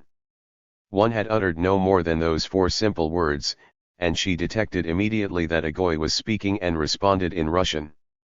One was likewise unable to read Yiddish, although I ventured to teach myself a little. I did this together with Vladimir, who was as much of a Goy as I. We once tried to read a small Yiddish pamphlet. In the course of our reading we encountered the word Poritz. Vladimir knew the meaning of the word and he explained it correctly. But he didn't know how to pronounce it. He insisted that it be read Fritz 1 and Fritz it remained. Writing Yiddish was completely beyond me, I only learned it much later. Naturally I wrote the articles for Der Minsker Arbeiter in Russian, after which they would be translated. But even at that early stage one had a certain feel for the Yiddish language. And in writing Russian one utilized the kind of expressions which lent themselves readily to translation into Yiddish. In any event, I was powerfully influenced by the Jewish workers' environment. I cannot state with precision what form it took, but the continuous encounter with Jewish life had a strong Judaizing influence upon me, as did my friendship with Tiamin in particular. He was profoundly involved in Jewish life, as in this characteristic instance, his mother had died just then, and he used to recite the Kaddish, the mourner's prayer, for her. Himself a socialist and a freethinker, he had nevertheless given her this promise before her death. And he kept his word. Through Tiamin I learned many particulars about Jewish life. Together with him I visited the old synagogue during Kol Nidre. 2-3 Thanks to him one observed for the first time such things as a traditional Jewish wedding, with a batnai and with an ilmoli rakamim. 4 Still fresh in my memory is the evening Tiamin and I walked the Jewish streets, those out of the way, impoverished little streets with their tiny houses. It was Friday night. The streets were quiet and empty, and the Sabbath candles glowed inside the houses. We had been conversing about matters Jewish. I have forgotten the content of the conversation, but I do recall being profoundly stirred by the singular charm of the silent Friday night. And I sensed within me a romantic link with the somber Jewish past, that, warm, intimate closeness which someone feels only toward his very own past. This feeling of warmth toward the past has forever remained. Coupled in my mind with those tiny houses on the silent streets of a Lithuanian shtetl. My feeling in the matter of Judaism was always, as a Zionist might express it, Golsgefühl. 5. The palms and vineyards of Palestine were always, and have remained, alien to me. This, I believe, is a sign of the fact that my Jewishness is a deep-rooted, living Jewishness, and not a literary fantasy. As I have noted earlier, I cannot precisely and concretely identify the form in which this nationalizing effect of the Jewish workers' environment expressed itself. It was the subtle influence of everyday life. That life became something near and dear to me, but that life was a Jewish one, and it drew me into its vortex. At what moment did I, clearly and with finality, come to feel like a Jew? It is hard to say. I do know, however, that when I was arrested early in 1901 and the gendarme gave me a questionnaire to fill out, I inserted under the rubric nationality, the response, Jew. And later, after my imprisonment, when I fled to Switzerland and acquired a number of good friends there among, indeed, Zionist female students, they would repeatedly observe, Medem, you're a good Jew. I don't know what basis they had for such a contention. They were well aware that I was a Bundist and an opponent of Zionism. But in those days the more reputable Zionists still appreciated that Zionism had no exclusive claim on Jewishness. The hospital. An exceedingly unpleasant, albeit brief, interruption occurred in the very midst of my activity. The month of November arrived, the time of the military priziv, and since I had just turned 21 I was compelled to report. The Voinskoye Prisutstvie was located in a small wooden house on Zakharev Street. I knew the place well. In earlier years, at priziv time, I frequently passed by the house and witnessed a mass of individuals numbering in the hundreds shoving and milling about on the street while waiting for a decision. I was merely an onlooker then, but NDW I had become a direct participant. I entered the Prisutstvie on the designated day. The small room was jammed with young men, all of them unfamiliar, I should say all but one, a Russian worker, indeed one of those with whom I used to meet in the course of my attempts to conduct agitation among the Christians. This fellow had not known my name, and I was rather discomfited by the thought that the conspiracy might now be exposed. Well, nothing could be done about it.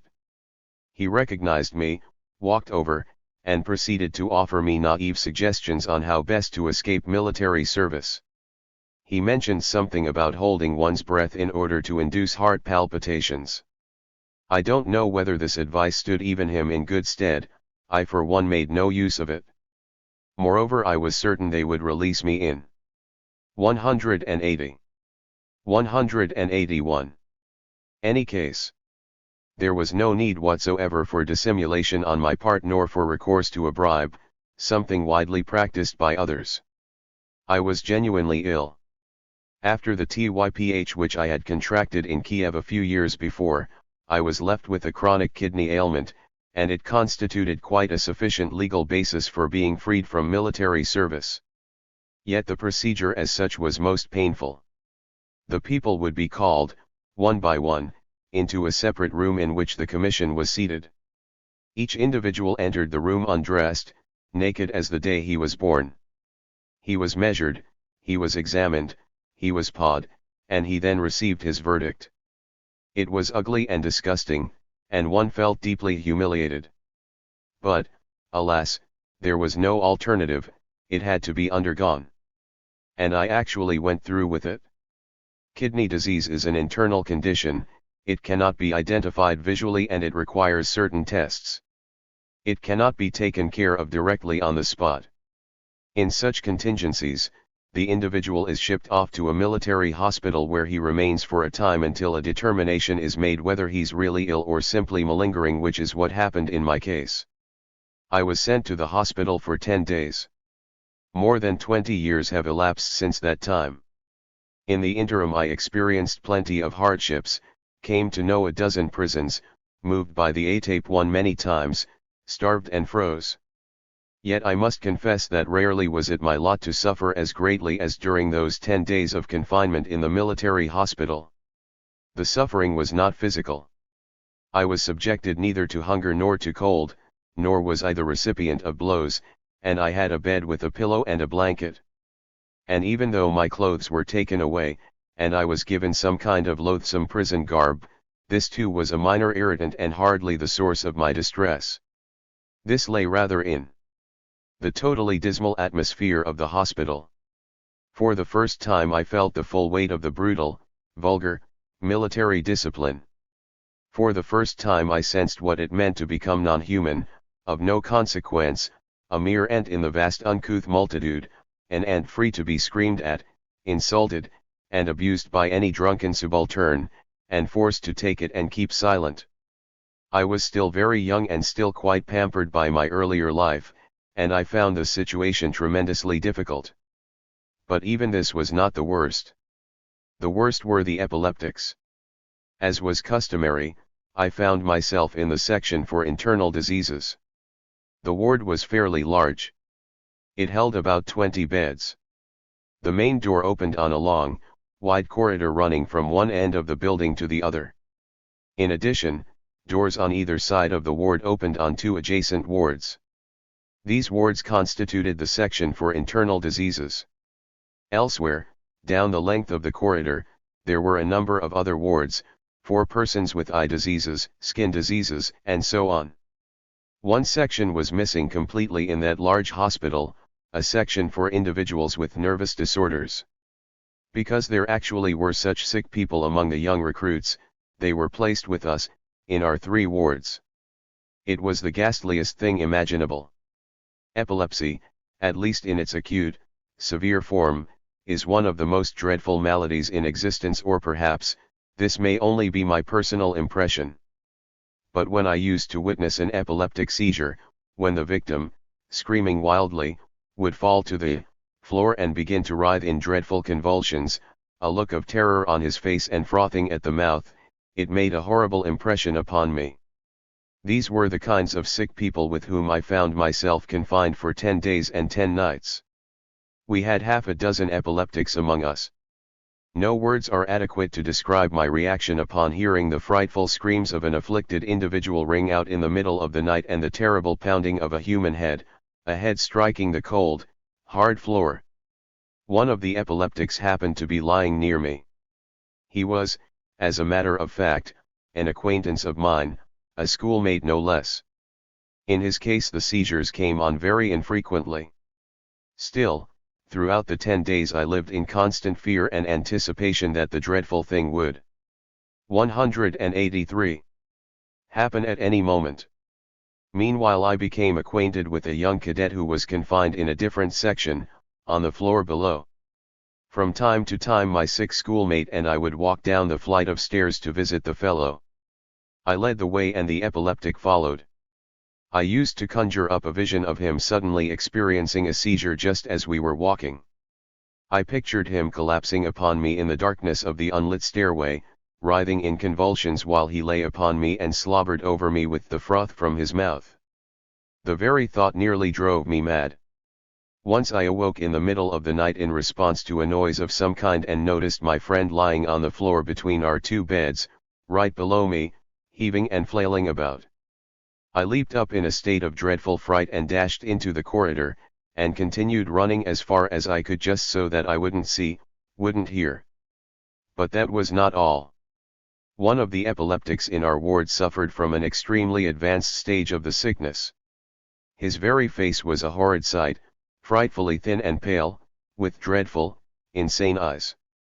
He was, in fact, half mad. One afternoon he stood up next to his bed and started to sing. It was actually not so much singing as a kind of chanting, with almost no melody, and there were no real lyrics, just disconnected words, yet words that rhymed. And he sang and clapped his hands to the beat, and the singing continued hour upon hour upon hour, without let up, without interruption. I was walking on the bridge, he sang, and I found a little tridge and this and this and that, and this and this and that. And on, in the same fashion, each couplet of this weird song followed by the refrain. And this and this and that. While clapping his hands to the beat, he would continue singing and walking about and singing and walking about, and when someone attempted to stop him he grew violent. He was finally placed under restraint and confined to bed. It was already late at night. Everyone had fallen asleep and the madman had also stopped his singing. But I could not sleep. I lay in bed with my eyes open. It was quiet. There was no guard in our ward.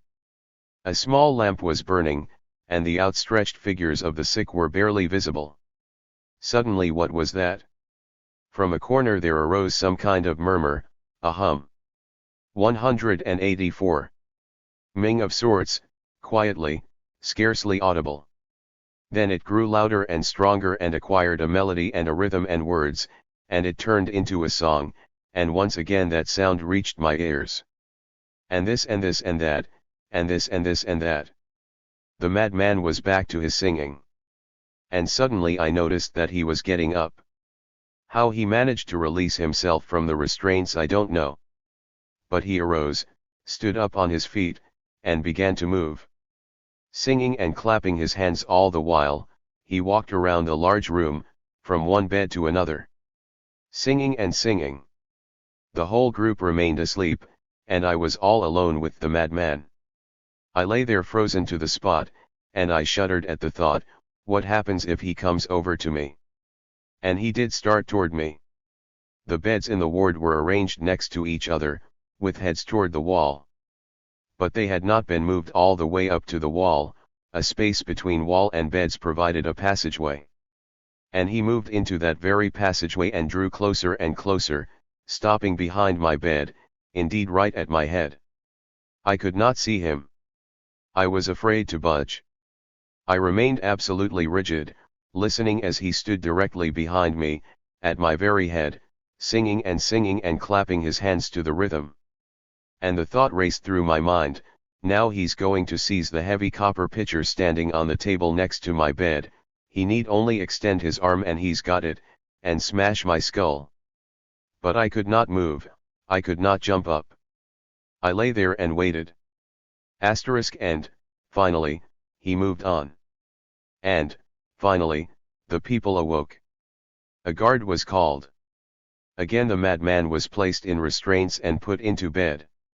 He lay there still singing. And that's how it continued for a full 24 hours. 2. Horrible were those long autumn nights in the hospital. I was unable to sleep. I would lie there with my eyes open, in the silence of the hospital's fetid atmosphere, a silence broken from time to time only by the wild screams of someone in the throes of an epileptic seizure. One thought about death. By chance I learned from a physician something which had previously been withheld from me, that my own kidney ailment was not a temporary condition but chronic, and entirely incurable. This struck me like a death sentence.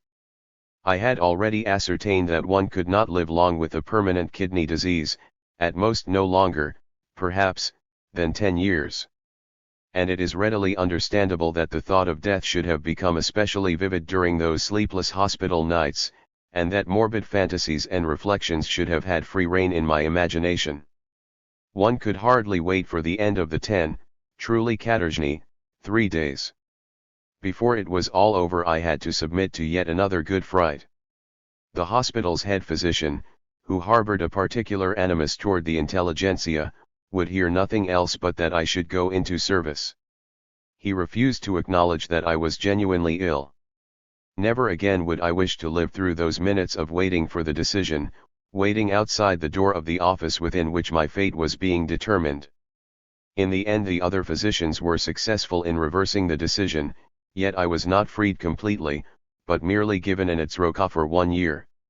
Should it then appear that my kidneys were still not functioning properly, it would be a sign that the sickness was really chronic, and I would be free. And with that I left the hospital. Those shining days. Once out of the hospital I immediately returned, of course, to my prior place and activity. The work proceeded as before, with the old fervor and the old success. Those were difficult times. The political atmosphere was stifling to death. Reaction was in the saddle. The workers' movement represented a kind of island in a vast Black Sea. Enemies were on all sides. And no support nor help from anywhere.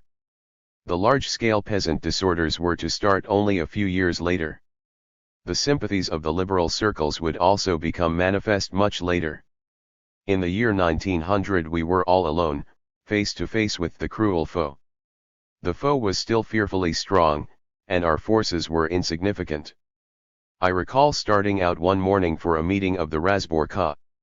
It coincided, I believe, with the day set aside for the dedication of a monument in Minsk to Alexander II. On the way, I encountered scores of military personnel heading for the parade. There were long columns of infantry with sparkling bayonets. Artillery pieces rolled along, one behind the other, big, massive, frightening, their metal setting off a noisy clangor. Involuntarily I found myself drawing a contrast between this sweeping, gigantic power residing in the hands of our enemies and the small unarmed cluster of young workers enlisted in our ranks. And my heart felt a bit heavy. I spoke about this later on, at a small vecherinka attended by 186, 187, about a half-dozen close comrades. I mentioned the words of a Russian song we used to sing at the time, Trudno, Bratzy, Nam Zhiviosia na Ruskay Svyatoy. We were conducting our activities like so many moles burrowing far beneath the ground. A deep night had settled upon us, and there was no hope of quick victory. As we continued to burrow away in our long, narrow, subterranean tunnel, a small bright spark flickered far, far off, but only at the end of the shaft, a harbinger of the still very distant victory. Meanwhile the road was long and the spark burned low and life itself was a trial. Yet the work went on. And the depressing prospect of that seemingly endless road managed to induce for a brief while, really for no more than a moment, a slight feeling of melancholy. Then, bracing our shoulders, we resumed our activity with new vigor and determination. Who cared if the road was long and hard? Had we earlier entertained exaggerated ideas about the chances of a quick victory, well, in that event, disappointment might have come, and disappointment leads to despair and a mood of futility. But we harbored no illusions to start with. We were conscious from the outset that, for the time being, we would only be able to lay the initial building blocks for the great emancipation structure. And since we knew that the work was rewarding and necessary and valuable, we gritted our collective teeth and carried on, laboring with that stubborn energy and resolution which needs no special narcotic injections, but is sustained by the consciousness of an obligation fulfilled. And aside from all of this, we were young, not only according to the Passport 1 designations, but in our souls as well. To be sure, if we were to go by our scale of measurement in the Bund at that time, then I entered the movement relatively late. Among us, people were drawn into the movement while still boys and girls of 16 or 17 and sometimes even younger. I, however, was already 20, closer to 21, when one entered the organization, literally an oldster. But on the general human scale I was still truly young, very young, externally as well as inwardly, and on this matter I took rather candid stock of myself. I was never one of those altkluge youths who convince themselves that they are already highly mature, stable individuals. On the contrary, I still felt, and even in later years as well, very much the boy. This stemmed perhaps from my having been the youngest in the family, accustomed to looking at people around me as older, and at myself as the child. It took me many years before I could rid myself of the feeling that I was still not a real adult, many years before I could appreciate that what I was engaged in was really a piece of genuine adult life.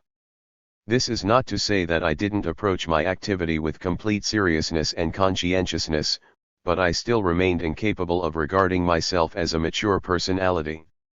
In any event, during that year I felt exceedingly youthful and high-spirited, and I truly reveled in the sensation and derived great pleasure from it. It was a joyous period. I knew it could not last.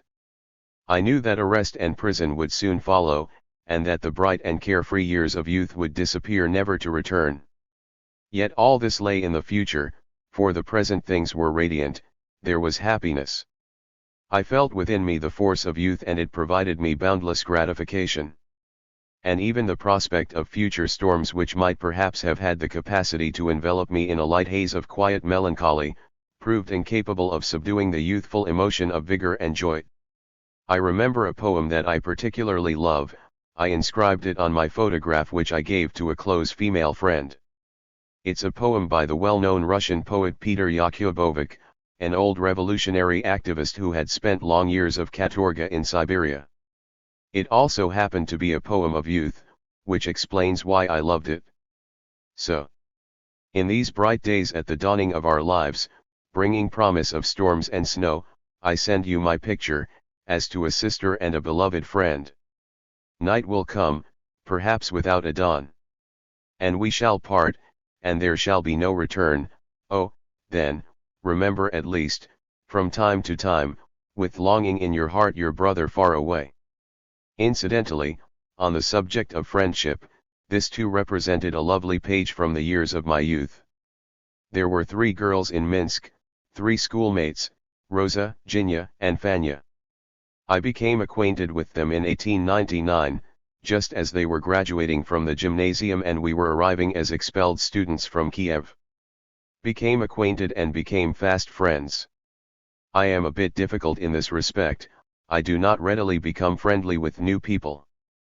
But where the other 2 fellows, Kaplan and Vilenkin, were concerned, things developed rather swiftly and a bit later I too joined the new friendship circle. 3 girls and 3 boys, we drew together and became devoted friends. The 3 girls represented a complete set, ingeniously grouped as though they had been especially linked AC. 3 The Russian text, transliterated, Vili Svetli Yedni, Nar Nashis Hizny, Sulashaninastai I Vyago, Svoyport Ret Yavamshliu Kaksester I Lyubomo Mudrugu. Budetnak, Majabyt Bez Zari Vipareti, 1 Rastanam Zyamai, Ine Budet Vajvrata, O Togda Kotporoi S Sozalini Yem V Grudi Vispominat Dalio Kovo Brilla. 190. According to some prearranged design. Rosa was the soulful one, Jinya, the brain, and Fanya, the stormy, independent spirit. We the 3 boys were also sufficiently different in our natures, so that all of us tended to complement each other and a lovely harmony resulted. Among ourselves, all 6 of us were on intimate terms of the familiar thou, but the friendship was solely platonic. I was exceedingly proud of this. By our example, I used to imagine, we showed that a truly pure friendship could exist between men and women without any other involvement. And when I recall the years gone by, that friendship remains inscribed in my memory as a priceless treasure of youth, bright, warm, and noble. 34. The arrest. It was abundantly clear to me that I would not have long to wait to be arrested. Some managed to avoid it for years, the strictly conspiratorial people who were totally unknown in the city, and who possessed a kosher name or at least a kosher passport. But I was known. I was, after all, an ex-student, an expellee, and that was sufficiently damning in itself. Moreover, I had already been arrested once and was pod nadzoron, under police supervision. So it was self-evident that I would end up in prison at an early date. My residence became the object of an obisque twice in rapid succession in 1900. Our old cook, the same Pani Mikolina who had held me in her arms when I was a little boy, was already accustomed to these nocturnal visits. At a ring of the bell she would first rush into my room, awaken me, and break the happy news, the Paskudniaks are here again. And because I knew I would be apprehended shortly in any event, I allowed myself from time to time certain minor, boyish indiscretions, as when, for instance, we carried over a student custom actually stemming from the Kiev days of ruffling spies. The students had once engaged in a pastime of sorts of latching onto a spy who was tailing them and reversing their roles tailing the spy. It is even told, although this may be only apocryphal, that Nowitzki, the general of gendarmes, once hauled in 2 of these student tricksters and 191. 192. Pleaded with them to stop hounding his people. We took up this little game in Minsk. On one occasion we tailed a certain character through street after street for quite some time, until he finally managed to disappear. I don't know whether he was a genuine spy, it could be that he actually believed we were the spies. Another time, however, I really became involved with a genuine spy. We happened just then to be distributing leaflets in the city, and I clearly observed this particular specimen darting, like a creature possessed, from one street to another and back again in search of the distributors. I followed him and persisted in it so long that, losing his patience, he finally approached me and asked what I wanted of him. We engaged in a brief but acrid conversation, and I finally left him alone. Arrests were continuous. Yet none of this was in any sense what had come to be called a major setback. The organization remained virtually undamaged. The people seized were invariably sideliners, former activists, sympathizers, and the like. Thus, they arrested Gershoni, and quickly released him, arrested Tiamin, who was not a member of the organization, and let him go, arrested Vilenkin, before he had entered the organization, and let him go, arrested a few bristle workers, who were also not active, and released them, and so on and on. All this was Zubatov's doing. The notorious Moscow Okhrana official, with whose name is associated a whole movement, the Zubatovshchina, was in the habit of casting his nets widely at that time. The arrests were not prompted by the aim of punishing those arrested with imprisonment and Siberia. No, Zubatov's object was to turn them into his followers and agents. He would call them in and engage them in hour-long conversations.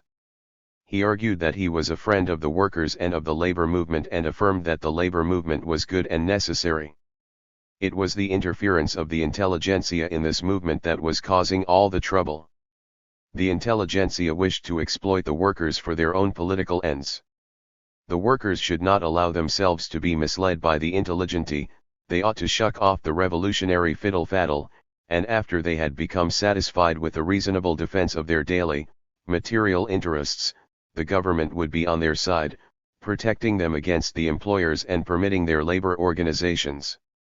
193. Such were the sermons with which Zubatov worked on people. He was a clever and crafty man, a skillful psychologist who knew how to uncover the vulnerable element in each of his patients, and he made a pronounced impression upon a certain number of them. Some of those arrested actually became his followers. On others, those whom he was unable to convince ideologically, he would work in a more practical manner. He pledged to free them promptly and without asking anything of them. The condition? They must promise not to be active in the movement. And since most of those pulled in were not really active, they would reason, what do I care, one don't intend to be active anyhow. So he can have my word and choke on it. And they would give their word and be released. There weren't many such cases, but enough to sow widespread demoralization. And this, indeed, was Zubatov's intention. He operated in this fashion month after month. And after he had gotten all he needed out of the city, he recalled his emissary from Minsk, the young gendarme, Girardi, who used to provide him with the human goods, and gave a free hand to the local gendarmes. The latter set to work at first in the old-fashioned way, arresting and exiling without formalities, the old extermination policy. Subsequently, after they had actually administered the necessary blow to the organization, they brought in Zubatov's followers and directed them to erect their enterprise on the cleared ground. But this came later. In the period I am writing about, there began the simple, traditional arrests. During one of those arrests, which involved the seizure of a large group of workers from a certain track, I can't recall which, the police beat the workers savagely. It was the first time in Minsk that the authorities allowed themselves to beat political prisoners. We were terribly indignant. Out of anger and wrath, Mirka actually burst into tears at the meeting of the Razborka. We decided to issue a leaflet. Boris Frumkin wrote it and we distributed it, although the leaflet failed to satisfy me personally. It lacked the strong language appropriate to the total fervor of our indignation. But when dealing with such beasts in human guise, sufficiently powerful words are really hard to come by. In midwinter Vilenkin was again arrested together with a number of other people in the organization. And several weeks later one was seized with another batch of active members. On the evening before my arrest we happened to be holding a meeting, or perhaps a vecherinka. Several dozen people were present, the very cream of our organization. The gathering took place near the old market. We spent a highly enjoyable evening, or, more accurately night, for it was about 3 o'clock when I got home. The police were already waiting for me. And within the hour I found myself in prison. From the outside, the Minsk prison with its 4 circular turrets looked like a lovely old fortress. It was, in fact, a well-known rule that the most attractive structure in Russian provincial capitals was the prison. But on the inside, the place was dilapidated, filthy, and stifling.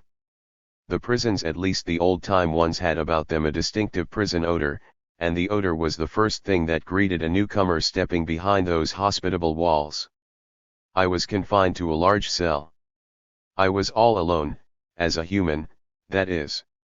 The place held some other living creatures, things with 4 and even more legs. The mice were having a field day. The very first evening I, 195, was compelled to hang my shoes from a string as high as possible, for fear that the mice would gnaw them to bits on the floor. Still the treatment was decent. The nakolnik arrived in person and asked me to indicate what I wished to eat, it would be brought to me from town. He recommended especially that I order cutlets. He pronounced the word kuklets. I didn't want cutlets, however.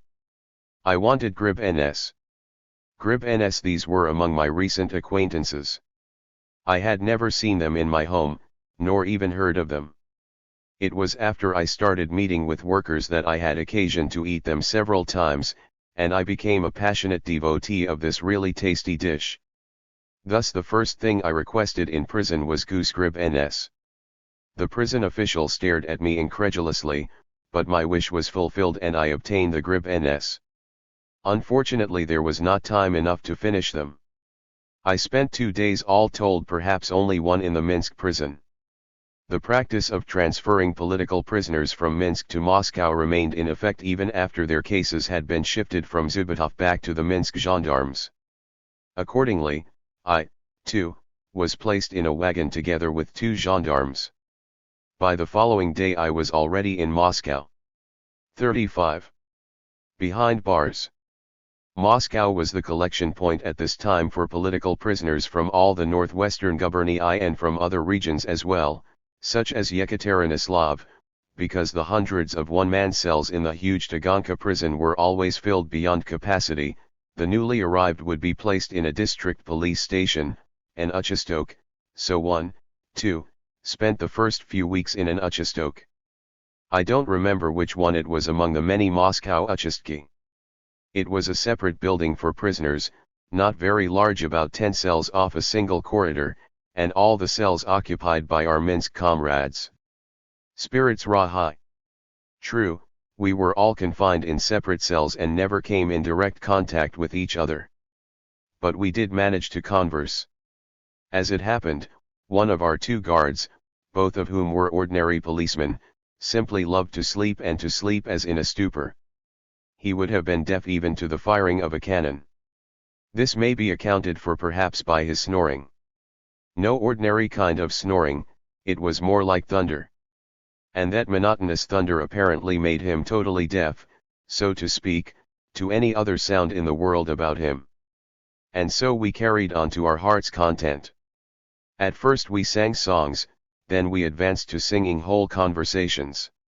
We continued in this boisterous fashion until late into the night, and, in the process, kept each other from sleeping. It finally reached a point. 196. 197. Where I actually wished for our guard to awaken and put a stop to the interminable singing. The way the bunch carried on, no one was able to sleep, and I for one craved a bit of a nap. Alas, to no avail. The only one who actually slept through the incredible din was the very custodian himself. We were being treated well, and this was the most important thing. It's possible to tolerate just about anything in prison, all manner of physical inconvenience, hunger, and cold and filth, if one is but treated humanely. This may be a purely subjective opinion, yet for me it was the first and most important consideration. I can still remember the time. It was just a few weeks after my imprisonment when the Okolotokny came to my cell on a certain matter. He glanced at me and said, "You look much better than at the beginning, evidently our climate suits you well." A meaningless gesture, one would suppose. Yet, the accompanying smile appeared so genial, and the few simple words were so amiably voiced, that I remained deeply touched. I felt as though a warm soothing wave had welled up in my breast. It was almost a feeling of bliss. Prison makes one acutely sensitive to such things. Finally, one morning, I was placed in an izvozchik and taken to the real prison, to the big one, the Taganka. Never before had I seen a prison like it. I had previously been the guest at a few large prisons in Kiev, but they were far different. There, a prison resembled an ordinary big building.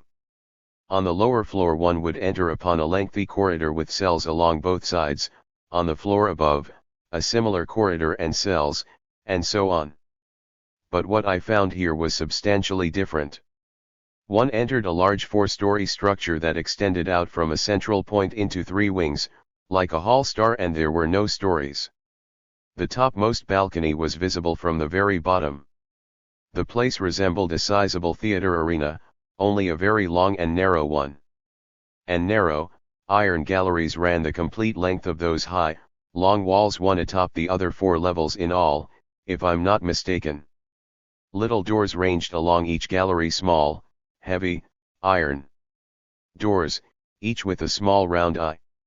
The doors opened into 1 cells, odinuki. Connecting the galleries and walls with one another were little narrow iron catwalks, seemingly suspended in the air, and vertically linking one catwalk to the other were equally small and narrow iron stairways. The whole area was thus overspread by something like an iron cobweb. Standing in the center, one could see the galleries with the catwalks and the stairs and the myriad tiny doors, one directly adjacent to another, doors without limit, hundreds of them, and along the galleries the guards pacing about, and behind each little door, enclosed in a minuscule cell as in a cage, a prisoner. I was led into one such cell. Puny, 3 steps in width, 5 steps in length, a narrow iron bed welded to the wall. The table an iron board jutting from the wall, the bench another board, somewhat lower. A tiny shelf held a copper jug and a copper pot, and a piece of brick for cleaning the utensils. In a corner the notorious parasha. And that was all. Here I felt for the first time like a real prisoner, a person without a name. Even the guard posted at my door didn't know my name. Number 249 and nothing else. And there commenced the boring regimen of a prisoner, the wake-up bell in the morning, the tea kettle with hot water inserted through the small window in the door, the povorka, the overpowering, deadly silence during the long nights. One's whole life resembled the slow movement of an immense, rigidly structured machine. The human being became a tiny cog in that machine. The human being was effaced, the number remained, one among hundreds, but separated from those hundreds by the thick iron walls of his cage. According to the rules, we were required to be strictly separated from each other. Our jailers were not satisfied with walls alone. The prisoners were distributed in such a way that each of the politicals had the common criminals as neighbors on all 4 sides, to the right, the left, above, and below. This was done to prevent communication by knocking. As is known, a special prison alphabet exists where each letter is represented by a certain number of knocks. A kind of telegraphic connection is thus established between one prisoner and another. Interspersing criminals as neighbors was 199. Designed to prevent this. But it failed. It simply gave rise to a need to knock harder for the sound to penetrate to a third cell. This we did, in fact, by taking up a clothes brush and pounding on the wall, pounding with such force that the calcimine was steadily chipped away and deep grooves were scalloped out of the wall. True, the guards used to stop the knocking from time to time, but we blithely continued. The attitude toward the politicals was quite liberal during those years, so that our transgressions were eventually overlooked and we were able to communicate to our heart's content. This was how I became very friendly with a certain Russian Social Democrat from Yekaterinoslav cell number 365. I used to engage in lengthy conversations with him, and there was jesting and laughter. To an outsider, the spectacle would have looked truly weird, someone sitting with brush in hand, banging on the wall and laughing uproariously. Later, when spring arrived, the windows were opened, and instead of communicating by knocks we did so in writing. 2 fellows from Homel were located not far from me. Every 5 minutes I would hear one of them calling to the other, and the other answering back. It she. Ha. And again, after another 5 minutes. It she. Ha, with a typically Jewish lilt. The Moscow walls had surely never heard the likes of this. Meanwhile, the aide to the colonel of the gendarmes arrived from Minsk and called me out for a doпрос. He had no solid evidence, the charge was, in part, quite ludicrous. He charged me with breaking a window pane at a Zionist meeting. As a matter of fact, such an incident had occurred in Minsk. I can no longer remember what it was all about or why, but a few of our lads had indeed put a wrinkle in a window pane. Naturally, I had never been involved in anything so foolish, nor had I even been present. If I had, the whole disturbance would not have taken place. But the gendarme had his information. There were other items which were no more 200 telling. Still and all, I received an intimation that the punishment would be severe. This came to me as a surprise. I had actually long been aware that I would be arrested.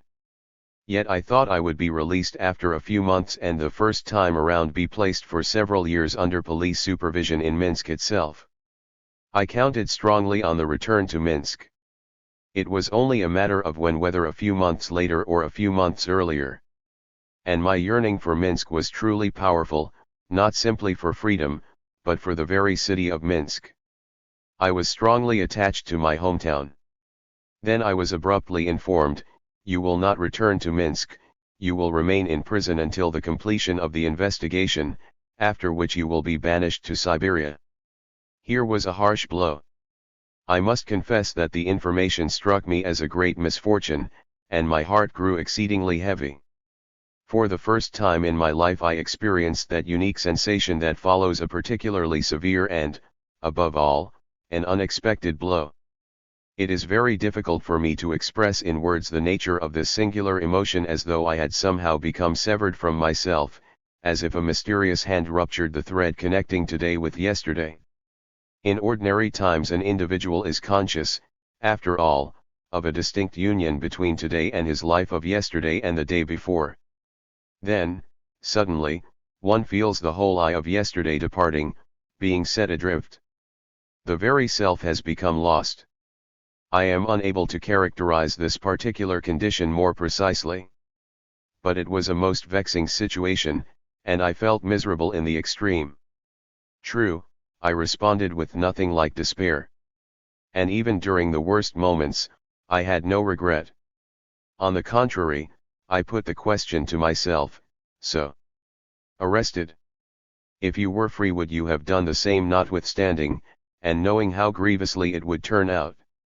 And I replied to myself, yes, I still would have done it. But it was galling nonetheless. At least in the beginning. The suddenness of adversity is, of course, always hardest to accept. Having made one's peace with the distressing thought, one can more readily bear up under it. And I did, in fact, become accustomed to the situation rather quickly, and as I took hold of myself, I felt light-hearted once again. The more so because I did not remain in the Odinaka very long. 201. At most a couple of months. Then I was again ordered to pack my things, again placed in an izvizikik, and again taken to a new location, another local police station. This one was the Sushchevsky Uchastok. Here I was not assigned to a one-man cell but to a common cell in which my friends from Minsk were also confined. It held Vilenkin and Kaplan and one of Vilenkin's younger brothers, also Pisek, Solomon Rabinovich, several Minsk workers, and one comrade each from Kovno and Vilno. We really made merry, we sang and talked and engaged in horseplay. It was quite a life. Then, without forewarning, in the midst of our carefree existence, the authorities appeared and directed me to pack my belongings once again. Why? No explanation. I must depart. Where to? No one could tell me. Oh well, so be it, when an order comes there's no alternative. I bade farewell to my friends and soon found myself riding in yet another izvizikik. A thought struck me, could my relatives perhaps have arranged matters so that I might be sent out to Siberia right away, without waiting for any further investigation? My heart once again had that sinking feeling. Actually, this way I would have been spared a few months of imprisonment and the subsequent journey by the Atape, itself a piece of real good fortune. But the prospect of going to Siberia all by myself, thousands of versts away, amid strangers, without friends, without acquaintances, no good. I was taken to the Okhrana and brought before Zubitov. Here, indeed, a good piece of news awaited me. I would be going to Minsk. The reason? My relatives had interceded for me so that I could be freed from prison owing to my poor health until the completion of the trial. The prison doctor had offered very favorable certification, attesting not only to my kidney ailment, but also to the presence of totally non-existent lung and heart ailments. So I was permitted to go to Minsk and remain there pending the outcome of the trial and the rendering of the verdict. My relatives were supposed to care for me and vouch that I would not escape. This was how, quite unexpectedly, I came to see my hometown once again. 36. Before my escape. On the very next evening after my arrival in Minsk, I proceeded to search out my comrades of the organization. I turned up at the Berzha, spotted Moishka, threw him a quick wink, and arranged to meet him at Yakovlev's. Yakovlev was an old Russian Sakharny Morogenik. He had a tiny outdoor cafe on Magaziner Gas where, even in my school days, I would frequently drop in for a little glassful of Morozhinvoy. This is where I now got together with Moishka. He told me what was going on in the movement. It was really pathetic. Zubitov's followers had reared their heads and a counter-revolutionary agitation was underway among the workers. Our organization was very weak on the score of numbers, and Moishka asked for my help while I was still about. I knew of course that any real participation in activity was out of the question. The authorities would surely be dogging my every step. Several days elapsed. I returned home one afternoon to find things in a state of commotion. The reason? It seems that Vasiliev, the Zandarmsky Polkovnik, had summoned my brother-in-law and given him quite a dressing down. I freed Medem on your responsibility, he said. I thought he was going to be sent to a sanatorium for a cure. But, instead, he continues to occupy himself with revolutionary activity. That, I cannot tolerate. 202. 203. Shall have him arrested again and send him to Moscow. After considerable wrangling, a compromise was reached. Vasiliev agreed to my continued freedom on condition that I immediately go to my older brother, the officer. It was summer and my brother was stationed at his military camp in Orani. There, under his responsibility, I was to stay put. In the absence of any alternative, I left quickly for Orani, indeed on the following day. I had, back in my school days, already visited my brother a number of times at military camp. On those occasions I used to mingle with both officers and ordinary soldiers and feel quite at home. This time, however, I was an internee of sorts, a political suspect, and I had, perforce, to keep my distance. Moreover, I stayed at Orani only a few weeks. The service period at camp ended and L left with my brother for Kovno, actually, not Kovno itself but the suburb of Shansi where he lived. Then my brother had to leave for Minsk, and I spent the remainder of the summer with a friend of his, in the city proper. At the end of the summer Vasiliev was prevailed upon to permit me to return to Minsk. The investigation conducted by the gendarmes had already ended by then, and day after day I lived in expectation of the order exiling me to Siberia. From information I received I was scheduled to be deported for 5 years to eastern Siberia, to a town called Olyokminsk, in the Yakutsk region. It goes without saying that I didn't relish the thought of a trip to Siberia. Escape abroad would have been preferable. But how to bring it off? Vasiliev had, after all, explicitly stated that my relatives would be held responsible in the event of my disappearance. Furthermore, he laid down a condition that they were not even to allow me to leave the house by myself. So we pondered the matter and racked our brains over a course of action. Help came in the form of the prize of. One have previously described how I had been called up the year before and had obtained an Atzroka for 1 year. That year was already drawing to a close. The time approached for reporting again. I called on Vasiliev and told him I wished to dispose of the matter before leaving for Siberia. He agreed and assured me that, in the event the order for deportation 204 should arrive, he would hold it up for a few days in order to give me the opportunity to resolve the matter of military service. Then I reported to the Voinskoye Prisutstvye and announced that I was available for service. But now something unexpected happened. The date for reporting was November 15th and it was still only mid-September. This, I thought, should not constitute an obstacle. Surely, if I wished to report earlier, why should they not permit me to do so? But as it turned out, this could only be done if I were a Jew, that is, an official Jew, with a Jewish matrika. For a Jew could be called to service in mid-year, indeed, for the very purpose of catching him unawares. A Gentile, however, had to wait for the legal date. And there still remained about 2 months until the legal date. It was impossible to wait that long. For once, being a Gentile proved a disadvantage. Yet this didn't end the matter. Vasiliev knew nothing about my setback at the Prisutstvye. Indeed, I informed him that I had reported and was being sent to the hospital again. Naturally, once in the hospital, I could no longer be watched by my relatives. Their responsibility was limited only to the time spent within their home. It ended the moment I crossed the threshold of the hospital. After that, my fate became the direct concern of Vasiliev. He fully understood this, and had already assigned special guards to watch over me at the hospital. We now proceeded to carry out a meticulously arranged farce. On a certain evening my brother-in-law brought me to *He Hospital. He turned me over to the guard at the entrance and went home. I gave the soldier my name and asked whether the order from the Prisutstvye had arrived admitting me to the hospital. The soldier didn't know. He would have to ask the medical assistant who happened to be away, but who was expected back in about a quarter of an hour. In that case, I said, I'll dash into a shop meanwhile and buy something. Be back in just a few minutes. I left. And in a matter of hours was already seated on the train and heading for the border. Still the farce continued.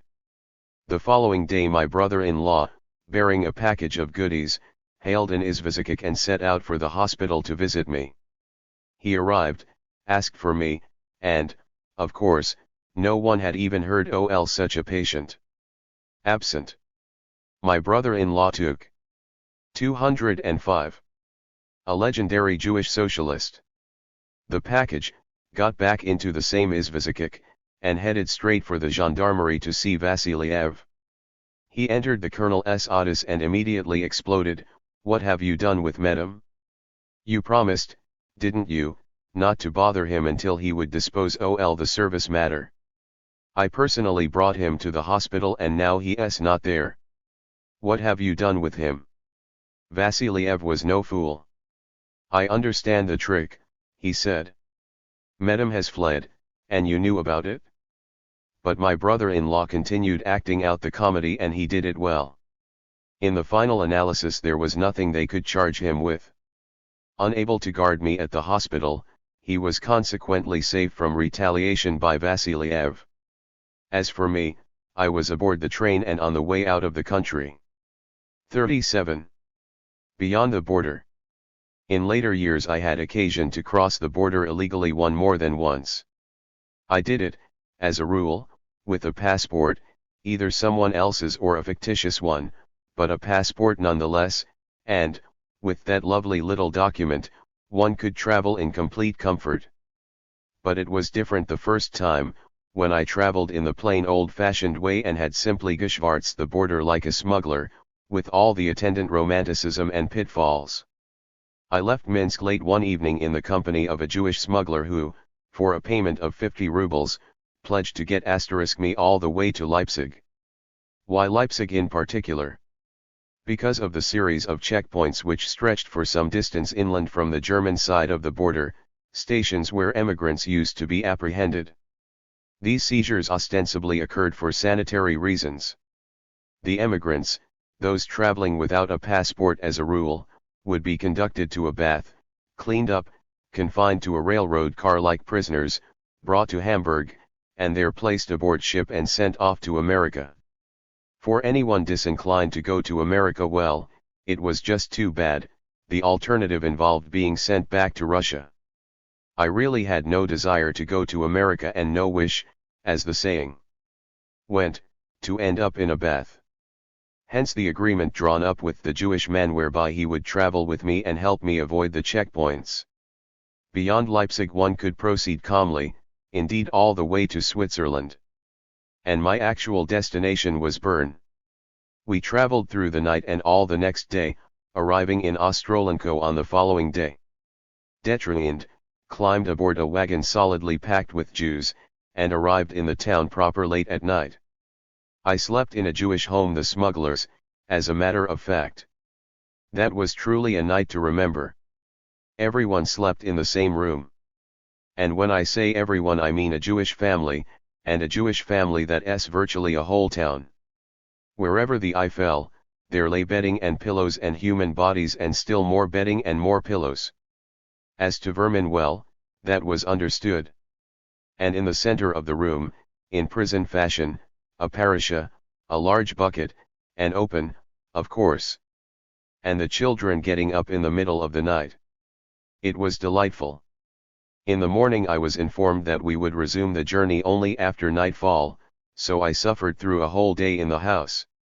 I did venture into town briefly, although such lack of caution was risky in a town where every new face was immediately recognizable.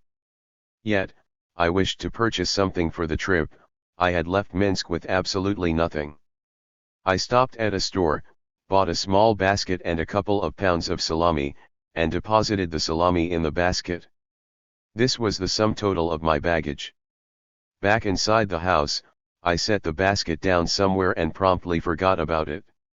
Toward evening I again stepped outside for a brief spell. When I returned, woe is me. The basket lay on the floor. Next to the basket sat a giant cat licking its chops. And of the whole salami there remained only a few piddling scraps. So I was obliged to travel with the empty basket, and on an empty stomach. In the dead of night we were directed into a wagon. This time it was really a traditional Jewish covered wagon with a semicircular canvas top, one of those notorious wagons into which humans are stuffed like herrings in a barrel so that it is impossible to tell whose foot belongs to whom. Our wagon actually held 15 persons. 2 Jewish lads, an older Jewish woman with a couple of very 208 young children, and about 10 peasants. Everyone but I was going to America. After setting out from the town in the very middle of the night, we rode continuously until 5 in the afternoon, by which time we found ourselves deep inside a forest. We stopped, dismounted, sat down on the ground. The wagon departed and retraced its course. We were to continue on foot.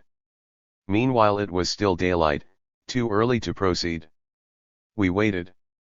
Our Jewish guide had already left after swiftly collecting all the money we had and giving us receipts. "You'll get it back when you cross the border," he said. "It's dangerous to travel with money on you."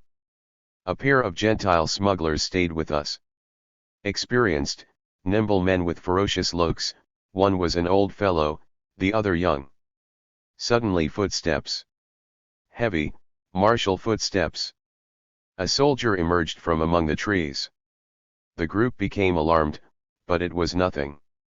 The soldier had come to get paid off 2 rubles from each person.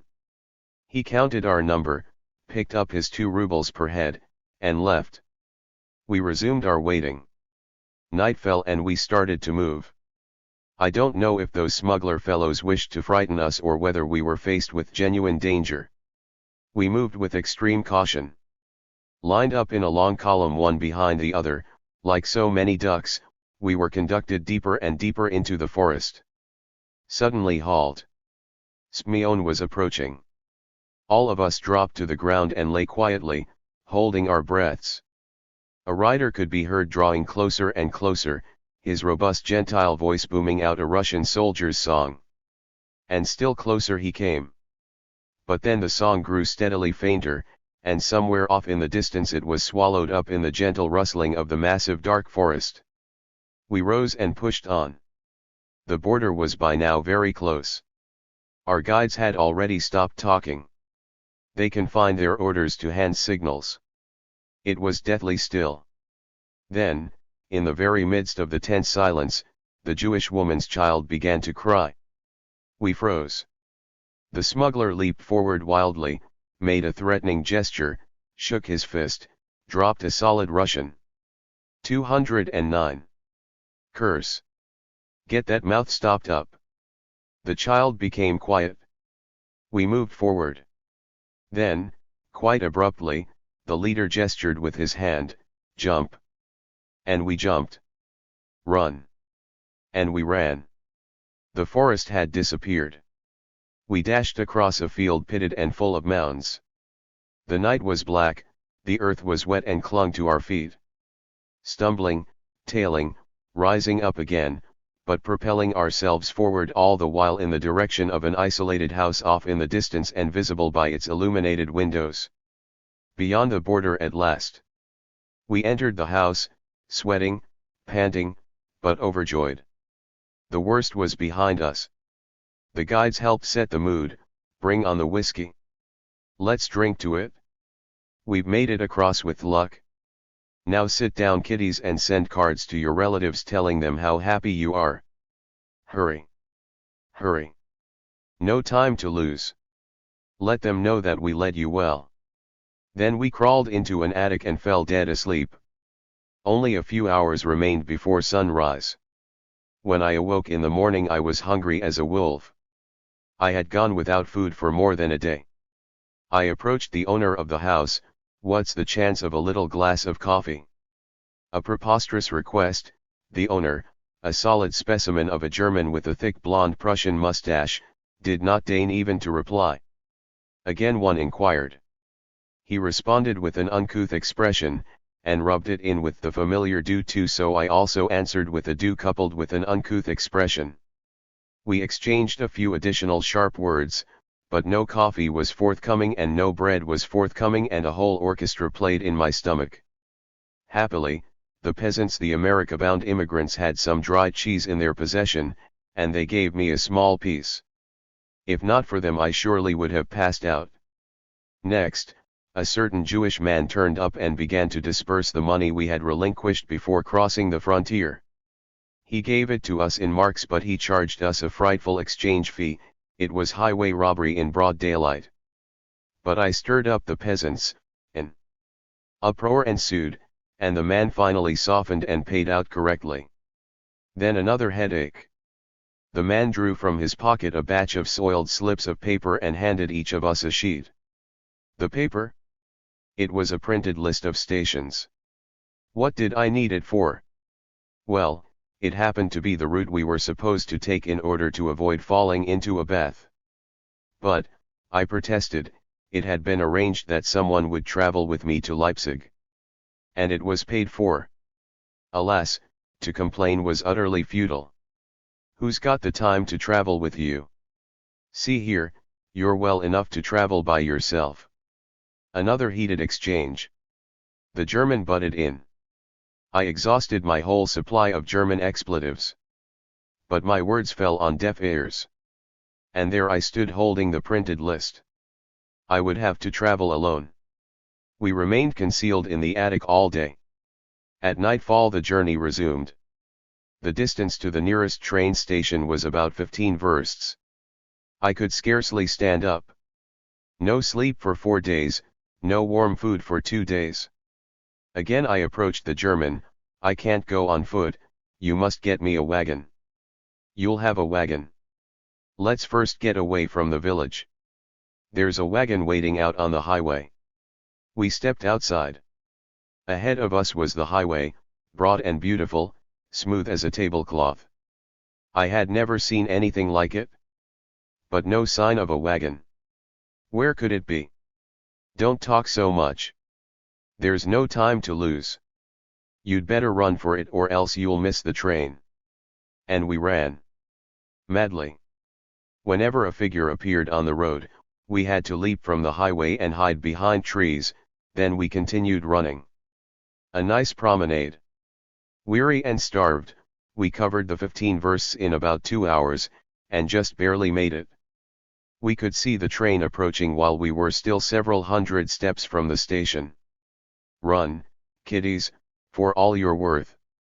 And we ran some more. In a last breathless lunge we pulled up at the station, bought our tickets, and dashed out to the platform just as the train was about to leave. I scampered along the platform in search of a third-class car. I could not find one. For one thing, I had been accustomed to the system in Russia, where each class had a distinctive color, first class blue, second yellow, third green. Here, they were all of one color. And on the inside, when I peered through the 211 little windows, I observed everywhere cleanliness, neatness, electric lights. Surely this couldn't be third class. So I continued rushing madly about. Finally a conductor asked, "What are you looking for?"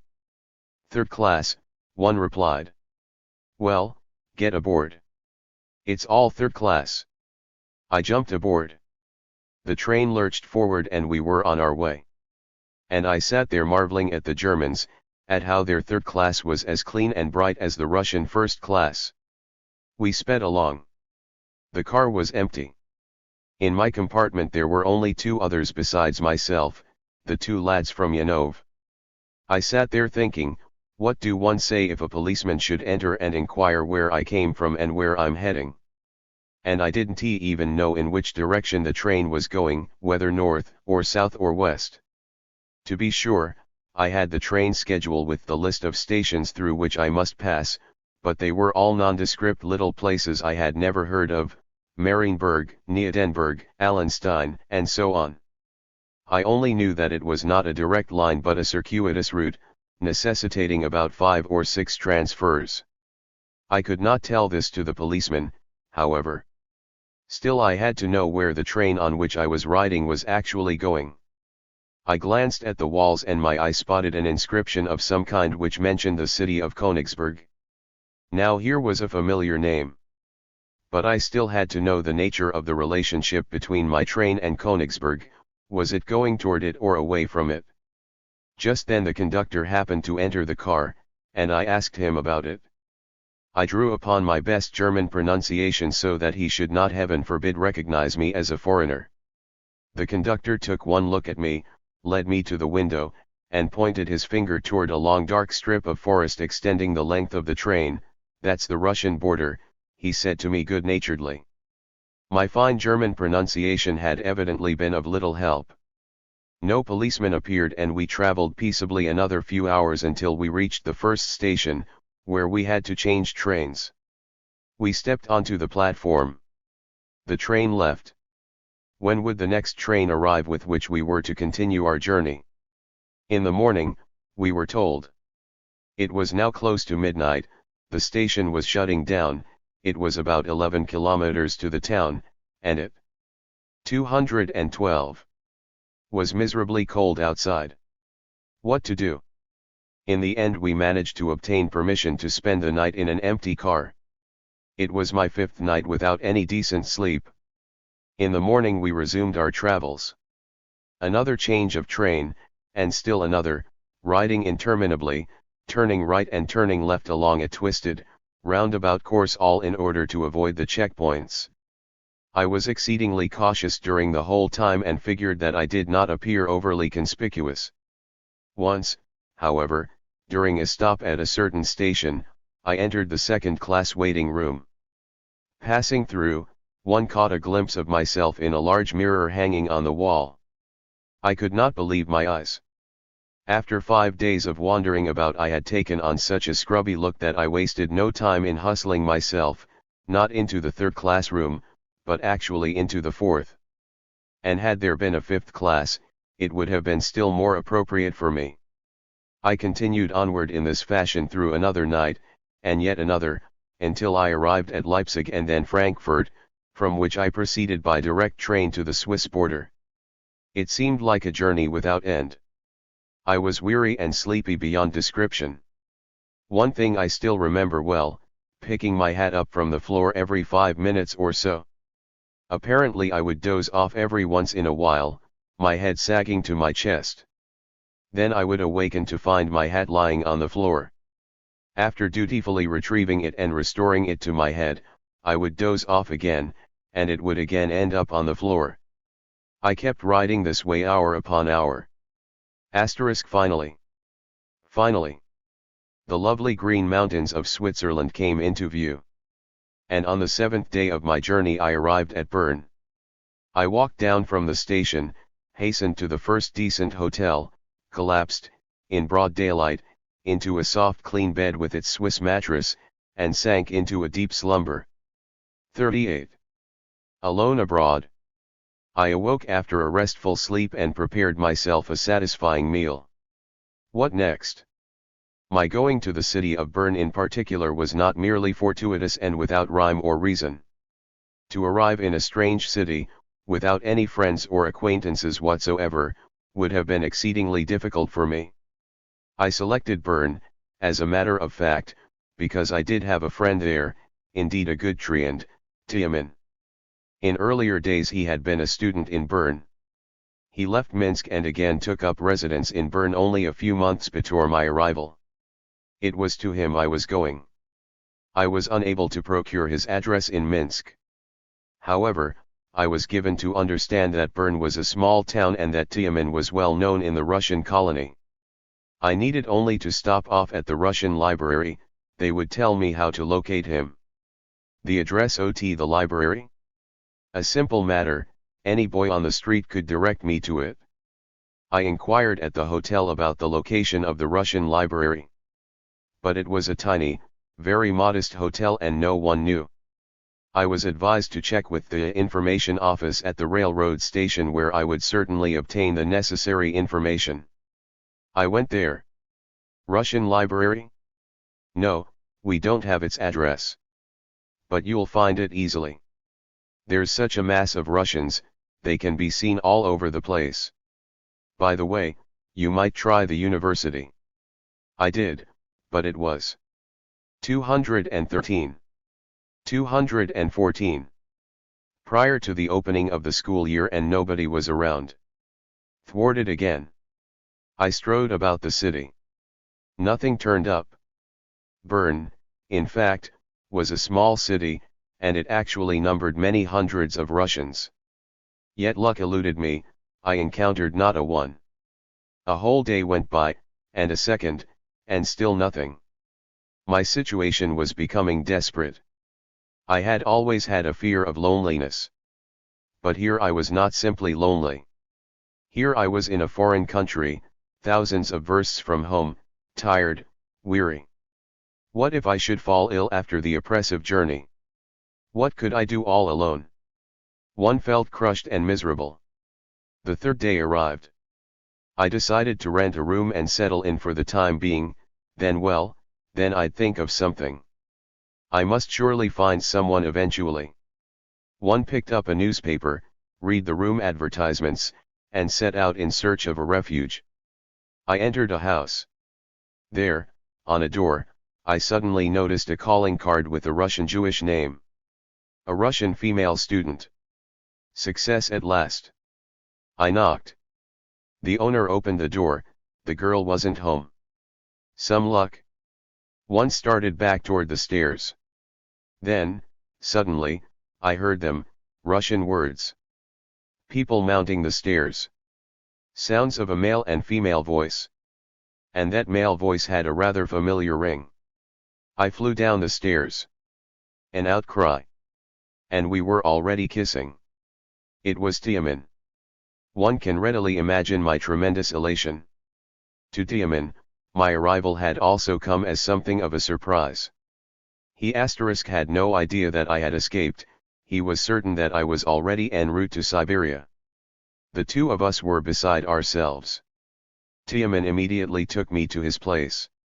Then he found me a room, looked after me like a mother, stayed with me day and night, and introduced me to the Russian colony.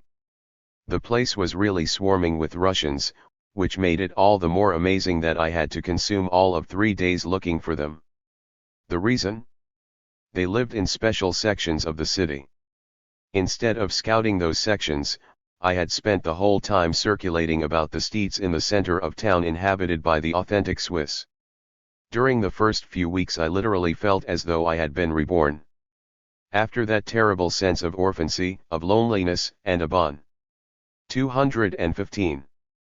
Donment, I abruptly re-entered a warm and congenial environment and came under the wings of dear, devoted people. These were good friends, intimate friends. We used to spend days and evenings together. And the tiny student rooms literally resounded with laughter, song, and frivolity. 39. The Bern Colony. Uphill, downhill. Long narrow streets and alleys. Antique houses decorated with the insignia of one-time artisan guilds. Peculiar walls whose upper stories protruded well out into the street and were buttressed by thick beams, so that walking on the sidewalk was like walking through a tunnel. Then I caught sight of a magnificent Gothic cathedral. And elsewhere I espied an old tower with the town clock. At high noon the bells in the tower would begin to play a Swiss melody, while from a window near the very top a whole procession of tiny figures moved out onto the balcony. And the crowd, necks craning, would stand and gape.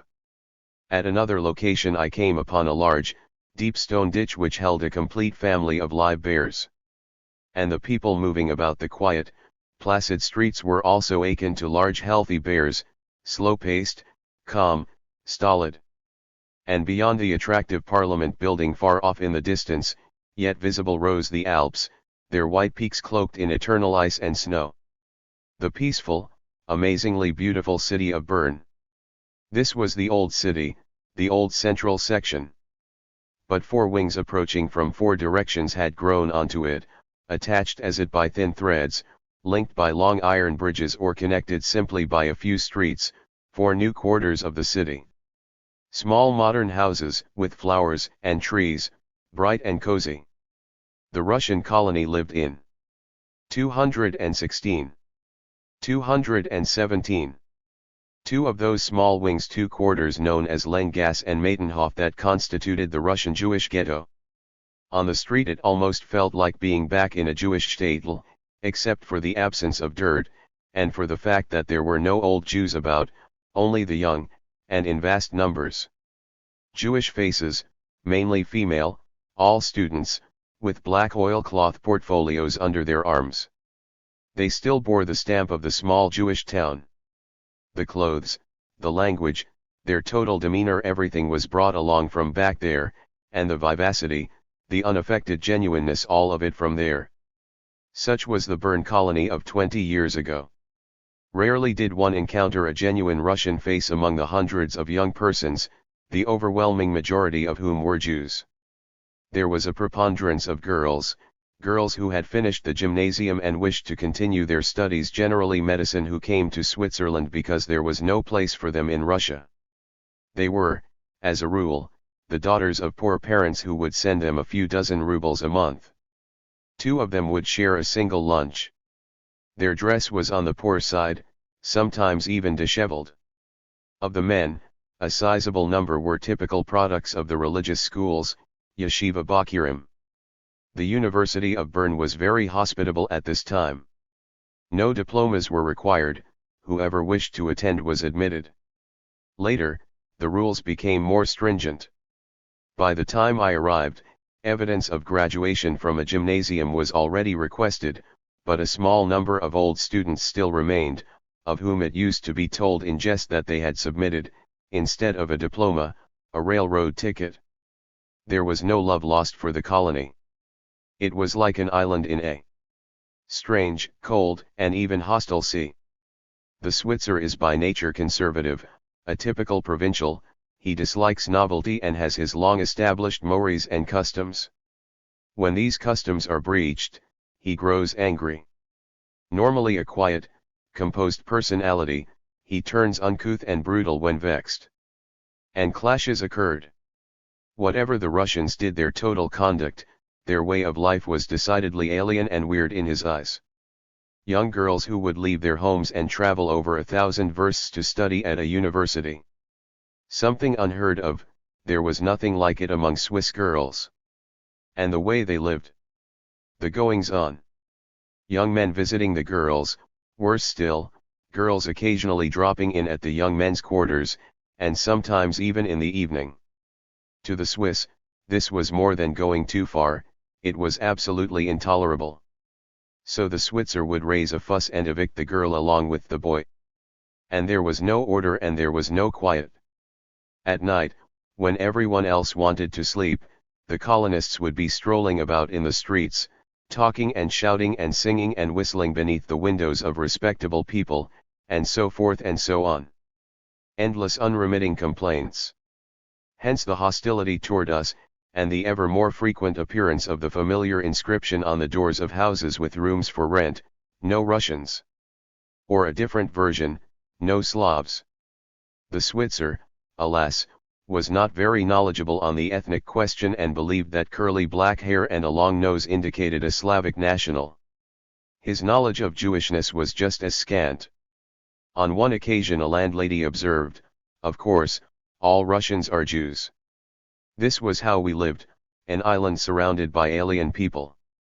Relations with Swiss colleagues were very strained even at the university, and close friendships with any of the native residents were rarely seen.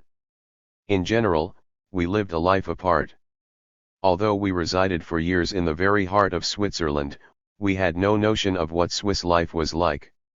Even the language was not learned properly.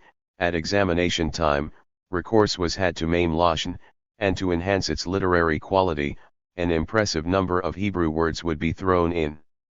All this gave rise to numerous anecdotes that actually weren't far off the mark. Separated from the outside world, surrounded by coldness and 219. Strangeness, we lived a colony existence, where the colony was a shtetl in itself. People maintained exceedingly close ties with one another, feeling the need to cling together. Only a smattering of individuals held aloof. The large crowd constituted a single mass, a homogenized union of all. Actually, the large mass was quite small, the shtetl was really a small shtetl. It was crowded, yet warm. We were thrown together like so many berries in a basket so that personality became submerged, but withal it was comfortable and snug. For a period of time, before things would become too constricting, stifling, and dull, I loved this kind of warmth. Homeless, dejected, lonesome people had found a refuge for themselves. I remember what a close female friend, who had spent several years in the Bern colony, wrote upon her return to Russia, "How I long to be home in Bern." Colony life was a source of considerable gratification to me precisely because of the feeling of intimacy and mutual affection, the need for which is so powerful. One was forever in the presence of the group, forever in the company of close friends. At noon it was the Russian eating center, in the afternoon there was a quick visit to someone for a glass of tea and a bit of chocolate. The evening was the time for a meeting, a referat, a discussion. Referaten were scheduled with great frequency, and when such lectures took place it was simply impossible to remain at home. Thus, one would partake of the lecture and the ensuing discussion, and stay on after the discussion for another hour of song and the enjoyment of good fellowship. Early the next morning the professor of chemistry would invariably open his lecture with, "Apparently there was another referat in the Russian colony yesterday, the seats are strangely empty." The seats at his lectures, sad to say, were unoccupied very often. People needed to catch up on their sleep almost every other day. A Russian doctor who lived in the colony once bemoaned the fact that everyone was getting sick due to the plethora of lectures, since the modest admission price had to be schemed from their food money. This lament was in the nature of a witticism, but it wasn't voiced altogether in jest. The people, as a matter of fact, would sooner have denied themselves lunch than gone without a lecture. And aside from the lectures there were just plain gatherings and 220 other kinds of interaction, a mutual aid association, a fund from lunches done without, and run-of-the-mill incidents in the colony, petty conflicts and bigger sensations, not to speak of the Vecherenki and the various celebrations. I must confess that although life was short on luster, there was warmth and closeness. And I loved it. A number of prominent older individuals, the big names, the colony Gdoilim, stood out amid the grey mass of students. The head of the colony was Professor Naum Reichsberg, a Russian Jew, a socialist, but also a professor at the University of Bern. Too, in his capacity as an official figure and a renowned personage in the city, the colony was under his wing. People invariably turned to him when hard-pressed and in difficulty. But Professor Reichsberg rarely put in an appearance at meetings of the colony. On the other hand, 3 socialist revolutionaries, indeed 3 of the most prominent, were frequent visitors at the meetings. First there was Viktor Chernov, the leader of the party. He and his wife were living in Bern at this time, and his home had a considerable power of attraction for youth. An enjoyable discussion accompanied by a glass of tea from a samovar, no less, in a setting of good cheer and geniality, this was quite something. Chernov's place was forever literally swarming with young people. He had a fairly competent voice, and following the lectures in the colony, it was he who would do the singing as a rule, while his wife, a charming Russian lady, occasionally broke into a Russian dance. The second prominent SR was Dr. Hymes Hitlovsky. His profession was fighting Marxism, and Plekhanov in particular. But the individual with the greatest impact on the colony was Onsky. One of the most interesting and engaging figures in the colony, he was then still in his middle years, about 38, although he seemed much older. Onsky's hair was already streaked with gray and his shoulders had a pronounced stoop. His intelligent winsome face, with its prominent beaked nose and small goatee, was lined with deep-set wrinkles, symptoms of profound spiritual travail. He gave the appearance of an old, weary man, yet Onsky was as fresh and vibrant as any youth. Forever surrounded by girls, an endless reservoir of brilliant witticisms, anecdotes, stories, warm-hearted and fascinating, beloved of all, he fully merited this universal love and respect. Social democracy was represented by the 2 Axelrod sisters. The older one, Lyuba, was the more notable of the 2. Under her literary pseudonym, Orthodox, she had written a number of essays, primarily in the field of philosophy. A little woman, and no longer very young, with small, intelligent, dark eyes set in a small lace of dark complexion, her movements highly animated and her mind so acute as to seem more like a man's. 3. Her knowledge ol socialism far-reaching. Lyuba Axelrod was the most prominent female social democratic leader in the colony. Eda, her younger sister, occupied herself primarily with literary matters and subsequently also became a writer. I have learned that she died of hunger in Russia a short time ago. The 2 sisters were loyal pupils of Plekhanov. Their devotion to Plekhanov was literally Hasidic in character, he was a real idol to them. The official representative of the Bund in the colony was Avram Mutnik, known under the name of Gleb, one of the earliest leaders of the Bund. Other prominent Bund figures would arrive periodically. The Zionists constituted a separate colony. They operated their own cooking and eating facility and held themselves apart. Still and all, we maintained contact with them, and I personally had close friends among them. Their most prominent figure was Shmuel Rosenfeld, who later broke away from the Zionists and became an editor of Der Freund, but has recently returned to Zionism. In those days Rosenfeld was one of the leaders of the so-called democratic faction within Zionism. Dr. Chaim Weizmann, the top leader of the faction and now president of the World Zionist Organization, was living in Geneva at the time, but he frequently managed to come over to Bern.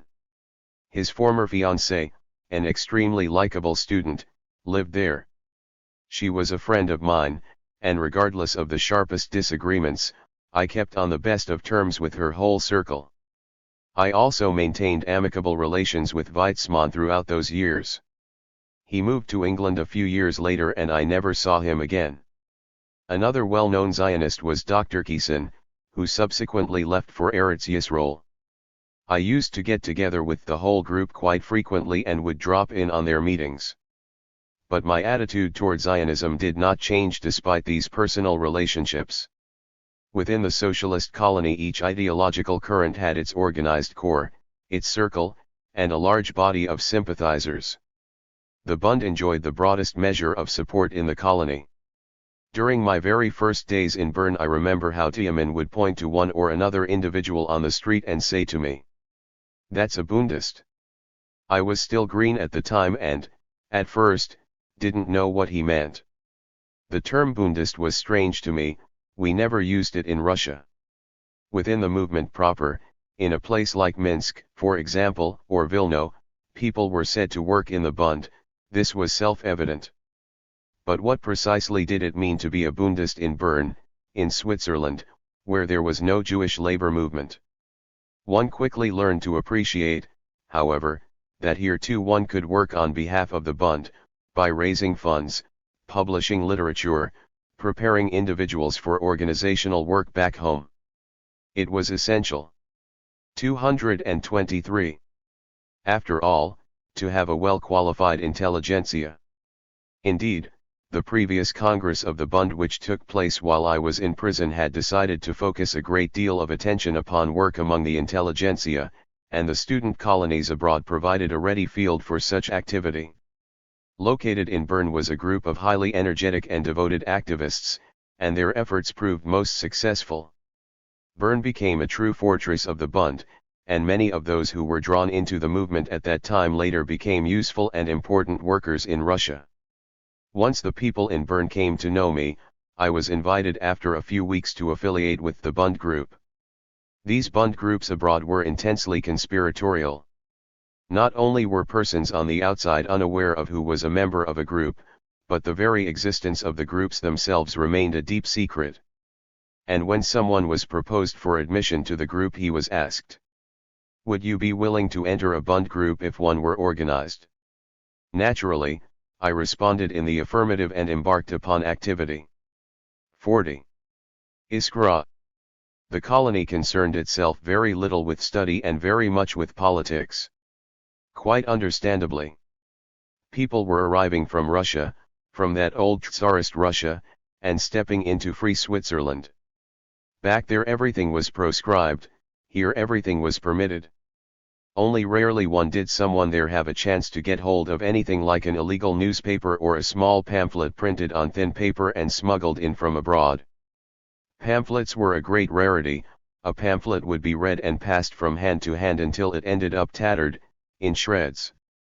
But here, on Swiss soil, it was possible to indulge one's interest to an extraordinary degree: socialist literature, socialist meetings, socialist leaders.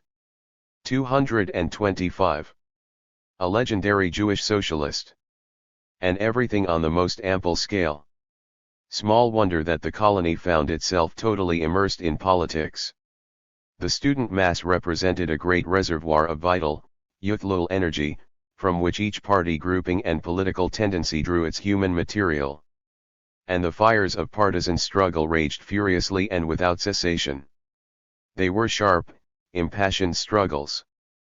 But of all the party groupings, one in particular, still young, still weak, was the most belligerent. This was Iskra. Iskra is a Russian word meaning spark, and was the name of a newspaper which had begun to appear at that time.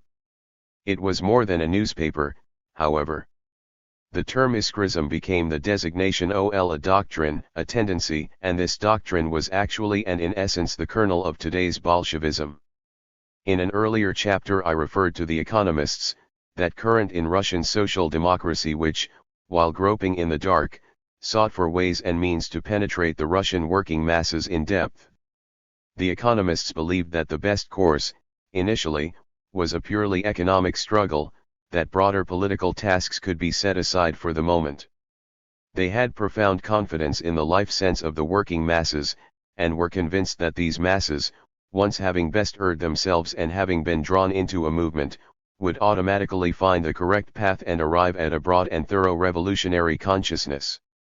Yet the general mass does not arrive at this consciousness instantaneously, in a single leap. It rises up gradually, from one stage to the next, and the task of the leaders is to advance together with the mass, to move a step ahead without cutting themselves off from it.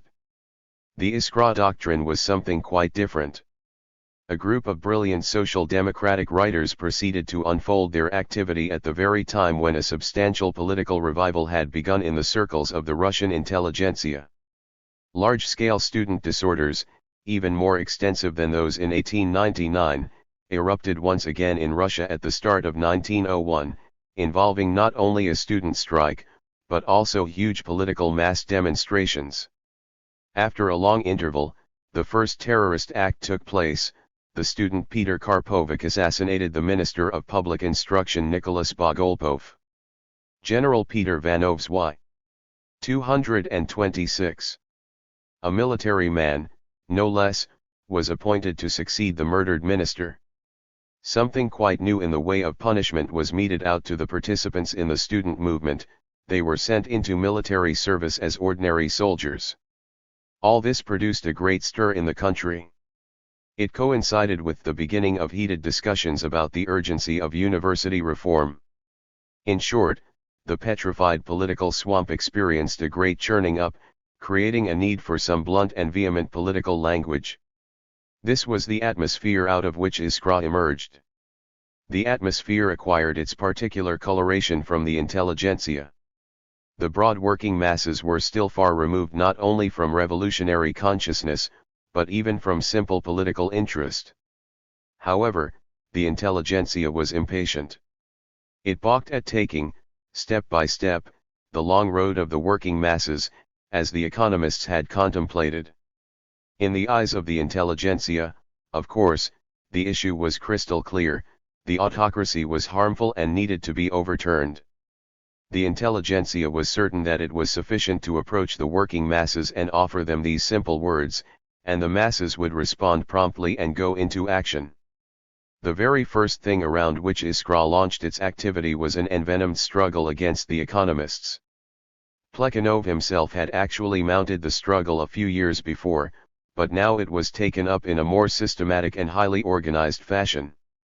"You are not leaders," argued Iskra against the economists. "You are dragging after the mass. But the mass, if allowed to take its natural course, has a habit of losing itself in a quagmire. There is great danger in constantly grubbing about amidst the trivial concerns of the purely economic struggle. It will lead to a condition like that of the English labor movement, with its trade unions which have no desire to become involved in any sort of politics, let alone socialist politics." Iskra alluded to the persistent inclination on the part of the labor movement to slip down into this morass of political indifference and economic pettiness. But they declared, one dare not give in to it. The broad masses must be led by a powerful hand, and they must con. 227. A legendary Jewish socialist. Stanley have set before them the most sweeping political tasks in their full magnitude. A certain basis for these claims did, in fact, exist. To the extent that Iskra stood forth against the extreme economists, against those who completely repudiated independent working-class politics, To that extent it was correct. But the extreme economists constituted a small, insignificant group, the others were engaged in useful and consequential activity. Of course they committed errors, but the essence of their viewpoint was correct. They were most closely attuned to the life of the workers and they endeavored to penetrate into the very souls of the working masses. Whether they managed this well or poorly, the object itself was a valid and vital one, perhaps, in actual fact, the most important and necessary one at that time. Thus Iskra shattered what was important and necessary. It set itself above the mass and wished to become its commander. The result, however, was to lose the mass completely and to remain a circle ot the intelligentsia, for many years. The leader and the soul of Iskra was Lenin. And although he was surrounded by a group of brilliant writers and first-class leaders indeed, all enjoyed equal rights in a formal sense, he had already, by that time, placed the emphatic stamp of his personal character upon the whole enterprise. When I saw him for the first time I was not impressed by his appearance. Outwardly, he failed to make a good impression. From what I had previously heard about him I envisaged a towering revolutionist, both important and imposing, one of the big guns. But what I saw before me was a little animated individual, short of stature, with a small flaxen beard, bald head, and tiny brown eyes. A clever face but not an intelligent one. Lie reminded me then, and the comparison came instantly to mind, of a crafty Russian gram dealer. Such was my impression of him. Lenin was giving a lecture in Bern at the time. He spoke smoothly and with a quiet, dogged forcefulness, drilly, without embellishment and without enthusiasm. Incidentally, this is worth noting, there was 228. One subject about which he used to deliver inspired speeches and evoke great enthusiasm among his listeners. It was, most characteristically, the Paris Commune. In later years I had occasion to meet Lenin a number of times, and I shall have more to say about him in subsequent chapters. For the moment, I am concerned with the features of Iskra, and in this connection it is important to identify two qualities in Lenin's character. These are, first, his imperious will, and second, his pronounced distrust of people. Lenin is a man of iron. He has the ability to rule as well as the desire to rule. He knows what he wants. And when he wants something, he goes after it. He stops at nothing. When he wishes to carry out a decision and finds himself in the minority, he is very little fazed. He hits upon what to do, hurls himself upon his opponents with unrestrained fury, and pulls the crowd over to his side. Now he has his majority. Or, if he cannot bring this off, he doesn't shrink from recourse to a few innocent tricks by which a majority is created even when it is in fact non-existent. And if this, too, proves unavailing he resorts to splitting, and then he has a completely free field. One way or another, his will prevails. And in this sense Lenin is really a born dictator. As for the second characteristic, he doesn't believe you. When you speak to him he looks at you with his small eyes directed at you obliquely, from somewhat of an angle and with a cunning, devilish smile, as if to say, there's not a word vf truth in what you're saying. Oh well, go on, me you won't deceive. He is a man who believes no one and confides in no one but himself.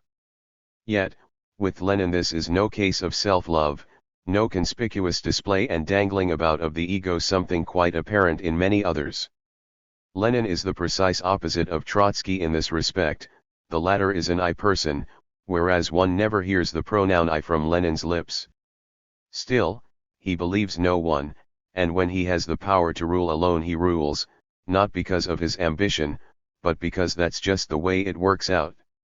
These two traits of Lenin's character were strikingly reflected on the spiritual face of Iskra, the lack of faith in the working masses, the wish for a firm hand which should lead them lest they lose themselves in a bog, that was Lenin. And the organizational plan of Iskra, that was 100% Lenin. It was a highly interesting plan. The question was this: how should the party be built? Where to begin?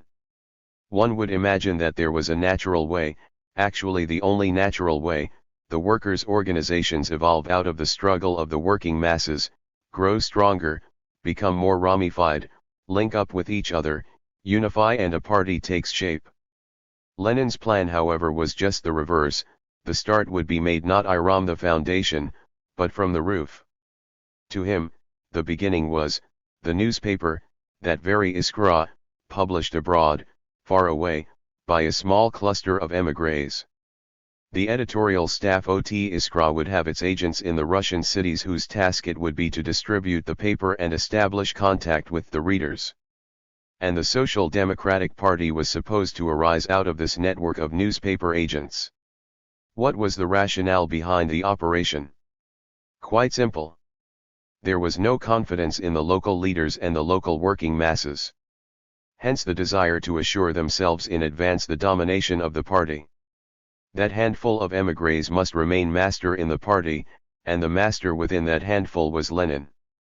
15 years before he became dictator of Russia, Lenin had already established a miniature dictatorship within the limited confines of an illegal party. Iskrism, as I previously said, contained within itself the kernel of the future Bolshevik doctrine. But the split between Bolsheviks and Mensheviks took place a few years later, and the two names likewise only appeared in the year 1903. During the period about which I am now writing, the future leaders of Menshevism were on Lenin's side. What's more, with the exception of Lenin, virtually the whole foreign group of Iskra consisted of future Mensheviks. The most prominent Iskrists were George Plekhanov, Paul Axelrod, Julius Martov, Fyodor Dan, and Alexander Patrusov. If Lenin served as the actual tone-setter of the policies of Iskra, Plekhanov was its acknowledged spiritual leader, the father of Russian social democracy. I saw him for the first time on May 1, 1902, when the Bern colony invited him to deliver an address at a May Day 230 meeting. I looked forward to that meeting with the greatest impatience. The name Plekhanov was to all of us an actual symbol of the Russian workers' movement. I counted on seeing and hearing something out of the ordinary. My imagination conjured up someone of imposing force, leonine, with thundering voice and fiery eloquence, a heroic figure capable of evoking tremors of indignation and rapture. I must confess to a rather childish disappointment. There appeared on the dais a middle-aged gentleman, dressed in the most respectable fashion. Actually, Plekhanov's face was very interesting, and his eyes had a quality of rare wisdom and keenness. But the total effect was commonplace. Instead of a thundering oration, I heard, of all things, a most pedestrian introduction. Plekhanov's opening words were, "I left Geneva this morning, took a very poor train which barely moved and which stopped at every station, and I became terribly exhausted. So you will please forgive me if I am unable to speak loudly enough." These prosaic remarks dampened my mood then and there. And the remainder of the speech was also rather tasteless and unimpressive. The very thing which I had anticipated was wanting, an expression of enthusiasm. Not until years later, after I had acquired a bit more experience myself, did I come to understand that this impression of mine was quite naive. From my own practical activity one learned that it was not so easy to get up in front of a strange, cold audience and become impassioned. Actually Plekhanov was a brilliant speaker. But his specialty was not the Festrede, as the Germans call it, that is, the speech associated with celebrated occasions, the speech of demonstrations. And whenever an individual undertakes something that does not correspond with his character, the effect is artificial and not felicitous. On virtually every occasion that Plekhanov attempted to speak in an elevated tone, the effect would be theatrical. Also apparent was the influence of the French environment, with its bent toward theatrical declamation. Plekhanov was by nature a man not of emotion but of reason, possessed of an extraordinarily acute mind. And he was most potent in polemic. Plekhanov was unbeatable in a discussion. Such sharpness of tongue and sting. 231. Wit I have never encountered in anyone else. But in a May Day address I looked for rapture and did not find it. Aside from Lenin and Plekhanov, the colony also had the opportunity to hear Martov. He used to travel from city to city in those days and engage in a struggle with another group of Russian Social Democrats. Known as the Union of Russian Social Democrats Abroad, it published its own émigré organ, Rабочее Дело. Rабочее Дело was older than Iskra and stood closer to the economists. Iskra, consequently, used to mount the most virulent attacks upon it. Two of its representatives, Alexander Martynov and Vladimir Medem, would journey from one colony to another delivering lectures and defending their position. Martov would follow after them and engage them in debate. Among us, in Bern, it was customary for such debates to run on for several days in a row. Martov was never much of a speaker. He had no voice and no clear diction, hence his inability to make an impact on a large audience. Iskra did not enjoy extensive support in the colony at that juncture. It was a newly formed group, while Rабочее Дело had been long established. Thus, Martynov and Akhmov remained the victors. But the victory was only transient. The sentiment of youth tends to undergo swift change, and within a few years not a trace remained of Rabочее Дело. Iskra had won after all. True, in the immediate wake of victory it experienced a split ol its own, and the old struggle resumed under a new name and under a new constellation ol individuals. 41. Bundism. In its striving to become complete master in the social democratic arena, Iskra collided with the Bund from the very outset, and an embittered struggle ensued. Lenin's plan for building the party was from the top down. The workers' organizations that had previously emerged were to be ignored or erased. It was necessary to clear the ground, and on the vacated area there would then be erected a network of agents charged with the task of executing the orders of the center abroad. In general, this plan was implemented without meeting substantial resistance. The old organizations were, in fact, weak and dispersed. Getting rid of them proved easy. But an unexpected obstacle was encountered in one place, the Bund. The Bund organization was the largest and strongest in the country. Spread across dozens of cities and towns, firmly knotted into a powerful collectivity, an integral part of the broadest mass of workers, it was a unified organism, a living body with a tremendous inner life force, with a distinctive physiognomy and separate requirements. This particular living organism would not and could not allow itself to be dispersed and atomized in order to leave behind a barren ground upon which the agents of Iskra would be able to stride about. It was therefore something of a bone in the throat of the Iskrists. And they decided to swallow it or to destroy it at any cost. 232. 233. It was just then, the time was April 1901, that the Fourth Congress of the Bund took place, one of the most important in its history. This was the very Congress which adopted, among other things, a resolution concerning the position of the Bund within the ranks of the Russian Social Democratic Workers' Party. The Bund had been one of the founders of the Russländer Party, the Yiddish designation for all Russian Social Democratic Workers' Party. One at the founding Congress in 1898, it had been decided that the Bund would enter the party as an autonomous component. The Fourth Congress went a step further and declared that the party should be built upon federative principles, that it should consist of a series of national organizations, Russian, Polish, Jewish, Lettish, etc., and that all of them together should constitute the general party. This was a totally proper decision. Moreover, it was the only means of creating a truly massive and solid party. But the Iskrists latched onto the word federation, and discovered that the word was objectionable and the concept even more objectionable. And a great hue and cry arose about the Bunds aiming at separatism, about the Bunds preaching nationalism, chauvinism, and whatnot. The same Congress of the Bund adopted yet another and far more significant resolution. This was the program of national cultural autonomy within the Russian Empire. It was a declaration that the Jews also constituted a nation. This produced an even greater storm. Too, the Iskrists had an extraordinarily feeble conception of the national question. Totally unconcerned about it, they contended that it was a bourgeois matter altogether. but with respect to the Jews in particular, they had within their ranks a sufficient number of Jewish comrades whose inclinations were thoroughly assimilationist and who constituted the most embittered opponents of the Jewish national idea.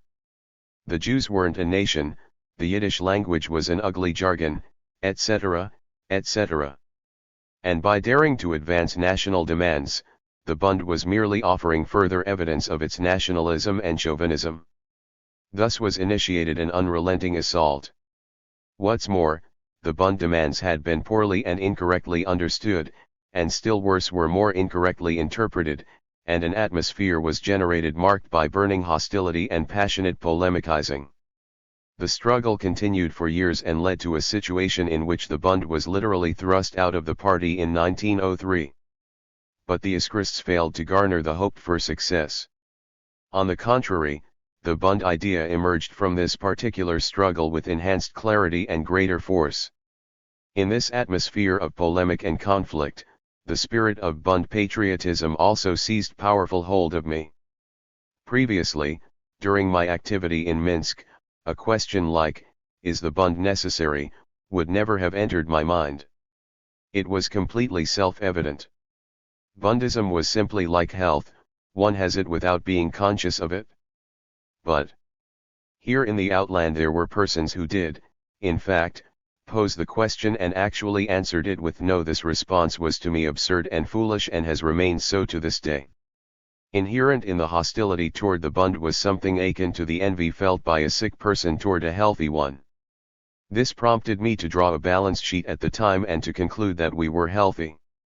I proceeded, as a matter of fact, to ponder more deeply the essence of the Bund, and the more I pondered the more profoundly committed I became. Distance occasionally lends perspective.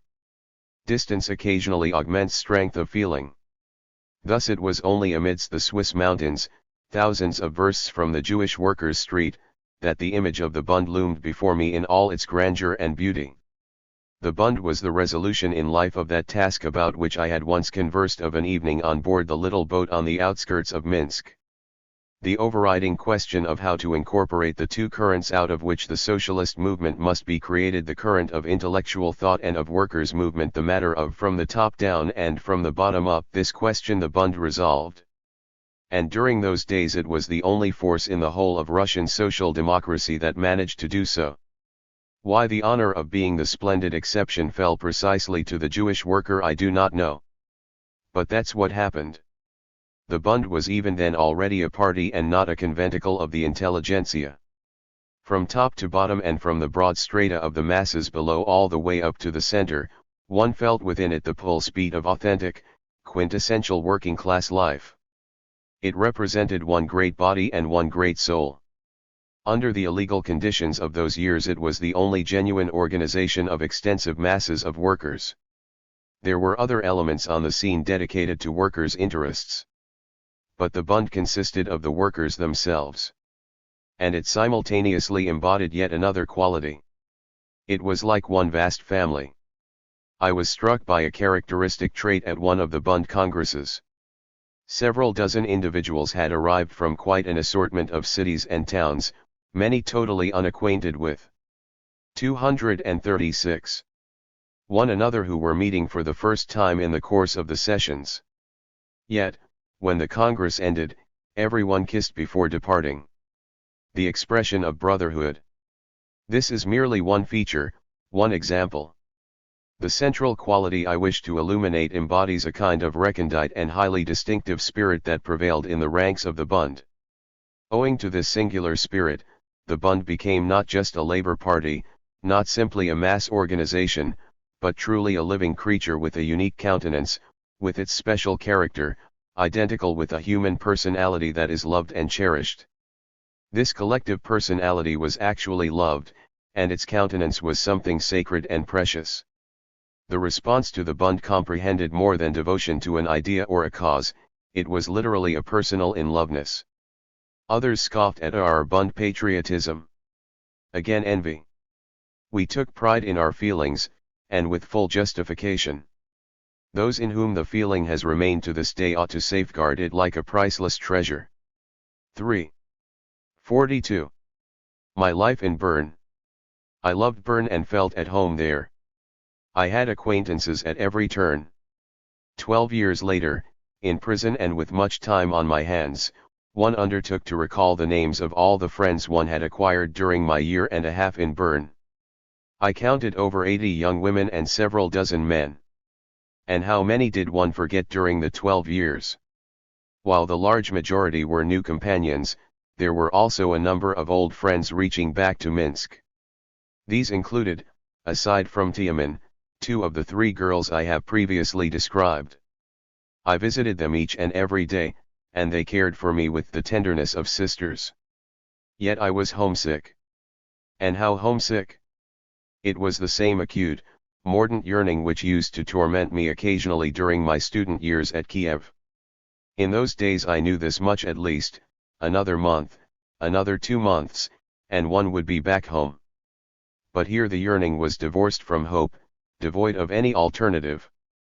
I longed for my hometown, I longed for my Lamely and for our old house on Skobelev Street.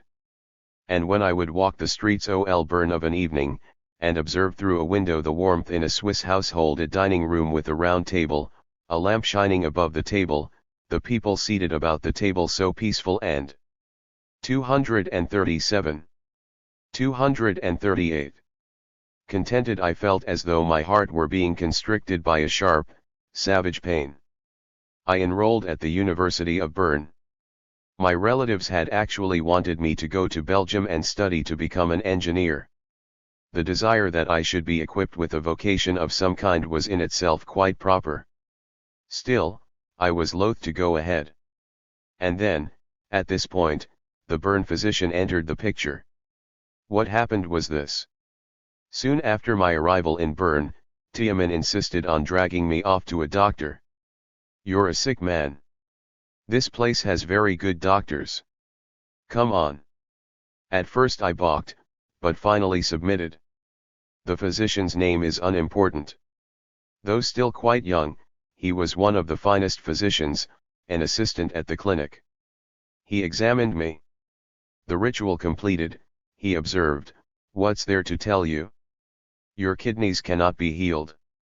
One can live with this disease, but not very long. I once had a friend with diseased kidneys, he barely lived to 30.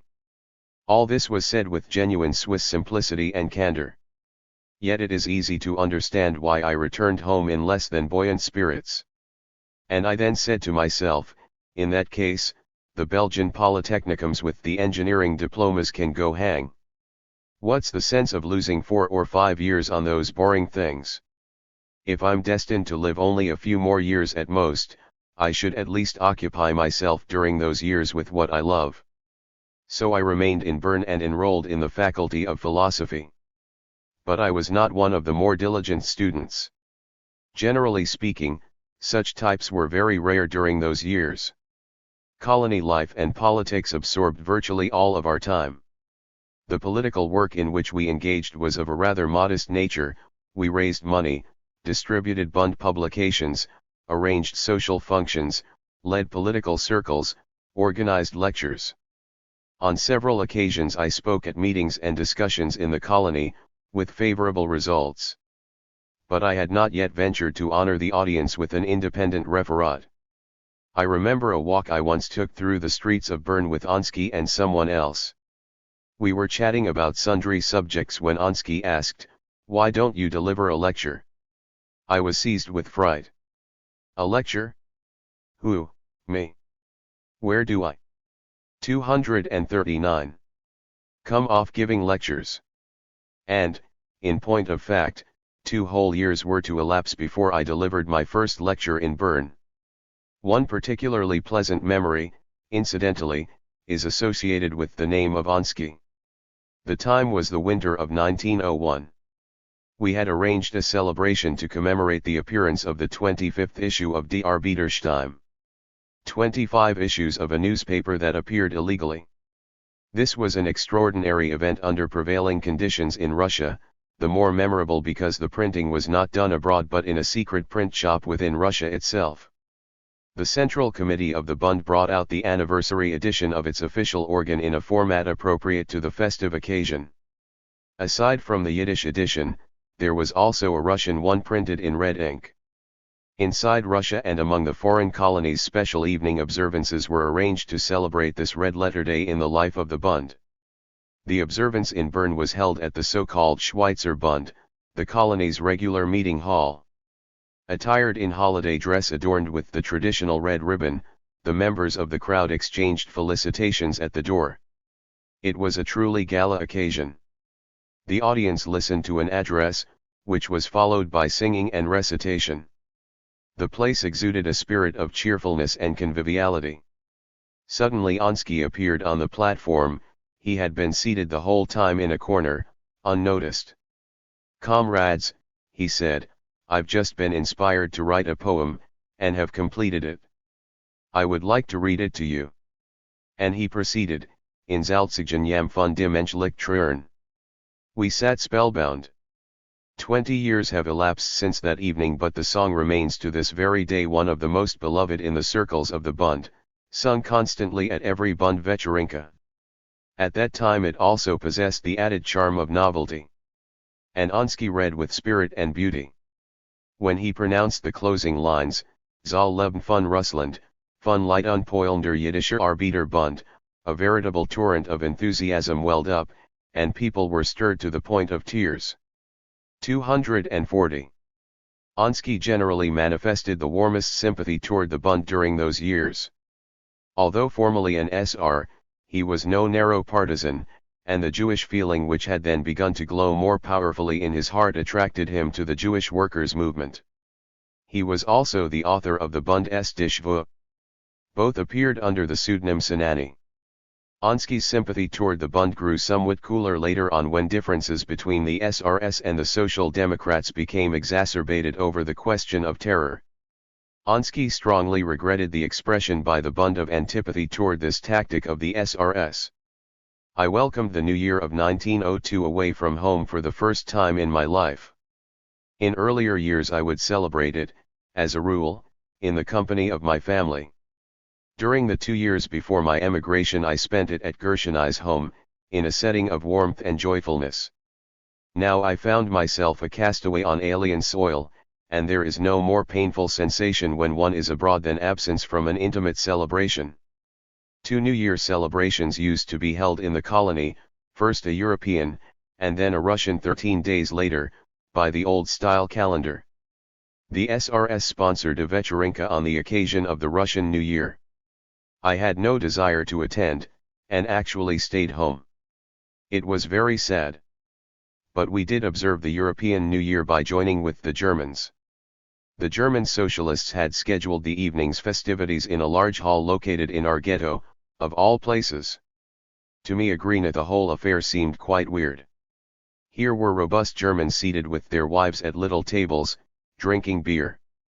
The proceedings on the platform constituted a peculiar mishmash, opening with a speaker delivering a serious socialist address, followed by 4 characters singing a funny song, then the playing of music, and finally, if I recall correctly, there was even dancing. I am quite accustomed to such things by now, especially since my arrival in America. But at that time, to my Russian eyes and ears, it seemed absurd. We left before the end and went down to the old part of town, where it was customary on New Year's Eve for the big bell in the cathedral to start pealing at the stroke of midnight. Thousands would. 241. Gather at the cathedral from all corners of the city to hear the bell ring out. So we went along too, and once again encountered something wild and bizarre. Masses of normally calm, serene Swiss, behaving as though they had been collectively stung by a bee, pranced about the streets. The young had their faces covered by masks, and everyone was shouting at the top of their lungs, without rhyme or reason. Once again one felt so alone, so desolate and miserable. A celebration amid strangers. We held a small conference around the turn of the year. It was the first get-together of Bund circles from the several colonies. The conference met in Bern, home ground of the oldest and strongest group. A representative also arrived from the Foreign Committee of the Bund in London, Vladimir Kosovsky. The conference decided to establish a unified organization of the Bund groups, and assigned to the circle in Bern the task of setting up a central office. I became the first secretary of the new organization. It lasted until the Revolution OL 1917, when both the Foreign Committee and the whole Union OT Russian Social Democrats abroad were dissolved. A powerful, and very unpleasant, impression was made upon me by an incident that occurred at the time of this conference. The Bern group had assembled during an interval between sessions in order to dispose of some matter in dispute. I can't recall what the dispute was all about. Our delegate, I believe, had not acted on a certain matter in accordance with the will of the group. The meeting, at which I was serving as chairman, was extremely hectic. I too sought the floor with the purpose, in fact, of speaking against the delegate in question. Relinquishing the chair for the moment to one of my comrades, I proceeded to hold forth. My remarks were blunt, and catcalls and exchanges followed in short order. The delegate's fiancé, who was also a member of the group, became tremendously enraged at P for some reason, and showered him with insults. P responded with a stinging word. The word had hardly left his mouth when B lunged toward him and slapped him in the face. A terrible uproar ensued. P was an exceedingly nervous individual. He remained glued to the spot for several seconds, unable to move. Then he fell to the floor, writhing and weeping, and finally, 242, collapsed in a faint. A young woman screamed, "Oh, he's dying," but he came to and was taken home. He remained ill for some time. It was the first time in my life that I witnessed a scene of this kind. And it was doubly painful. For one thing, P was a small, weak man who had already sustained a beating previously at the hands of a student, a hooligan. On that occasion too he had experienced severe nervous shock as a consequence. Hence, with respect to B's behavior, there was something particularly ugly about this second beating. I also felt tremendously angry over B's permitting himself to assault a comrade, and in the course of a party meeting, no less, and someone, moreover, who occupied the position of chairman. This constituted an insult to the group as a whole. I simply could not imagine anyone being so crude and brutal. A few hours later, accompanied by the veteran Bundesglubmutnik, I paid a visit to P at home. He was lying in bed. As soon as we entered the room, Glub walked up and gave him a kiss. It was a very tender and beautiful gesture, and it was a source of genuine satisfaction for me. P soon became well. But the physician affirmed that his nervous system was severely shaken and that the outcome could be most unpleasant. Some years later, after his return to Russia, I learned that he had become insane while in prison in Odessa, and I was subsequently informed that he had died. We were frightfully exercised at B. Right after the conference, the group preferred charges against him and he was expelled. I simply could not bring myself to look at him, and I didn't speak to him at all for nearly 2 years. He was later readmitted to the group. The whole incident made a horrible impression upon me. Indeed, I almost became ill myself. 43. Clarens. The spring vacation in Swiss universities fell during the month of March and the first half of April. People would disperse and spend a month and a half sojourning in various villages. By coincidence, my sister and her son, the 8-year-old Seryoza, arrived from Minsk a few weeks earlier. She was ill, and had left for Switzerland at the prompting of her physicians. She found a place on Lake Geneva and I joined her there for the 6-week vacation period. Now, for the first time, I witnessed the natural beauty of Switzerland. I simply became entranced even while still en route to Lake Geneva. At one point along the way a large body of water rose into view off in the distance. It happened not to be a sunny day, a few clouds, a gentle, cool mist. I suddenly beheld a fantastic sight as the train emerged from a tunnel. Through the mist I discerned several distant, elongated, silver-blue shapes. Clouds. So it appeared. They were enveloped above and below by the silvery mist. But they were not clouds. The silvery mist above was the sky, and the object below, the water. And the clouds? They were the mountains on the distant side, while the lake was visible in the depths far below.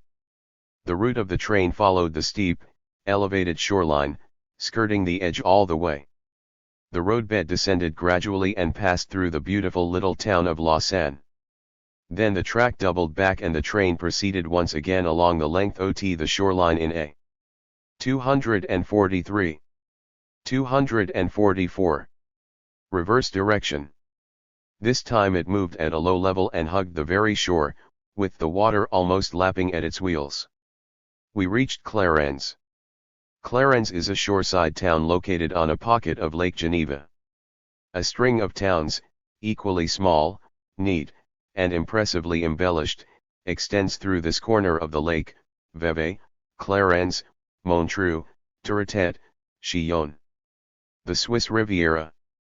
A district full of hotels teeming with guests who congregate there from all corners of the earth.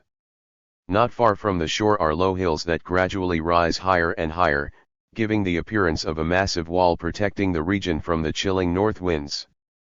The whole corner is tucked away as in a cozy, warm nest.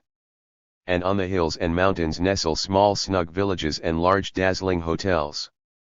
The shore below is a scene of endless festivity. The elegantly dressed crowd, attractive shops, restaurants, music. A place for the affluent. But the real beauty resides on the heights beyond, where quiet prevails and the vineyards stretch surrounded by stone hedges. Tiny lizards play in the sun and crawl beneath the stones, apple trees are smothered in a mass of white blossoms, there is a muted song of a brook flowing through the grass, tiny spring flowers push up here and there.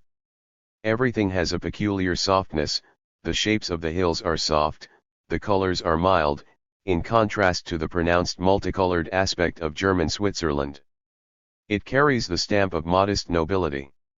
There is something aristocratic about the whole region, something reminiscent of a genteel, attractive woman who has no need for ornaments and finery.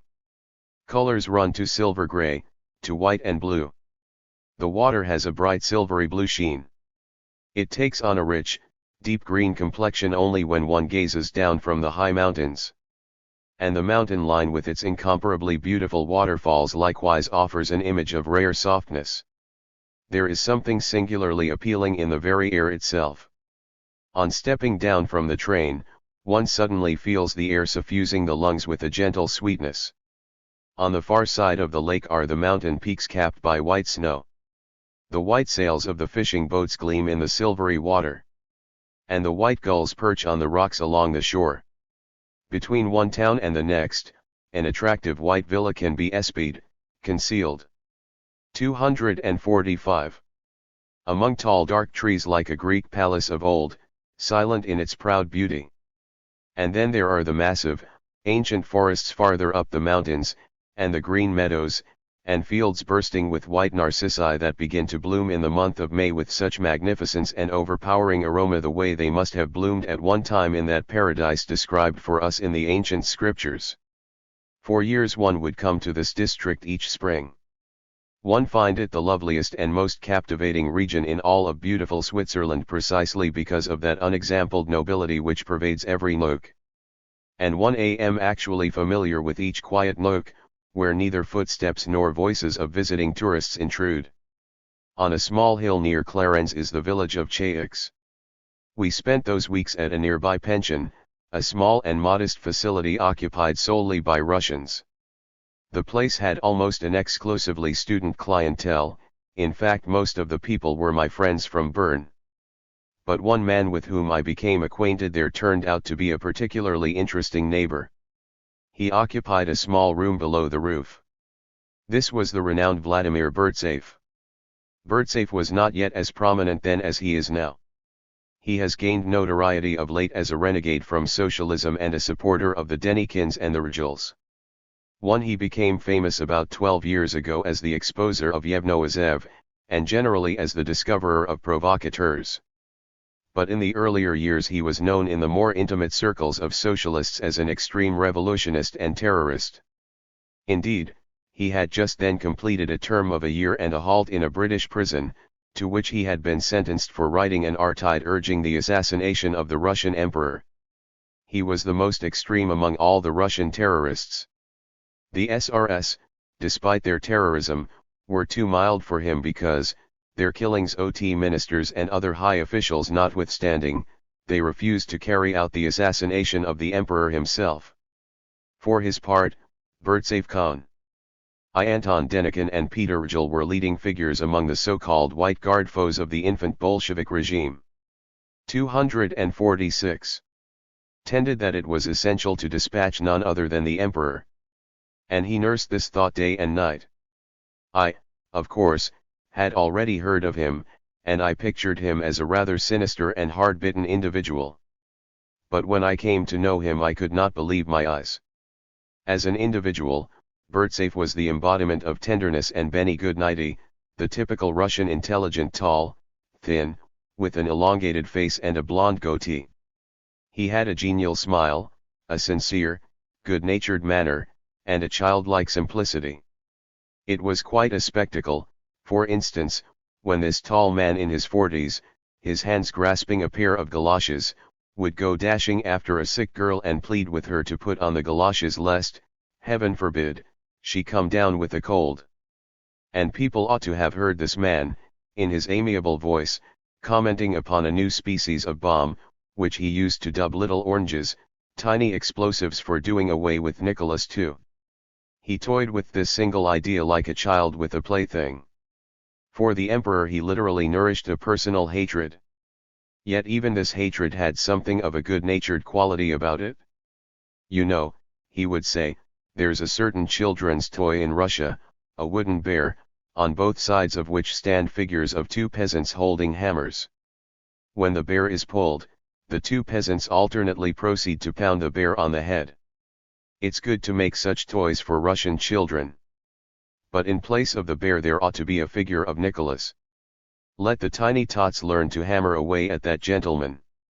Burtsev himself resembled an overgrown child. He used to publish a journal by the name of Doloitsarya / and whenever a new issue appeared, he would awaken in the very early hours, walk down the corridor, and insert a copy into each neighbor's shoe which had earlier been set outside the door for shining. He was never strong on the score of wisdom. And after Nicholas passed from the scene, there disappeared the primary basis for Burtsev's revolutionism. He found himself tumbling lower and lower, until he finally tumbled into the swamp of the Black Hundreds. He had always nursed an antipathy toward Marxists and, aside from Nicholas II, the only individual whom he despised in those years was Plekhanov. My sister ran into some difficulty subsequently because of this. 247. Nearness to Burtsev. A half-year later I began to receive copies of circulars from my comrades in Siberia which the Russian police authorities used to distribute to the local offices of the gendarmes. They were rosters of suspicious persons who should be located and apprehended. Somewhere in Siberia my comrades had found a place where they could obtain these circulars.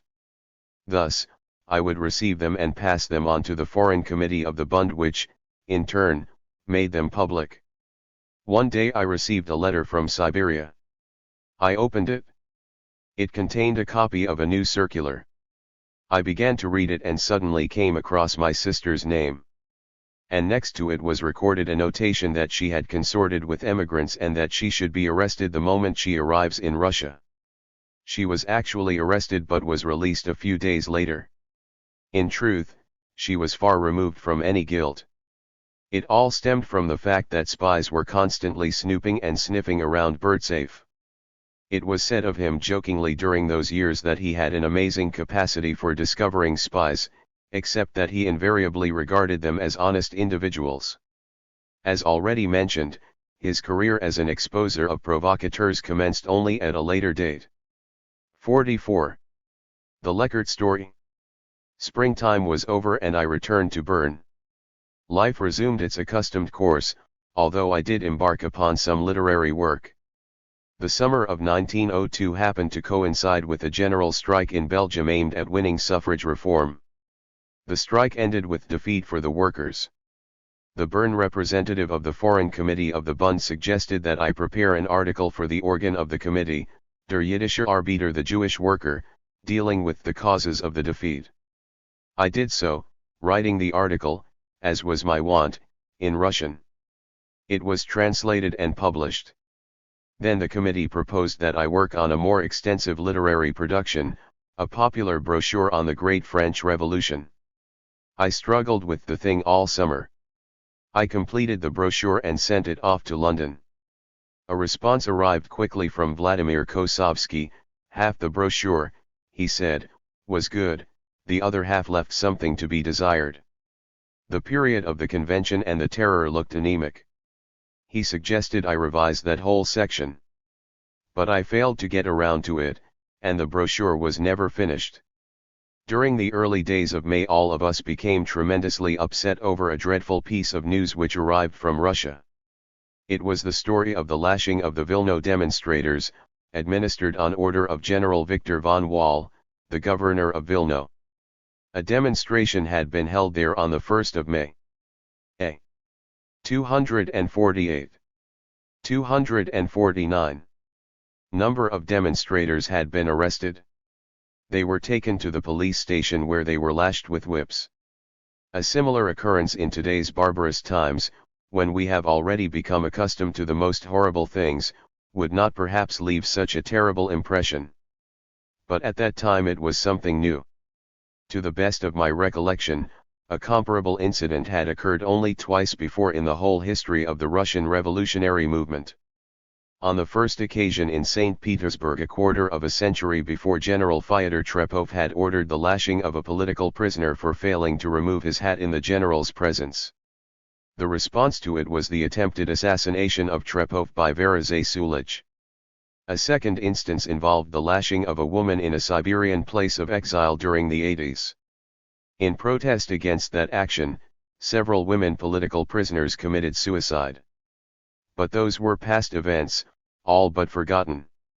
And now, after a hiatus of 15 years, the same acts of violence again. Now the dreadful indignity was visited upon socially conscious worker demonstrators, members of the Bund. Several days passed and a new message arrived. A Jewish worker, the shoemaker Hirsch Leckert, had fired a shot at Wall. Although the shot did not prove to be fatal, the Central Committee of the Bund issued a proclamation which hailed the courageous deed of the young worker. We breathed a sigh of relief, it declared. And a conference one of the Bund decided that thereafter the organization should assume the task, in similar cases, of exacting revenge for the murderous deeds of government satraps. This was the resolution on organized revenge. It evoked much confusion and passionate discussion in the ranks of the Bund. Like all other social democratic organizations, the Bund was an opponent of terror. But the new resolution threatened to overturn its previous position. The supporters of the resolution, to be sure, insisted that their principled position with respect to terror had not changed by one iota. They were still opposed to terror as a means of political struggle, just as before. What they were recommending was the Fifth Conference, which met in the city of Berdichev in August 1902. 250. Not a method for winning political freedom but merely a necessary act of revenge that would provide moral satisfaction to the broadest masses. This sentiment became extremely widespread within Russia itself, under the fresh impact of that dreadful event. We, on the outside, were more favorably situated. We had the opportunity to weigh the matter somewhat more dispassionately. And all of us appreciated the danger inherent in the new course.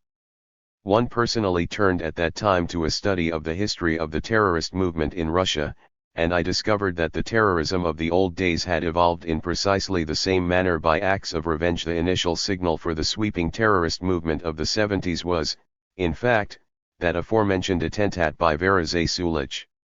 A series of other acts also had the purpose of simply settling accounts with one or another Tsarist factotum for his terrible deeds or served as self-protection against spies.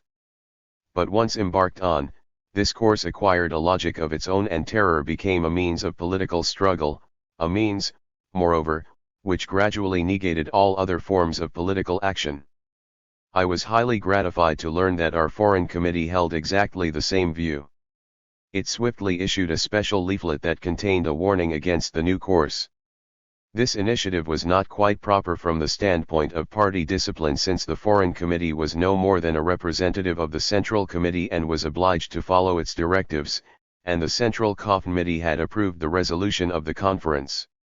Still, the comrades in the outland realized that the resolution had been adopted under the influence of a transitory sentiment, and assumed the responsibility for resisting it.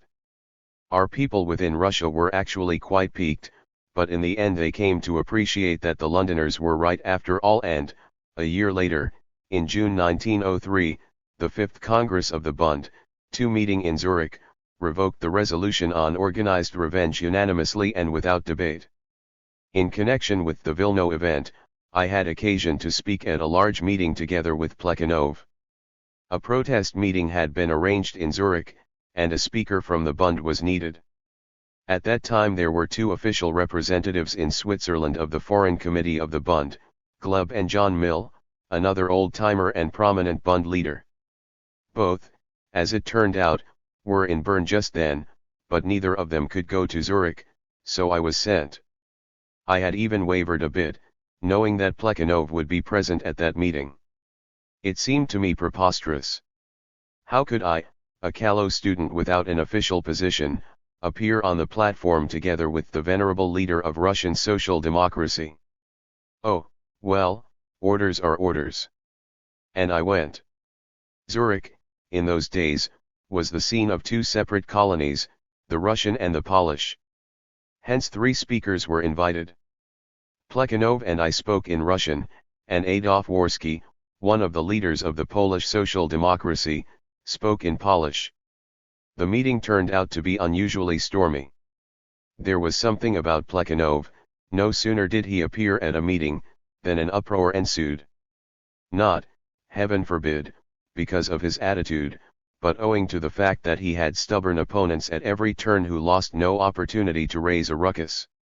Aside from this, conflicts within the Polish colony also gave rise to stormy scenes. In his speech, Warski, rallying to the Polish landlords, had recourse to a rather pungent expression. Polish nationalists responded with a tremendous commotion.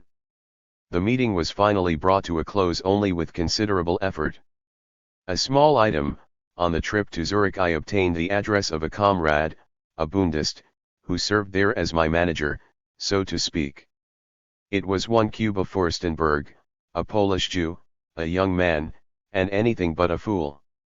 I took quite a liking to him, but in short order he became an ex-Bundist, shifting over to the Polish Social Democrats. Today, however, he is a prominent Bolshevik leader, known as Jacob Gainetsky. 3. If I'm not mistaken, he is serving at present as an official representative of the Russian Soviet Republic in Reval. Gainetsky, by the way, is far from being the only one with whom the Bund has graced the Bolshevik Party. Among others, Gregory Zinoviev, the present chairman of the Third International, was also quite close to the Bund in the early days. I don't know whether he was a full-fledged Bundist, but he had been a member, I recall, of a Bund discussion circle. He had come from Russia to Bern at that time. A young student, with a round face, watery eyes, and an effeminate voice, Zinoviev was distinguished neither by any particular wisdom, nor by any special abilities. His name was Radomyslavsky. His present wife, who has lately become quite an important figure in Russia under the name of Lilina, was also a student in Bern at that time, likewise close to the Bund, and equally distinguished by no particular virtues whatsoever. I encountered Zinoviev 5 years later at the London Congress of the Russian Social Democratic Workers' Party, and was tremendously surprised to learn that he had become an agent of the Central Committee of the party. No one who had known him in Bern in the early days could picture him being able to occupy such a responsible post. He subsequently settled in Paris and became an adjutant of Lenin's. It was then that the divine presence in the teacher presumably settled upon the pupil. 4. My first summer in the mountains. My sister stayed on in Switzerland. She took a place in a distant valley nestled high in the mountains. It was a lovely, quiet summer resort. In July I came to spend the summer vacation with her. I now found myself for the first time in a lofty, isolated mountain region. It had been a 5 to 6 hour train ride south into the region of French Switzerland. After reaching the small station of Verniers, it was necessary to proceed by horse for another few hours. I rented a wagon and set out. We were riding for a quarter of an hour when the thought suddenly struck me, where are we headed? A mountain loomed directly in front of us. It stretched to the right and left, with no apparent end, tremendously high and sheer as a wall, just a plain wall, with no sign of a break, no way into it. Yet there we were, moving in the direction of the mountain. But I knew that my sister's place could not possibly be situated at the base of the wall, because she had written that the ride from the station would take several hours. We had only been riding for 15 minutes when the wall rose up before our very eyes. Still the driver continued pressing the horse forward. Not until we came to the very foot of the mountain did I notice a road after all, and one running uphill in fact. With long, thin 253, 254 serpentine twists, the narrow road shifted a little toward the right, then a little toward the left, and again right and left.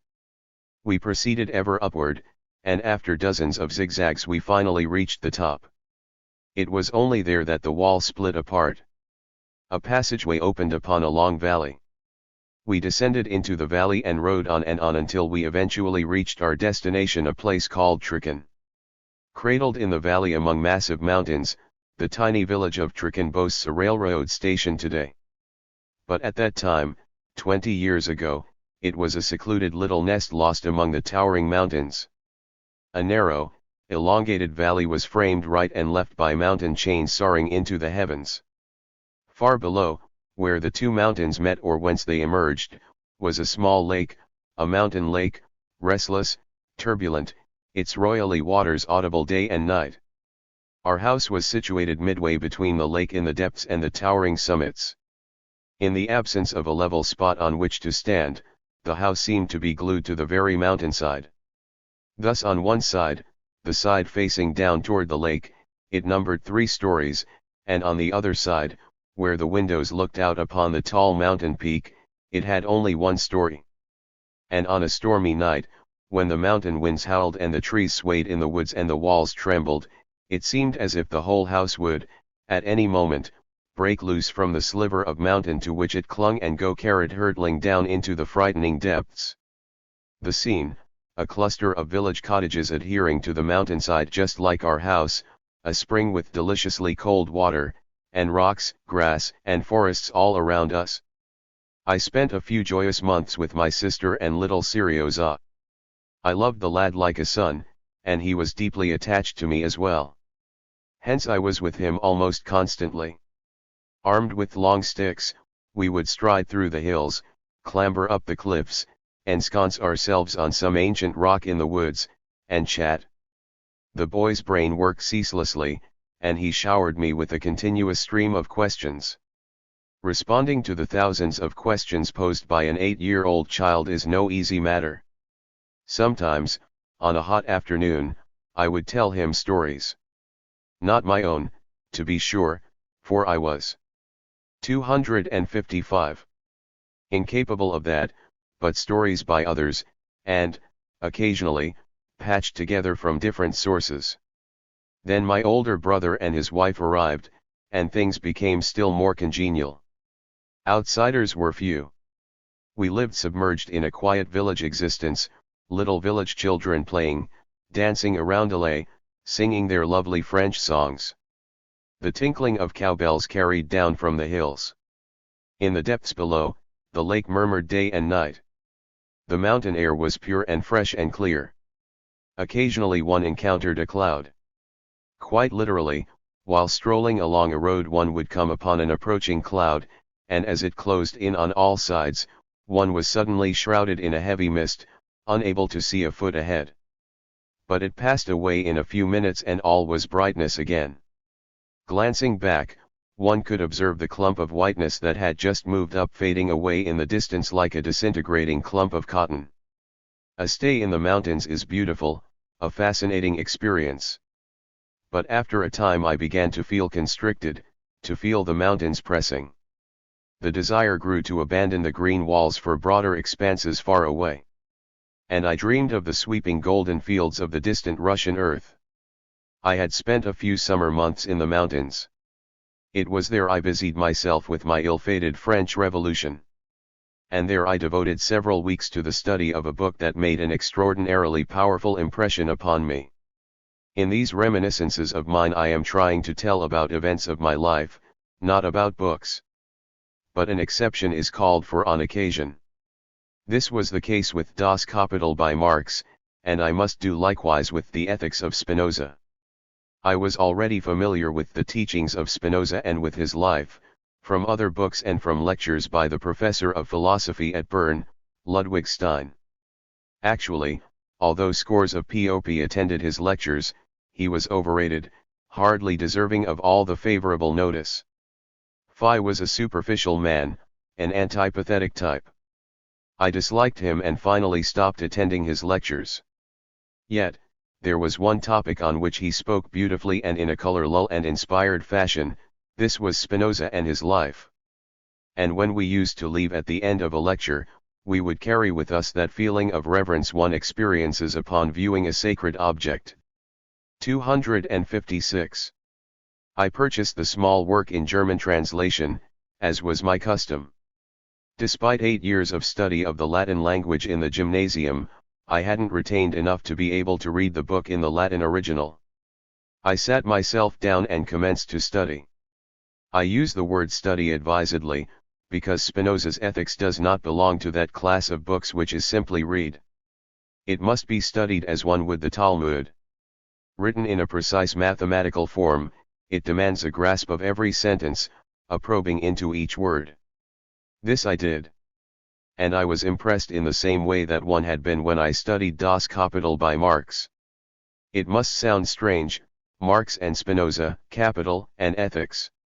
One book about earthly economic matters, the other a philosophical work on the highest celestial plane. There can be no greater contrast, one would imagine. And yet I had the identical sensation, I perceived the most sublime beauty of human thought.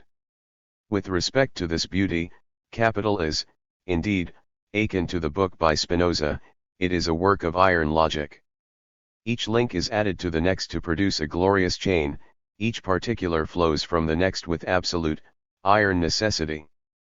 One floor is erected upon another with incomparable solidity, and every sentence makes its contribution toward the elevation of a proud structure of unexampled splendor.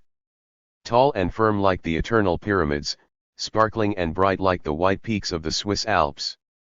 One need not necessarily support Spinoza's teaching in its every jot and tittle. Indeed, one cannot in the 20th century.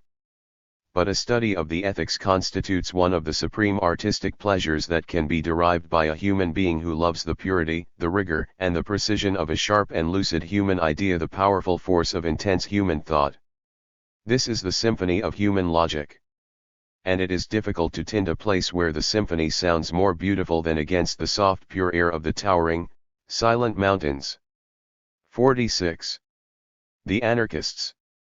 Upon leaving our delightful nest in the mountains, we stopped off briefly in Lausanne, a small city, but lively and bustling. From there I skipped over to Geneva for several days when one learned from the press that a general strike had been declared in that city. It was only a short distance from Lausanne to Geneva, an hour by train, and I went there to observe how the thing was being conducted. Unfortunately, I could only observe how the thing should not be done. The strike was pathetic. It had begun as an outgrowth of a strike for economic demands by the employees of the Geneva streetcars. The trade unions in Geneva were under the influence then of the anarchists.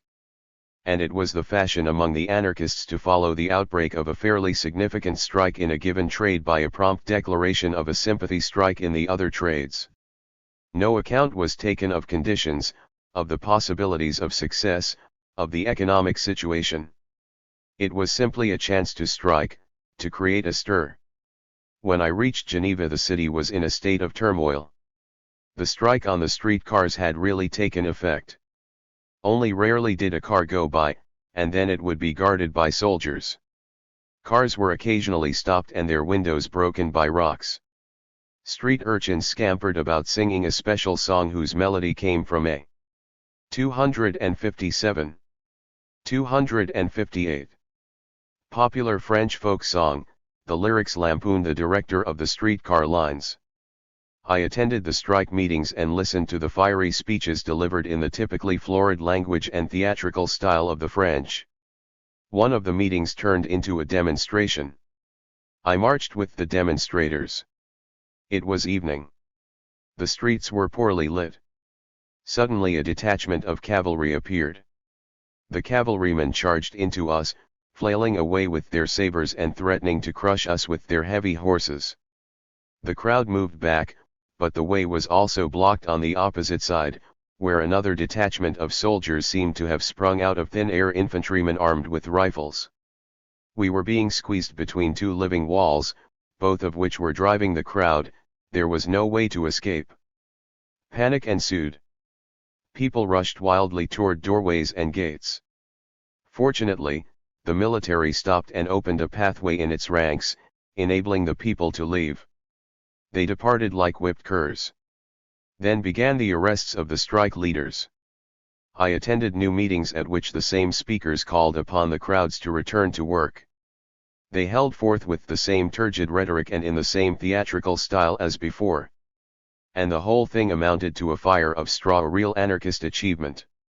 The strike was lost. I returned to Lausanne, where I had an opportunity to listen to a famous anarchist, Sebastian Faure. I had previously heard him speak in Geneva. I derived much pleasure the first time, not only from the speaker, but from the audience as well. A French meeting is always interesting because the crowd is so animated. At a German meeting the audience used to sit at the long table, drink beer, and remain silent. Once in a rare while somebody shouted "Pfui." Then the meeting closed, on order of the chair, with 3 shouts of "Hoch," and that was the end of it. But the French audience was alive, seething, turbulent, noisy.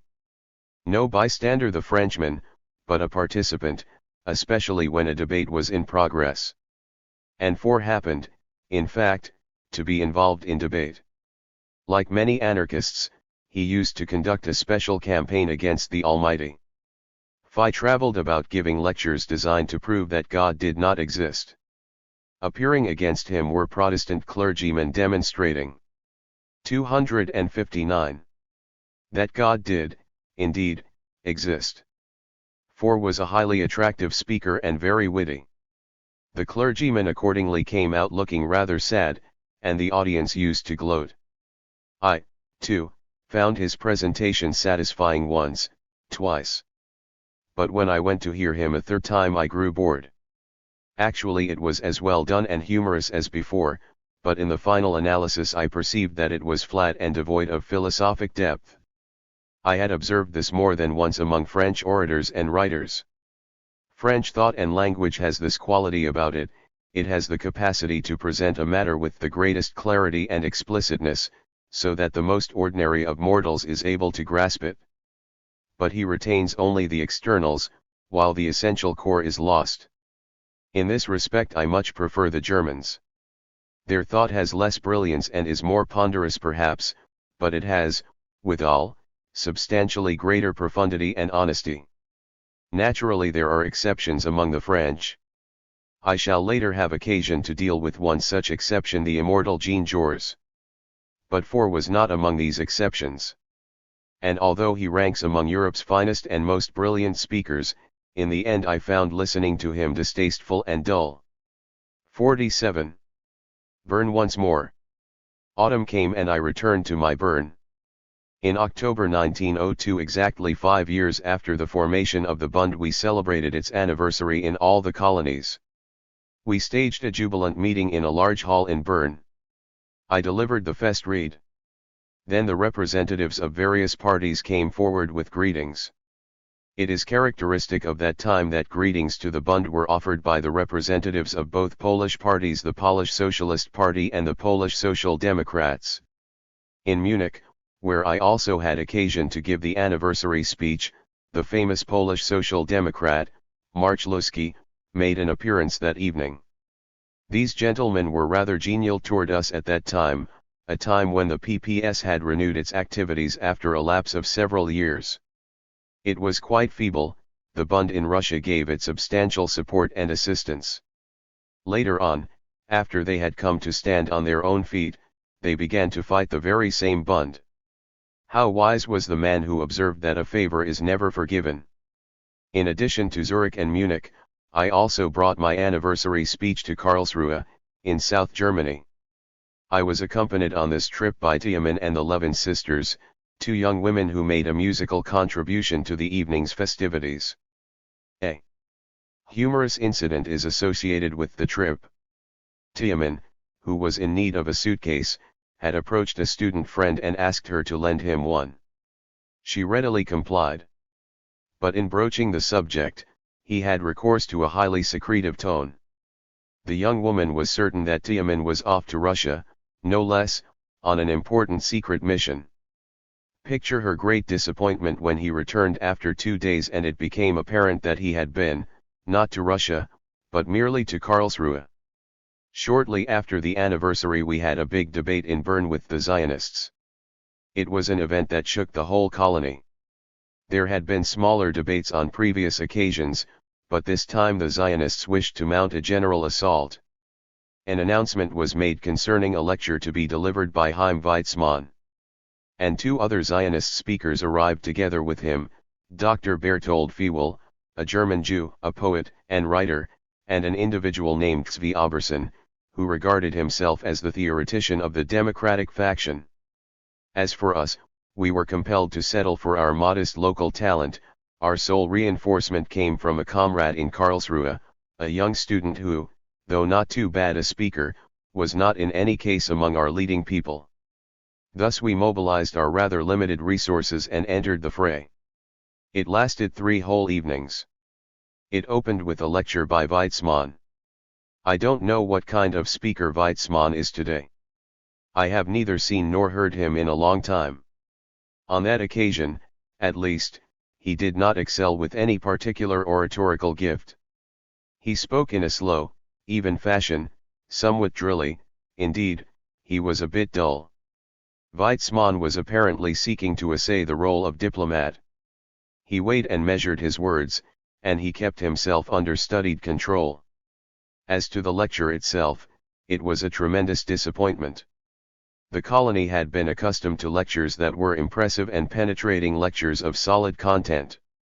But Weizmann spoke for about half an hour, and, just when everyone thought that he had concluded his introduction and was now warming to the essence of his presentation, he stopped to acknowledge that he had said all that he wanted to say. It seemed almost like a mockery, and the audience was terribly indignant. We